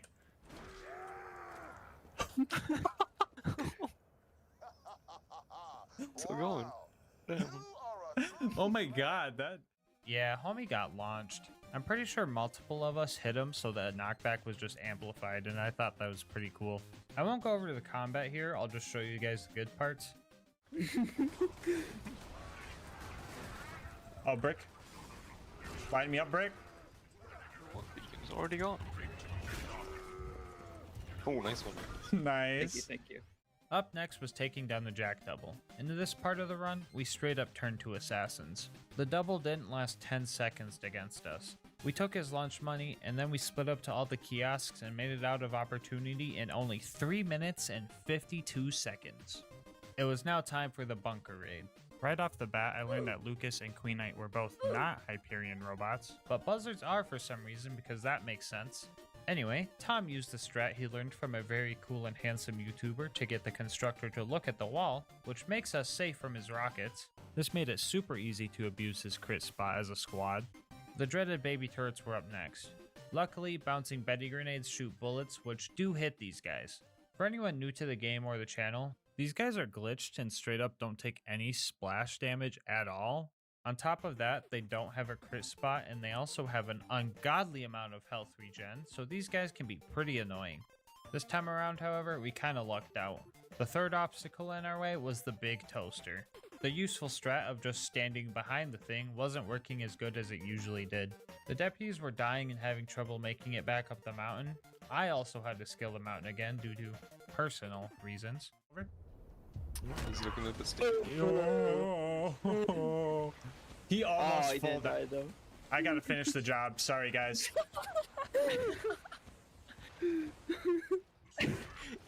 Wow. Okay, I'm coming back up. After about 10 minutes of struggling, we managed to all meet up and finally took it down. The final obstacle before the bunker was Face McShooty, who volunteered for death via firing squad. While we sit here and spam at him, I guess I'll give you a cool history lesson. Did you know that in old-timey firing squads, only one person in the firing squad would have an actual bullet? They did this so that the men in the firing squad could find some solace in the fact that the rifle they fired likely had a blank in it and not an actual bullet inside. We, however, did not do any of that goofy stuff because we weren't even sure we could land a hit on him from this far. Oh, look, we got him. That was so fast. The bunker fight was upon us, and I definitely didn't die to something embarrassing again like a cliff. Anyway, we took out the turrets, the actual bunker fight started, and the first thing it did was try to assert its dominance with a friggin' T-pose. But it kinda backfired, because it just made it way easier to hit for all the deputies. So yeah, homie just started T-posing and kinda kept T-posing every time he flew up to us. We were all capable of hitting the broad side of a bunker, so this fight was actually pretty simple. Jack was hiding something in this mountain, and we were gonna get to the bottom of this. Up next was the Angel Core, and I was dreading this place. Even if you destroy one or two of the injectors, save quitting will reset the whole fight, so you have to do everything over again. So I was pretty stressed out about this part.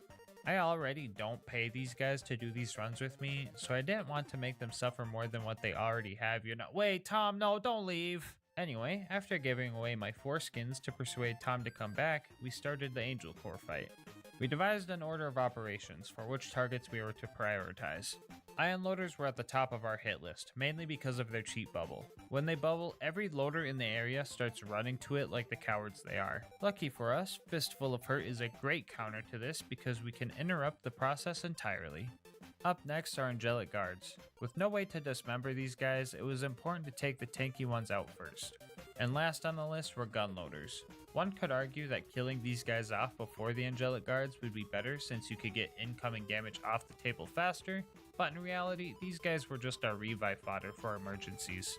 War and super loaders are arguably less dangerous than the rest of these guys because of their big charge up duration and lack of mobility, and the turrets were usually the first thing taken out while the rest of the wave was still digistructing in.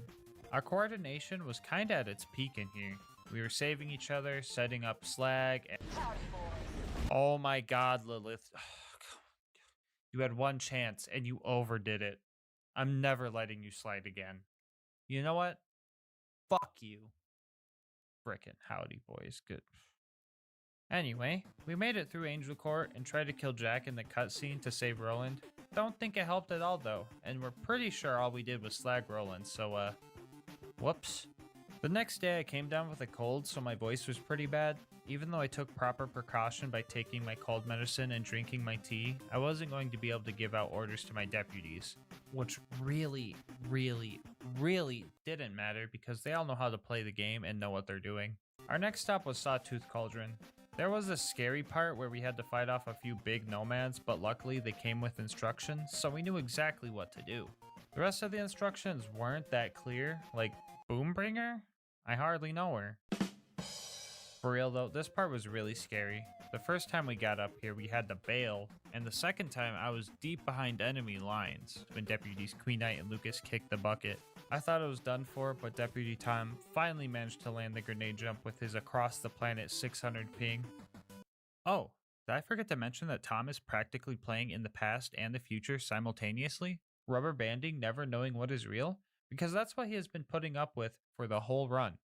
Tom, when you watch this, thank you. Anyway, my hero arrived and we made it back to the elevator. Up top, we were the most coordinated that we ever were. Got Alyssa. Yep. Sure about that? I thought I was reviving Alyssa. I'm so sorry. Whoa, wait a minute. That was the wrong clip. Hold on. I got you. Jump on, Lucas. Thank you. Hold on, is there a bandit to put the stink? Hold on, I want to put the stinky on him with Lucas on my head. Yes. Can I punch him? Yes!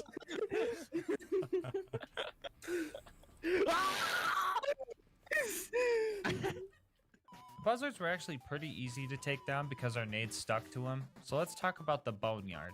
I wanted to split up and hit all the pumping stations quick, but this one station has nothing but sergeant and ion loaders, so I wasn't about to go in alone. Glad I wasn't stubborn here because I definitely would have died instantly without my deputies. After barely escaping that with our lives, the rest of the boneyard went smoothly. We made it to the Badlands and decided that we weren't even gonna bother with Saturn. Deputies Lucas and Queen Knight went with me to grenade jump into the info stockade, while Tom hit the elevator checkpoint near Saturn for us. With our coordination, we were quickly in and out and finally on our way to the vault. After some quick mobbing at the claptrap door, I decided that I was just going to speedrun Heroes Pass. Well, minus the speed and the running part. Finally at the vault, we said screw the elevator, we want to fight Jack now. We dropped his shield pretty quickly, but that was but a small fraction of this fight. Not only was his health tanky because of 4-player difficulty, but this time around he kept teleporting away and spawning a bunch of these shield surveyors. Now this doesn't sound like that big of an issue, but Jack's health regen is kinda busted, so if he is suddenly invincible and on the other side of the map, it gives him plenty of time to get his health back. Even though we were doing significant damage, the fight still took about 15 minutes just because the absurd amount of coward strats Jack was pulling off. For reference, here's a clip of us dealing about half of his health in roughly 10 seconds, just to show how bad his health regen is, along with the coward strats. Anyway, we eventually took him down, and the warrior fight was up next. Let me tell you our detailed plan to make sure we got through this fight. Step 1, shoot the warrior. Step 2, until it dies. The warrior can be a pretty tough fight with its massive flame attack range and massive tail slams. Luckily, with all the defense stats I've built up though, I was handling the attacks pretty well. During the fight, we also managed to screw up so badly that one of the Crystalisks became invincible. Crystalisk? More like crystal-less, am I right? Anyway, it wasn't too long before the warrior couldn't fight any longer. And with it defeated, we now know. You can beat Borderlands 2 as a sheriff's posse. Hey, hold up, don't go yet. It's bonus content time, guys. Jack and the warrior might be dead, but there's still one threat to our lawful land that needs to be handled. I'm talking about the imposter who calls herself the Sheriff of Lynchwood. That's right, this town isn't big enough for the 5 of us, so she had to go. We can make room for Deputy Winger though, he's cool. In order to get her attention, we were going to need to rob a bank and blow up a train. We managed to blow the train up pretty quickly, probably because we already had practice blowing one up earlier, and I still say blowing them up is legal. This was our first time robbing a bank though, so we were dropping the ball on this mission. Tom put the Stinky on Mad Dog, which was pretty cool, not gonna lie. But the problem with that is that Mad Dog had the explosives we needed to blow open the bank door. So after reloading and killing him the boring way, we robbed the bank and set off to go hide the cash. Nisha's posse was playing totally unfair and hogging all the horses, so we were getting absolutely devastated during this part. These guys added 3 deaths to the counter with their horse strats, but the Nisha fight was up next, and she was no match for our homie strats. Before we go, I just wanted to say thank you so much for making it this far into the video. If you want to support the channel, make sure to like, comment, and subscribe. It really helps with YouTube's algorithm, which helps the channel grow. I also read all my comments and love hearing your guys' challenge ideas and kind words, so definitely let me know what you thought about this video or what your favorite part was. If you want to support the channel more directly, consider becoming a channel member. 99 cents gets you videos a day early and also supports me so I can get videos out faster for everyone. I'll have my Discord and Twitch where I stream these runs live, linked in the description, along with the socials of our homie Mango Soda, who created this video's dope thumbnail. He also does commissions, so if you like his style, definitely go check him out. But until next time, breathe easy, homies.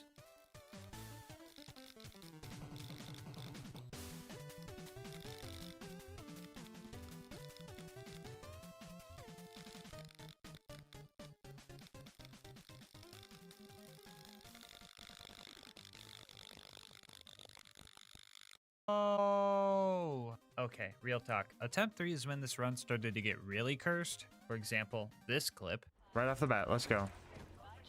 Oh! Oh, what the f***? No way! This attempt ended better, but it was a nuke from the turret that got her, and that was so freaking unsatisfying. But oh well, we had to continue. To round 4 of the preserve! No, don't fucking steal my kill. Don't steal my kill turret. Round 5 of the preserve really started to break me. Fun fact, if you save quit during the Bloodwing fight and retry it later, Mordecai just stops helping you, so I had to slag the skags if I wanted to survive, but also resource manage my grenades so I had enough for Big Bird over here. I was in the preserve for 5.5 hours in total, before I finally got over my skill issues and nuked this friggin' bird. The rivalry score between us prior to this run was 5-3, and I'm not really sure who to give this point to. On one hand, I technically killed her first try, and on the other hand, I was here for almost 6 hours, so, let's just give the point to the turret this time. The next homie we had to recruit was Brick. In order to recruit Brick, we had to get recruited by Brick. I knew that dropping into this fight that I was going to run out of ammo eventually, so I decided to recruit some of his recruits. Jeez, man, what kind of pyramid scheme is this? Yeah, I took this opportunity to take a break.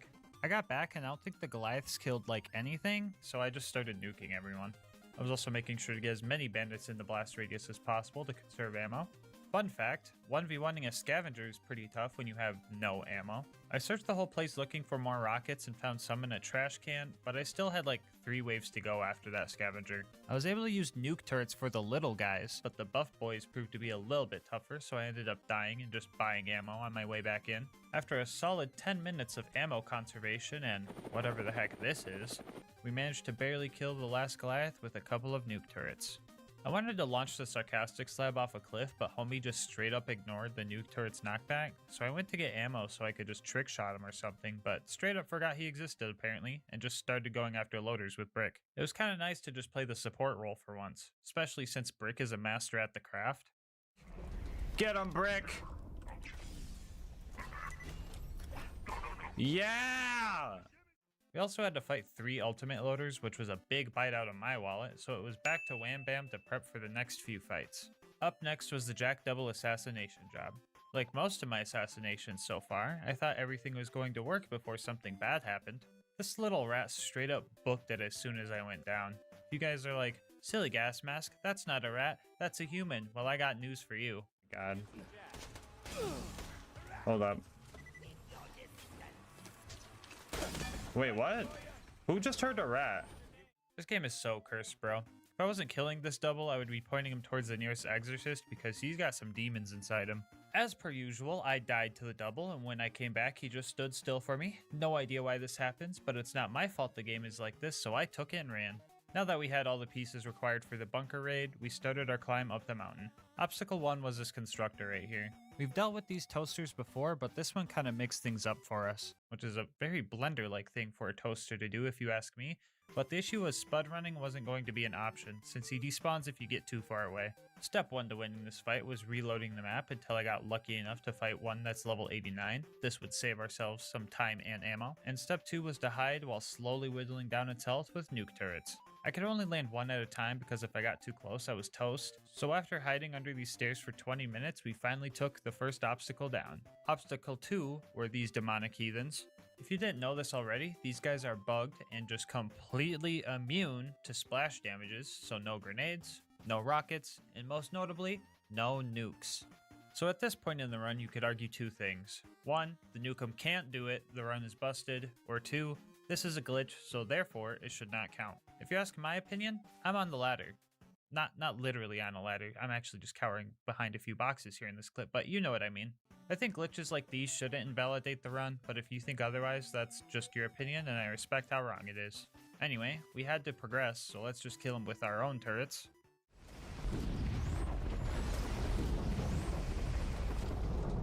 They actually take nuke turret damage?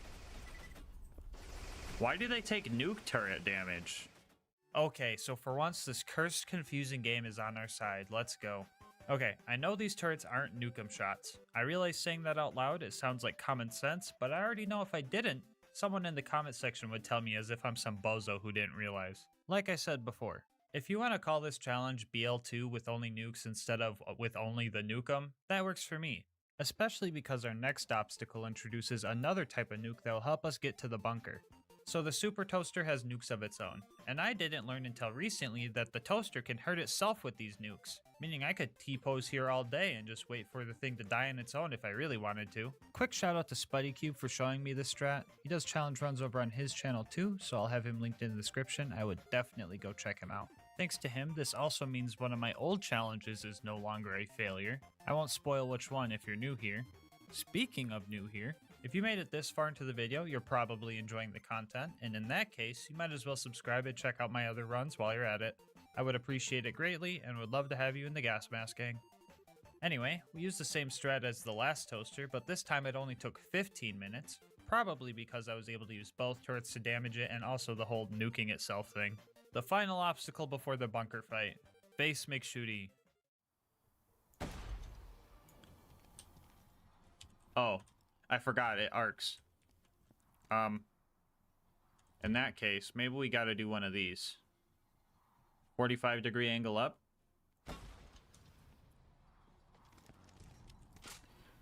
Maybe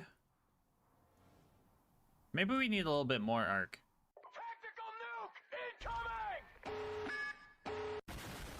Yeah, so our nukems didn't have enough rocket speed, so I tried with a full Mollywan parted nukem to see if hitting him from this distance was even possible. And well, it kinda exceeded expectations. Sadly, we cannot shoot Face McShooty in the face, but we can make all of his skin fall off if we have the right parts on our launcher. It was finally time for the big bunker fight. I could describe fighting the big turrets as straightforward, uncomplicated, self-explanatory, etc. But when it comes to the bunker fight, the only words that come to mind are nothing but net. Yeah, the bunker's hurt boxes are friggin' weird, man. To help you guys better understand his hurt boxes, I ripped this diagram out of the game files to show you exactly what's going on. Here you can see that in order to hit the bunker, we kinda have to aim for its butt. I mean, I think that's its butt, I don't know. Ever since I heard Oboe Shoes call this guy a Crunchwrap Supreme, I just get hungry every time I see him, so I might not be the best person to ask about robotic anatomy. Anyway, so began the 2-hour fight with the bunker. After our first heartbreaking death, I developed a strategy. Step 1 was to chill until he did his flexing pose, I like to call it. He doesn't move at all in this position, which helps when trying to hit his invisible hurt boxes. Step 2 was getting the proper setup in the form of slag and kill skills. The slagging part was simple, I just threw a grenade at him, and the kill skills were gotten using a cool Axton tech. If you throw your second turret and recall the first one before it lands, the game gets confused and triggers your kill skills, which in our case gave us some more fire rate and gun damage. And step 3 was to repeat and just make sure I was being smart about my ammo purchases. At first the only thing I had to worry about was some loaders sneaking down and putting the stinky on me or something, But after half the bunker's health is gone, he starts using his giant slag laser, which made it harder to actually get to him. Instead of having 2 safe spots where I could deal damage during his flex pose, I only had 1 now because I needed this weird set of party glasses to protect me. While we waited, chat started bringing up cursed Borderlands enemy crossbreed ideas like angelic jet loaders, so I at least had something to talk about while we waited 2 hours in order to progress. We eventually got through the whole fight and destroyed the bunker for good. All it took was 2 hours and 109 nukes. While sorting all the loot to sell for more rocket ammo, I noticed something a bit odd.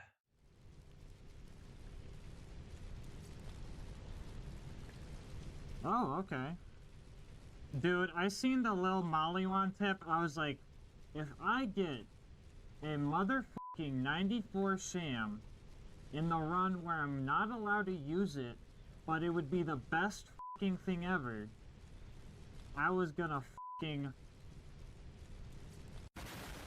The game was really tempting me, and I mean like really tempting me, because it knew what we were going to have to do next. That being Angel Core. Let's do some math real quick. Multiple waves of loaders including angelic guards, plus there's no vendor to buy ammo, plus if you leave or save quit you reset the whole Angel Core fight, equals quite the predicament. I tried the fight and ran out of ammo pretty quick, and I waited around for like an hour hoping Angel Core would drop some rocket ammo. And at first I wasn't sure if it was possible to get more ammo. So with most of our hope lost, we started looking for answers. On a separate save, we tried testing absorbing super loader rockets for ammo.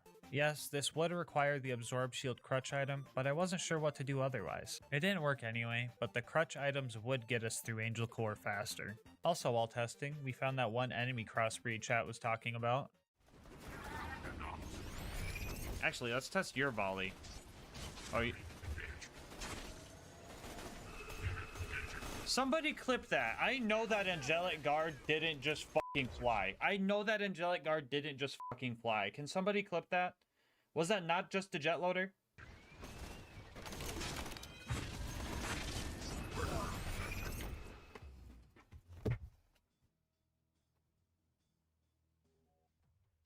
Who was fucking joking about the flying angelic guard earlier? Who was it? Which one of you motherfuckers was it? It's not funny because now it exists. Anyway, it was confirmed by Dark Smoke 11 that you can in fact get rocket ammo in Angel Core. So I had 2 options. I could suffer through it without the crutch items, or I could use them and get through the core faster. And oh boy, did I have a decision to make. After the testing, I ended the stream and took a few days off. I went to my hometown, visited friends. I even drank a Monster, normally for once. It was nice living life so calmly. I learned that not everything has to be balls to the wall all the time. It's okay to take the easy route and enjoy the ride sometimes. But this was not one of those times. Do you know what this is? It's an original Monster Salt. They don't make these anymore, and it's my favorite flavor of anything ever to exist. I've only got 21 left before I'm out for good. For life. To make sure I spread these out and don't burn through them, I said I get one for every challenge run I beat. Now, do you think I want to sit there after the run, sipping my assault, thinking to myself, did I really earn this? Hell no. Do you think that monster would taste its absolute best with that question swimming around in my head? Hell no. Do you think I'm going to take the easy way out? Say it with me this time. Hell no. I returned from my trip, and I rode the elevator down to Angel Core. Not with dread, not with anguish, but with pure determination to get through this Angel Core without any unneeded aid. During the fight, I made sure to group up all the enemies to get the most out of each shot. Ion loaders were especially useful for once because they call all the loaders into one spot. But even with maximizing our damage per rocket, we ran out a few rounds in. And the waiting game began. I was able to slowly kill some enemies with slag and nuke turrets, but with the long cooldown, 95% of the damage I dealt was healed by the time I could throw more. On average, I was getting rocket ammo every 15 minutes, and each drop gives you 4 shots, which would allow me to kill about 1 angelic guards, assuming I didn't waste the ammo on failed kills. At some points in this, I was super helpless because I had 3 loaders and 3 laser turrets focused on me while I was trying to rush the ammo drops. So the death counter got a huge increase here. There was some hope along the way in the form of Roland and his turret, He was actually killing some of the loaders, but this help was short-lived when Lilith showed up. Don't get me wrong, with how dumb this situation is, I would take all the help I could get. But Lilith was literally doing no damage, woohoo. I got so excited every time I found a rocket ammo. It meant I was one step closer to getting away from Lilith and her aggressive cowboyism. Howdy boys, howdy boys, howdy boys, howdy boys, howdy boys, howdy boys. I was down in this place for 3 straight hours, not to mention the hour of testing I did days prior. And would you guys believe me if I told you this wasn't even the worst part of the run yet? Up next was Sawtooth Cauldron. The ambush commanders here ate up a lot of ammo per kill, so I decided to launch them into the lava. Every time I have tried this strat in the past, they end up just slowly floating up and out of bounds because this game is cursed, but flying didn't save them this time. Flying away definitely helped the next set of bad guys we had to deal with though. The lack of range with the rockets really came into play here. On top of them being hard to hit, it would take at least 2 shots with slag, and that's if I can hit them consecutively. Otherwise, they just fly away and get all their health back. With one exception of the level 89 buzzard, who would only require 1 nuke while slagged. So now it was time to farm weak enemy RNG again. This was actually pretty simple since all you had to do to reset their level was jump back down the elevator shaft and just ride it back up. Even with this strat, it took upwards of an hour and a half to kill them all. I partially blame this uncontrollable Goliath who put the stinky on everything it saw, including me. I mean, it's respectable as hell, but not something I want to be on the receiving end of. Anyway, you might want to remember this math for later. Why will we need it for later? Well, I decided that I'm going to tackle both the Torg DLCs for the bonus content in this run, so stick around for that. Fun. Anyway, we stole all the explosives, which again, I have literal nukes, not sure why we needed these, and then hitched a ride on one of the buzzards all the way to the boneyard. Which, hold on, why didn't they just fly us over the bridge? Dude, these friggin' plot holes, man. After another money farming run, we hit all the pumping stations. Some went smoothly, others didn't. But in the end, we were able to hit the pipe with our car and managed to even fit the entire Bandit Technical inside. Now, I'm not really sure why, but I decided to kill Saturn on this run. Long story short, Saturn is a cheater. During multiple attempts, he would just disappear when he was almost dead. I found out that if the junk loaders respawned, that is what triggers him disappearing. It's like Hyperion was just like, this thing's almost broken, let's just scrap it, turn it to a bunch of junk loaders. Yeah, so I had to modify our spud running strats in order to kill Saturn fast enough. I threw the whole smart ammo purchases thing out the window and just full bot. We were spending too much time running back and forth and not enough time shooting potatoes, so this strat actually helped. Altogether, the winning kill took 164 nukes. Makes me wonder what would happen if we sent that many to the actual planet. To the scientists watching, feel free to teach me in the comment section. Anyway, we got the info we needed and set off to our last few fights. The claptrap door wasn't prepared for our spud running strats. Well, actually, it kinda was because running too far away makes the turrets respawn and now they're hostile again, so yeah, that sucked. But overall, the door wasn't too bad. Heroes Pass has no mandatory combat, so a couple of skips got us through here, and now we could finally fight Jack and the Warrior. I was honestly worried about both of these fights, but let's talk about Jack first. Destroying his shield was the first challenge. His health bar has like crazy regen, but his shield doesn't regen unless you just stop damaging him for like 10 minutes. Knowing this, I decided to use the nuke turrets on his shield to save the rockets for his health bar. My first attempt at fighting him without blocking him at the terminal turned out to be very bad, slag being very hard to apply to Jack, and the shield surveyor he spawns making him immune to my nukes makes this fight super tough. Even with the blocking him at the terminal strat, nuking someone that you're practically hugging isn't the smartest thing to do, so this strat wasn't very foolproof. During a failed attempt at blocking him, I found out that he is very easy to slag while he has this bubble up for some reason, and I just kinda took the chance. Okay, everyone's slagged.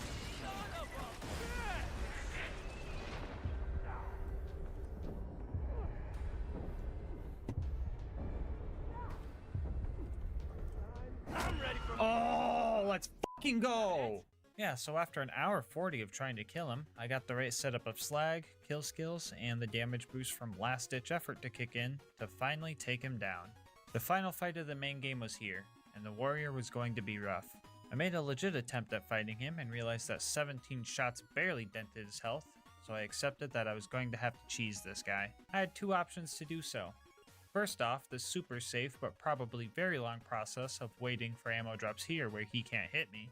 or the quicker and riskier strat of jumping up to this spot and spud running the warrior to death. The latter being the one that gets this video out faster. Again, not actually on a ladder, I'm more role-playing a volleyball for the warrior in this clip, but you know what I mean. So after practicing this jump and refarming for the fight, we start the slow process of killing the warrior.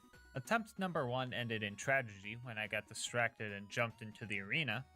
I tried to grenade jump back out, which is possible, but I didn't figure it out in time, so there went an hour of progress. Altogether, I was fighting him for 3.5 hours. 2 hours of that was just the final attempt, and altogether it took 195 nukes to take him down. With the last rocket in our possession, we finished this challenge.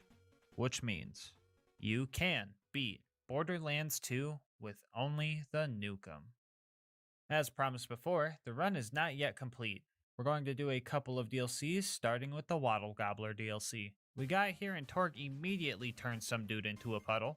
After that, he then proceeded to tell us we need to poison the Waddle Gobbler in order to kill it. And so we started blowing up the kitchen. We even styled on this Gordon Ramsay guy by putting the stinky on him with a meat grinder. After that, we went to the meat locker and blew up some pirates. Before you ask, yes, we're still in the same DLC. The last thing we needed was some poison, but in order to get to the jabbers, we had to fight this clown-shoed floaty dude that just reminds me of Sora from Smash Bros, and that just made me angry. The jabbers up ahead were a bit challenging, mainly because they needed to be slagged in order for them to drop a gland, and the hallucinogenic poison didn't help my grenade aim either. After a bit, I realized I have blast radius, I don't need to hit these guys directly, so I just martyr-styled the last one and started cooking. These kitchen crusaders did not want to let me cook, but my Nukem had something to say about that. Anyway, after stuffing myself full of money, I started my first attempt, and my ammo got me about this far, and since we don't have any access to vendors here, we were going to have to use some turret nukes to take the Waddle Gobbler down. I was kind of worried that all these tribute dudes would target me, but the baby gobblers took their full attention while the big one targeted nothing but me. Attempt number 2 ended in turret gun kill cringe, but attempt number 3 ended with a bang. So yes, you can beat the horrible hunger of the ravenous Waddle Gobbler with only the Nukem. After relaxing with Grandma Torg a bit, we headed towards the Campaign of Carnage. Well, actually, I wanted to see if the Nukem could farm a Nukem really quick, and lucky me, she spawned first try, and she also dropped it on run number 1, so that was cool. Anyway, the Campaign of Carnage. Right after this this DLC jumps right into the action, as we have a small mobbing section before the game introduces the Coward. Yeah, screw this guy.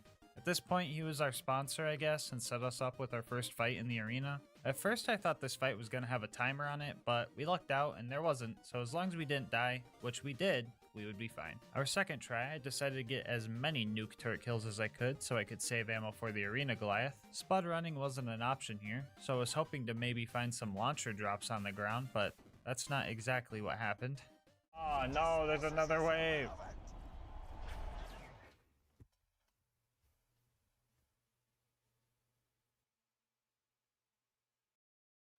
Yeah, that was my first ever Cobra drop. It feels kinda wild that I found one during a goofy challenge run like this. I wanted to do a Cobra run eventually and call it an excuse to farm a Cobra at the end of it, but now it's not really an excuse anymore, so now I gotta get another Cobra eventually. Anyway, I literally failed my only job when I forgot to wear my gas mask like an idiot when the Coward filled the arena with Armstrong gas, so big oops on my part. With our sponsor now being our enemy, we had to get a new one, and Torg knew exactly where to find one. During this challenge fight, we only had to kill off the buff dudes, which we had enough ammo to do so this part was actually pretty simple. Then we jump into the Pyro Pete fight, which shouldn't be anything too hard. Sure, we will probably run out of ammo, but we can just use our nuke turret. Oh, what is that? Okay, real talk guys.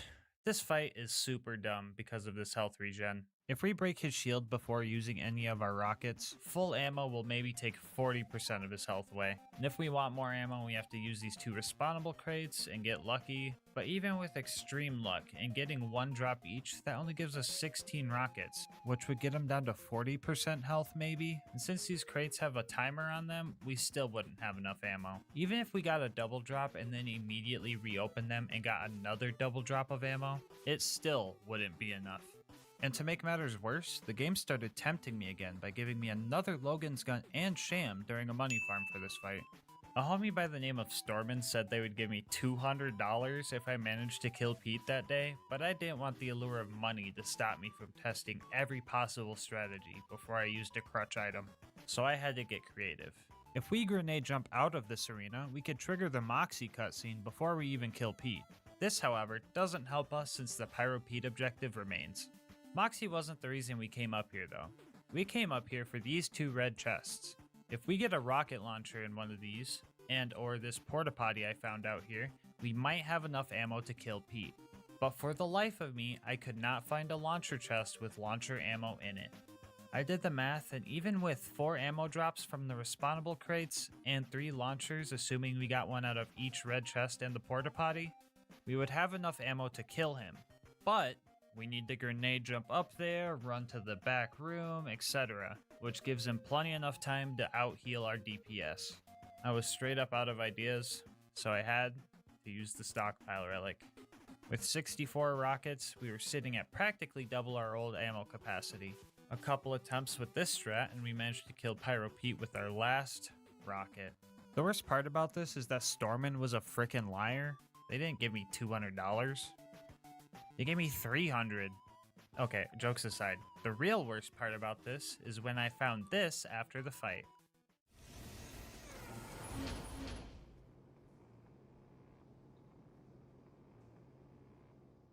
So, with this knowledge, I think this fight is possible without the stockpile relic. You just need to make an attempt, and then open these chests when you're empty on ammo. Then pray for rocket launchers, I guess. If you're lucky enough and fast enough, I think this is possible. I made a few attempts like this, but with my hard drive running out of room for footage and some other fights coming up, I made the call to just put a bounty on this fight. The first person to show me that they can do this will get $20 on Steam. I'll have specific rules and the save file in the description for you, but I just want to see if someone with this build, this gear, and no stockpile relic can do this fight. If anyone beats it, I'll have a pinned comment letting everybody know, so make sure to check that first. Anyway, let's move on. We met Tina and blew up some heathenistic cookies as a training segment, and after that we did Death Race to get the attention of Motor Mama. Motor Mama didn't have health regen because, well, I'm not really sure actually. It's kind of weird who they do and don't throw the health regen at, honestly. Anyway, we blew up her ride and started phase 2 of the fight where we had to simultaneously dodge rockets and make sure her shield didn't recharge. Ammo wasn't too much of an issue since we were practically hugging a vendor the entire time, and after a while she eventually kicked the bucket. We now had the number 3 ranking and needed to go after Flyboy for the 2nd place spot. So we headed towards the Forge. We all think dunking on Sawtooth Cauldron is fun and funny, whatever. But after this run, I don't think I'm going to be able to come back to this map and not relive trauma. Let's talk about these buzzards I gotta kill first. Now, I usually wouldn't have to kill the cargo ones, but the Nukem can't break these wooden boxes for some reason, so the only way to get them is to just destroy the whole buzzard. And these guys are also way tankier than the normal buzzards, so that's neat. I've blown up buzzards before, so this should be doable, right? No. Yeah, remember that math I was talking about earlier? Yeah, you guys can see why this isn't gonna work. So after many tries, we had to mix things up. So I figured it was time to switch up the Nukem. I wasn't going to use the full Molly 1 Nukem from Face McShooty because all I needed was to switch from damage prefix to rocket speed prefix, and I was able to do this fight. And after only 3 hours, we were able to progress. And there goes Stormin again. Okay, well in that case, just like Pete, I'll have a bounty on this fight if you can do it without the rocket speed Nukums. $20 on Steam to the first person that can show me they did it. Save file and rules in the description. Anyway, let's get this part over with. The coward and his stupid blimp are truly something I do not wish upon anybody. Okay, well, maybe Lilith, but that's besides the point. Literally everything that could go wrong in this fight did, and with great intensity. I can just barely hit him with the limp shot Nukem if he flies over the arena, and I'm on the highest part of it. And on top of that, the damage I deal is quite negligible. Like it would take multiple nukes to see his shield or health bar even move. At first I thought I could just play smart and, hide until he flies over and just slowly kill him. And by slowly, I mean very slowly since the ammo vendor was a mile and a tower climb away. If I played well and didn't nuke myself by whiffing a completely vertical shot, I could destroy his shield in 2 hours. But that's where the real kicker comes in. He summons 4 buzzards to help him, which fighting 4 buzzards with the limp shot nukem and not dying proved to be extremely hard. Now I could have used these turrets up here, but that didn't feel very right, and I could also land a few nuke turrets if he flew past certain spots on the map, but the damage was so minimal it might as well have been nothing. I had multiple 3-hour attempts just fail because of death. I had to wait so long just for him to even be close enough to hit. I fucking loathed this fight. After some testing, I thought the buzzards didn't respawn after they died, making this possible, and that gave me some hope. I'm gonna be honest, guys, I kind of have newfound hope now. I am once again hopeful, knowing this. 2 seconds later. The new plan was to take out the buzzards and not care about dying, since the buzzards wouldn't come back. And well, I was kind of rolling these guys and felt good doing it. That excitement was quickly destroyed when I came to find out they did in fact respawn after 20 minutes, so I went back to not knowing what to do. Oh yeah, did I mention the fact that his health bar has a 80% damage reduction to explosives? Because his health bar has an 80% damage reduction to explosives. Honestly, I'm too mad about this fight to make a Led Zeppelin joke, so you're gonna have to fill that one in yourself. Guys, guys, I fought this thing for 20 hours. Nearly a full day. 3 days of testing and attempts with no progress whatsoever. I really wanted to find a way to kill this thing with the derp nukem, but it just wasn't happening. From here, I had 2 options. Camp here and wait 5 minutes in between laps just to kill him with nuke turrets after another 20 hours. Or use the rocket speed nukem and kill it from the safety of this cave spot right here, completely avoiding the buzzards. The latter, well this time I'm actually on one, was the way to go. Day 4 of Zeppelin was upon us, and I came ready. I brought a monster to get me through this fight. And then a Twitch viewer named Stinky on him redeemed Mask Up, making me wear the mask until my current objective is done, so no monster for me. I grabbed all the high-priced legendary items we found throughout our 31 farms so far, and started what I hoped was my final attempt. 4.5 hours. 4.5 hours of stress upon my shoulders, of shooting the coward blimp and dodging its rockets before I decided that this was now personal. I sold almost all the legendaries I had left, so failure would mean further attempts likely would require more legendaries to be sold. Legendaries that I would have to farm. But I didn't let that stop me from finishing the blimp off the right way, with the derp nukem. I filled my pockets with rockets and started climbing up the tower. Or, I guess, the stairway to heaven. There's that joke. I went down twice on the way up, likely making my next bleed out very short. I made it to the top and rushed to the highest building and took cover, waiting for Piston to fly by. I can still hear the buzzards flying around me, circling, waiting for their chance to destroy what sanity I have left. They haunt me to this very day. I wasn't even gonna bother with slag or turret kill skills, just in the off chance that they stole my satisfaction of a nukem kill from me. My heart was racing, and you guys can't blame the monster, because remember, I didn't even get to drink one. The pressure was at its max, and I had to finish this fight.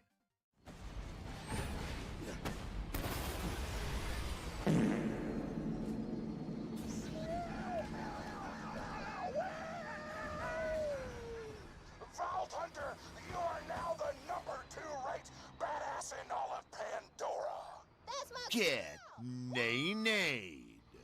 I put the stinky on him.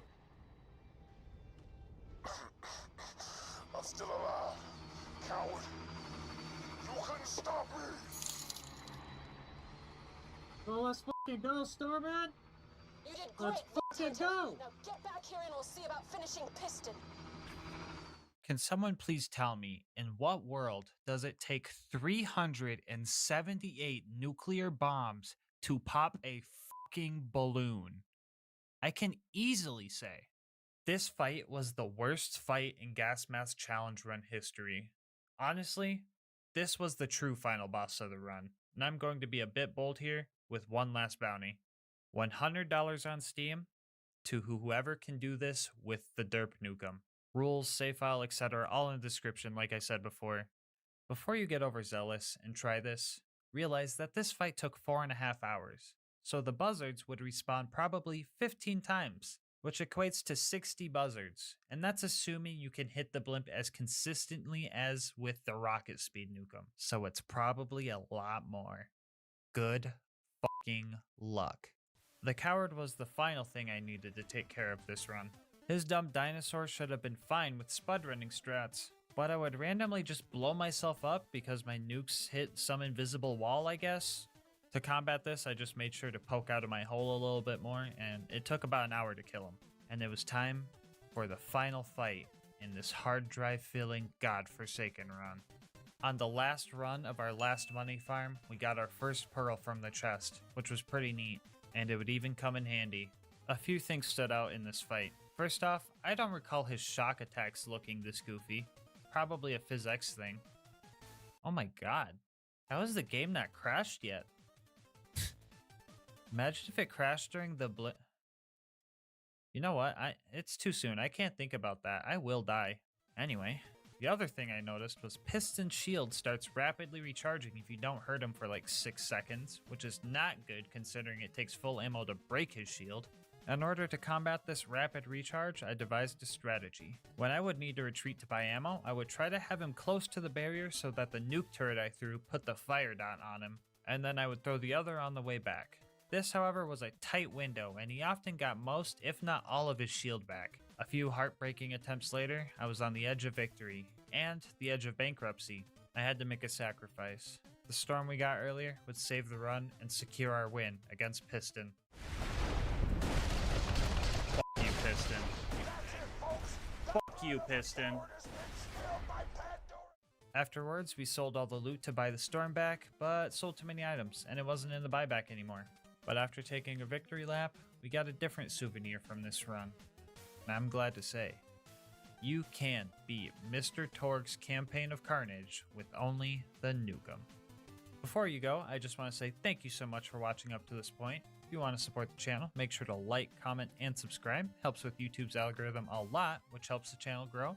If you want to support me more directly, consider becoming a channel member. 99 cents gets emotes and videos a day early, and the support helps me get videos out earlier for everybody. I'll link my Discord and my Twitch channel where I stream these runs live in the description. And last but not least, quick shout out to our homie Mango Soda, who made this video's thumbnail art. He does commissions and he will also be linked down below. But until next time, breathe easy, homies.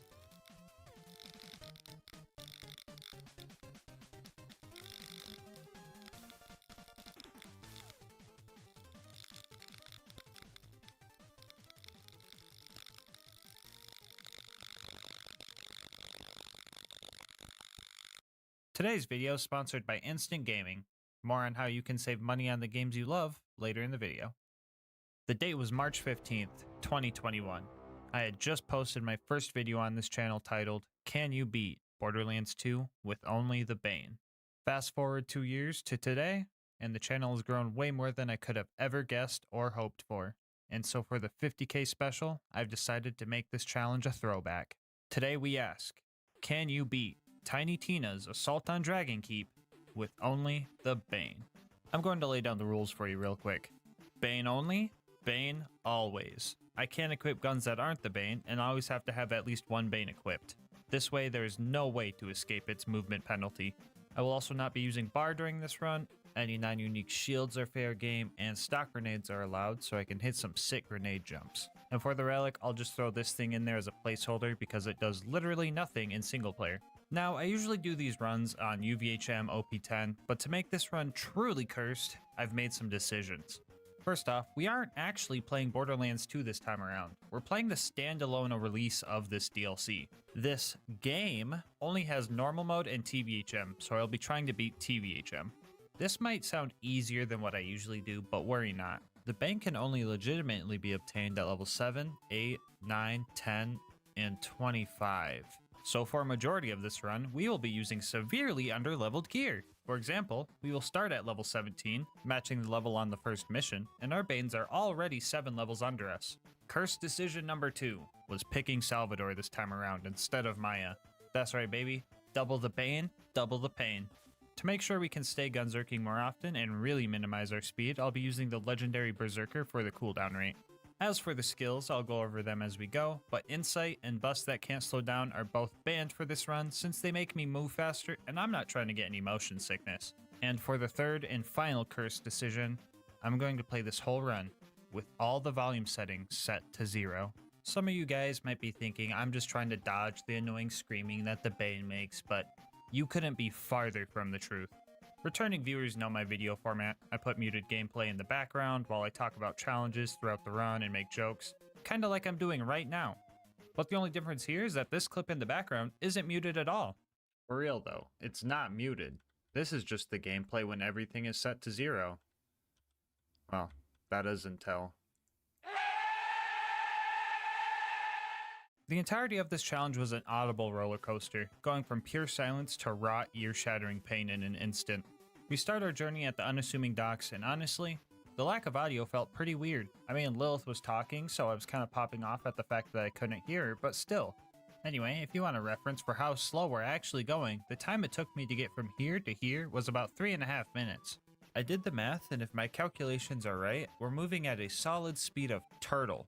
With this speed, it was super hard to dodge the arrows from the skeletons up ahead. On top of that, I'm pretty sure the arrows they shoot slow you down even more. Yeah, I didn't think I was ever gonna get stun-locked in a Borderlands game, but here we are. Anyway, Mr. Bony Pants guy showed up and our first boss fight started.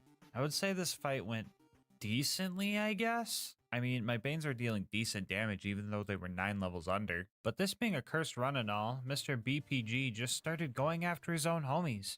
Guess he just had a bone to pick with them, I don't know. Okay, that's a little uncalled for, the joke wasn't that bad. Alright game, we've been through this before. You throw some major wins my way early on to build up my hope, and then later on you just make new rules to smack me down with some other cursed shenanigans. But joke's on you game. I already planned on torturing myself extra for this run. On the way to Flame Rock Refuge, I kept one of the skeletons alive, or unalive I should say. Anyway, I kept him around and had him just smack me forward to save some time. I'm gonna be calling this strat baddie boosting. Wait, scratch that. Boner boosting. Anyway, we made it to Flame Rock and started doing all the town tasks, but I messed up big time when I was trying to block the bar patron so he didn't run away. I felt really smart right up until the point I realized I was blocking the wrong one. I'm not really in any shape to chase someone and honestly thought I soft blocked the run. Lucky for us though, he just does laps around town and we just had to wait for him to come back around. The next area we had to traverse was the forest. Combat here was still reasonable. The tree ants and stumpies were relatively easy to fight. I thought it was kind of funny that the subtitles from the Bane were blocking my Gunzerk duration meter. It was such a minor inconvenience compared to everything else going on, and I just thought that was funny. I also managed to catch a fairy, and she even gave me the speed boost effect. After getting a speeding ticket and fighting through some spiders, we made it to our first orc camp. This is where things really started to go bad. Like, what if you wanted some blood fruit, but God said... Yeah, I don't think I have to show you the equation for a super tanky boss that's 6 levels above us and 13 levels above our gear to show that this wasn't gonna work. It was time for a new plan. That plan being stealth. All I really needed to do was get the blood fruit and head out, so if I could just get there without being seen, I would have a chance at progressing. A few tries in, we just barely got out of his reach, and he ended up getting stuck on something, so I took this chance to get some free XP. Also, you guys can't get mad at me for cheesing him like this, because he's technically hitting me, so it's really just a skill issue on his end. Yeah, this is gonna take a while. In that case, now is the perfect time to talk about today's sponsor, Instant Gaming. If you're sick of waiting for games to go on sale, Instant Gaming is the site for you. They've got all your bases covered. I'm talking Nintendo, Xbox, PlayStation, and PC. It's also super quick and easy to get access to that game that's been on your wish list for way too long. Don't make the same mistake I did when I bought this game for full price when I could have had it half off and saved $5. In GasMask currency, that's like 2 whole monsters. Maybe you're looking for a deal on a co-op game to play with your friends. Or maybe you just got a new PC and want to fill up your game library without dropping a fortune. Instant Gaming has you covered. How about this? Think of a game that you've been wanting to play right now, and then check out the link in the description and see what kind of deal Instant Gaming is offering on it. And if you like the deal and decide to make a purchase, just know that on top of saving yourself some money, you're also supporting the channel. Anyway, let's see how much progress we've made. Okay, yeah, I think I'm just gonna jump cut this one. We got our fruit and made it to the Immortal Woods. We didn't make it too far into the woods before I realized that, oh yeah, we need to farm XP for this run, so we went back to Flame Rock to grab a few side quests. We got some easy XP by watching Reginald, die. And then we got Ellie some armor. These two missions combined got us a total of 1 level, which doesn't sound like much, but it made the scary skulls next to the bad guys' names go away, so I felt a little bit more comfortable in the woods. Here we did 2 more side quests. We suffered through the Dark Souls quest that took like an hour and a half because I kept dying. Very reminiscent of when I tried to play Dark Souls for the first time. And we also completed the critical fail mission to unlock a very useful experience farm. Instead of trying to find more missions, I decided to farm Arguk the Butcher and all the tree ants along the way. We were kind of getting rolled most of the time, but it was all worth it when we got the style on Arguk at the end of each run. I put the stinky on him. We farmed up to level 21 here before we went back to the woods and met up with our homie Roland. Wait, Roland, no, I just got here, dude, wait. Anyway, another 10 minutes later, I caught up to Roland and started the scariest fight yet. The Ghost Kings are usually tough even if you're not doing a challenge run, so I was prepared to suffer here. There is no running away from these guys. Well, actually, there's no running away from anything, actually. Even the Stumpies could chase me down, but you get the point. Something kind of unexpected happened, though. They would bully me to the edge of the arena, but then their attacks would just start whiffing because I was way lower than them. This kinda felt like a cheese, but it also kinda wasn't. Okay, let's say I didn't want to kill them from this safety spot. That would require me to just run directly into oncoming attacks, which doesn't feel like I'm avoiding a cheese, it just feels like I'm throwing for content at that point. I mean, they're the ones that kept smacking me down here, so again, I have to say, it's a skill issue on their part. To be fair though, their laser eye attacks were still super deadly and they did end up killing me multiple times. I mean, come on top of my gear being level 10, these guys are also unslaggable and resistant to all elements. So getting a kill was just a matter of did he use the eye laser during the attempt or not. Even with this pseudo safe spot, it still took about an hour to fight through all the Ghost Kings. I was genuinely surprised how well that fight went and went to the mines with plenty of confidence. Yeah, then my confidence was absolutely destroyed, stepped on, kicked, lit on fire, etc. I'm going to throw up the map here and just show you guys my travel history as I talk about this dump. We start off by trying to fight the bad guys that were now 12 levels over our Banes. In order to get second wins, I had to ditch some of our Gunzerk duration skills for down not out, which allows us to Gunzerk and fight for your life. If it seems like I have a lot of skill points, that's because I do. But that's just because this game gives you 2 skill points for every level up. Anyway, this fix didn't help much, especially since the next bad guy we had to face was another Duke of Orc. Maxing out at level 27, I figured that the likelihood of me shooting this guy to death was practically non-existent. So I caved, and let my inner instincts kick in. And the nade, please. I put the stinky on him. After that, we slowly made our way to Ragnar and then proceeded to uppercut him and make many of my cloned brethren hate me. After that, we found Claptrap and started making our way to the runes to unlock the exit before realizing I didn't hit the objective for looking at the door and having to turn around. A tiny mistake I usually wouldn't bring up, but since it took up a percentage of my lifespan that could probably fit on a small calculator, I thought I would bring it up. We got our first rune by bullying Claptrap into submission and started fighting some big rocks. Here I realized I was living in a reality where rocks were more animate than me. A lot more deadly too. After fighting and dying to a bunch of the angry clones, we made it to the jumping puzzle. Now I think this jumping puzzle is possible to do with the right grenade jumps. However, the jumps would need to be extremely precise. Like you would have to use your jump momentum from the platform launching you upward and have a grenade explode in the right spot at the exact perfect time. I failed enough times to make the bridge just pop up and felt super depressed because of my lack of skill. But where I lack in physical ability, I make up in mental ability, because I was able to complete this next puzzle with ease. After that, we jump into the fight with Greedtooth to secure our final rune piece. This is where our underleveled gear went from being an issue that slowed us down, no pun intended, to a literal impassable wall. Much like the Ghost Kings, I was bullied into a corner and was just left there to take hit after hit. Even with a damage shrine, this was about as far as I could get. Yeah, so our only hope at this point was to get to level 25 and use the next legitimately obtainable Bane. So we ran back to Claptrap to do some side missions. On the way, I found a melee shrine. Some of you guys may not know this, but on top of giving you melee damage, these shrines turn every melee hit into a strong knockback punch, meaning literally anyone could put the stinky on these doors if they wanted to. But when you combine the power of a melee shrine and the power of the best skill in the game, you unlock a move I like to call the stanky. Wait, here we go. Can you survive a punch from me? Oh my god, that does launch him. Anyway, we made it to Claptrap and took his first mission where we need to crush some dwarves in a crusher. After that, we need to run through pretty much the entire map again, just to beat this beard with a sledgehammer, I guess. And then we had to run all the way back to Claptrap. I would like to mention that the enemies have already respawned 2 or 3 times by now, so every corner of this map was still combat dense. Almost as dense as the rocks forcibly being shoved into my eye sockets. The next mission was to kill some magic enemies to charge up Clappy's wand. First off, we had to blow up a magic golem with some explosive damage. The plan was to get him low and then bounce a stock grenade at him. However, I messed up and soft-locked the mission somehow, so I had to run through the whole map again and re-stinky the Duke of Orc. That is a word now, so make sure to add it to your dictionary.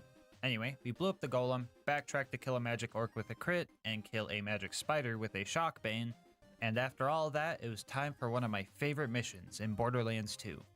Or, sorry, I should say one of my favorite missions in Tiny Tina's Assault on Dragon Keep a Wonderland's one-shot adventure. During this mission, Clappy spawns several waves of brooms that you have to fight. I would highly recommend you play this mission on Krieg with a Bloodsplosion build, because you can create a never-ending chain and get a decent chunk of XP. Anyway, we weren't Krieg, so we had to use the build and just hope we survived enough rounds. Fetch me their souls! We had some very close calls. I mean, at one point, a broom almost put the stinky on me. Yes, a broom almost humiliated me more than I have ever been. Not gonna lie, I probably would have deleted my channel if that happened to me, so thankfully it didn't. We got about 4 bars of XP for sending all those things to the storage closet in the sky, and we are really close to getting level 25. Another cool thing we got from this mission was our first kite shield. Now, if you haven't played this goofy standalone game, you probably don't know what this is. For some reason, they added a new shield type in this game. If we read the description, it says knocks back melee attackers with a burst of wind. And honestly, they had me sold at knocks back. Also, a burst of wind? Yeah, I don't know about that. I think they were just taking the stinky too literally. The stinky was now streamlined, and I was one step closer to godhood, and I couldn't be happier. Anyway, I started fighting my way towards Greedtooth again in hopes that I would reach level 25 before I got there, and to my luck, the last set of dwarves got me to where I needed to be. They even left some bad guys left over so I could test the new power I held. Finally, at Greedtooth, we jump in for the fight. Not only were we now 1 level over-leveled for this fight, we also had the damage shrine to really secure our win. We grabbed the final rune and thanked Gearbox for putting these teleporters here, because I've already been in this cave for 6 whole hours. Anyway, here's the map with the full route that I took. And now let's add all the extra walking from dying and getting sent backwards. Yikes! Anyway, as if we weren't already barely able to walk, we now had to climb up Hatred's Shadow. On the way up, I talked to Sir Gallo and started another side mission for a little bit of XP. This made it so we had plenty of targets to take on the way up. You know, we had Sir Boyle, Sir Mash, the Darkness, and Sir Stew. We were doing pretty well, and we even got to see our kite shield put in some major work. And we made it to the top with little to no issue. And, well, the one issue we kinda needed didn't show up. And by that, I mean the handsome sorcerer's dragon just didn't show up. I tried to re-enter the area in case I missed the trigger somehow, and I was greeted with this. Yeah, I don't know what kind of cursed shenanigans were going on, but I had a theory. Bro. I know Sir Gallo doesn't count as a player now. So yeah, we went back to finish the mission and also save quit to make sure it wasn't any other glitch and just reclimbed the whole map. And yeah, that didn't work at all. I had one theory in the back of my head from the very start that I thought was so unlikely that I didn't even try it. I thought to myself, there is no way the game is that spaghetti coated, that messed up, that cursed, You would think after all my past encounters with cursed occurrences, I would have learned my lesson and never doubted how scuffed this game is. Welp, here's how I fixed it.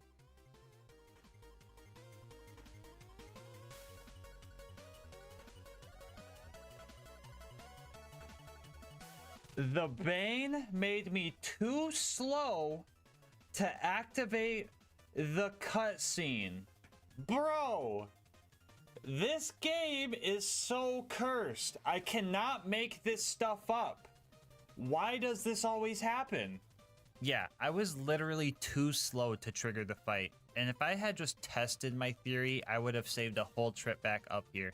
Anyway, the dragon fight was pretty simple. Pretty sure the dragon was focused on Roland most of the time, and the game even gave me baby dragons if I ever needed a second wind, so this was pretty easy. After the dragon was killed off, we made our way to the Lair of Infinite Agony. I know this map is right down there next to Sawtooth Cauldron on the map tier list, but if you account for the name of this place and the challenge I'm doing, you would find that I fit in pretty well.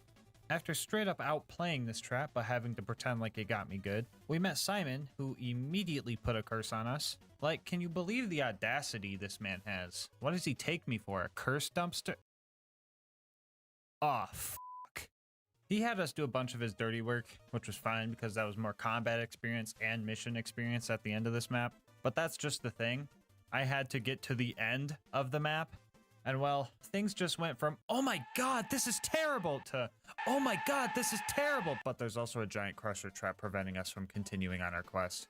At first, I was pretty confident that I could just grenade jump through this. But I think the upward movement of the platforms ate the grenade and just made it so it didn't hit me at all. Like a lot of problems in Borderlands, I assumed it was a frame rate issue, so I capped it at 30, and this seemed to help, but I was still not getting the distance I needed. Throughout the run, many people predicted with absolute certainty that this was gonna end the run, and honestly, I didn't appreciate those doubters. Like, bro, did you see what I went through in the last video?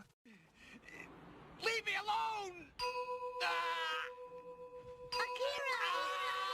If any of you viewers didn't see the last video, there's a good chance you're new here, and in that case, consider subscribing and checking out my other runs if you like the content. It helps out the channel a lot, and I would love to have you in the LilGasmask gang. Anyway, yeah, screw these doubters, man. I still had plan B. So we head back to Flamerock Refuge and respec our skill points, this time going for double your fun so that we could throw 2 grenades while gunzerking. After that, we fought back to the Crusher Trap and did some testing, which looked very promising. Even with my confidence now at 100%, our homie Happy Turtle was still doubting me. He was so confident that he even wagered a week-long ban if I succeeded. And let's just say, we didn't hear from him for a while. Grenade jump now. Grenade jump. Grenade scoot, I should say. Grenade scoot.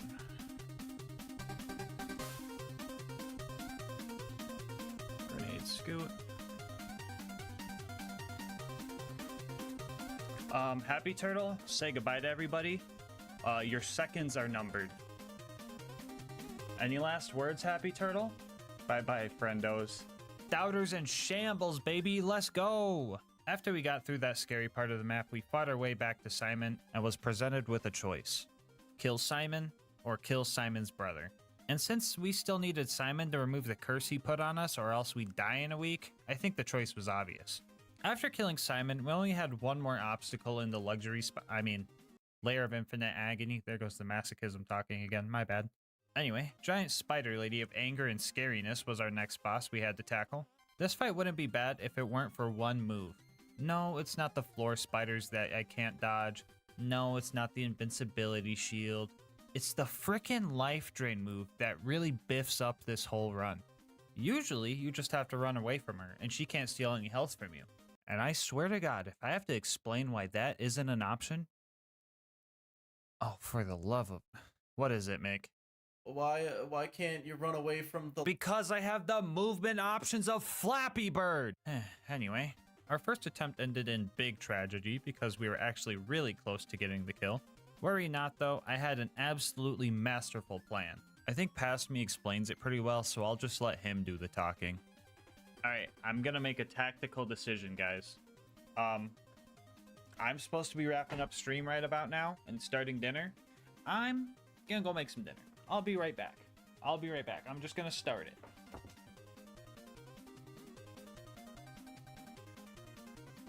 Hey guys, how's it going? I'm back. Actually, my desk is kind of messy. I'm gonna clean it up real quick. All right, I'm back.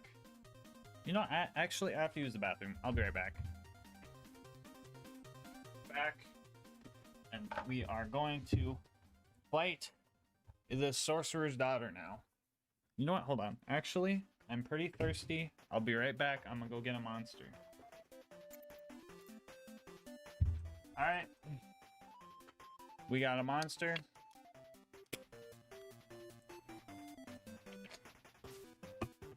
Let's kill this thing.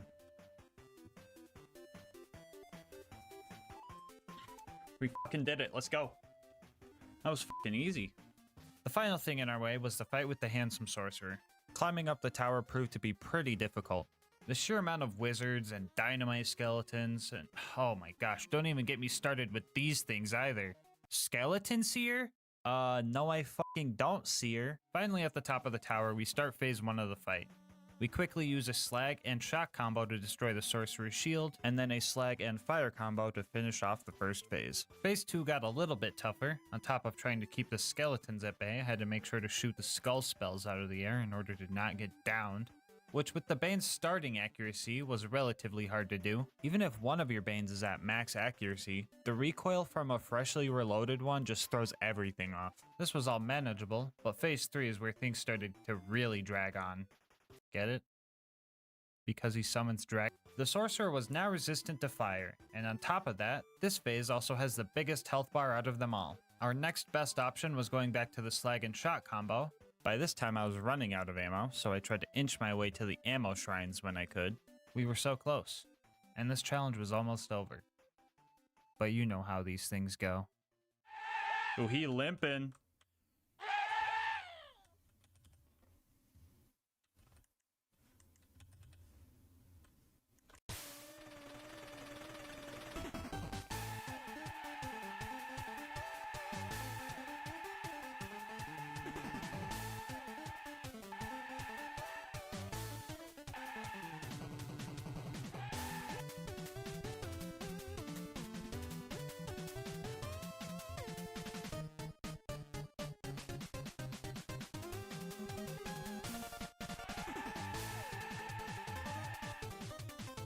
And just like that, now we know. You can beat Tiny Tina's Assault on Dragon Keep with only the Bane. Bonus content time, woo! In my other Bane video, I did the Bane side quest as a way of saying goodbye to the run, and I'll do the same here. In this game, you can find the Bane quest in the Mines of Avarice, and oh my god, it turns out you could get a legit level 22 Bane. Anyway, we talked out to the dripped out version of Marcus, found Horus out by the docks, marked McNally in the forest, did a sick grenade jump to get Gar's map in Flame Rock Refuge. I promised this was first try and did not take a full hour to get right, and finally met my demons face to face. And with this, our true final victory has come. Before you go, I just want to say thank you so much for making it this far into the video. If you want to support the channel, make sure to like, comment, and subscribe. Doing all that helps with the algorithm a lot. If you want to support the channel more directly, consider becoming a channel member. 99 cents gets you emotes and videos a day early. It also helps me get videos out faster for everyone. I will link my Discord and Twitch channel where I stream these runs live in the description. And for everyone who is already subbed, I want to thank you again for helping me hit this 50k milestone. I promised to do a Wanderlust only run at 100k subs because I truly despise that weapon. And after that, who knows? I could use the Bane in the other Borderlands game that has it for the 200k special. Anyway, shout out to Instant Gaming for being this channel's first sponsor. Make sure to check the description below and save some money. And also shout out to Mango Soda for this video's thumbnail art. He does commissions and he will also be linked in the description. But until next time, breathe easy, homies.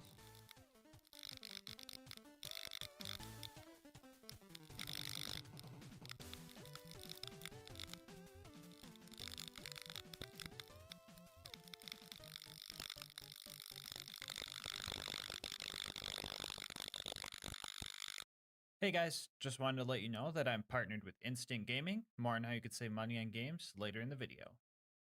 So a few videos ago, I posted the Sheriff Posse Challenge run, and I got a lot of comments asking why I didn't use the Law and Order combo to make the run even more on theme. Which honestly was a fair question. I literally opened the video like, Pandora's always been a lawless place, but what if we wanted to bring some order to this wasteland of a planet?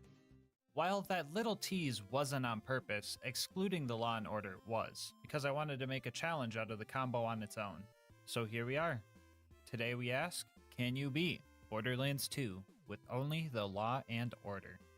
Before we start, let's go over the rules. Or should I say laws.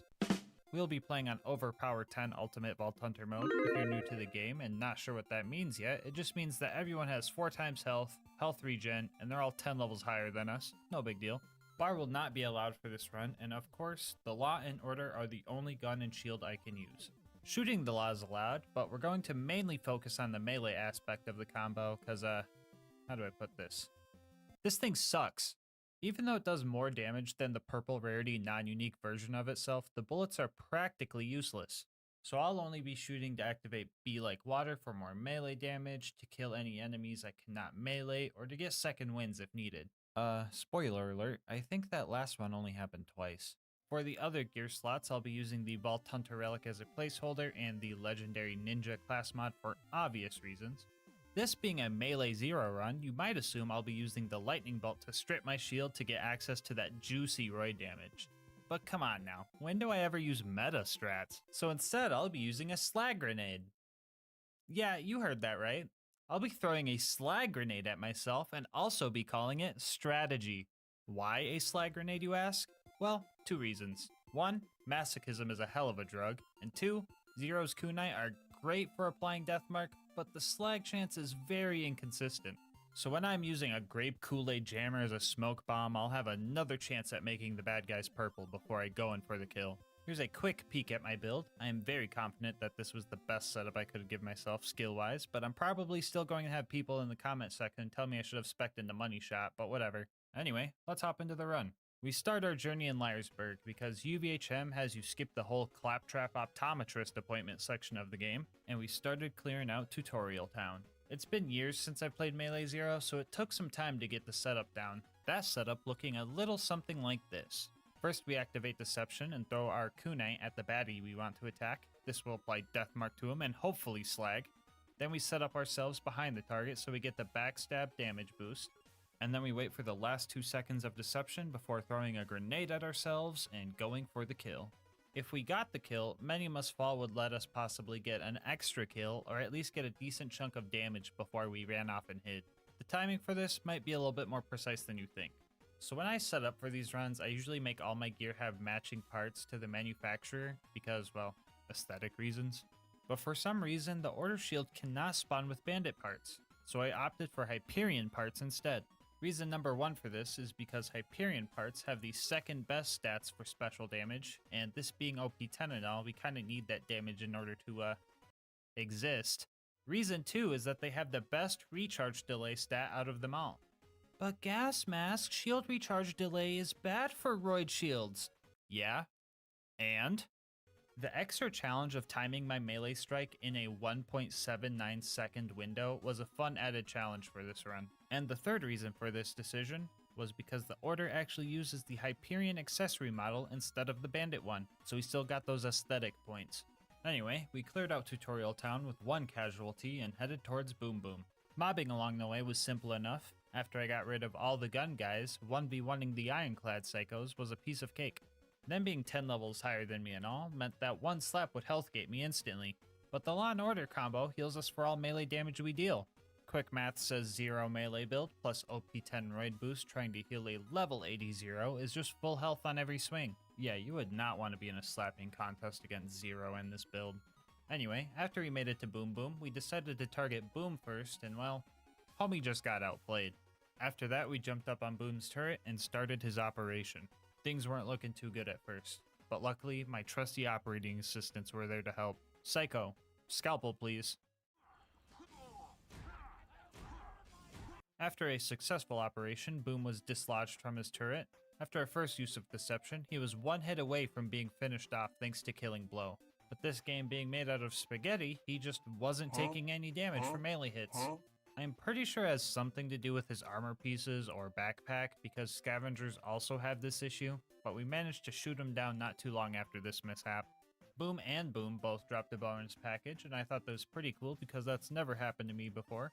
Anyway, we mobbed our way up and made it to the Flint fight. The main issue of this fight was closing the distance and getting close to Flint. And even if we did manage to get close, the amount of enemies shooting at us would leave us very low on shields. And in order to strip our shield without blowing ourselves up entirely, we need at least 85% of our shield left. It also didn't help that Flint would run up to our hologram and spam his AoE slam move, making it practically impossible to get close. So if we wanted to deal significant damage, we had about 5 seconds after throwing out our decoy to close the gap, throw kunai, strip our shield, and land the melee within the small window where we still had roid damage. Which I did. Oh! This is a historic day in LilGasmask Challenge history. Today, we defeated Captain Flint without any cheese whatsoever. Our next goal was to make it to Sanctuary. To get there, we needed a car, so we stealthily stole one and dripped it out. Our character skin, gun skin, and car skin were all matching, and this boosted our confidence stat by a solid 100%. After that, we found Corporal Reese as he was skillfully fending off hordes of psychos without even breaking a sweat, but we decided to help him anyway. Alright, Reese sent us to go grab this power core. This should be a piece of cake. Oh, look at this clown. He actually fell for it. You stinky. Oh, wait. No, we needed that power core, didn't we? Guess we could just kill the 20 bandits for Reese while we're here. Well, in that case, now is the perfect time to talk about our partner, Instant Gaming. Instant Gaming is a website that gets you set up with deals on the games you love. I'm willing to bet a good portion of you guys have a huge wish list of games. And from my experience, that wish list can end up being a graveyard. You either have to wait an unknown amount of time to get a deal that might not even be good, cave and end up purchasing a game for full price, or just completely forgetting that game ever existed. That's where Instant Gaming comes in. No waiting for deals, no full price games, and no missing out. It's not just for PC gamers either. They got deals if you're on Xbox, PlayStation, and even Nintendo Switch, so they've got everybody covered. You can see the deals for yourself right now. Just think of a game you've been wanting to play and use the link in the description.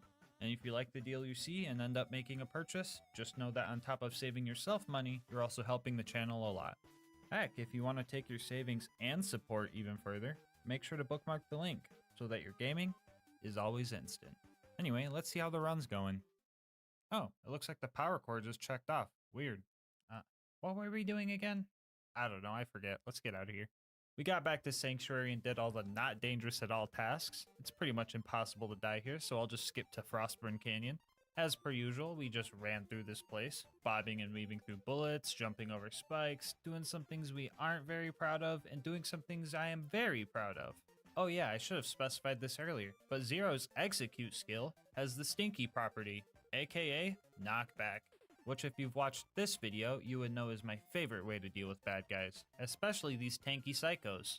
The rest of the mobbing was going great. As long as Lilith didn't say her cringe one-liner, everything was gonna be... Okay, Lilith, I'm going to be extra nice one last time. I'm going to let this slide since we're kinda doing a cowboy run, but this is the last time ever, okay? You got that? Thank you. Anyway, after all that, we had to go rescue one of the cool vault hunters. In order to get into the Bloodshot stronghold where Roland was being held, we needed to go to Ellie's and get a new bandit car to sneak in. While fighting the cars with cars is allowed for the run, I usually like fighting them without them, because these guys aren't balanced properly for Ultimate Vault Hunter mode, and I just like the power trip. I mean, just throwing my kunai at them would likely handle the situation on its own. We decked out our new whip and headed towards the Bloodshot Dam, where Bad Ma was already waiting for us. And well, we made pretty quick work of him, honestly. While I was kinda sad that we didn't get to put the stinky on Bad Ma this time around, it was nice seeing the little homies rejoice in their freedom. The stronghold was up next, and the main problem we ran into here was the non-stop onslaught of bullets coming from every angle. Usually the Law and Order's healing can keep us alive in one-on-one fights, but against a horde of crazed marauders, you know, the bandits that run really far away after they down you for some reason, we run into some issues. Here we got our first second wind from an actual bullet To be fair though, I'm pretty sure they forgot to balance these turrets past normal mode, so literally anything can one-shot it, so it wasn't really that impressive. After struggling through the first part of the map, we made it to the toilet room. And this place is usually the hardest part since the bad guys all have the high ground.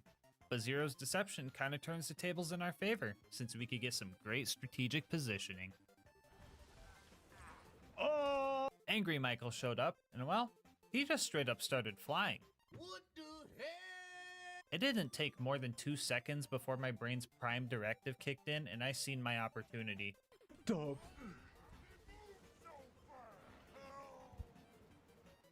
I was so baffled that this man just alley-ooped himself, it somehow triggered my flight reaction.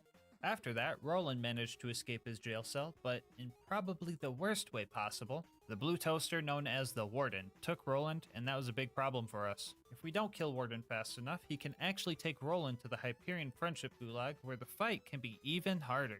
So we needed to make sure we were focused and got this fight done here and now. We fought our way through the chaos and started our fight against Warden with a good amount of confidence, but then things started to take a turn for the worst.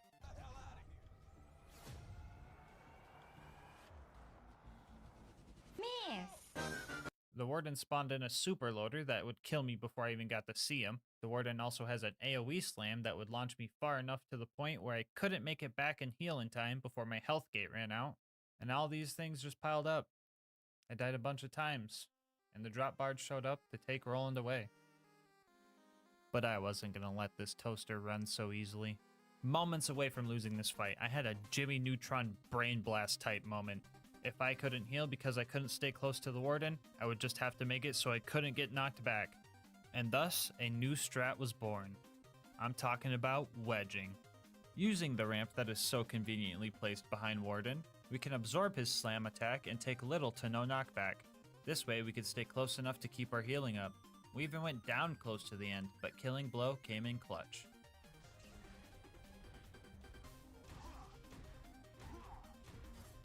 Fuck you guys. Doubters in shambles.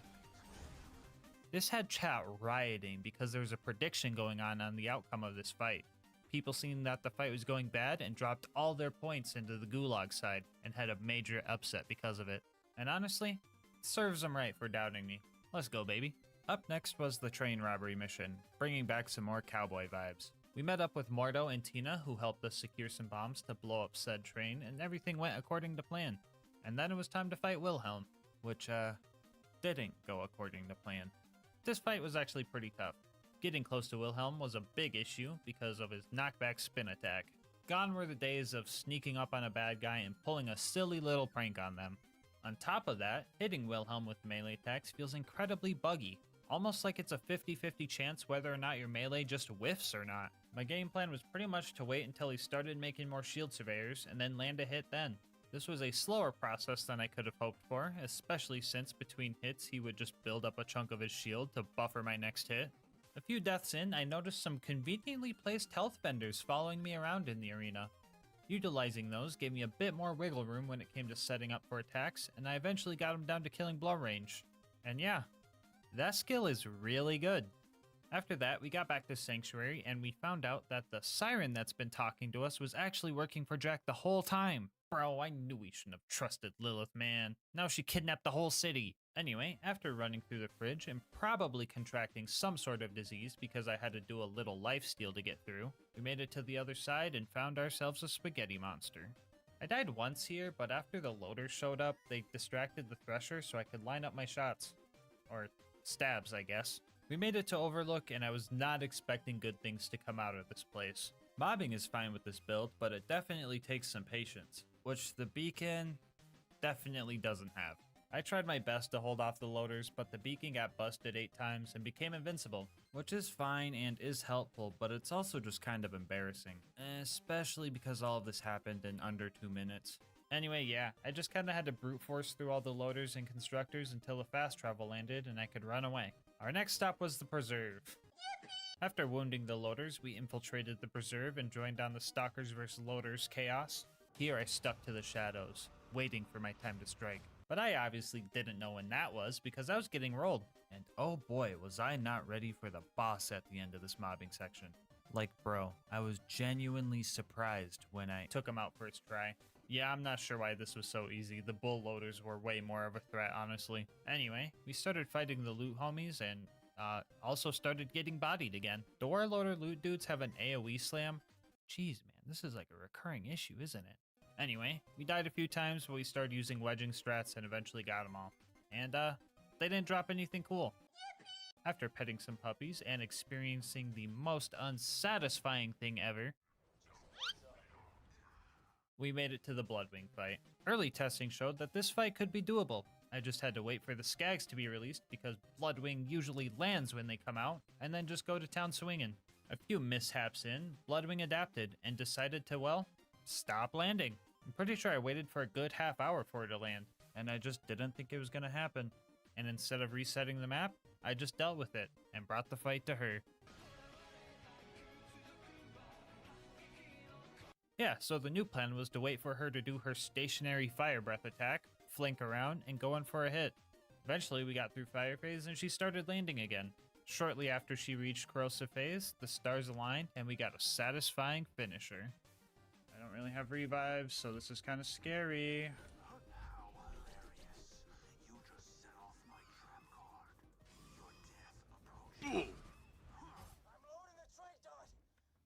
Scary? What was I even saying? This brought our rivalry score to 6-4.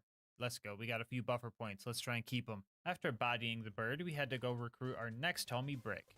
On the way there, we found Face McShooty, and sadly, we can't slice his face off and have it count for the mission, so we were gonna have to snipe him later. Anyway, we started Brick's initiation and died immediately. But that didn't stop this ninja cowboy from summoning a Godliath for some extra challenge. And that's all of them. Wait, why isn't the cutscene triggering? Oh, wait, silly me, I really forgot about this guy. I really can't believe I almost forgot about Back McStabby, bro. What the heck is wrong with me? Anyway, we started clearing out loaders with our homie Brick, and after the first wave, we came back to deal with the sarcastic slab.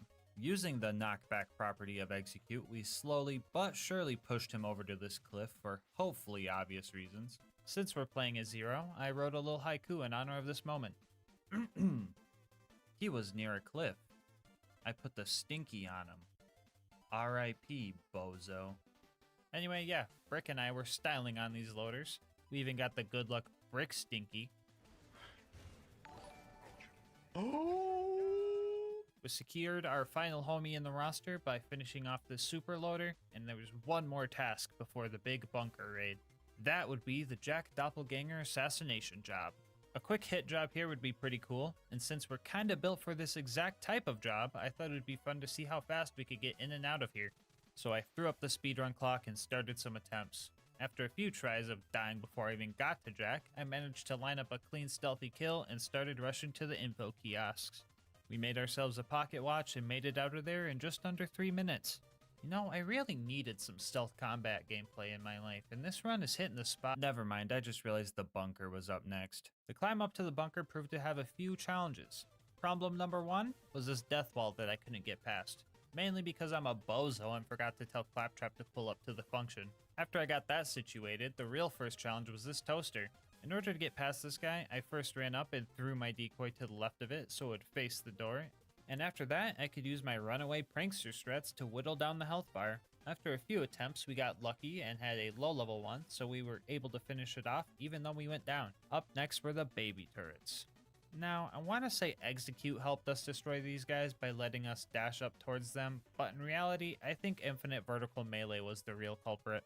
On the way up to the Super Toaster, we found another bonus package, making that our third one for the run. Is this a sign that we should do a bonus package only run? No, of course not. It's just pure coincidence. Don't be silly. Anyway, the big toaster got me a few times before I realized I have Boar, which allowed me to destroy a good chunk of the constructor's health by shooting the side turrets off. This also got us our second win with a bullet, while also putting the constructor within killing blow range. The last thing before the bunker was Face McShooty. Ahem. Face McShooty? I said Face McShooty. Oh, here we go. Anyway, Zero, being the skilled assassin he is, also imbued with the true spirit of the West, took aim and easily got the headshot first try after 40 warm-up shots. At the bunker, we start taking out the turrets. Most of these guys were pretty simple to fight, but 5 of them were a bit tricky. First off, 2 of them required the infinite vertical melee that this game has in order to take them out, and another 2 just couldn't be meleeed. There's an invisible wall right here that prevents me from getting close enough to destroy these things. I even tried to grenade jump over it, and that didn't work either. So for the first time in this run, we actually had to shoot something for the kill, which is, yeah, kinda lame. But if we're being fair, it's a whole lot harder since this thing sucks for bullet damage. I'm pretty sure they would out-heal my DPS if I didn't have them slagged, so yeah, this was definitely harder than just smacking them a few times. The final turret could be meleeed though, but at a cost. Since this thing is straight up hanging over the void, I just had to make sure I could kill it before I hit the death barrier, which happened a few times. Execute was great, but sometimes you just slip right past your target and fly in some random unfortunate direction. Anyway, I think I was messing up because I kept missing the roid damage window, but ended up one-shotting it in the end. It was now time for the bunker fight. The bunker, being airborne and constantly hovering over a death pit, meant that melee combat was a pretty bad idea. So the best thing we could do was just use bore. But that's boring. You're watching this video, and that means you've seen the thumbnail, so you could probably guess where this is going. If you can't tell, this strat was incredibly risky. If I didn't miss the bunker and managed to actually land on top of him, I would be in a constant state of bouncing and would have to focus on micro movements in order to not fall off. We also rarely had roid damage up here, so the process was also very slow. After the bunker had enough, he would just kind of shake us off, and that was honestly the scariest part. I'm pretty sure this would stress anyone out, knowing that at any moment, this could happen.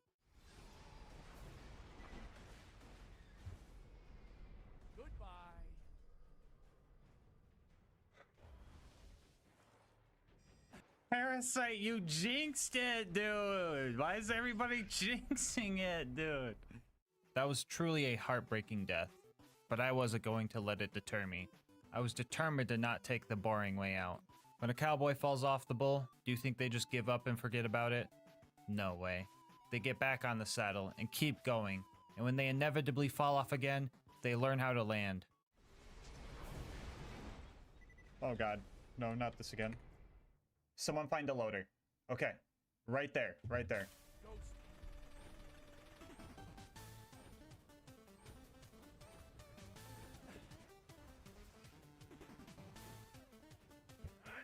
Yeah, that's right. The cowboy keeps going until the job is done. After over an hour of this cycle, the bunker reached killing blow range, and victory was in our sight. We set ourselves up under the bunker, and we castrated this raging mechanical bull. After partaking in some cowboy caviar, we started the fight down in Angel Core. Things were going relatively well down here. Loaders aren't exactly the best at running away from you. As long as I went down close enough to them, I could get a second win. To help ensure this, I started jumping at them. This way, if I did go down before I got to them, I would keep getting closer instead of just stopping in my tracks. After that adaptation, the rest of Angel Core went smooth. Lilith, you fucking piece of shit. I swear to God, I hope...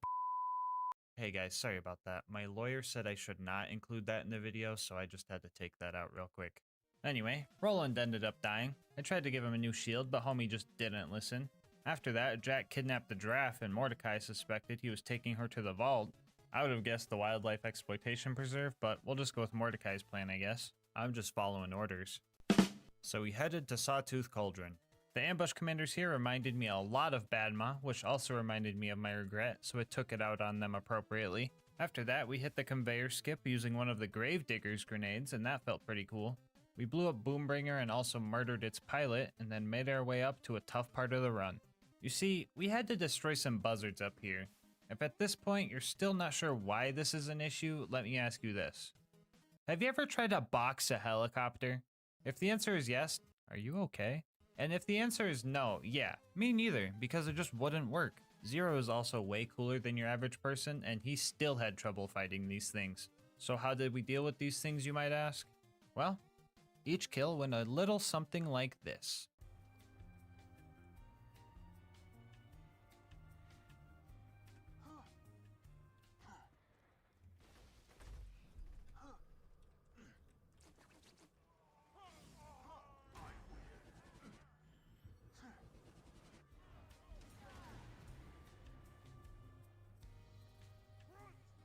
Yeah, if I wanted a chance at taking these things out, I needed to get them right as they were taking off. And descending the tower to get them to despawn and respawn was the best way of doing so. It took about an hour, but we managed to get all 5 buzzards and steal the bombs we needed to get to the boneyard. Everything here went as usual. We got away from the bad guys at the first pumping station, died to the sergeant loaders in the second one, almost had our car blown up at the third, and then rammed that same car into a pipe and end up in the Arid Nexus Badlands. Now, I could just run through this area, but I seen Saturn and I thought, yeah, I could take him. Okay, maybe not in a fist fight alone, but I had some ideas.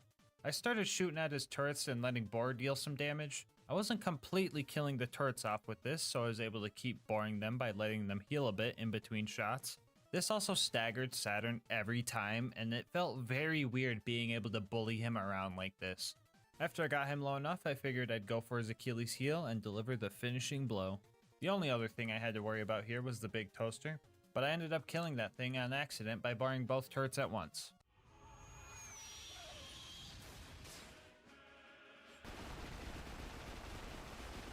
Anyway, we got our info and made our way to the claptrap door.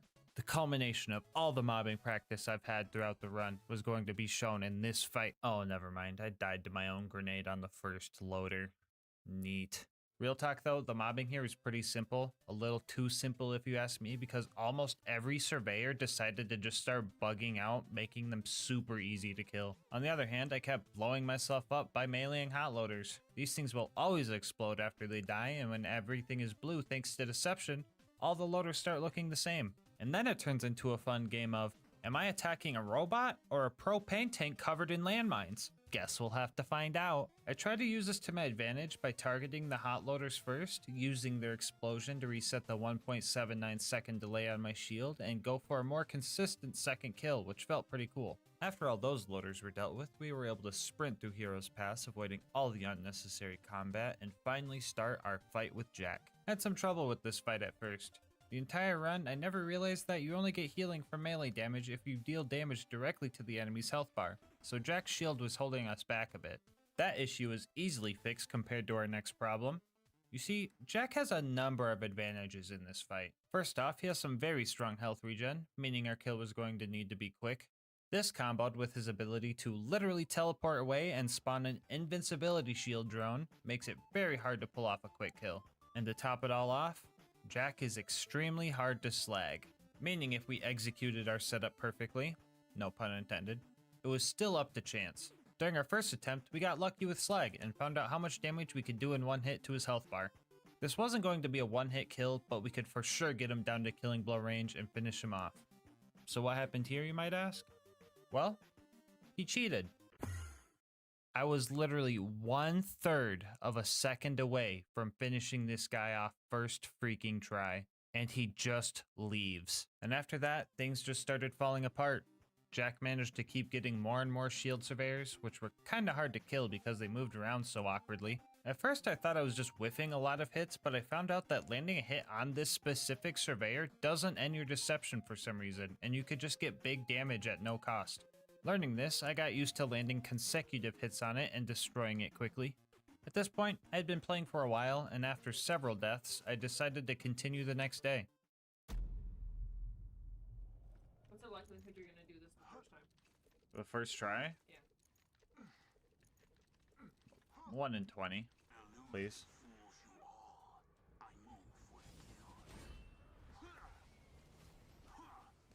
I'm gonna be surprised if this works, honestly. AJ, man, you still there? I can help you with that. First try. Well, I guess that just leaves the warrior now. This final boss was definitely a worthy one. The fight was nothing but back-to-back constant risk-taking. Getting close enough to the warrior to melee him also meant I was in the worst possible spot if the warrior decided to do a slam attack. On top of I'm this, still if a here. crystal Okay, is so Strack or the warrior that somehow one's landed a slightly hit on me bugged. right before I tried to strip my shield, the whole attempt would just be lost. What you I had should some do strategies to is combat these make issues. sure you're not using. First There's a off, I made skill sure to in like always the know where bottom nearest right of the crystallis skill was tree in case I needed some quick health and called or a something second one. like. I would utilize the wedging strat we learned earlier. I to forget what maximize it's damage called, when but the warrior what was it in does this is it spot, gives a and chance use for this you to bridge deal stop us from action flying skill like he was in damage the other again two every spots. time you deal Our first damage. attempt made it pretty far before That we is lost to our stealing own the mistake. kills from you. Usually easily breaking all the crystals onto crystals. Here, let me load up BL4. I'll show you how I got mine.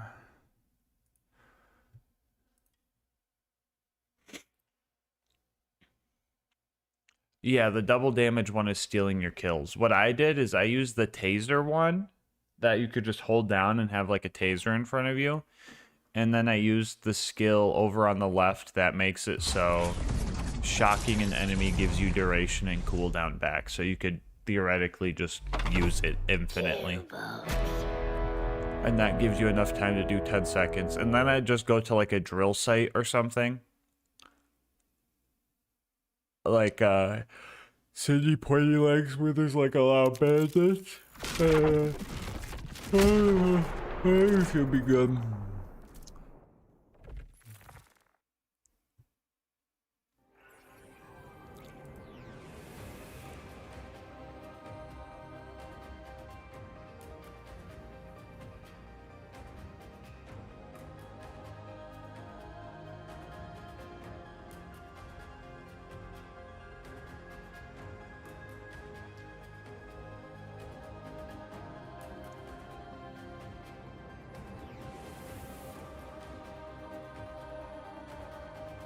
Odds the stream ends today? Well, in about 2 hours, Twitch is going to start doing the matching subs thing.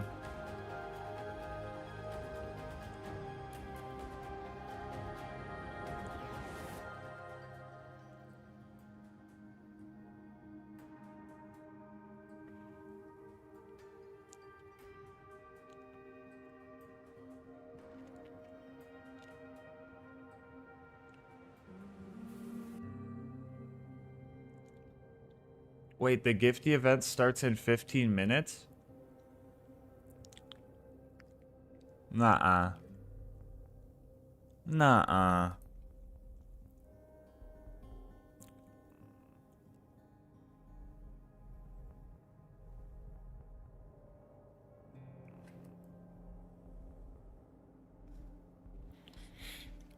One sec.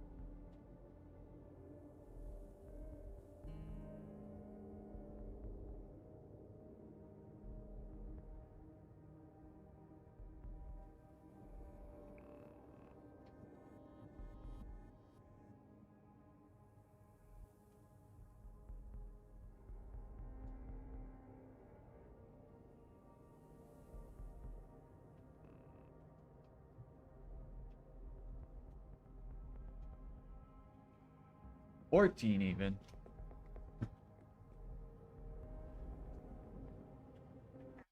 Well, chat, we might be cooked. We might be cooked. With that perk on Radiant. I was losing my mind for a sec, but on the plus side, I got a lumberjack. Let's go. Appreciate that info. Yeah, because I was trying to do that challenge too, and I was like, what the fuck's going on?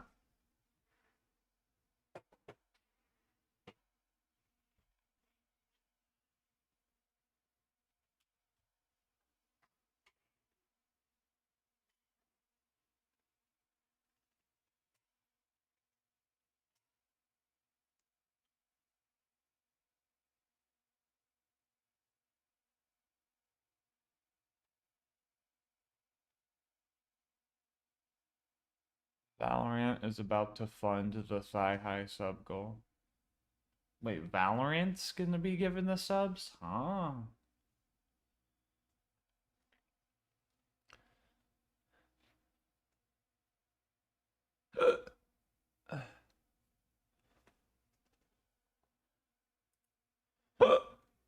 Where you putting it? Where you putting it, Beef?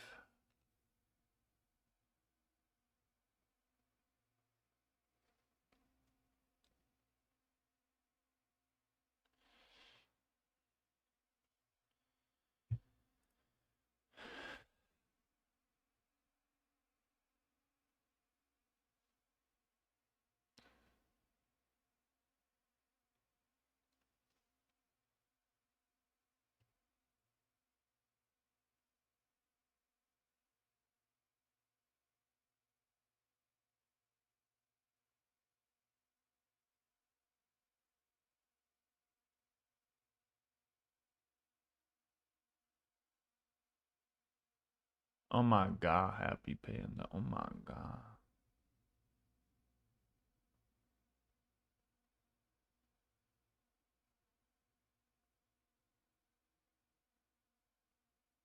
Oh, it's going on a side melee weapon?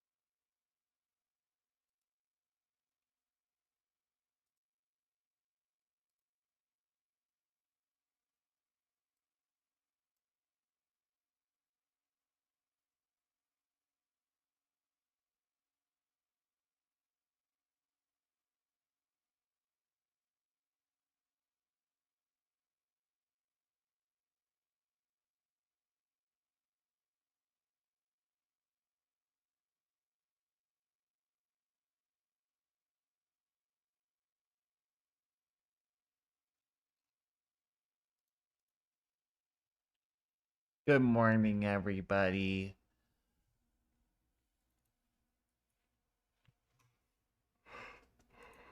We have some stuff to do today, don't we?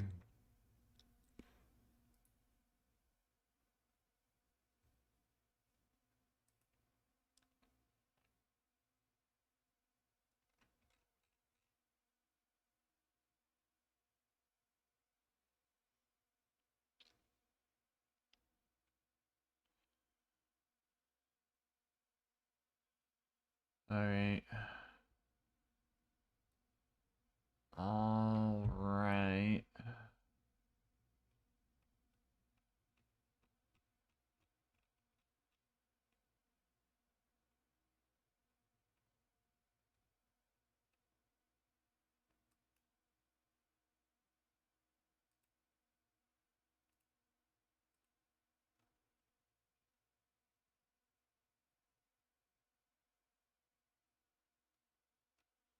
Did I not activate the new channel point redeem?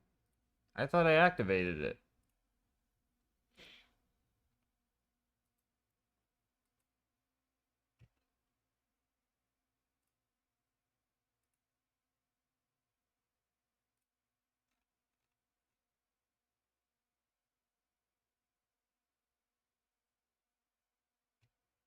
Huh?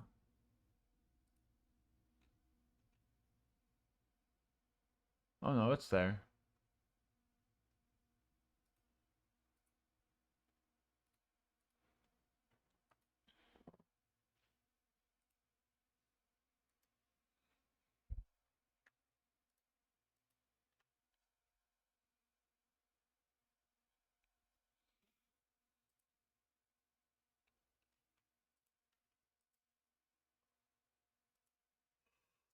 All right. Well.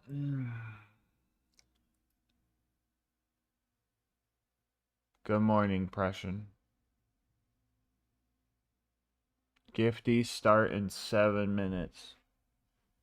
I'm terrified.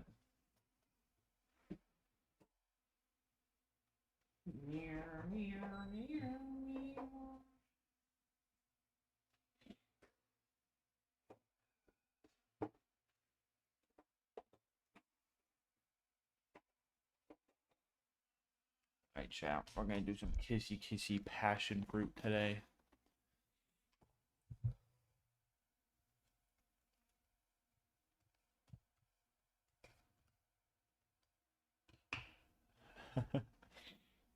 Yeah, what action skill are you liking the most, J-Man?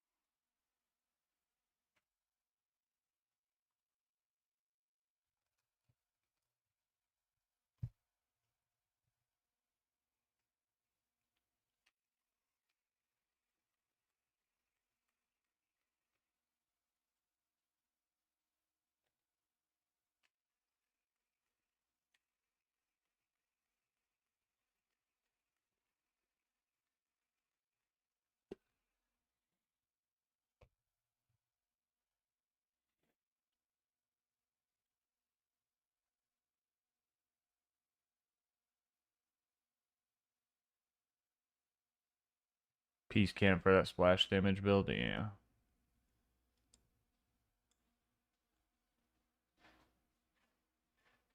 Apparently the extra gift starts in like 5 minutes.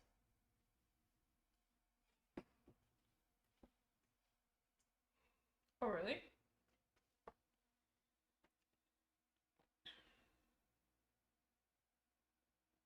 Oh. Thought it was later. Gulp. Well, that's cool.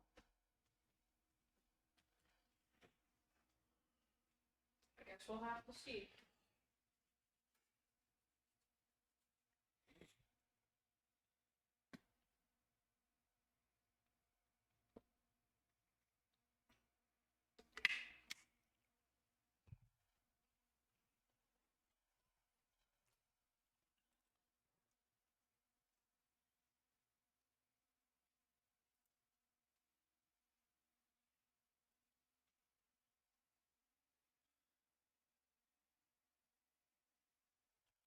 Nameless Fuego looming. Now they said they said we wouldn't see them till like 10 p.m. or something.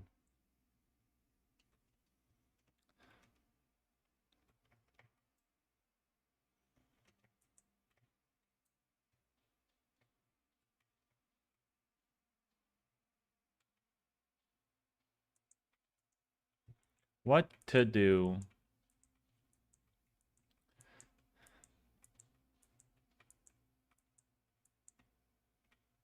Alright, here's the deal. I'm gonna eat food, and then we'll do the 3 hours of mask up. That sound good? That sound good? Haven't touched Dark Knives yet? That's fair.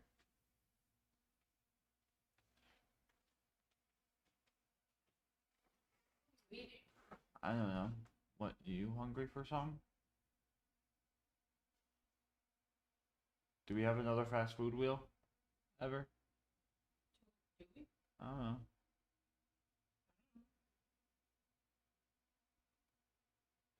You want Duckin or something? If you want to get Dunkin'. You can go wherever you want. That's what you want, too. I was just gonna eat some gamer soups.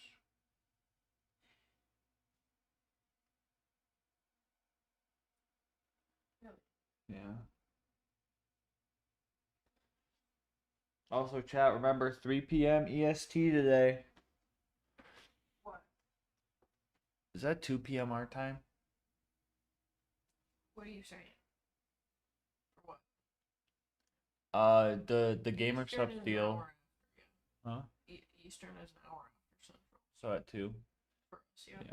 All right, in 2 hours, gamer subs having their deal. Get a tub of GG, get a free cup with it. Were you gonna get the underwear? I might. Yo! I might hit him up. And then you have to show Chad your drip. It's kind of weird for underwear. It's kind of. Maybe I don't want to call it that. It's a drip. Yeah, I don't really know if I want to refer to underwear as that.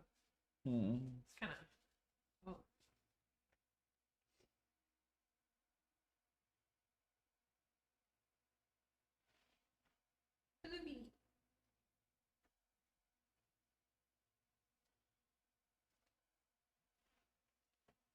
I feel like my You know you have rewards for top gifters. Extra subs change that, affect that? No. I mean, Valorant might get a badge. Bluebee. Blubbery. Yeah, I was just gonna make some soup. I don't want soup. Get a soup, baby. You love soup. I don't want ramen soup. Then make a different soup or something. I don't want soup for breakfast. Chat, we're running out of food. We need to go grocery shopping. Well, If the subathon continues, we will starve. We will have to start eating, like, ingredients. Flour. Paprika. Us rationing our tablespoons of pepper. What's for dinner? 3 sprinkles of Cajun. well, I mean, I guess. I mean, just trying to know that if you hit David Triple, we have to drive an hour anyway. Yeah.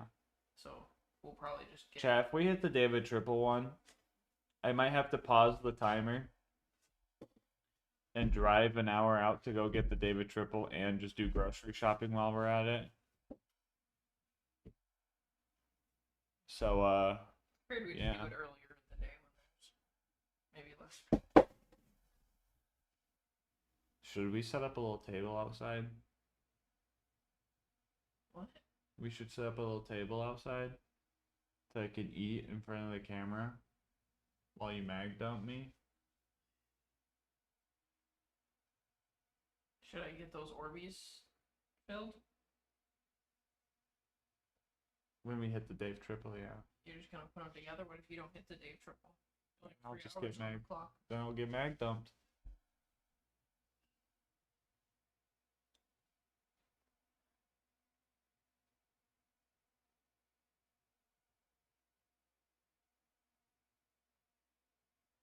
With a hint of paprika. Alright, I'm gonna go.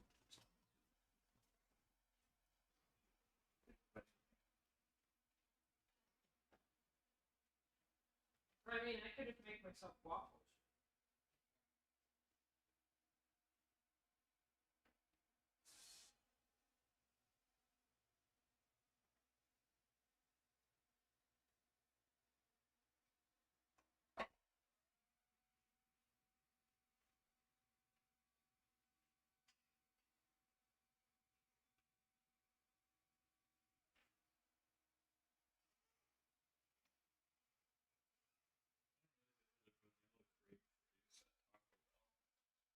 Sounds good. I like vanilla cream. I just I don't like coconut. Oh, if it's coconut. You were like cream soda. I don't really like orange cream too much, but like Dr. Pepper cream. The cream. Okay.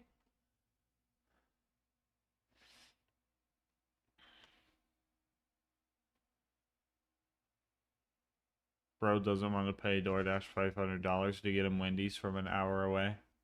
True. True. True. It would be really funny though. Twitch got back. Might be Valorant gifting them. Dang, you don't even play that game. Mm-mm. Who's in 10th place right now? Teratoma? Bro, if Valorant gives over 200, they're locked into the top. yeah. Dude, it's gonna be crazy if Teratoma shows up and he sees he's not in like top 3 anymore. He's gonna be like, what happened? Oh, brother, 1340 Ghost. Oh, brother. 1340 Ghost, you're not real. He literally survived last night. We literally saved him.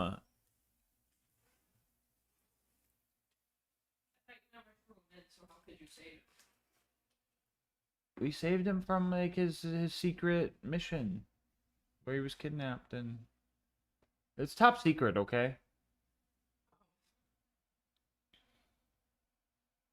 I don't know why, but you telling me that while Santino doesn't look at me is like really funny. Santino don't know nothing about nothing. Me. Chat, you don't know nothing about the Santino side eye.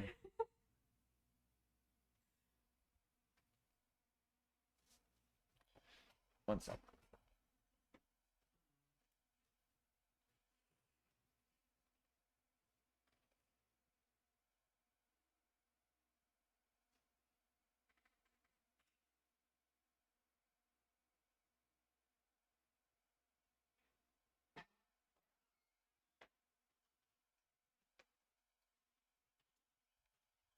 Alright, gang. I'll eat some food. Then we'll do 3 hours of gas mask.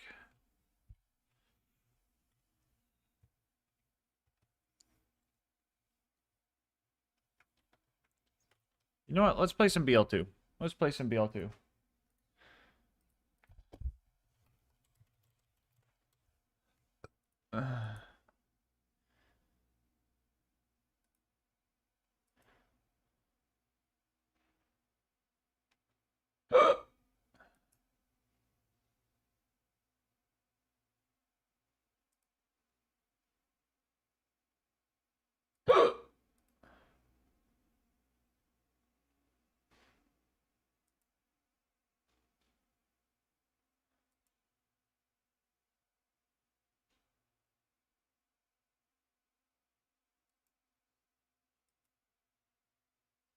What was I doing? Oh, yeah.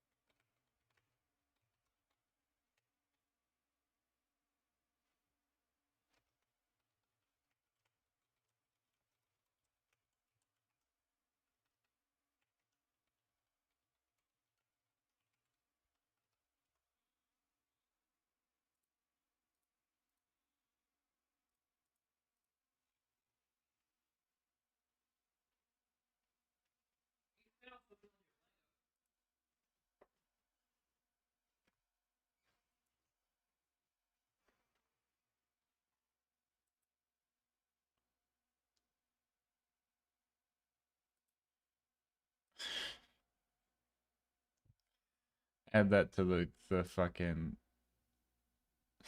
list of crazy first time chats, bro. Yo, don't trip, Taylor. Thank you. Appreciate you, homie.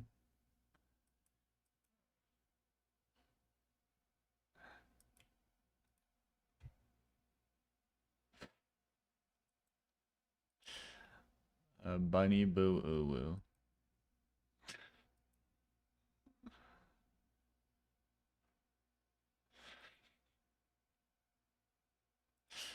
That's wild.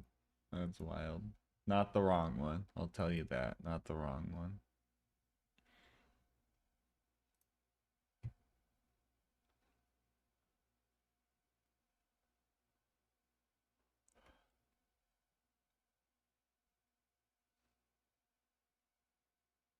Quad, hit him with the first time message thing.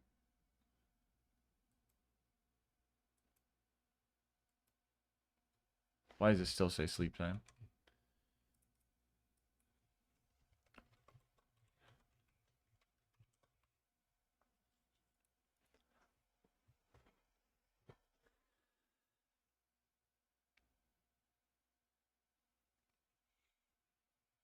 What did he say? Nothing, Quad. You're fine.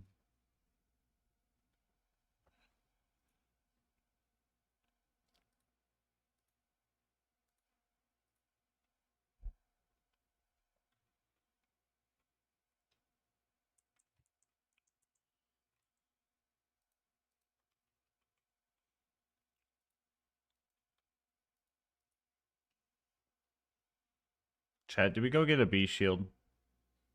Did we go get a bad? Nah, we don't need it, right?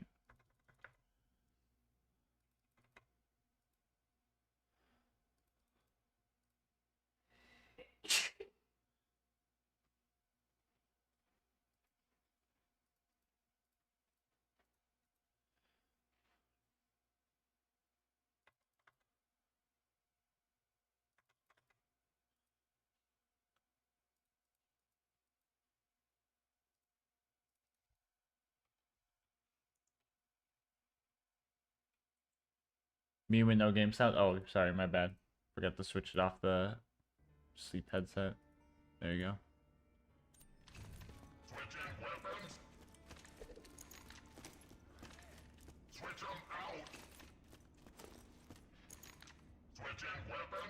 Think we're good to go.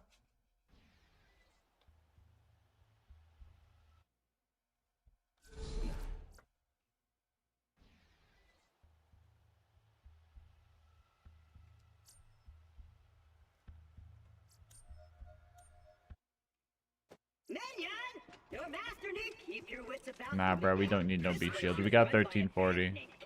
We got 1340 in the Mal shield. We'll be fine. We play games like dodge the blowtorch and don't get dunked into the pool of acid. I was really good at the first one. Attention, people of Pandora. Handsome Jack here, offering $1 million to whoever brings me the head of the Vault Hunter who just arrived in Liarsburg. Oh, and I'm still offering a reward for Roland, the mass-murdering leader of the Crimson Raiders. Good hunting, bandits.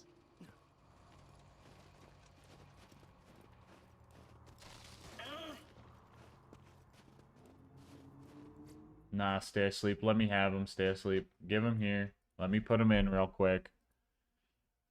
Drop him in the chat or you're banned.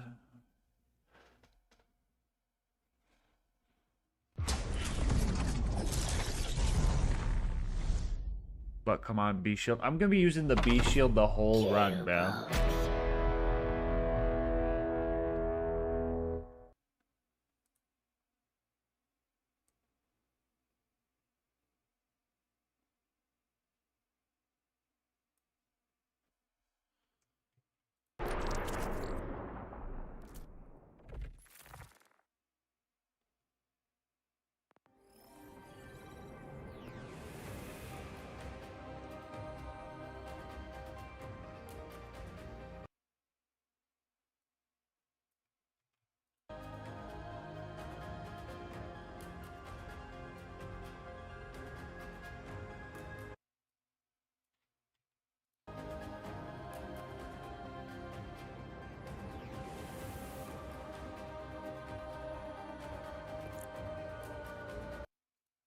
Thank you. Yeah.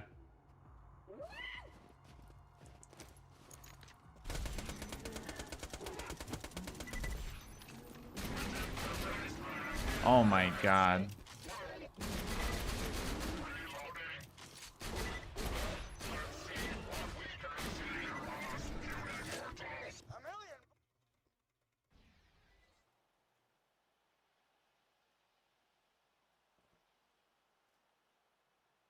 What is today? Friday.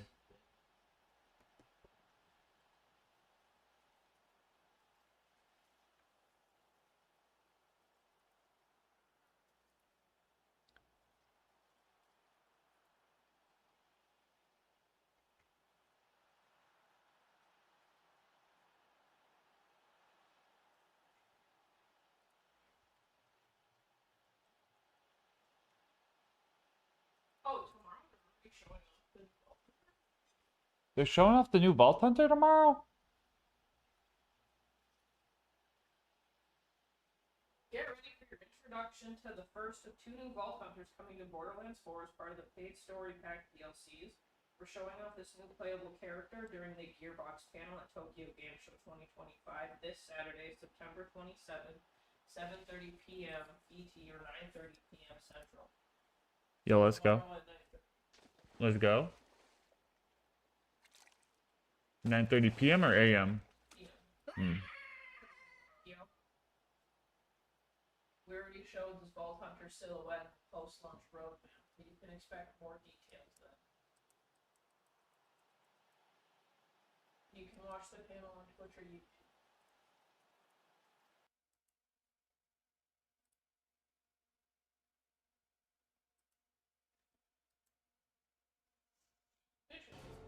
Gauge BL4. Was the only legendary B shield the B shield? I swear there was one that tried to be the sham. Okay, so there's 3 unique Hyperion shields. There's the B, there's the Retainer, which is from the Giraffe DLC. It's the Effervescent shield. It's a Roid shield, but it says Hyperion on it, and the Roid doesn't work. The only use it has is being a normal shield that doesn't drain your shield when you shoot, and it being corrosive immune. And then there's Mal's Amp Shield. When you do the mission for Mal, the real boy guy, he gives you a weird non-unique... Well, he gives you a weird amp shield that looks non-unique. It's green rarity, but it has a white rarity skin. But it actually does have like some like mechanical differences. Like, for example, like you get your 3 normal shield parts, and then it rolls like a bonus part for a bonus stat upgrade.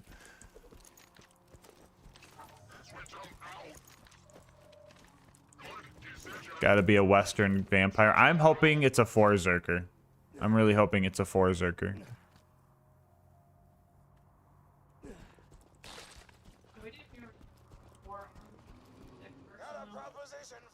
Amara? Well, Amara didn't hold 4 guns.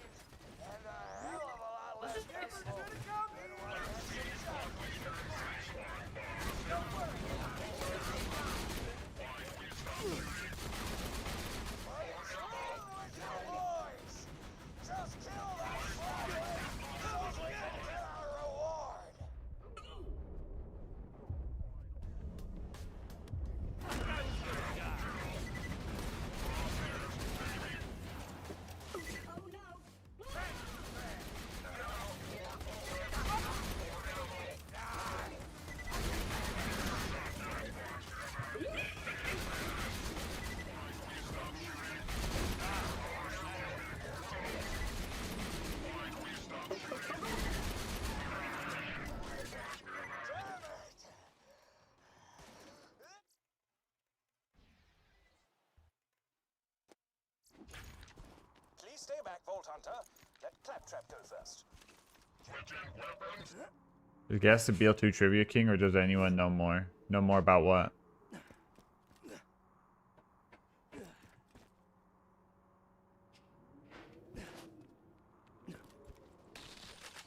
Is this TVHM? No, this is UVHM now. But when Claptrap speaks, I feel my brain cells committing suicide one by one. How upset everyone got over what?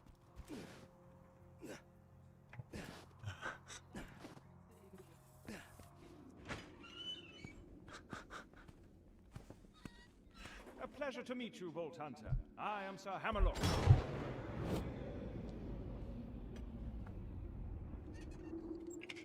At your service. I came out here to research the bully mongs for my almanac, but Captain Flint's men trapped me on this glacier. Many thanks for disposing of them, by the way. To survive a direct run with Handsome Jack and defeat Captain Flint's bandits. Well done. I'm headed to Sanctuary myself. From what I hear, the Crimson Raiders there could use a hero like you. Now, if you could hand me the robot's eye, please.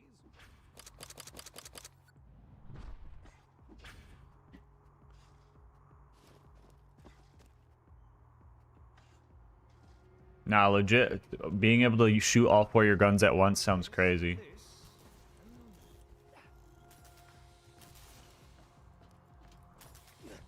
That should do it. I am alive!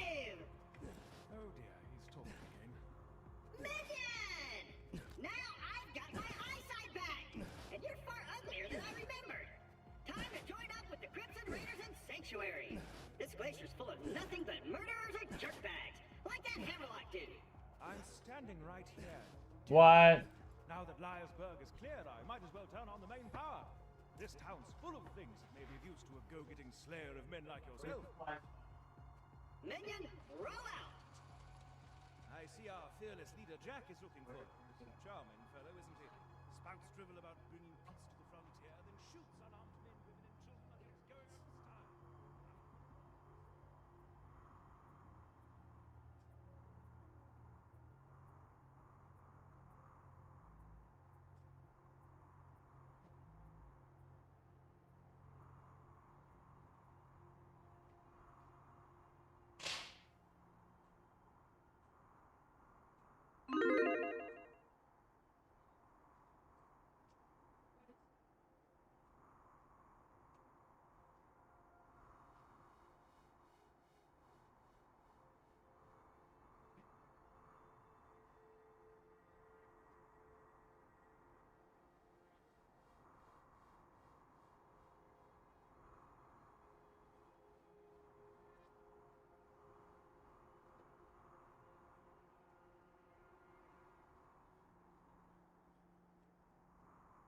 Looked like a stink bug or something.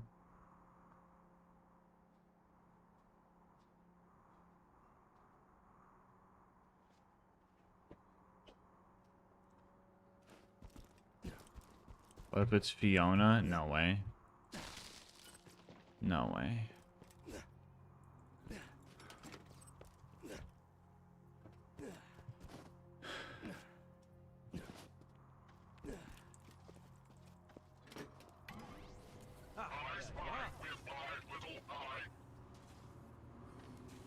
Come on, work, curse you! Here's what's gonna happen, Vault Hunter. My first mate, Boom Boom, is gonna kill ya. Jack's gonna pay us, and I'm gonna play hopscotch in your chest cavity. Now be careful taking down Boom Boom. He's one of the Ripper clan, as in Flash Ripper. I don't have to tell you why they're called that. Hey, how did Freckles suck? How's your day been, buddy? We haven't really talked much since I left you for dead. Hey, you think you'll freeze to death out there? No, probably not. Bandits will get you first. My day? Been pretty good. Just bought a pony made of diamonds. Yeah, because I'm rich. So, you know, that's cool. Goodbye. Protect me, Squire!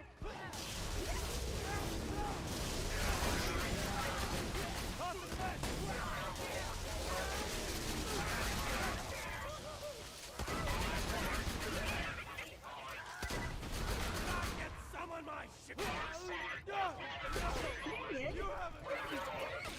These are human beings with lives and families and totally kidding. Screw those guys. Oops.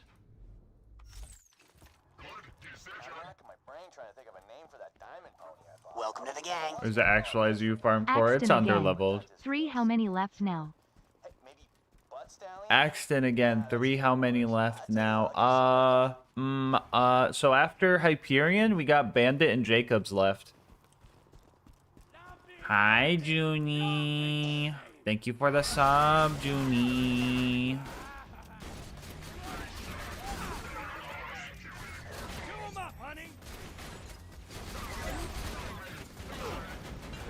Melee!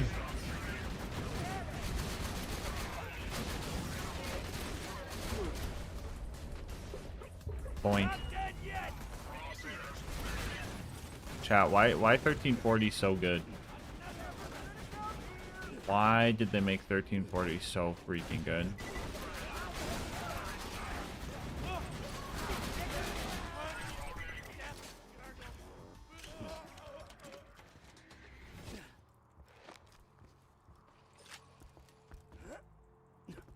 Watch these bozos. Watch these bozos. I should probably clarify. The diamond horse I've been telling you about, it's not a sculpture or anything. It's a living horse that actually happens to be made of... Actually, I'll go get it. Whatever. I need to go get my longbow one. How'd you get back up? This way! Boom was the first lieutenant on Flint's ship. Real nice guy, if you don't mind being tortured every time he's drunk. Which is always. It's Boo Boo! What a baby throw.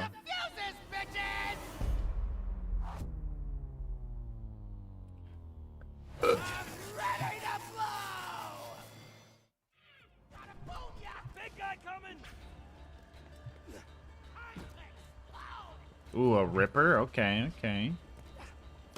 I know it's probably not going to be this Vault Hunter, but a Goliath would be kind of cool.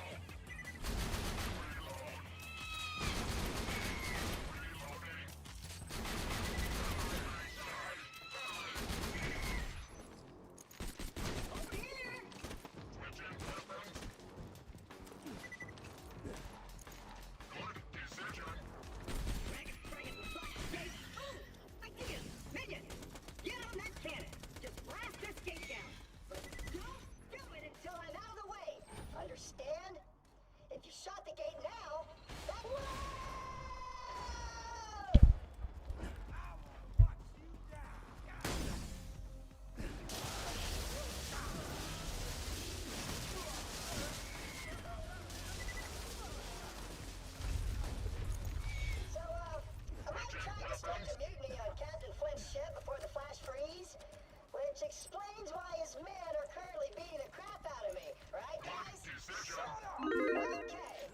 Okay. So, Claptrap's got a new friend, huh? I gotta say, I missed the little Gina. noises he made when we set him on fire. Well, I'm excited to see the new Vault Hunter already. That's sick.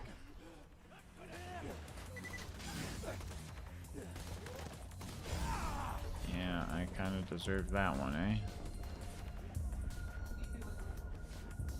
Yeah. What is this? Oh, check that shot out. Oh my god, who's seen that shot? That was probably one of the luckiest shots I've ever gotten. I won't even say that's skill, that was just kind of luck. Grenade out!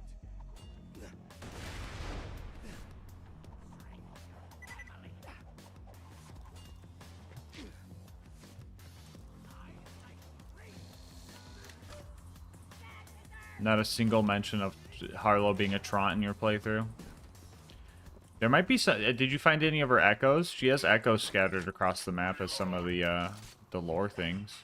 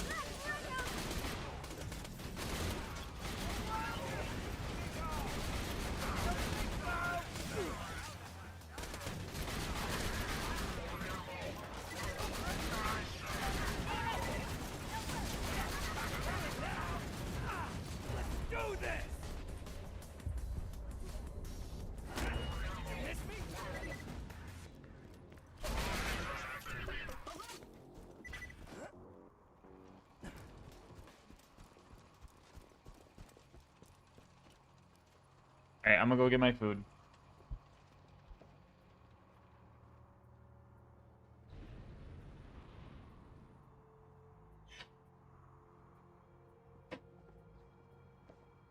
You coming?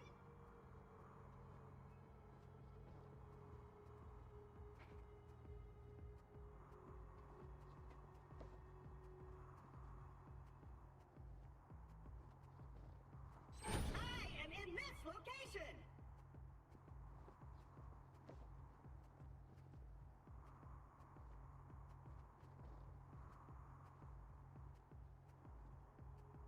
Minion, roll out.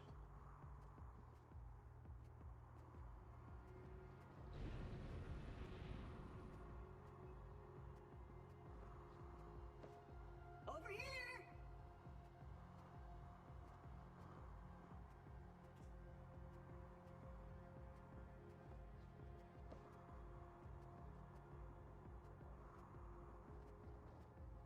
Let's go this way.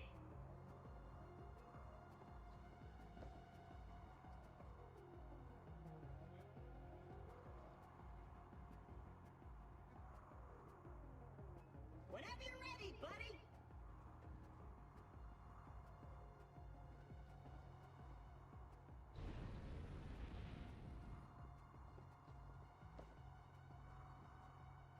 Minion, roll out.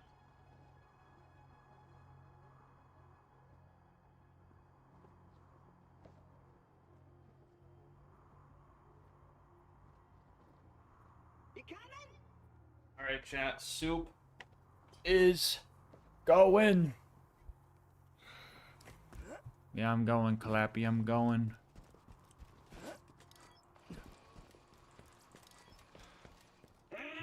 Stairs? I can't climb stairs. Let's find another way up. Ooh, a crane. Find the controls. When next BOGO for gamer subs? In an hour and a half, they're doing a deal where you get a free cup with a tub of gamer subs. Also, hello, Puchy Mango. How's it going?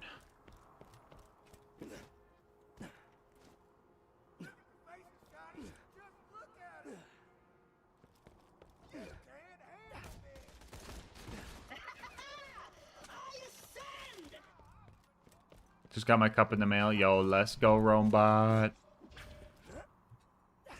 But yeah, hour and a half, new deal starts. Let's just get this out of the way. Yes, most of my merchandise was ripped from the hands of dead adventurers. Welcome to the gang. Winter Patrick with a 10. Valorant with a 2. Oh, jeez. Yeah, it started. We're cooked, chat. We are so cooked. Welcome to the gang. We are so unbelievably cooked.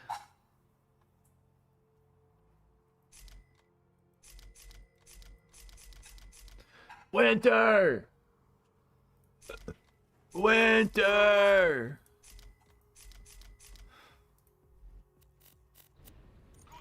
GG. Is Twitch Valorant? Yes.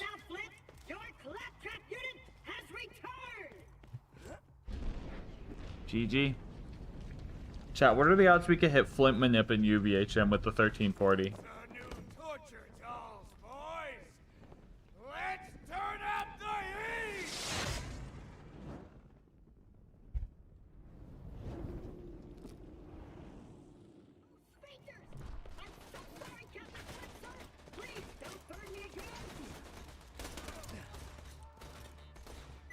Welcome to the gang.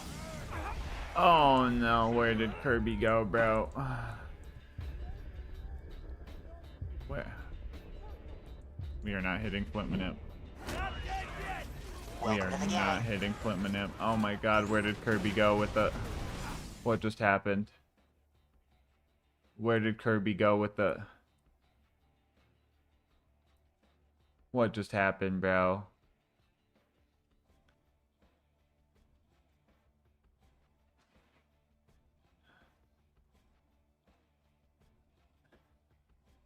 Where did Kirby go with the 5 and then Valorant with another one? Oh no. Chat, we are so cooked. Yeah, we are so cooked. we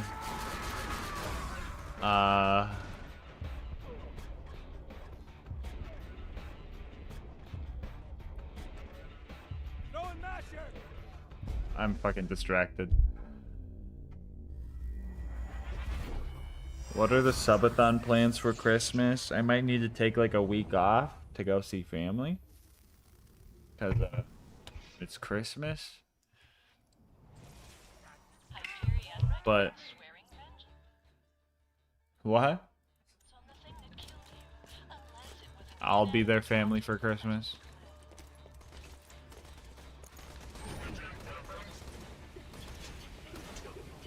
I mean, the thing I'm going to won't be on Christmas, so I mean, maybe.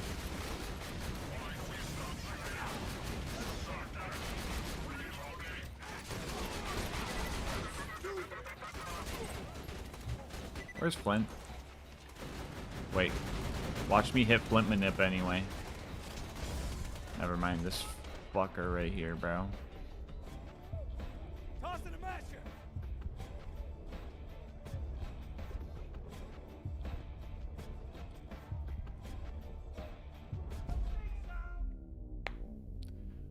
Oh.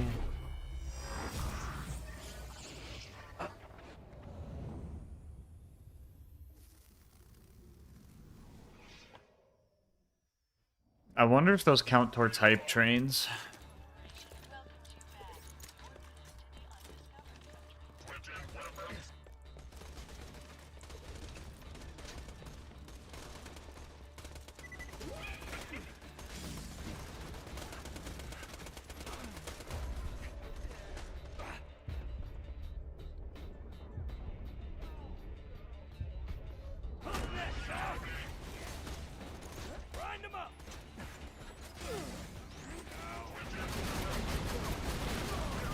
What the Flint doing?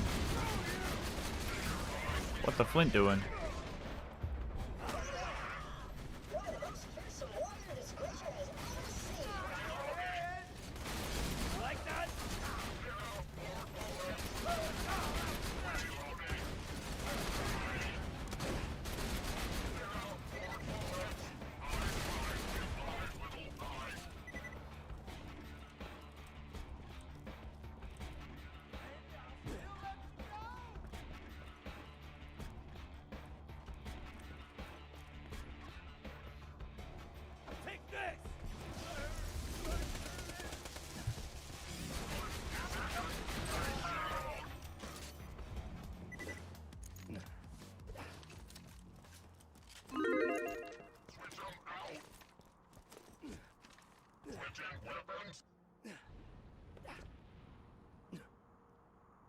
Alright, now we just gotta get to my ship.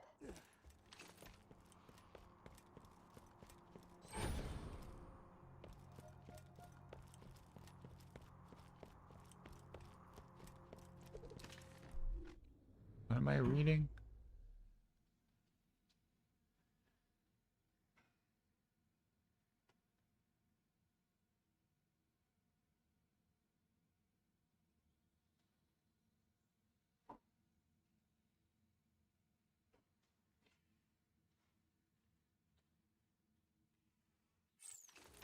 A fantastic day for capitalism.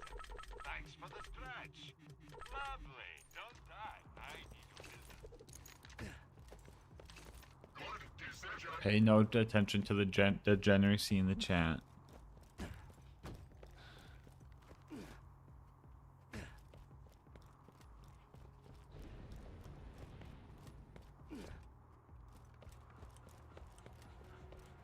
Omar flip?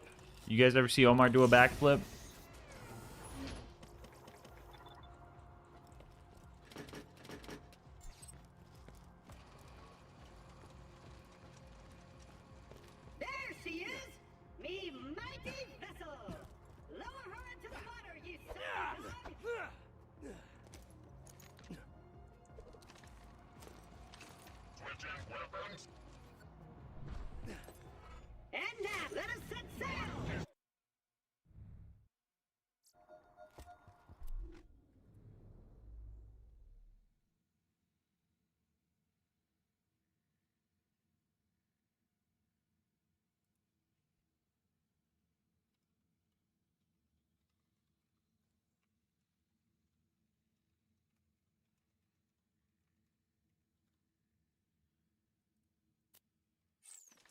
We're near Sanctuary, buddy. You go on ahead. Tell the locals what will require for my welcome back party. Sanctuary's off limits. You bloodshots can stay in your hole.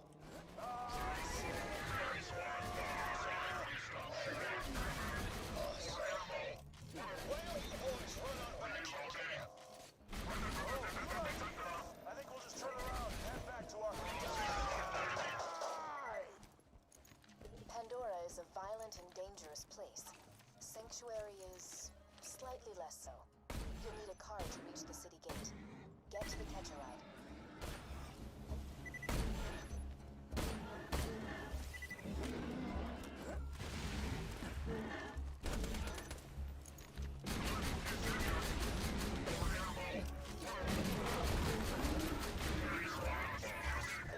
This machine will...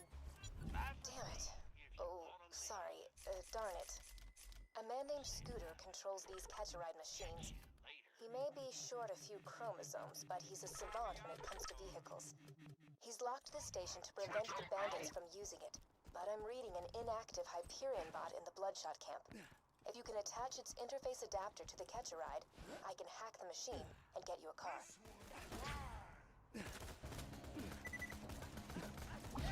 Just attach the adapter onto the catch-a-ride, and I'll get you a free car.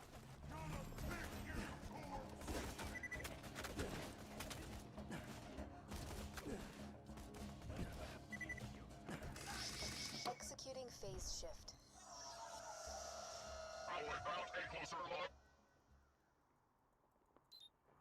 Rescinding lockdown.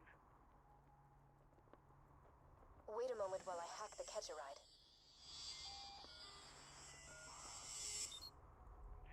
Authorized user accepted. Enjoy the ride, and there's a pimento taco in the glove box. Cool. Try requesting another car. Real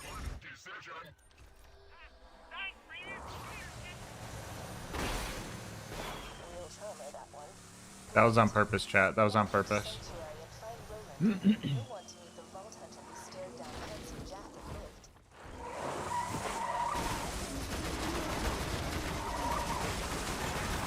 Coming through! Sometimes I do. So, Welcome to the gang. intelligence, culture, morality, all ambition, good looks. I could go on, but I won't. But I could.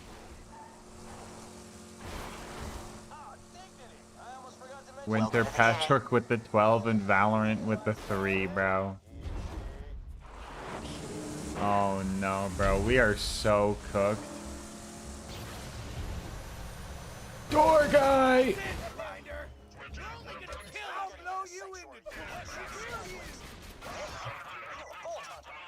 Just a sec. Roland wanted to talk to you. Let me echo it. Oh, so you're the one I've been hearing all this radio chatter about. Name's Roland. I used to be a Vault Hunter then. It's all good information. We'll catch up when I get back to Sanctuary. For now, get your money. I'm inside the database. What are the subathon plans for BL5?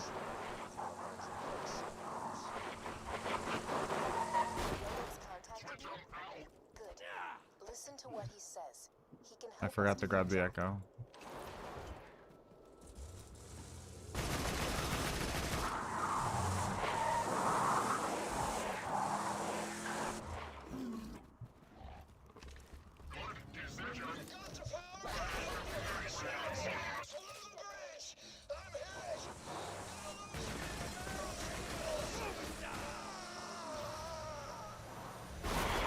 This is in trouble?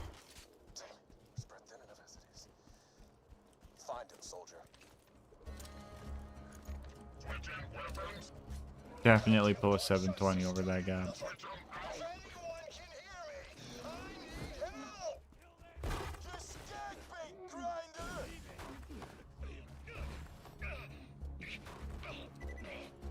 September plus Valorant, you might be stuck. You cook?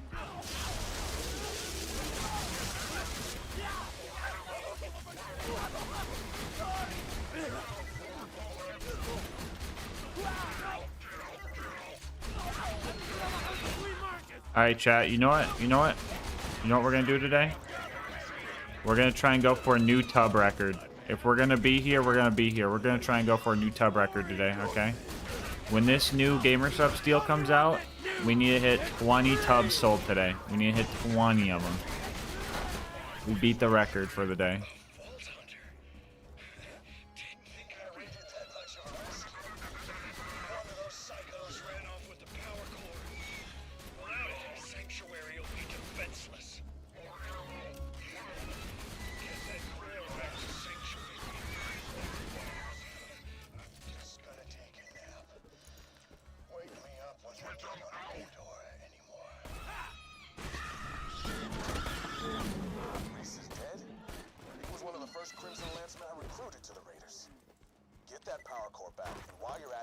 Def getting one. Any flavor suggestions? If you do exclamation point flavor, you'll see my tier list. But I can give you a more personalized pick. What do you usually drink in Straw Paladin? What flavors you like? Any fruit flavors you like to aim for?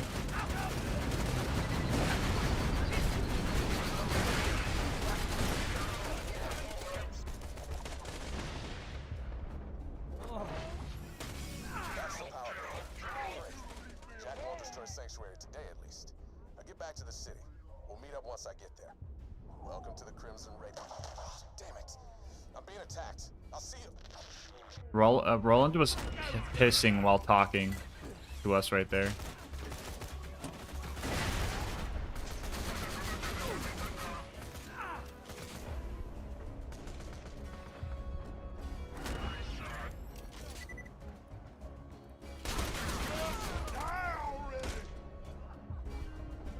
Oh, no, no, no. 1340! 1340 with the clutch. Favor is good, followed by Bowberry. Got Plowed coming in soon. Excited for that. Thinking either Grandparents' Ashes. Grandpa's Ashes is an S tier. It's an S tier raspberry. If you like good, you could try Sakura Splash. It's a bit more of a sour cherry. Clyde's Dark Cherry is probably my least favorite flavor, but if you like Dark Cherry, you could try it.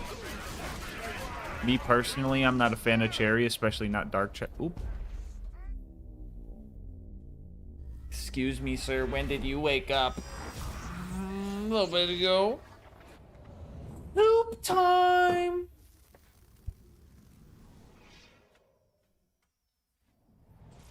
Dang, you might believe asks, why die when you can respawn? But I think the yellow made just blue and yellow. Blue and yellow and green. Really?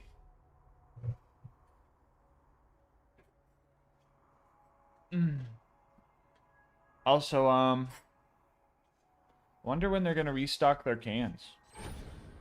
I got good in a can.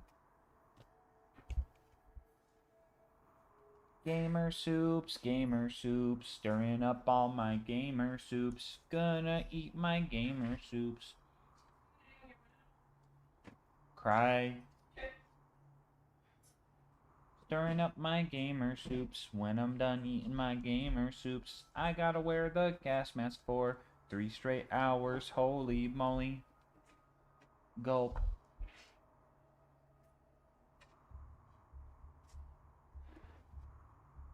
Yo, Fitzy's playing Schedule 1. Let's go. Oh, yeah?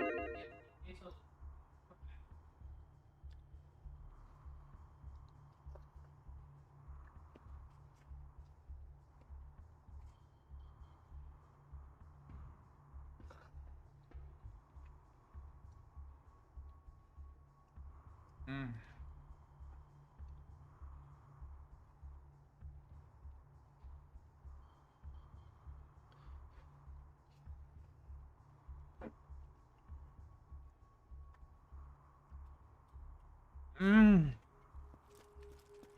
is that you? Oh, it's the Vault Hunter. Get in quick. Roland's Echo communicator went dead. We need your help.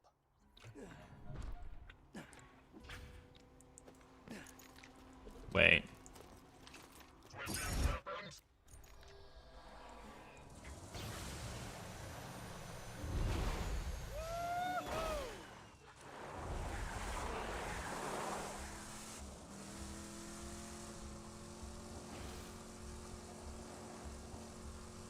Ooh, true Puchy Mango. Any mods in chat? Any mods in chat? I'm wondering if we should also attach like Panda's dock thing to it.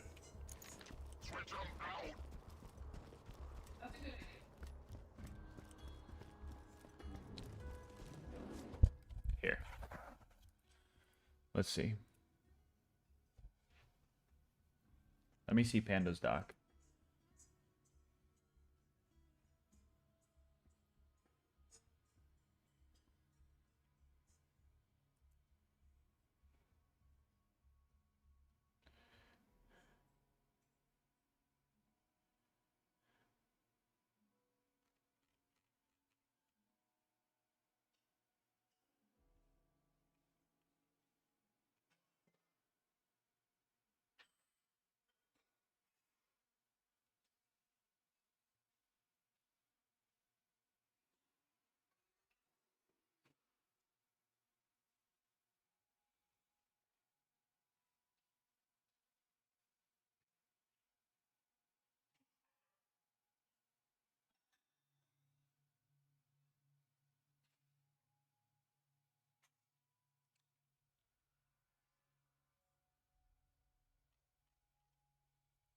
All right.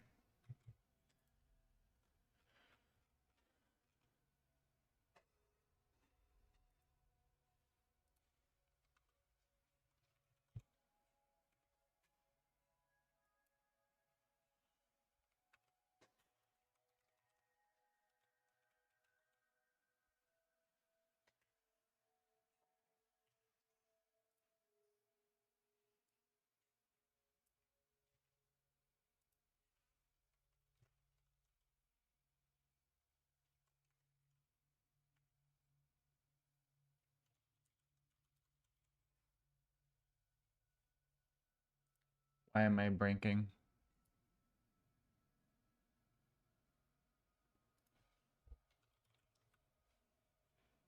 Why am I blinking? Okay, hold up.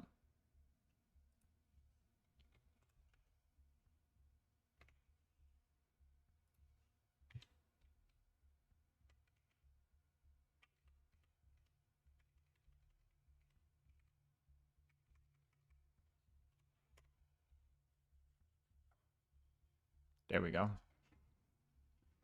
There we go.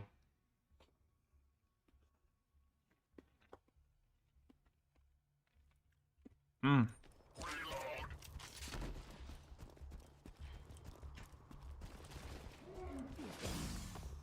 yeah, the melon one is pretty good. The raw meat or the just melon? No, thank you, Happy Panda. That is big helpful. Big ol' helpful. Dropping sentry.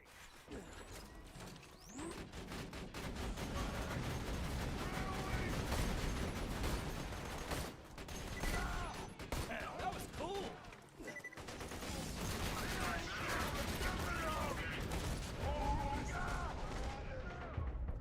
Not dead yet.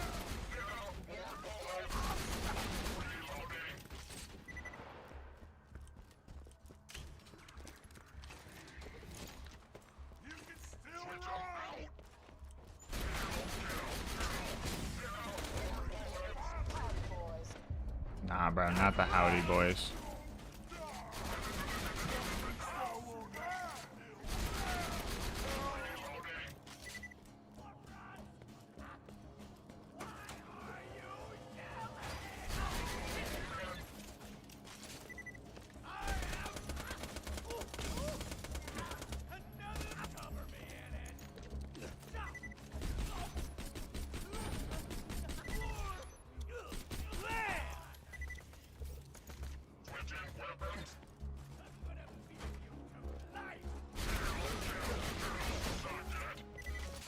Welcome to the gang.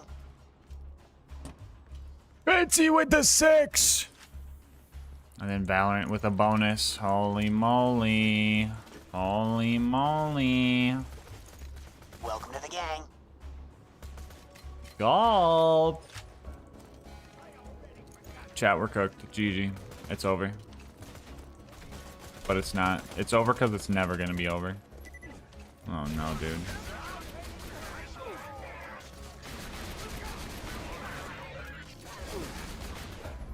or got launched. Lost a good man today, but I'm sure Reese would have been happy to know how quickly Do you guys can live?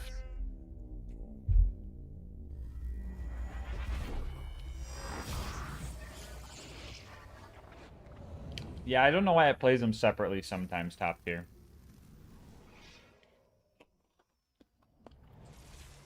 The Hyperion Corporation. You don't die until we say so. I just seen door guy deteriorate. It was Misfits Melon at the time. Oh. I did not know that. Oh, I'm doxxed.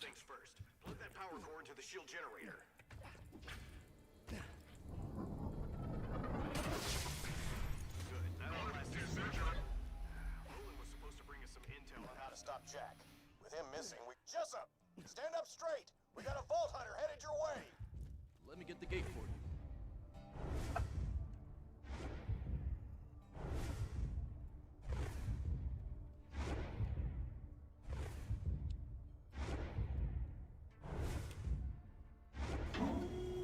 Commander Roland never came back from his secret reconnaissance mission. Very specific orders for this contingency, which you can help carry out. Go meet with the town mechanic. Crap. I mean, darn. Roland needs your help. Without you, the Crimson Raiders don't stand a chance against Jack. Please find out where Roland's gone. Sanctuary. Built on the... Wait a minute. Well, hang me upside down from a... Now, you gonna help us out with this Roland situation? I heard them Crimson Raider dudes talking about it. Roland told me if you ever disappeared, I was supposed to initiate Plan B. Or as I like to call it, Plan turn this city into a floating ass fortress of airborne awesomeness. Haha, B. I got some fuel cells around here. You'll need those. Oh, and you'll need this iridium here too. Ah.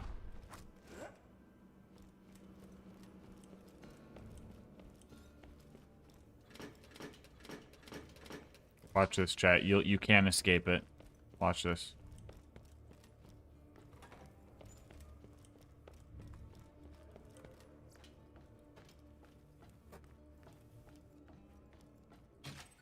Oh. They got me. Milkman jump scare. Bandits of Sanctuary. I hear a new Vault Hunter has arrived in your city, so just turn him into me and you'll be rewarded. Bro, don't worry. Nobody's gonna turn you in. You're our only hope of stopping Jack.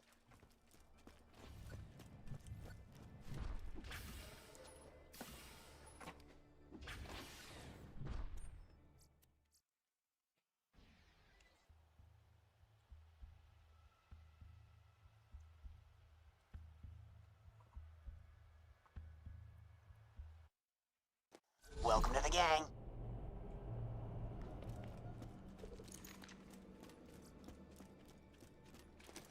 Ah. How did Redstone Geek not have a sub? What? What? Fitzy, thank you, Fitzy, but how did Redstone Geek not have a sub? In this subathon? In this economy? What? I thought he did have one. Now that you're here, I know we're gonna beat Hyperion. Hey, soldier. No, not the level up. Right now, you're the only thing standing between this city, hell, the whole planet, and Handsome Jack's army. I left info about my whereabouts in my safe. You can use it to store anything you need. This is your home now. Good luck. We got Milk and Milkman. That's crazy. Alright, let's be honest, chat. We ain't using some of this stuff.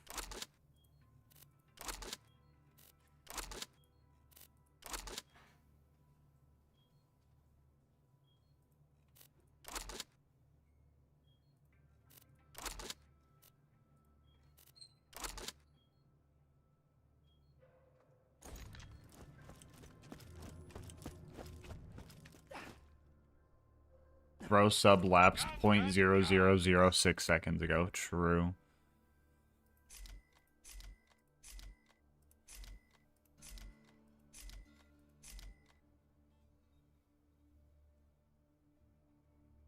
Wait, Kaijam has to make me drop something, bro. Wait, doesn't Tiny Turtle also have to make me drop 2 things?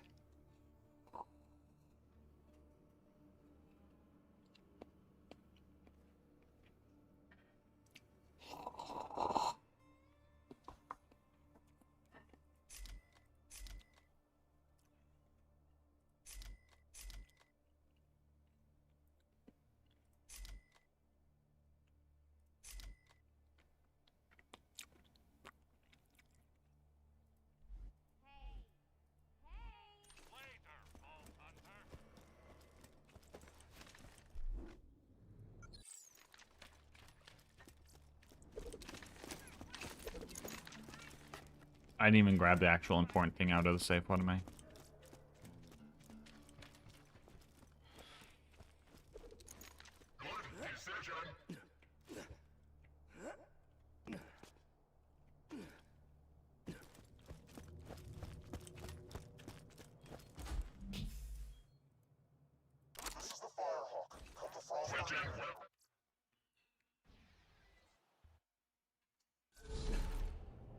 I'm just a girl.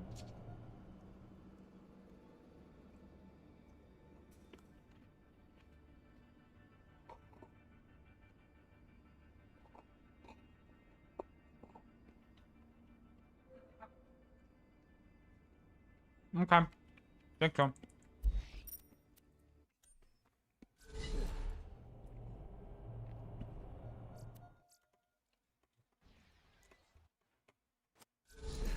I'm gonna miss Omar taking over sleepy time when it's over. Really?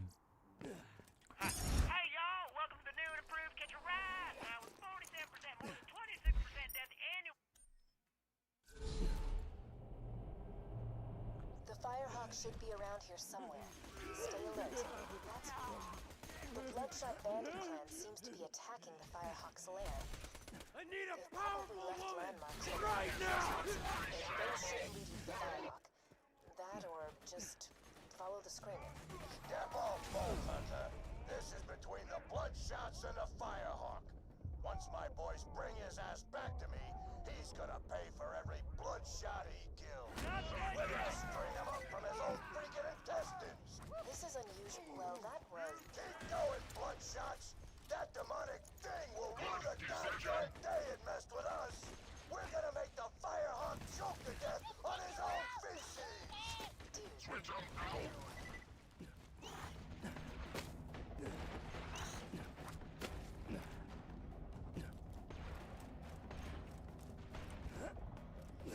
That's gotta mean something. You know, I heard the Firehawk liquefies that and drinks them like flight smoothies. But I'm sure you bet about Roland's just fine. Of course, if Roland hadn't been such a dumbass in the first place, he would... Oops. Almost Won't touch me!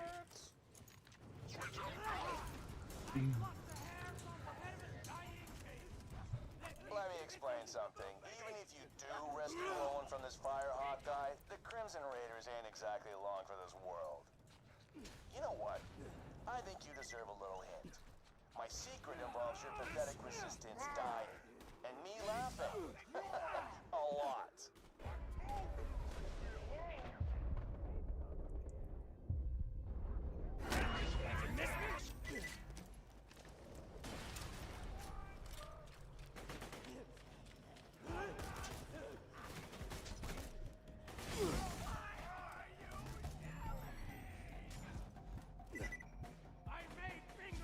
Please.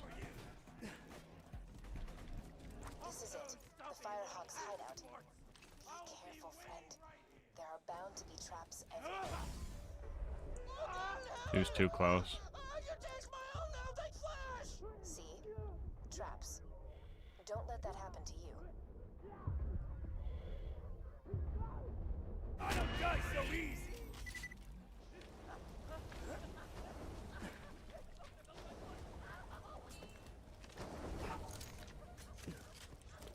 No, put the stinky on him. Redeem is surprising. That one's got to come natural, bro. It used to be a redeem, but people were not timing it good. If you do the name every, it says I put the stinky on him. Closer and closer to the vaults. That's the sound of progress, baby. Switch 'em out.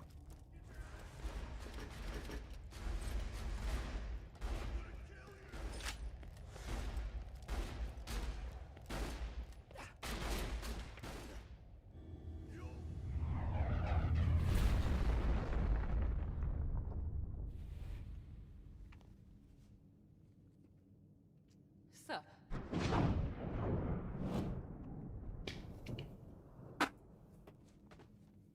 How you doing? The bandits call me the Firehawk, but the name's Lilith. I'm with the Raiders, like you. I keep the bandits in line so Roland can focus on taking down Jack. Anyway, long story, lots of internal bleeding. Hello, Edgers.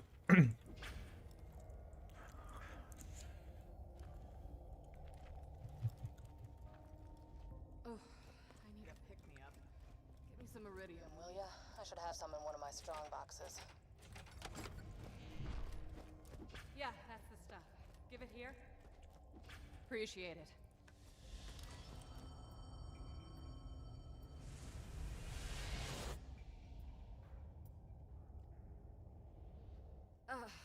Thanks. Bet you're looking for Roland, huh? He's not here. The Bloodshots grabbed him. Made him cocky, too. They never came after me this hard. They're in here! Mm. Get 'em! Now the real fun begins. I'll see if I can't phase blast a few of them for you.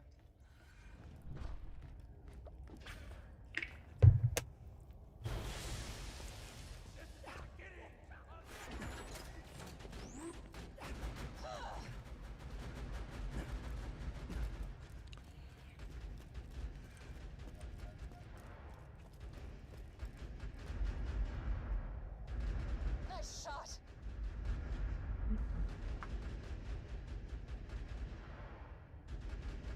All right, chat. Gas mask for 3 hours.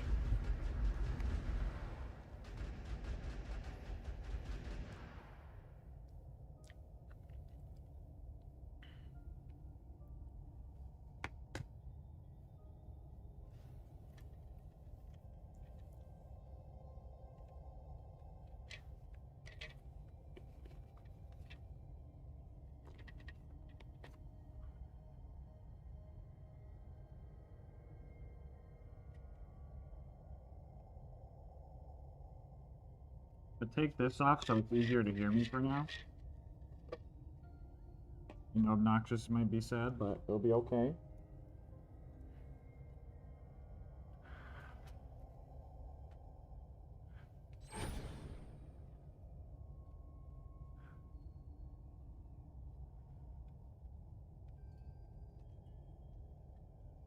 Alright, here we go.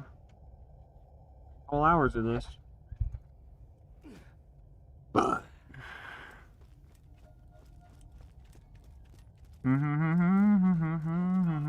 Are you breathing easy in there? Always. Oh, you know, look at him, you know, saying, you know.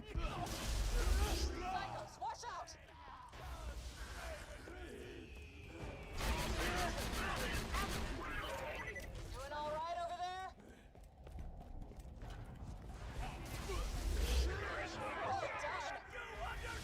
Here you go. Watch out!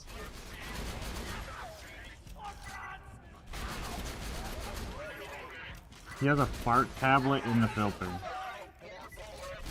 Did I really just read that, chat?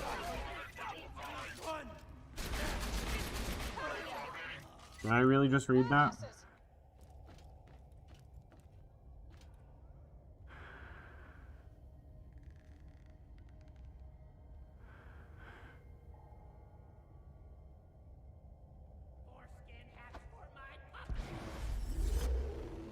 No.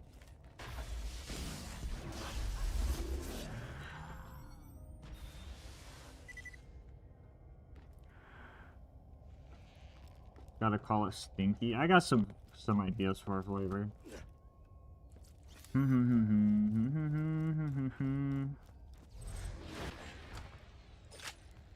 some ammo. This ain't over yet.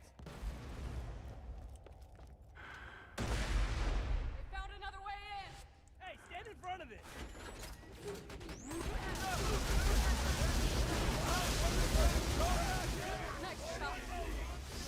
Level 39 grenade, by the way.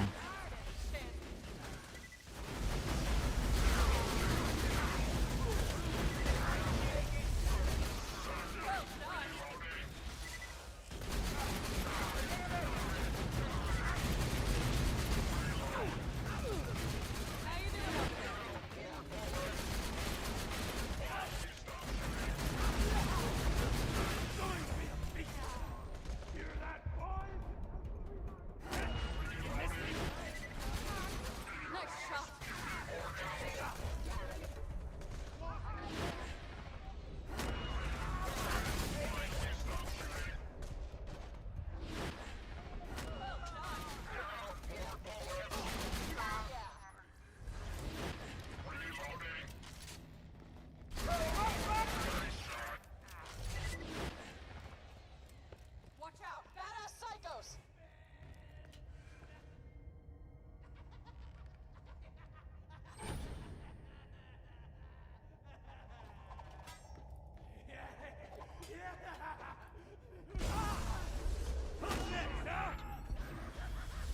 Grenade out!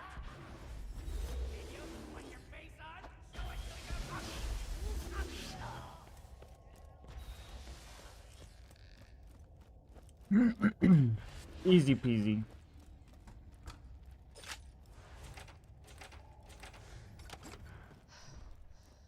Yeah, that's the stuff. Did she say it? I didn't hear it. But also, I wasn't paying attention.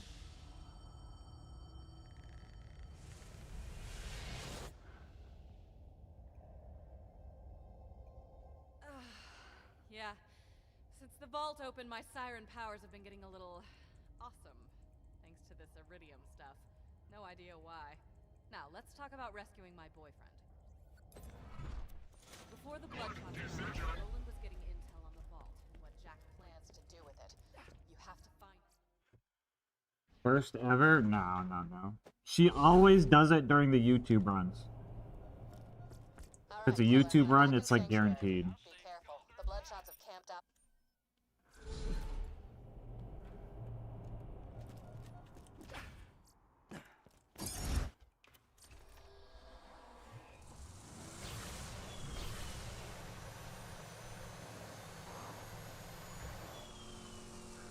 Why'd they go this way?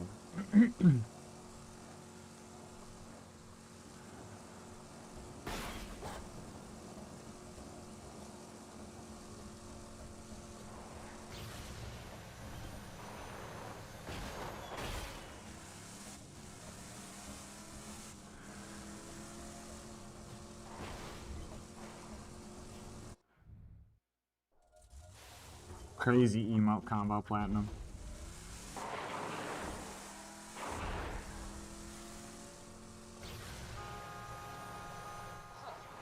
Nobody seems to be around. Just drive up and honk your horn. Damn it, dude, I didn't get it. Hold it, idiots! That don't look like one of our technicals. They're here for a hostage. Get them! You ain't getting in the dam that way, Peppernip. The Bloodshots ain't let you in without a truck like theirs. Go see McKenna out in the dust. She'll hook you up with some skeevy-looking wheels.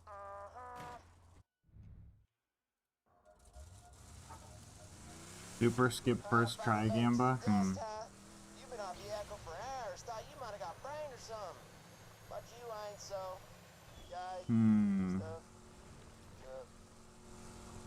Could do Logan's gun for Wilhelm. Killed your fat ass when I had the chance! Sorry! What was that? You gotta speak up!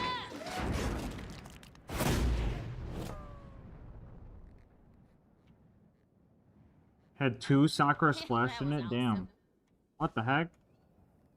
That's not very variety of them. Oh, howdy! I didn't see you there.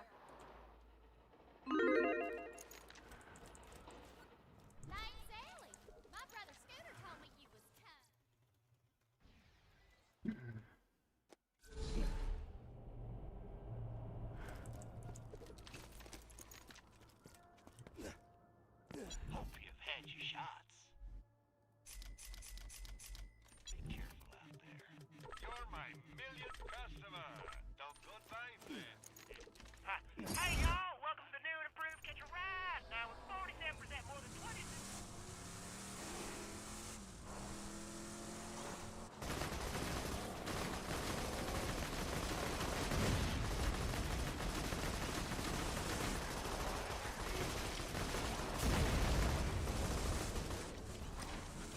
That's one cart down. Just Your sample only had 2 flavors? Huh? Just get a few more and you'll be good to go.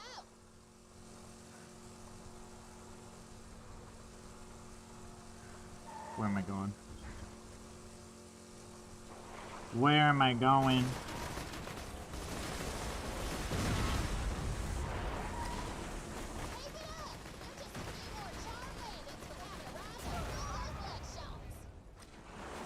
Almost got a bandit card?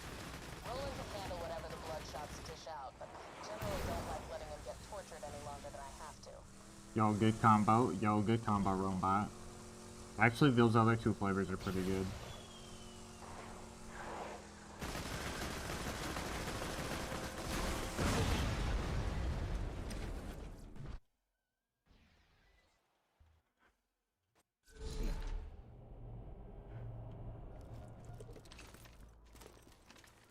Oh, what's in the box? Got your car ready over there. Let's make some modifications and you'll be good to go. All right, looking good. Now we just gotta get in the catch ride system.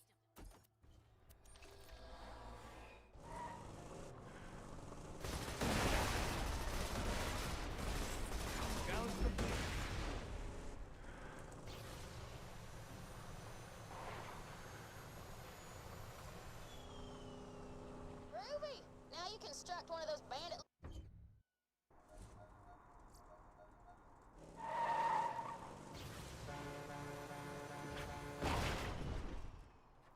That looks like one of ours.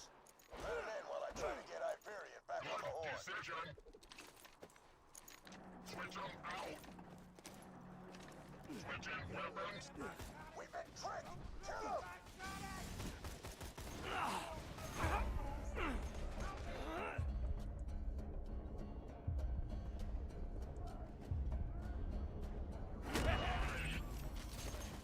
We got an intruder. Get him, Bad Mom.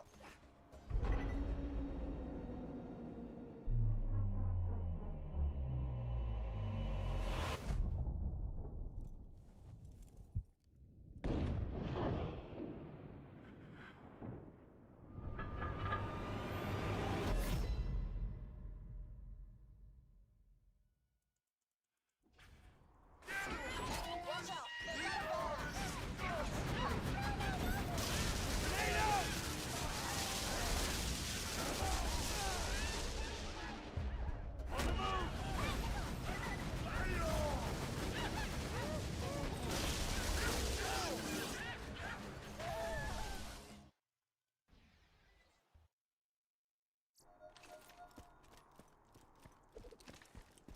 I got 3 each? Damn.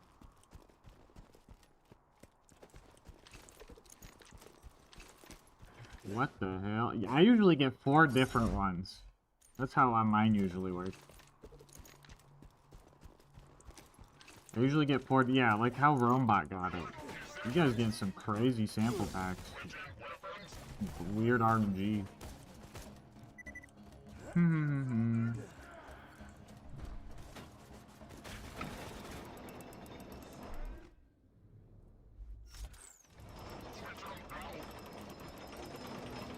Yeah, sometimes they just throw the gamer soups in for free.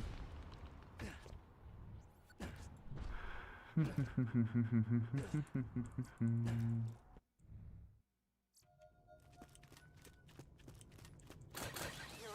Great.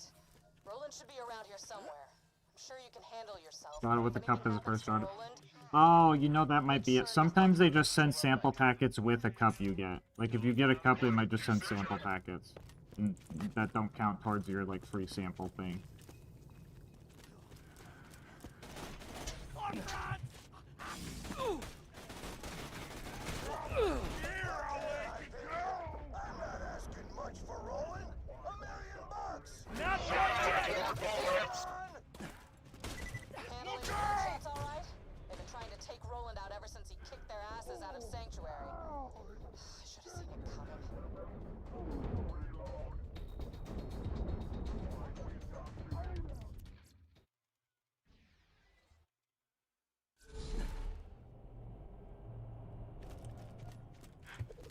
Alright, Kirby, thank you again. I appreciate you, homie.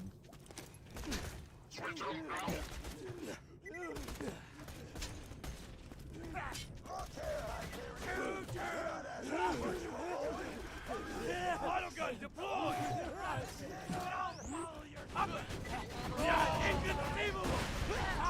For a good old fashioned swat! Sugar me!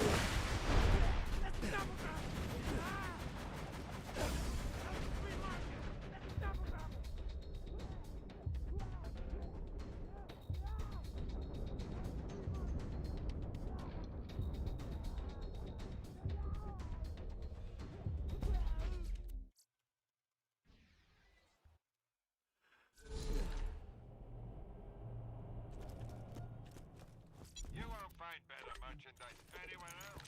Good decision.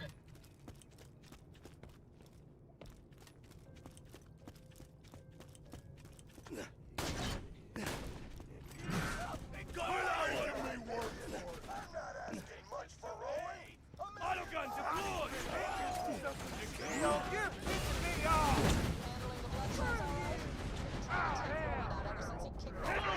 Miss me? Die, I guess.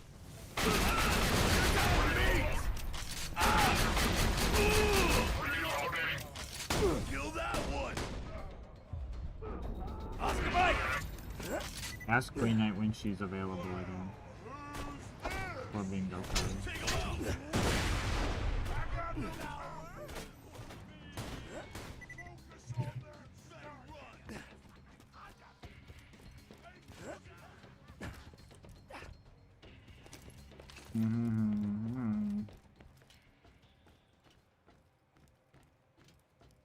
Take this!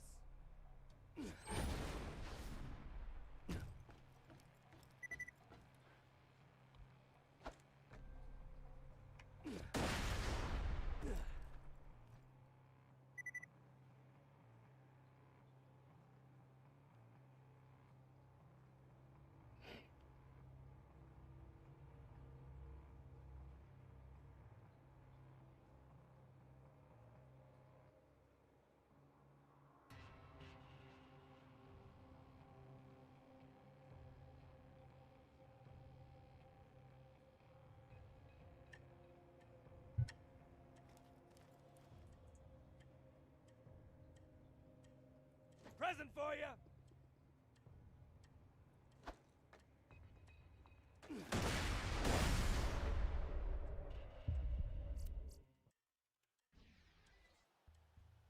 I thought I'd have enough health for that.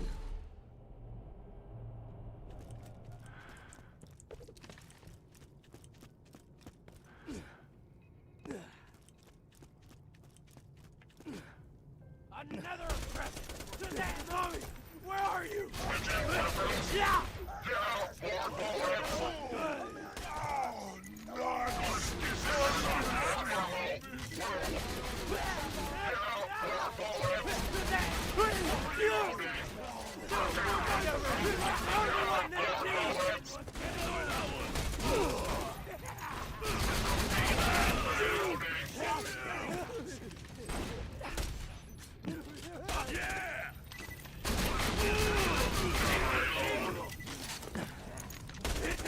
Now!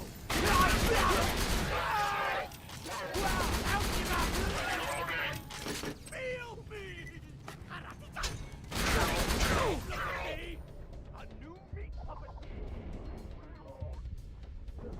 On the move!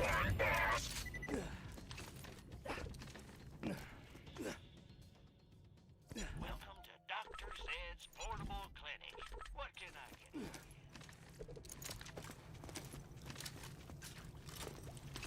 Good decision.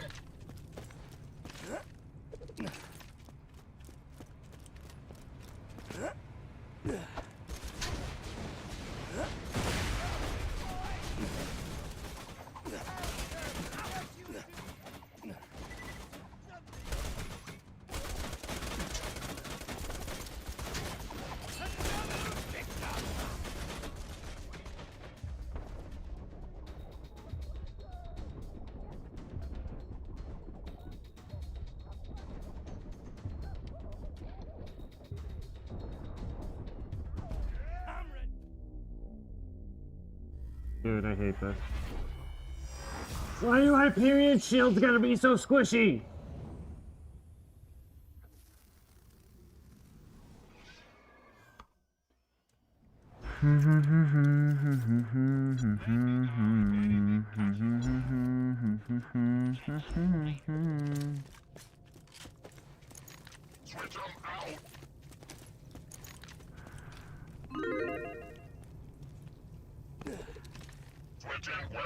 Peekaboo! That's wild, bro. That's wild.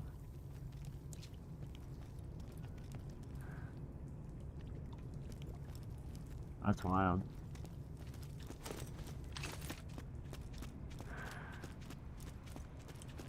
You looking to get shot? Now you be careful, honey.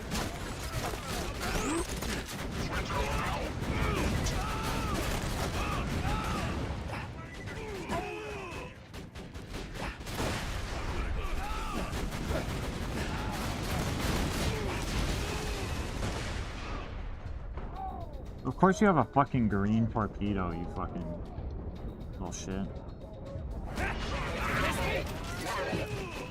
What the fuck was that?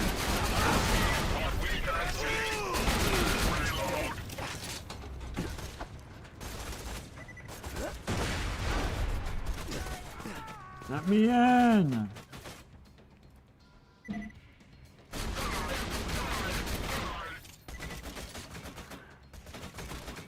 Please don't hit.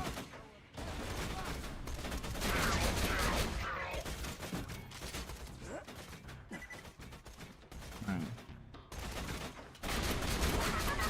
Alright, that should be enough health.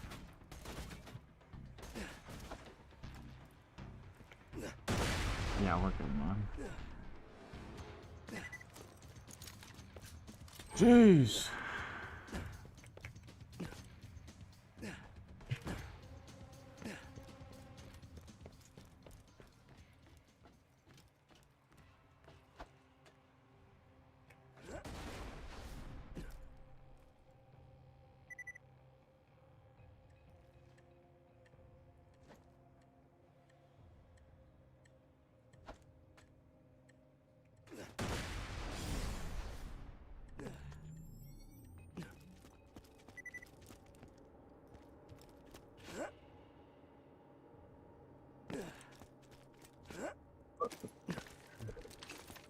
How long has he been going?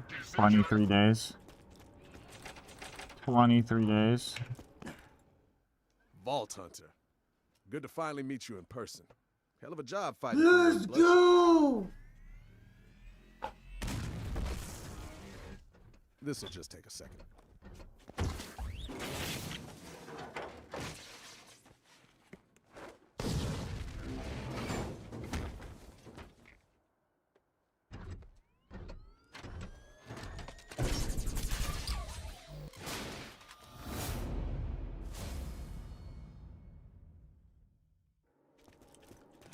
Well, that's that. Now let's see about You're gonna be on your knees fighting.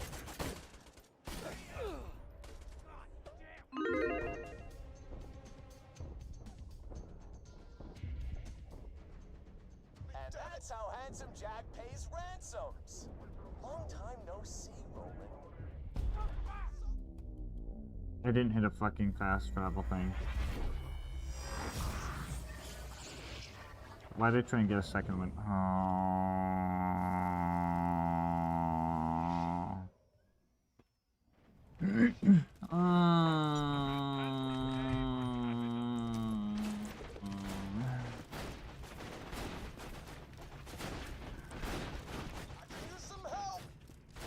Son of a bitch! They're taking him to the top of the dam. Get there quick!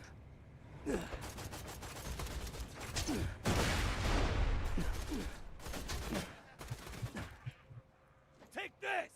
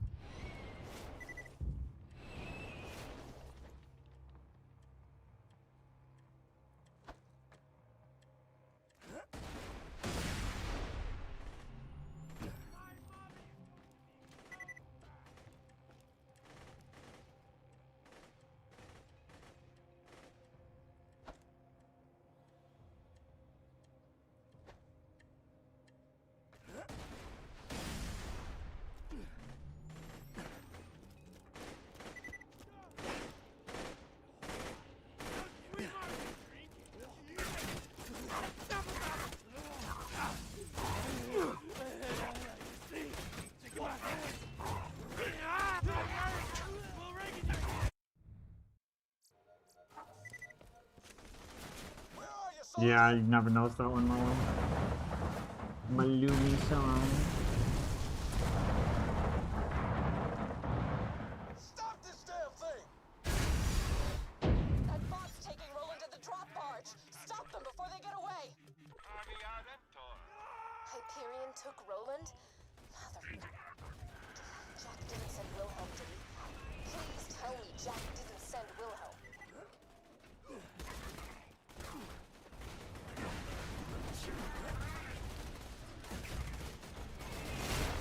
Just leave us alone! Leave us alone! One shot, what's going on? More gunfire. I'm still waiting for a response from my period. Oh, let's go on now. All right, $20 for Roland. That's my final offer. Thoughts on BL4? 9 out of 10 game if you can run it, Geo Jumper. I already have like 160 hours on it. Good game, hoping for good DLC. Got some issues, but I think it could get worked out.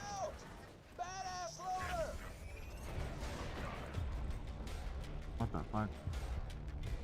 No? Hello? You.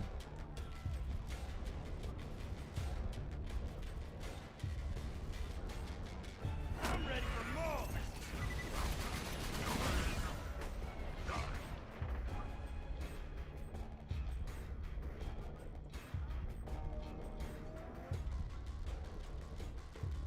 Are you fucking me right now? Crits!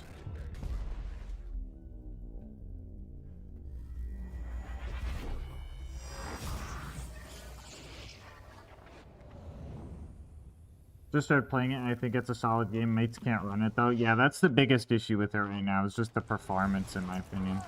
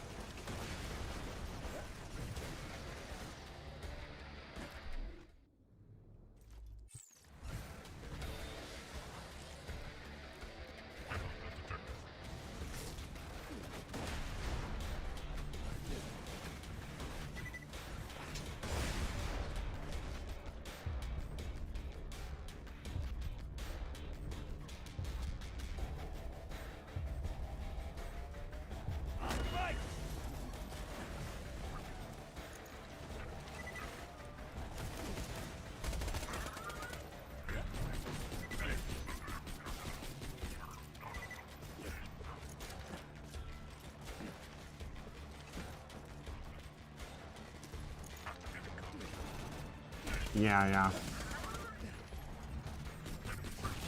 The fuck was that?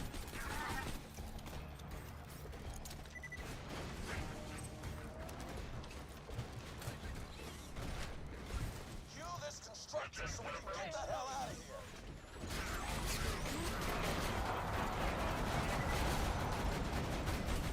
That's the thing! Hey! Mailbox out!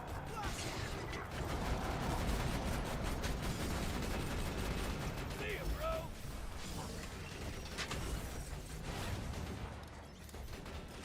Lunar reinforcements, get ready!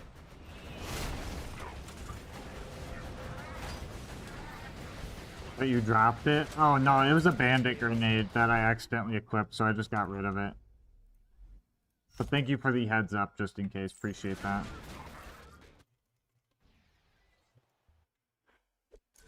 Without spoilers, is the story for BL4 good, unlike BL3?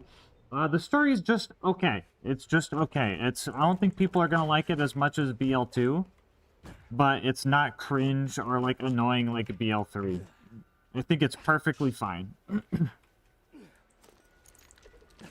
Perfectly fine.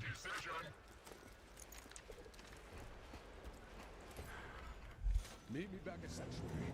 I got a plan to stop Jack. You saved Roland. This planet Jack's been waiting for a hero like you. Claptrap is probably the funniest Claptrap in the series in BL4. Not gonna lie.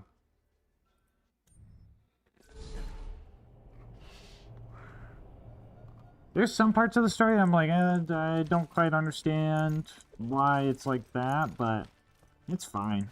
It's just fine. We're gonna win against Hyperion.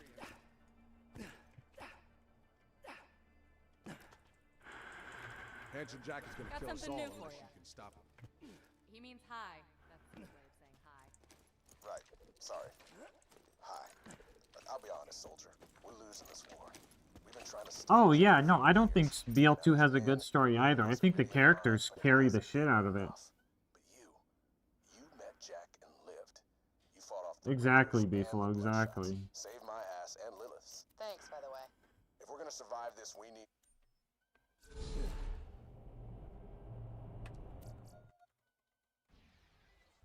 Some of the characters, yeah.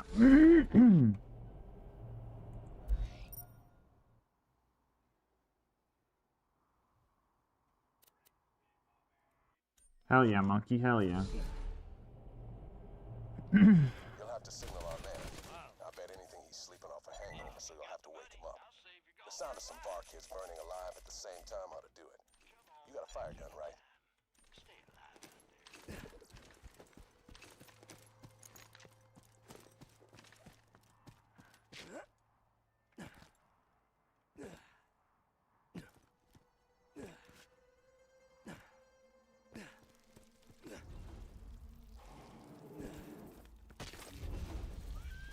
Well done.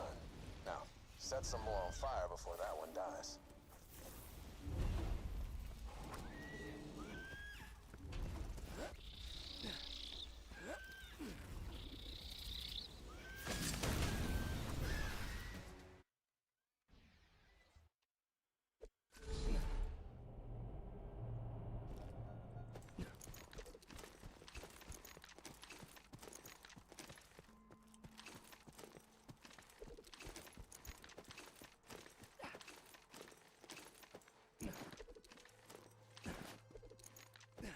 Is the bee Hyperion? Yes.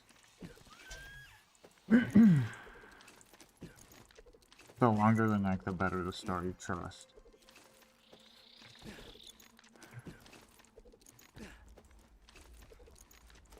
No, it's an insect.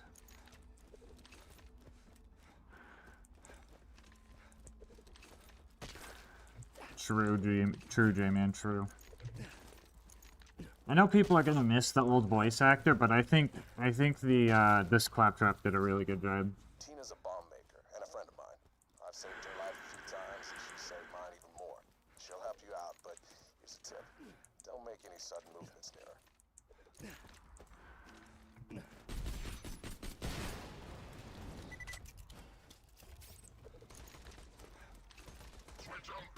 Come on in. You're missing the fun.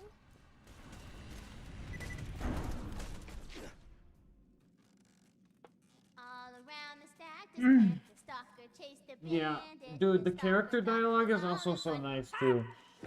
Every once in a while, Rafa will just start talking to himself in Spanish, and it's the funniest thing. There's one time where he mocks Claptrap. He's like, and dude, I was laughing so hard. Just figure it out, or something like that, bro. I was like, what the?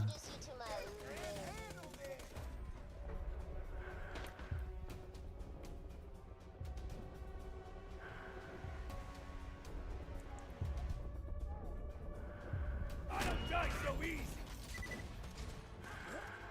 This here's Mushy Snuggle Bites, and this is just Sexo Pants. These fine-ass women's could stop that train for you, but I'ma need their badonkadonks first, and they got stole by the bandits a few days ago. Go get 'em!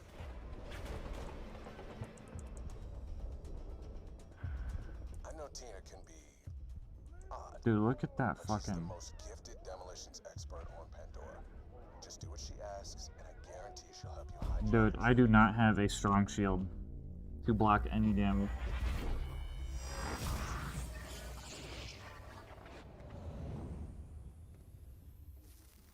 New Echo who dis? Yeah.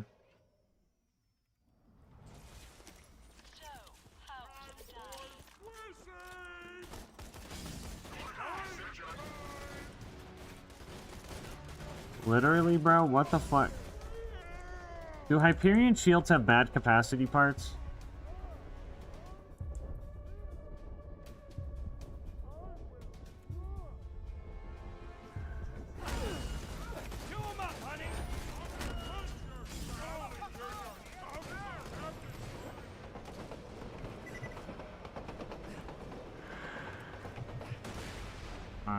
Cooked.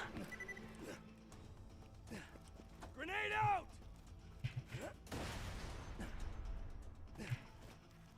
I'm gonna paint the walls brown with my shit, bro. Why'd I... Who made me jump there? Take this! What are these angles? What the fuck is going on?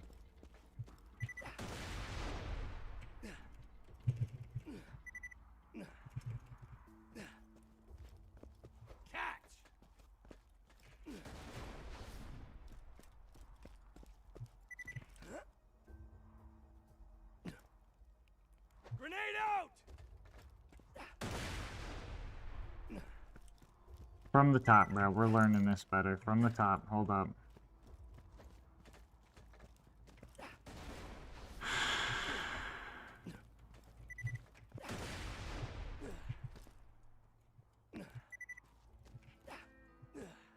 What am I fucking getting clipped on? What the fuck is happening? There we go. Say hello, beautiful.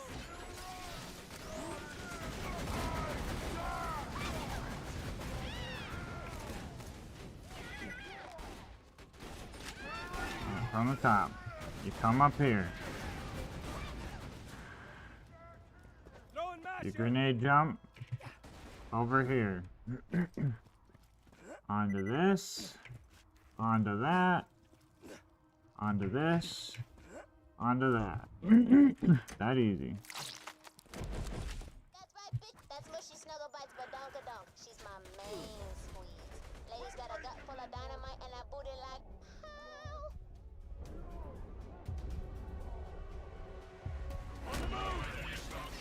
Let me grab the other one, please. You can down me in a moment. Down me in a moment. Down me now. Thank you. Bring him back here and I use him to make some fun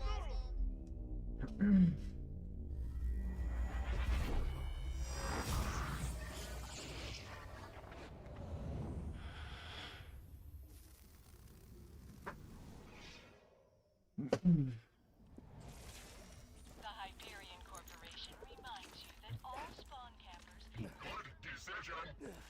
Is it all Hyperion parts as well? No, no, no. That would be so unfun because you would literally never find a gun.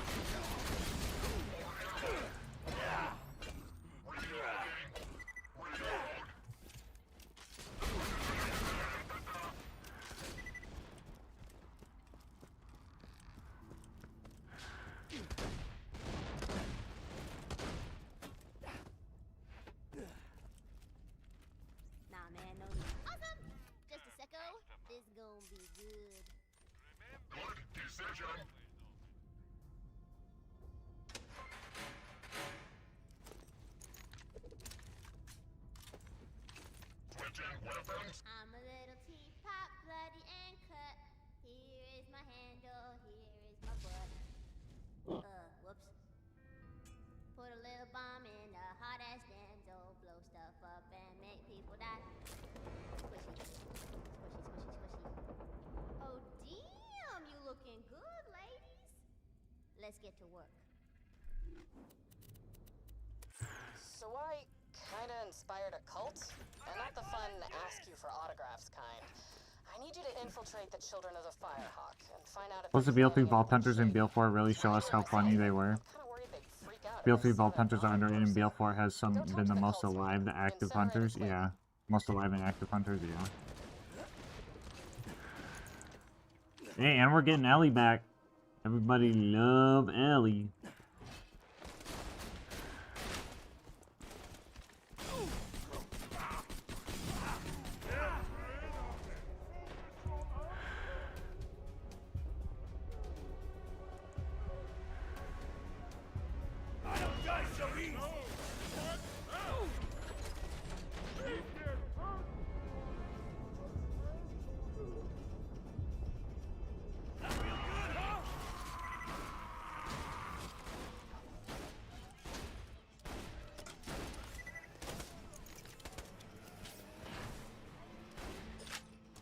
Hello there, loot.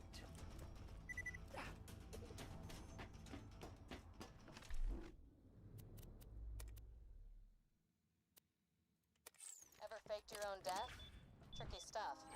Did it a couple years back to throw Hyperion off my trail, and apparently some bandit's been spying on me. He's gonna tell Hyperion what he knows, unless you take him out first.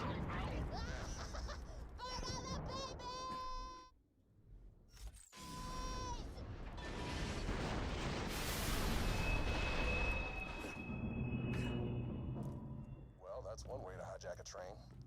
The Volkie's still up on... Yeah, no, I don't think the story in BL2 is necessarily good. It's because... Wait, what the fuck did I just do? God damn it, why did I do that? That is not what I was supposed to do.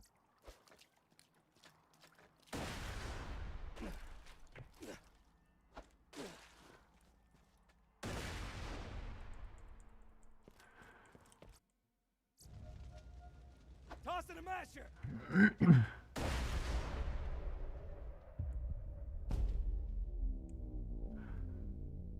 That's just a Lilith.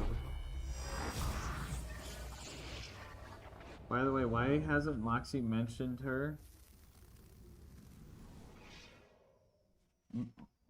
Why hasn't Moxie mentioned her during the main story? Who? Oh, I don't know. I didn't read it.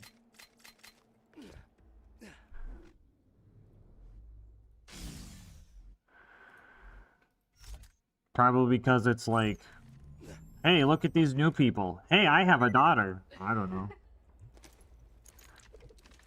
Don't worry. If Jack really wanted to protect the vault key, it wouldn't be on a train. He'd have Wilhelm guarding it. Oh dear. It's a trap! The Volkie's not on the train. Abort the mission, soldier! I'm sorry, but you can't handle Wilhelm. Trust me. Kid, Wilhelm nearly killed us all in New Haven without taking a scratch. If things get bad, just run. Roland is wrong about Hunter. You can't have Wilhelm and friends.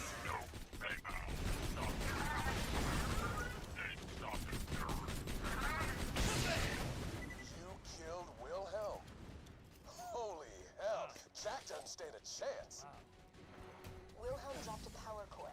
Be sure to grab it. My sensors tell me it's one of a kind. If you bring it to Roland, Sanctuary shields will never need to be recharged. Whoa. No, Logan's gone. The one you got from Reese is nearly burned out. Womp Why don't you bring womp. it back here?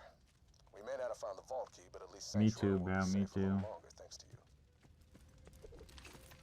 Wow, brother! Champagne, cheers, high five, so clap. You got the damn power core, didn't ya?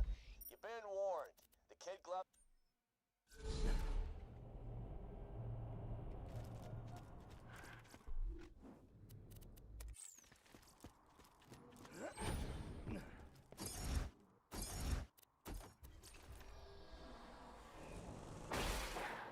Not the college fund.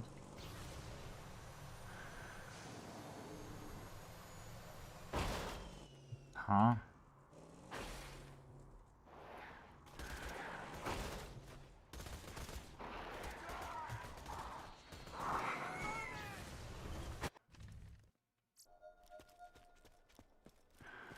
Wilhelm nearly defeated the other Vault Hunters a couple of years ago. You have proven yourself to be even stronger than them. Well done. As much as I hate using Hyperion tech, that core you brought us The Infinity one? Or do a DLC with only the Infinity? Okay, I think we're in business. What the hell? Hey, you know, I think it's finally time to tell you that little secret. Angel's working for me. Lowering Sanctuary's shields, Jack. Executing phase shift. That's not a power core! Raiders, the shields are down! The shields! Nicely done, Angel. Now, let's kill ourselves some Vault Hunters. What the hell? Did something just get through the shield? Shields down, Roland! Oh man, somebody start getting everybody underground! For the rainbow version of it. Well, you can't even get the rainbow version of it. That was just data mined. I don't think they finished that before the game came out. But we'd probably do Tina DLC, because Tina DLC has 2 enemies that have dedicated drops for it in there.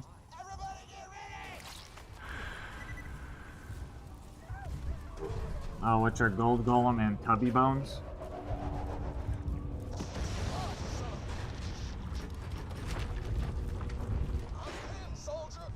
Don't worry about me. Grab. I need that iridium. Get to Roland.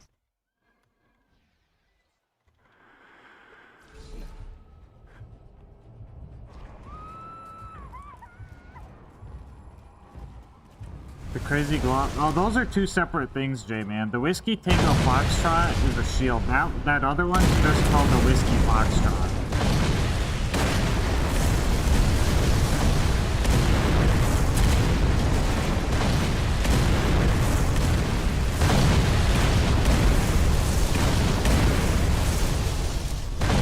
No, that's actually a Battleborn reference.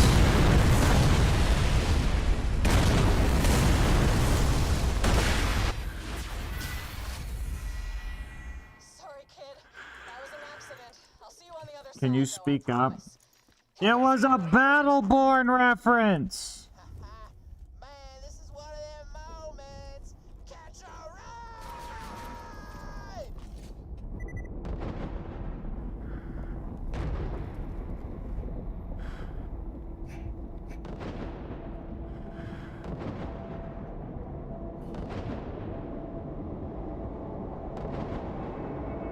That's the best you got. A flying city? 22 jumps. Possibly how that makes you think you've got a chance against me. A siren. Sup. Oh, I looked away at the wrong time.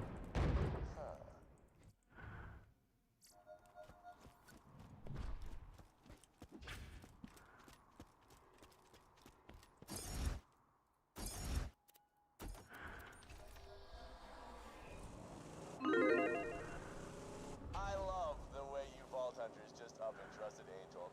Never occurred to you that she was working for me, did it? I did the same thing to the last 4 Vault Hunters, but Gasmask, what's the red text for the Whiskey Tango Foxtrot? Status report normal or something like that? It's something along those lines.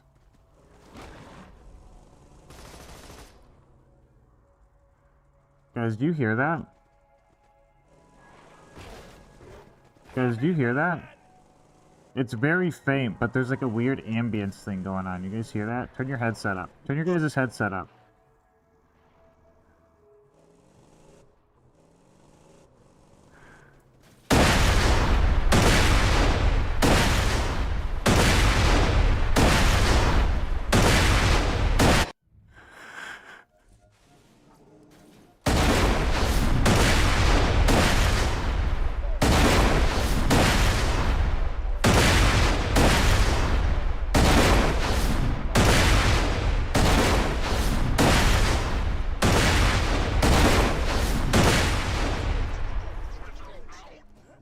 Why did I trust you? I'm so sorry, GG Max. Oh my god. I thought everybody knew. That was my bad. That was my bad. My bad, homie. The door's iced over. Let me help you with that. So loud I can hear your headset.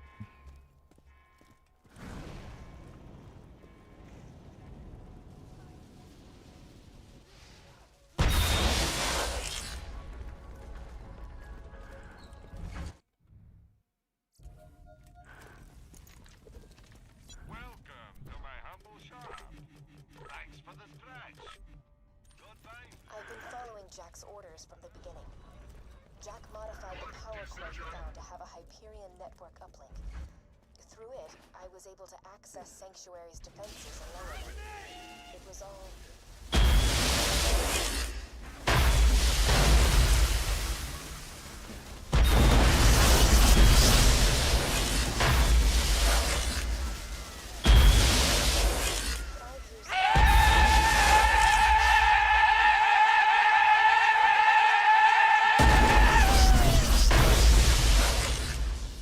Jack knew he could make a fortune off the iridium held within the vault. Through me, he got the Vault Hunters to do his dirty work. I'm so tired of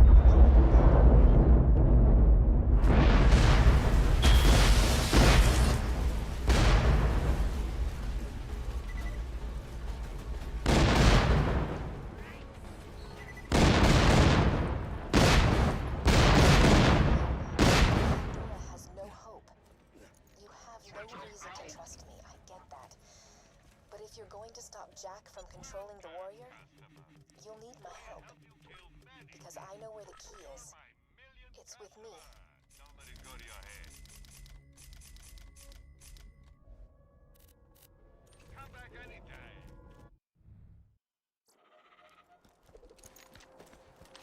Switching weapons. Switch them out.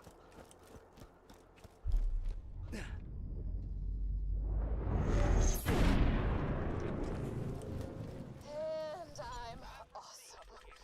Hey, killer. I phased the city. No big deal. Find a way back here as quick as you can. Now that Sanctuary's reappeared, you can use any fast travel station to get back to the Crimson Raiders. I'll mark the nearest one on your Echo device.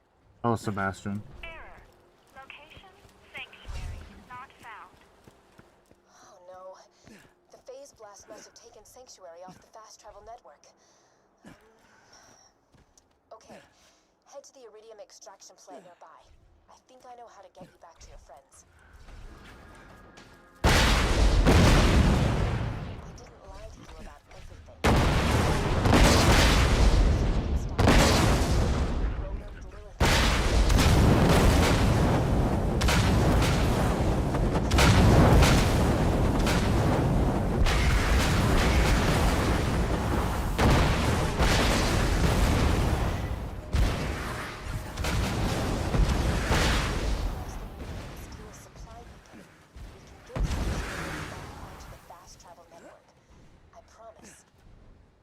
I'm sure that means right now. Warning. Coming into contact with iridium runoff may result in slight exoskeleton obliteration. Yes, Malumi, yes.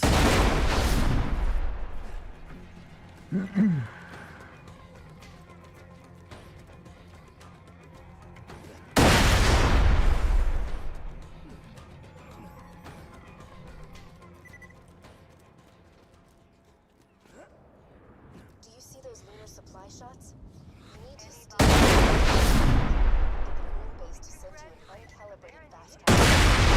Use that to get Sanctuary back on the fast travel network. Simple, except not at all. Switching weapons. Good decision. Take this!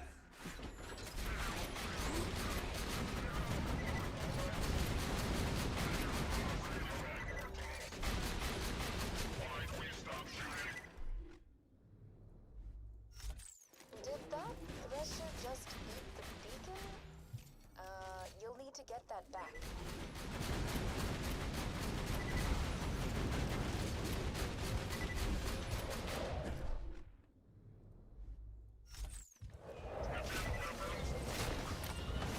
You've got the beacon? Good. We can use that to request an uncalibrated fast travel unit from the moon base.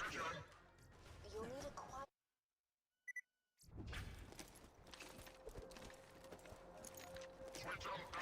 Oh, this is so frustrating. You see, this is what I don't get about you bad guys.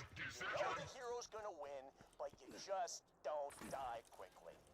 Man, example, this one guy in New Haven, right? City's burning, people are dying left and right, yada yada yada. This jackhole lunches me with a freaking spoon and I'm dying laughing, right? So I scoop out his stupid little eyeballs with it. Its kids are all, wah! And he can't see where he's going. He's bumping into stuff, and anyway, I don't know. Maybe you have to be there. The moral is, you're a total bitch. Switching weapons. Switch them out. You found Overlook, huh? Used to be a nice little town. Switching weapons. Now everybody there's got the skull shivers thanks to Jack's mining operations. Poor bastards are too sick to leave their homes.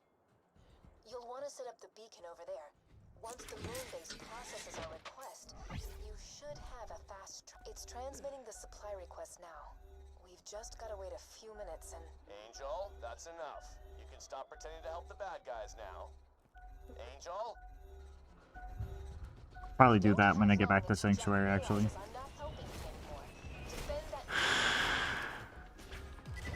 if you can't even handle it,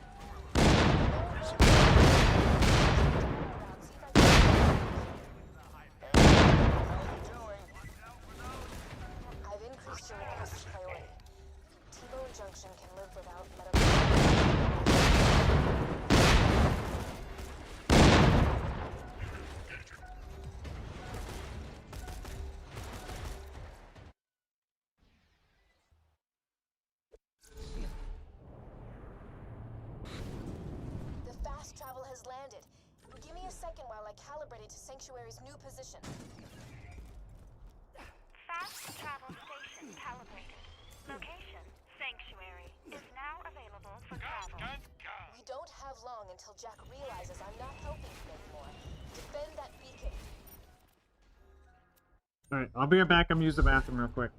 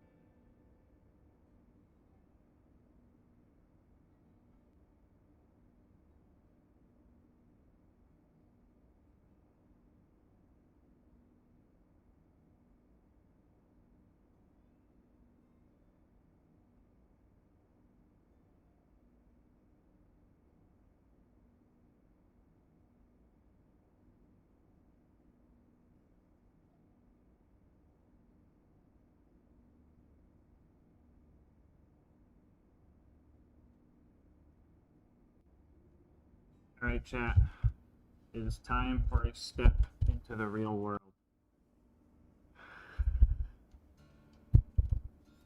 And by that, I mean we're gonna build some fucking Legos.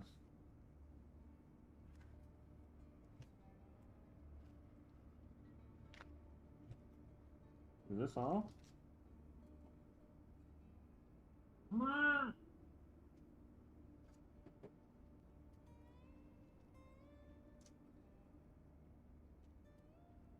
Is this everything? Is it just these two, or am I missing some? Yep. It's just these two bags? Okay.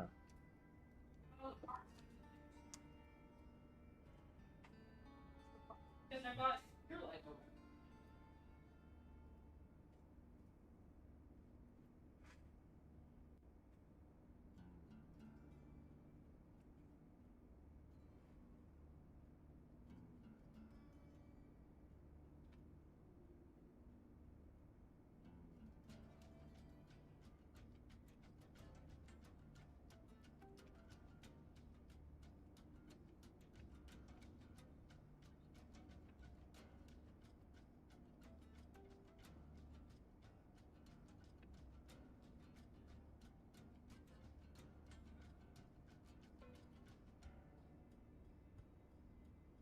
Good.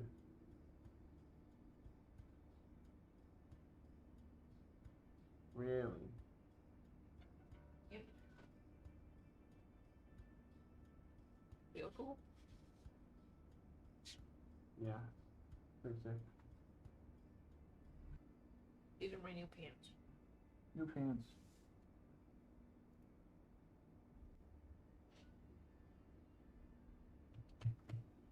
Yeah, maybe I'll just feel like kind of a baby turret. Yo, and it fits. Where is you? Where's me? Where is you? He's in a drawer somewhere. I was trying to make a room.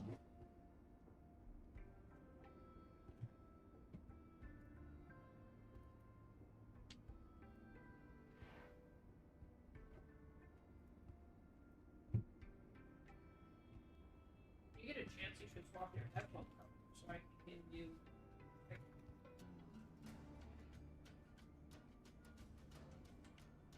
Here's Okay.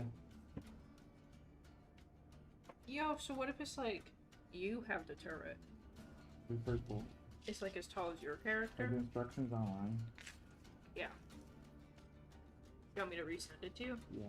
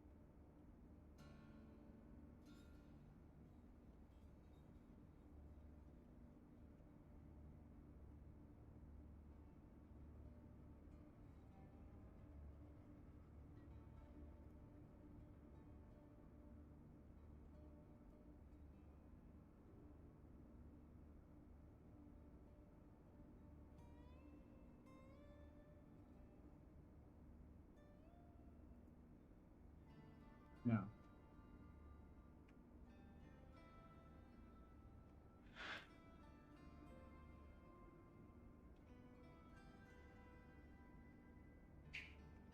Send the instructions to the Discord.